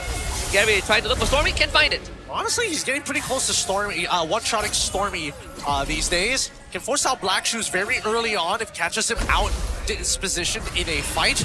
With RRQ, Still, 106 seconds left until the next Lord, and so far they can't afford any mistakes. The death timers are going to start getting real long from this point onwards. It's a chance for Yums to make another hero catch with that flicker spatial migration to really turn the tides around. But RQ Tora, they've come this far. Just have to close it out. Yeah, they need a traditional front to back. That's what SRG wants. RQ Tora wants to get into their flanks. They want to avoid that front line and outmaneuver them, but they just don't have the heroes to do so. Team is not doing a great job. The Ice Queen's once and Brute Force Breastplate helping him out. Cram is gonna willingly eat out the punishment. There's no way they take him down like that. But the presence is what RQ Tora needs. They need to continuously press on the pain point of SRG. Yeah, they need a Wishing Lantern, honestly. I don't know if Kim is going to go for it because it looks like he's going for the Ice Queen's wand first, just for the extra utility. Oh, they might find Super Yoshi though. Call lacking too far. The rest of RQ Tora comes to back him up. Super Yoshi is dead. Winter Crown used by Innocent. He gets lifted up, but he's still out of it. And Kim now isolated. Flicker forward. Cram gets a 3-man Dark Wave as he is now so far forward, but Yums is on the case. Follows up with Stormy behind his back. Gary around the corner. The rest of SRG trying to keep up, and Yum goes down. Counter with the immortality. Uni in the fray, but he blows up. Yums is dead. Uni has the immortality. The item swap is dead. Kim toying around, but Innocent finally gets his moment to go back in. And Cram has a chance with Dyrus in the base. They can't stop him. Stormy, clear the way, Stormy. I think he's got it, right? Yes, they'll be able to clear with the help of Uni as well. Now Dyrus on the run as Ruff dies in his own 2v1. Gary tries still. Dyron trying to go in and end the game right then and there, but it is not time just yet. Not today for the Kingdom. Oh, look at Yums. He's laughing about it. He's like, oh my god. Oh my god. We nearly got backdoor. We almost became Team Flash. Dear God. They call Flash Singapore Red Giants, but we are not that. Oh boy. Oh wait, no, don't tell me when he dies. Oh, that was so close. That was so close. Now Gary's dead. And he swapped the item too late. He was half a second away. No, not like this. A fraction of a second from the item swap. It popped up on the API, but just as he dies. If he wasn't feeling sick today, he wouldn't have made that mistake. He would have hit the item swap and he would have dashed the right direction. He dashed forward there, saw 3 people, freaked out, even though vision was on all 3 of them, goes back, doesn't item swap in time. Really unfortunate there from RRQ. He will be back for one more ride. One more chance. He did sell the immortality back for the Genius one, and I'm not sure if he has enough money to do it a second time. This would be the final siege, RRQ Tora. They have a chance to hold on like the previous game, but at the cost of the entire base. Hey, honestly, at least RRQ Tora can say they got one inhibitor back. They did. They were the first one to claim the inhibitor. Oh, they dance. Where is it? Dyron. The back line, Stormy, a bit out of position. Dyron sticks onto him. Oh, that should get the rest of the team. Oh, Dyron, Stormy though. He might go down. Dyron has the glowing one. The damage is enough. Stormy dead. As the Lord gets taken care of. Dyron to safety. Uni down to hell. Innocent in the fray of things. There was some nature. Innocent full commits on the run. But there's not enough damage. RQ Tora, they do it again. Oh my god. Just like game 1. It's not over. Yums has to flicker away. And Crab, he can hold, but Innocent, he's back in! Dyron gets the roll to Innocent, and he latches onto Innocent! He should die. Innocent needs help, but the help is not coming. Immortality though. Innocent back up. Immobilized. He's gonna be out of the way, but there's Gary there. Gary finds a shutdown. RQ Tora, they might do it! I think they've got this. When he finds swap, and the item swap is there! Cram onto Ruff, but Ruff gets the job done. SRG falling apart. Left, right, and center. Uni! He is out! But it's just him and Yums! Just run, dear God, just run! Uni, he's got more than enough spell vamp to get on out of there. But finally, the war ends, and nobody is the wiser. Holy cow, what a fight! Both sides will not leave a single man behind.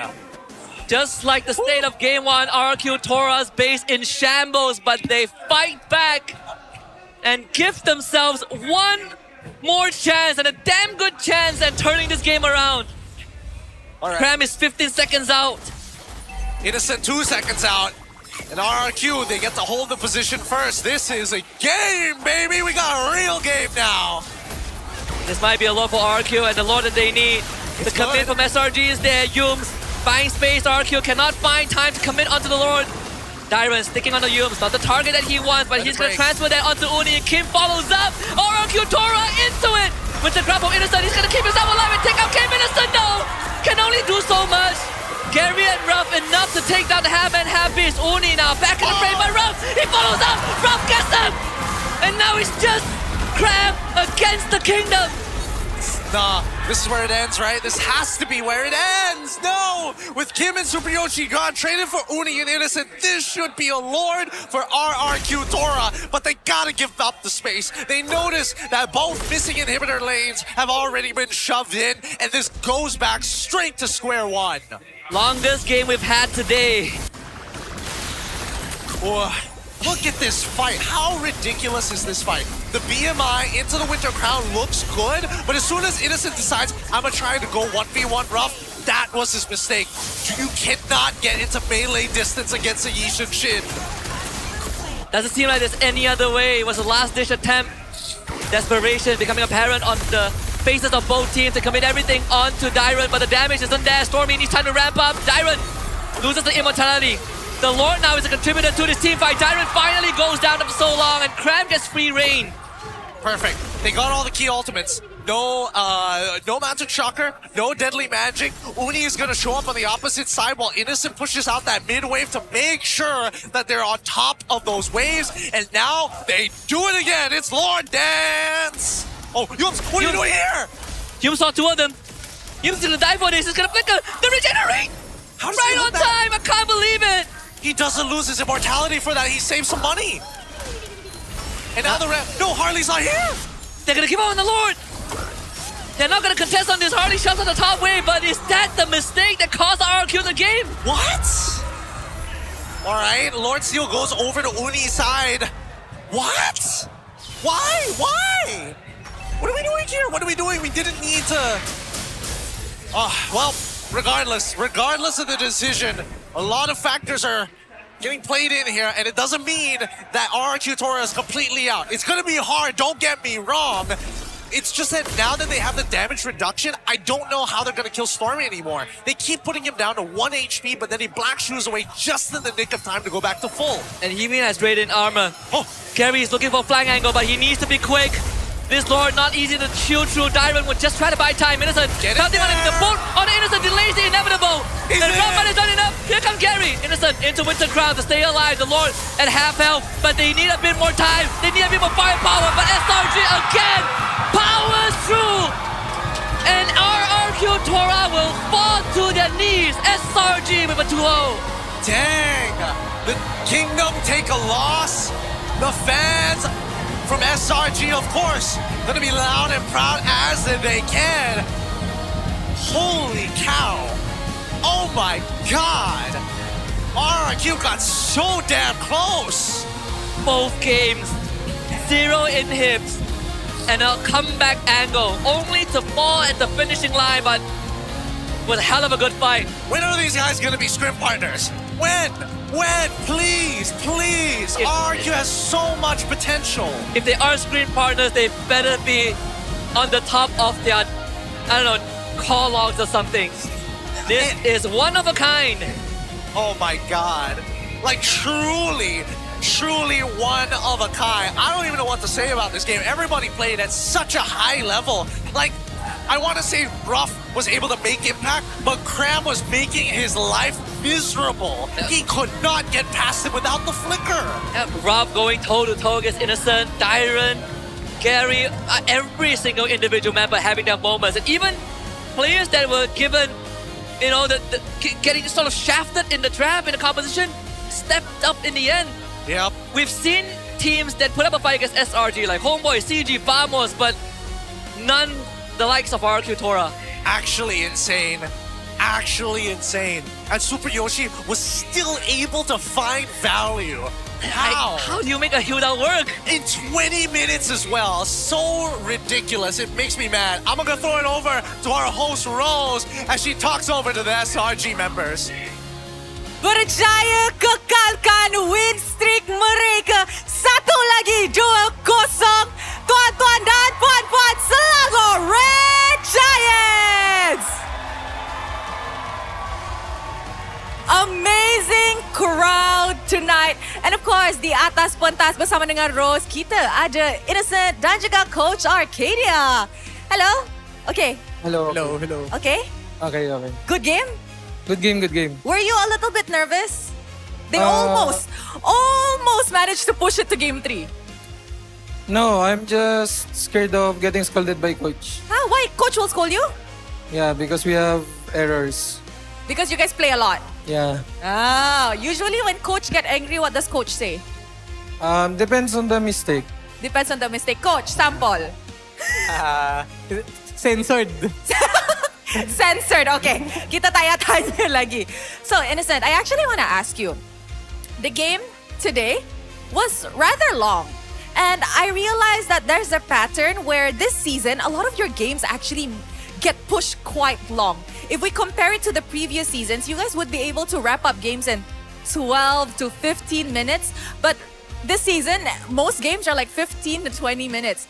So I want to ask, does it have to do with the fact that teams are actually getting stronger, they're stepping up, or is it from the side of SRG that are underestimating opponents coming your way?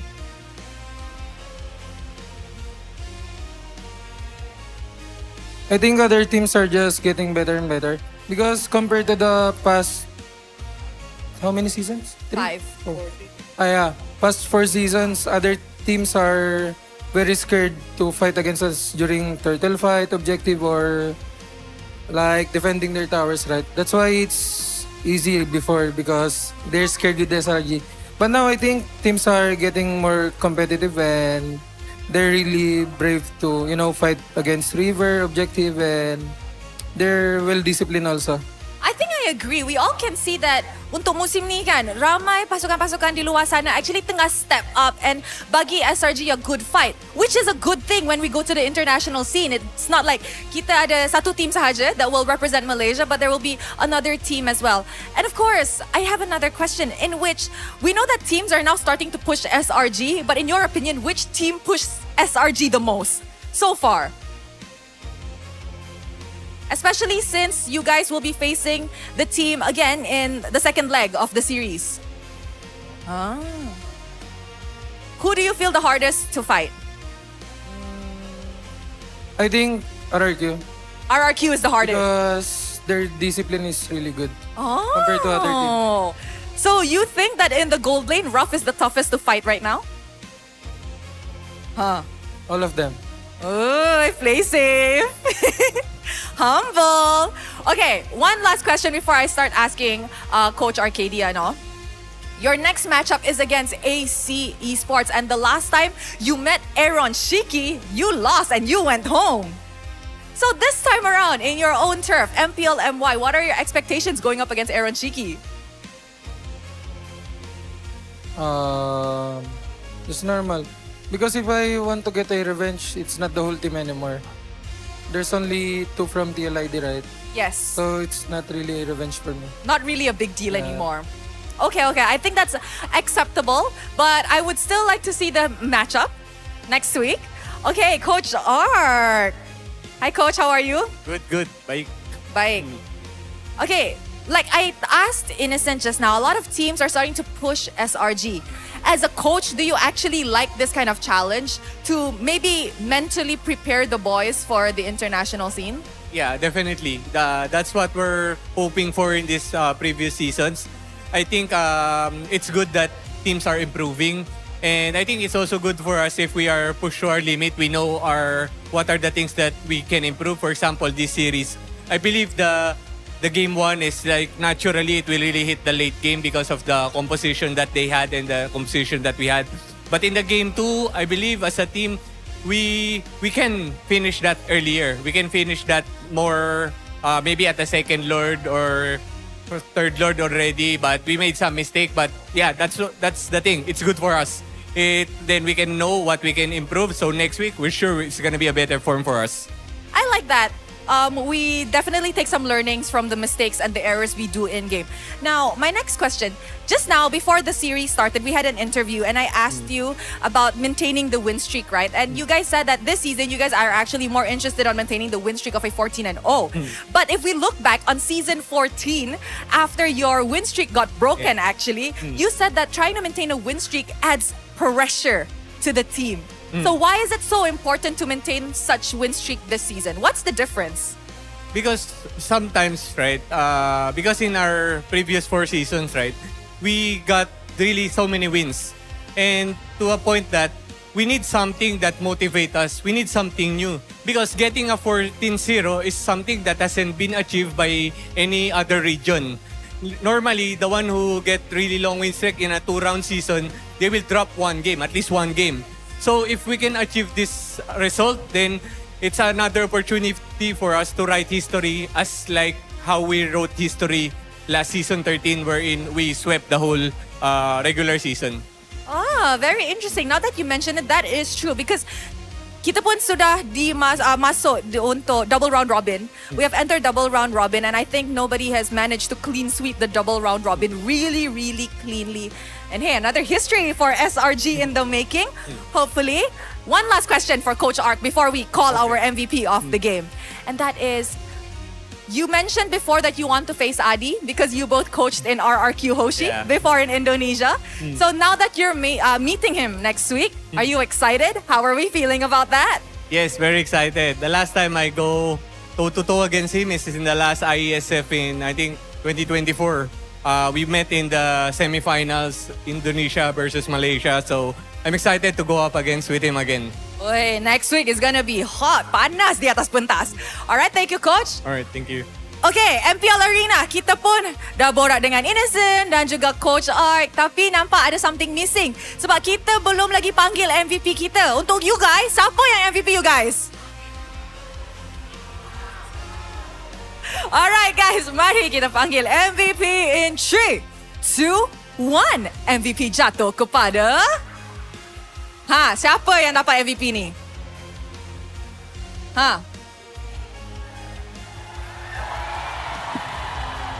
Not again! Yums! Aduh. Yums, why do you play so good that every week you're the MVP? Setiap minggu MVP, nanti Rose yang stres macam mana nak tanya soalan.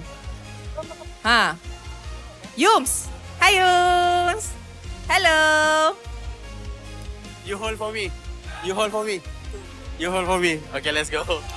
Dah makan hari ni? Oh, dah. Dah. Makan apa tadi? Makan sasa.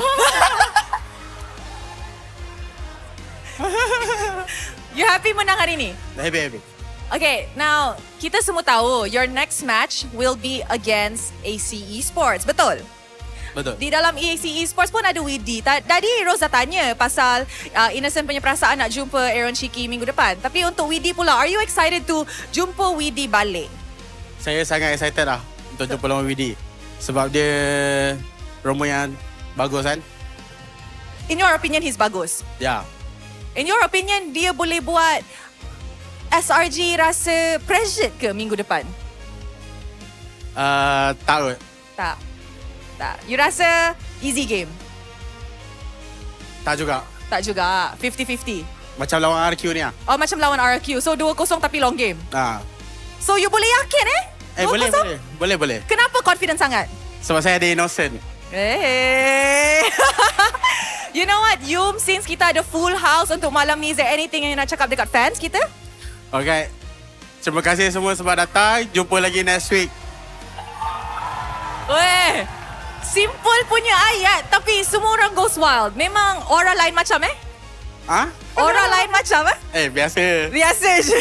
You know what, boys? Congratulations on that win. Thank you very much. With that, mari let's show it back to the casters to break down apa yang jadi di dalam Clean Sweep series ini. Throwing it back to you guys.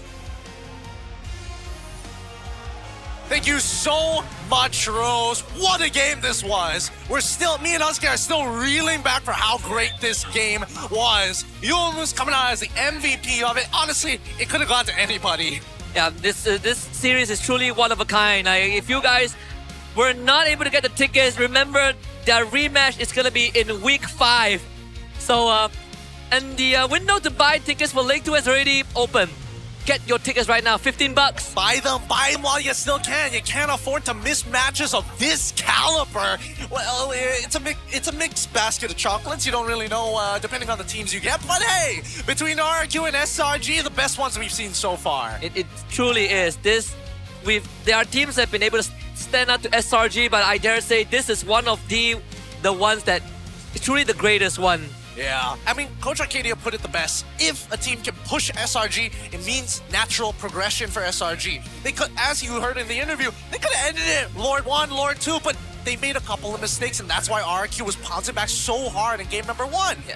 Things to learn for SRG, but for RRQ, goddamn, I really hope that SRG and RRQ are scrim partners. And it comes down to, the most minuscule moments, right? SRG makes a mistake, RRQ have a comeback angle, and SRG still wins out when the chips are down. And that is really what separates SRG from teams that have gotten close to beating them. Yeah, I mean, look at Gary's build right now, because again, I thought maybe he was going to go with like, oh, you know, a survivability build. He ended up going for a little bit of a hybrid of some sorts. Now, when we're talking about the one-shot build, Holy Crystal is a very key component because it's such a large amount of magic damage. The way he optimizes it is, I'm going to show up, I'm going to ult, I'm going to deal a bit of damage, I'm going to back away. Wait for the Lightning Charger to trigger again, do it again with the ult. Yeah, and he 1v1s Innocent, he's willing to throw cards at him, just kills him off. Like, once he figured out that he can put Yums at 50%, everybody else who has less HP than Yums is dead meat. And this also was a game where there were mistakes that really felt game-ending, right? Innocent getting caught, getting 1v1 by Gary, and Gary dying before an immortality item swap, right? These moments really felt like it was over. But then the team keep fighting back. I don't know how they do it. They were getting value. We were literally harping on this. They were getting value out of a Hilda when 90% of the time, you know, the rest of the team we've seen here probably wouldn't be able to replicate half of that impact. Yeah, I mean, it's so clear that Super Yoshi is comfortable on this Hilda. I can't wait for him to expand this pool. If he can get onto the caliber of how he is playing this Hilda in this game, nothing in the world can stop him anymore. The saddest person, I will admit, is going to be Ruff, because nobody on the side of SRG really wanted to let him play the game. It was, what, Innocent diving him, Cram diving him. I would argue even Uni was diving him. Yums had a different job, but if he could catch Ruff, he would. Yeah, I mean, at certain points of the game, Stormy was gunning straight at him, and then he's literally running at him.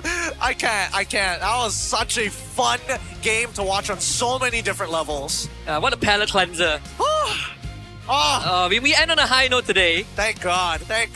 Really high note, in a matter of fact. The fans are still sticking around for the meet and greet, of course. And I mean, even the RRQ fans wanting to make sure to see off their boys walk out of this stage in arena. Yes, they are down, but at least they know that the kingdom is behind them no matter what. And the one final thing I'm looking forward to on social media is Vamos fans saying that Vamos is in second place because they beat RRQ. On a technicality wise. On a technicality, they are correct. But I will say, this week we're seeing way more Harleys actually come into the meta. And honestly, I thought we would be pretty bad at Harley. Gary, despite being sick, kind of nasty with it. And even though it's his third consecutive loss on Harley, today's Harley was very different. Today, he definitely played it to the maximum potential. Whatever rust that we saw from RRQ Tora yesterday, you can forget about it. It's a non-factor. Yep, they were playing very, very warm today.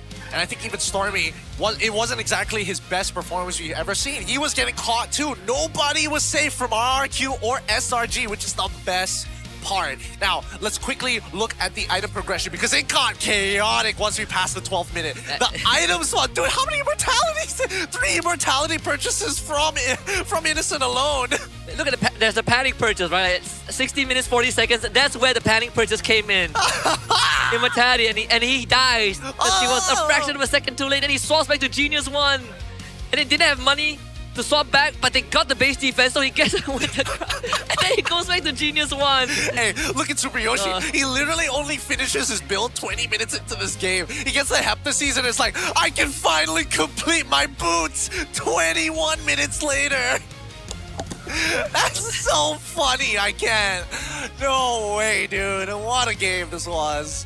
Oh my god. I think this is the longest game we've had so far in the league. Yep. I could be wrong. Yeah. Oh wow, actually Stormy I thought he had the Lightning Truncheon way earlier, but he ended up holding off on it until the very end, and then finally getting the Radiant Armor at the end to actually stand up to Gary and Kim in case they got attacked, especially Dyron. The extra burn makes all the difference. I thought he would opt for Wishing Lantern, right? It makes me wonder, like, sort of, you know, what makes these players decide between, do I want to get a Wishing Lantern or a Lightning Truncheon? I think it's about the scenario, right? Because they wanted the extra bit of burst this time around, and most people are already running the Radiant Armor. So as soon as you make that first trigger of the Wishing Lantern, it's going to max out that Radiant Armor straight away. So you're much better off leaning into raw stats and, more importantly, ratioed penetration, like the Divine Glaive. Yes, that's what I'm looking for. Yep.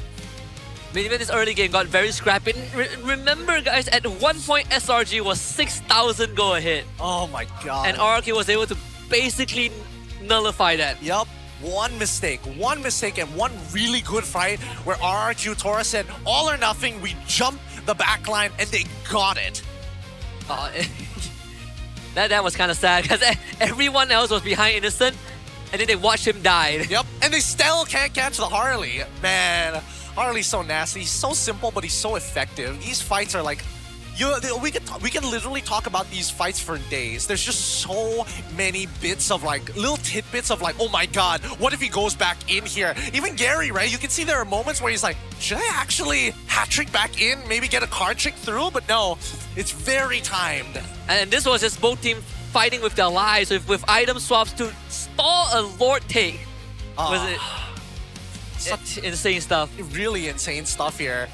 I mean, Ruff, he hits all the right abilities, and then Innocent makes the mistake here. I'ma go in melee range! Yeah. I mean, there's so many, like, minuscule stuff, like Ruff slamming the boat into Innocent to save Dyron. Yup. So many things. Dude, we could honestly talk about this game for freaking days, dude. For freaking days. With that being said, SRG sitting at number 1. 5 total match points with 9 aggregate points, and not having a single series loss, but taking a 1-game loss. I mean, it's tarnished their quote-unquote perfect game record, but the series record is still, you know, achievable. Yep, that's what matters the most. That's what Arcadia is looking for. Double round robin, clean record in terms of Series 1. So, again, Team Ray, good on you. The only team that took a game off of SRG so far. And Team Ray, they also got a pretty nice win. Their second win, in fact. Yep. Puts them at 2 points, same as Vamos. Keep in mind that we only have 8 teams part of the partnership program. The bottom 2 will get eliminated and will not be able to make playoffs. So that's what everybody is trying to do. Keep themselves above the 6th place. Yeah, I'm just happy to see IG in that 3rd spot. I think they've cemented their standings a bit more after today's showing against AC, although it felt like AC is a low benchmark, but it still gave us an idea of what IG was. And plays into, almost played into my power ranking. I had SRG, RQ, AC, and then IG. Not that far off. Yep. I had a pretty similar image in my head. And that, honestly, it was like 1 SRG, 2 RQ, and then it was IG Vamos AC as like somewhere in between, because you never know with these teams, like especially Vamos, they're having the slow start and all of a sudden they figured out their identity. By the way, they're going to be playing tomorrow alongside with Team Ray and IG. Team Flash facing off Vamos. Now, today made me extremely excited for TR-IG tomorrow. Especially with how TR won today. Just guard. Yeah, how many more steals can he do? Can he beat the Black Alien, you know? I'm getting pumped just hearing about these matchups. Even Flash, I want to see some redemption at a almost getting to that peak, really finding their stride Vamos, because then it's a real competition after week 4. Yeah, if Flash can beat Vamos, then only AC is left to prove themselves, right? It's a harder mountain to climb for Team Flash, especially after quite a beating that they've taken. They've always came close. It felt like a bit of AC where you play the full series and then you just blunder somehow. Vamos is going to be a tough opponent, and Zorn faces off against his ex-team the same week he joined Flash. Yep, I mean, call it a coincidence, call it scripted, but we've got some banging storylines here in MPL MY. A lot of individual prowess that must be shown, but more so, hopefully, some animosity. Oh boy. Today started off a little disappointing, admittedly, but man, that last game really sets the tone for how we're expecting every other team to perform. Yeah, and we definitely had some questions after seeing RRQ Tora yesterday, and finding out that Gary wasn't feeling well, but all of that dispelled. And all it took was just a good showing from both teams. Just honest MLBB. It makes you question whether this game would have been different had, well, I don't know, Gary not felt as sick. Maybe that was the difference maker. Maybe then he lands the retry. Yeah, maybe he lands the retry. Maybe he item slots a bit more accurately. Just again, the smallest of details, the smallest of details. Oh, God, I already want to go back and watch that fight all over again. All the fights that happened in that game. But speaking of which, with SRG closing out this game against RRQ, they're going to be walking away at the very least very happy for the weekend. Yep, honestly, if you're in RRQ's position, would you be like, yes, that was a good week? I would say that. I think it's a pretty good game, Even if I don't finish first, I get second, almost guaranteed. This could be a grand finals matchup.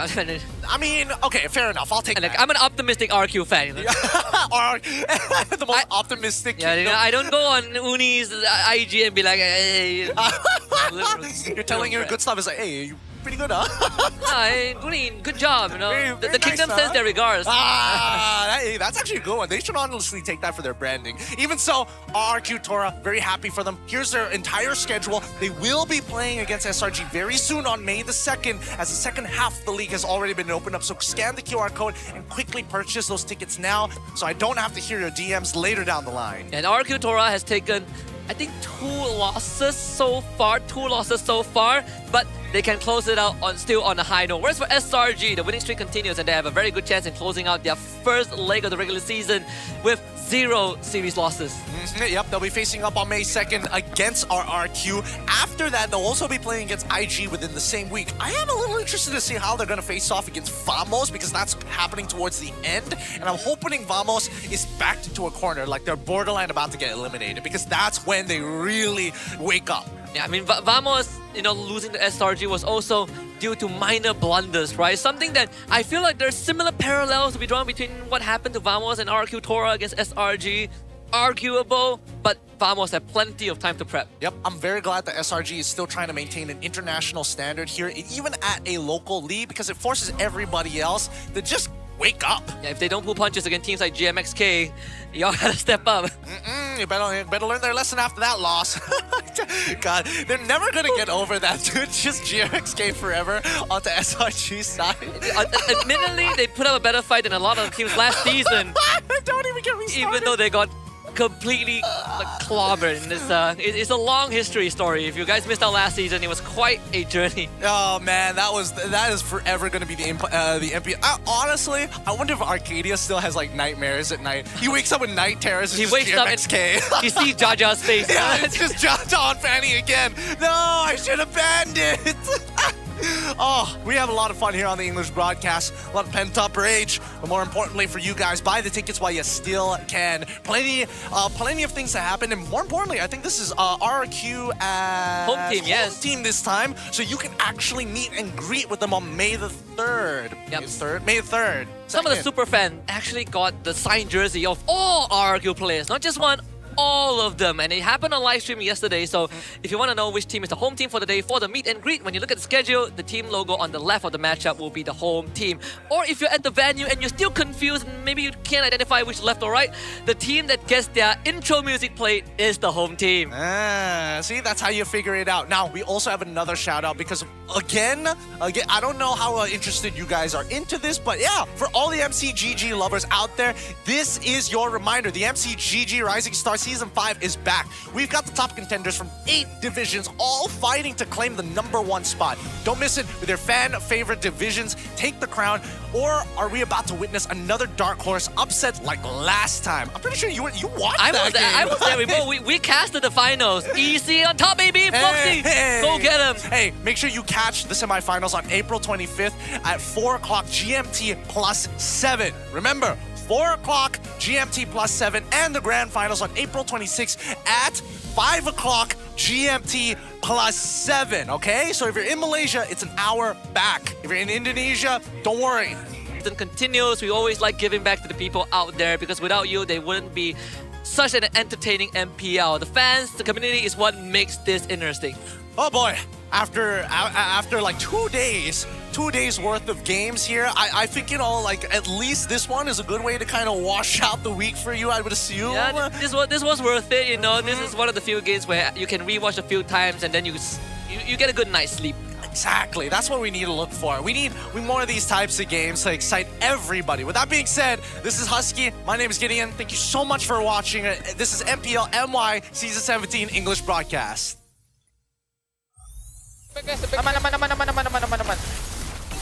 Aman. Aman guys. Innocent. Nice. Eh, bawa guys. Pantero. Nah, pick. No second glue. Ulti Chichon me. Aman. Ayo guys, Ro. Oh ya. Kena. Nice one direct. Sabar. Main. Targeting. Balik Lord guys. Balik Lord. Depan. I to give. Go. Simi, liamot. I to give. Freya low. Ako aman. Give me Grom. Nice one. Oh my god, what a zoning. Boleh. Can see me. Tengok Freya. Sabar. Freya, kita kuat bang. Freya? Boleh. Nice. Simi. Alhamdulillah. Let's go, bro. Puri. Kait. Apa lagi? Aman. Let's wait for the back line. Agak.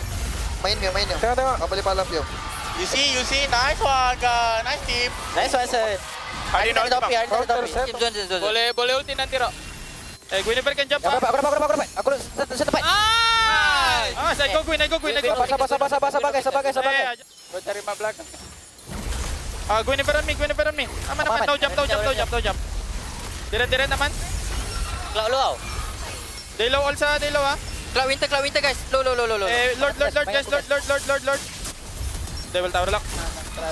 Nasra. Nice guys. Dulu. Aku rasa Glue Hali kat belakang. Zone dulu guys. Zone dulu semua. Zone. Auto lock. Nice one. Pantai lagi. Ali at the back side. Gitu dulu. Aku TP. Gitu dulu. Lord guys, kita masuk guys. Tower. Nice one, bro.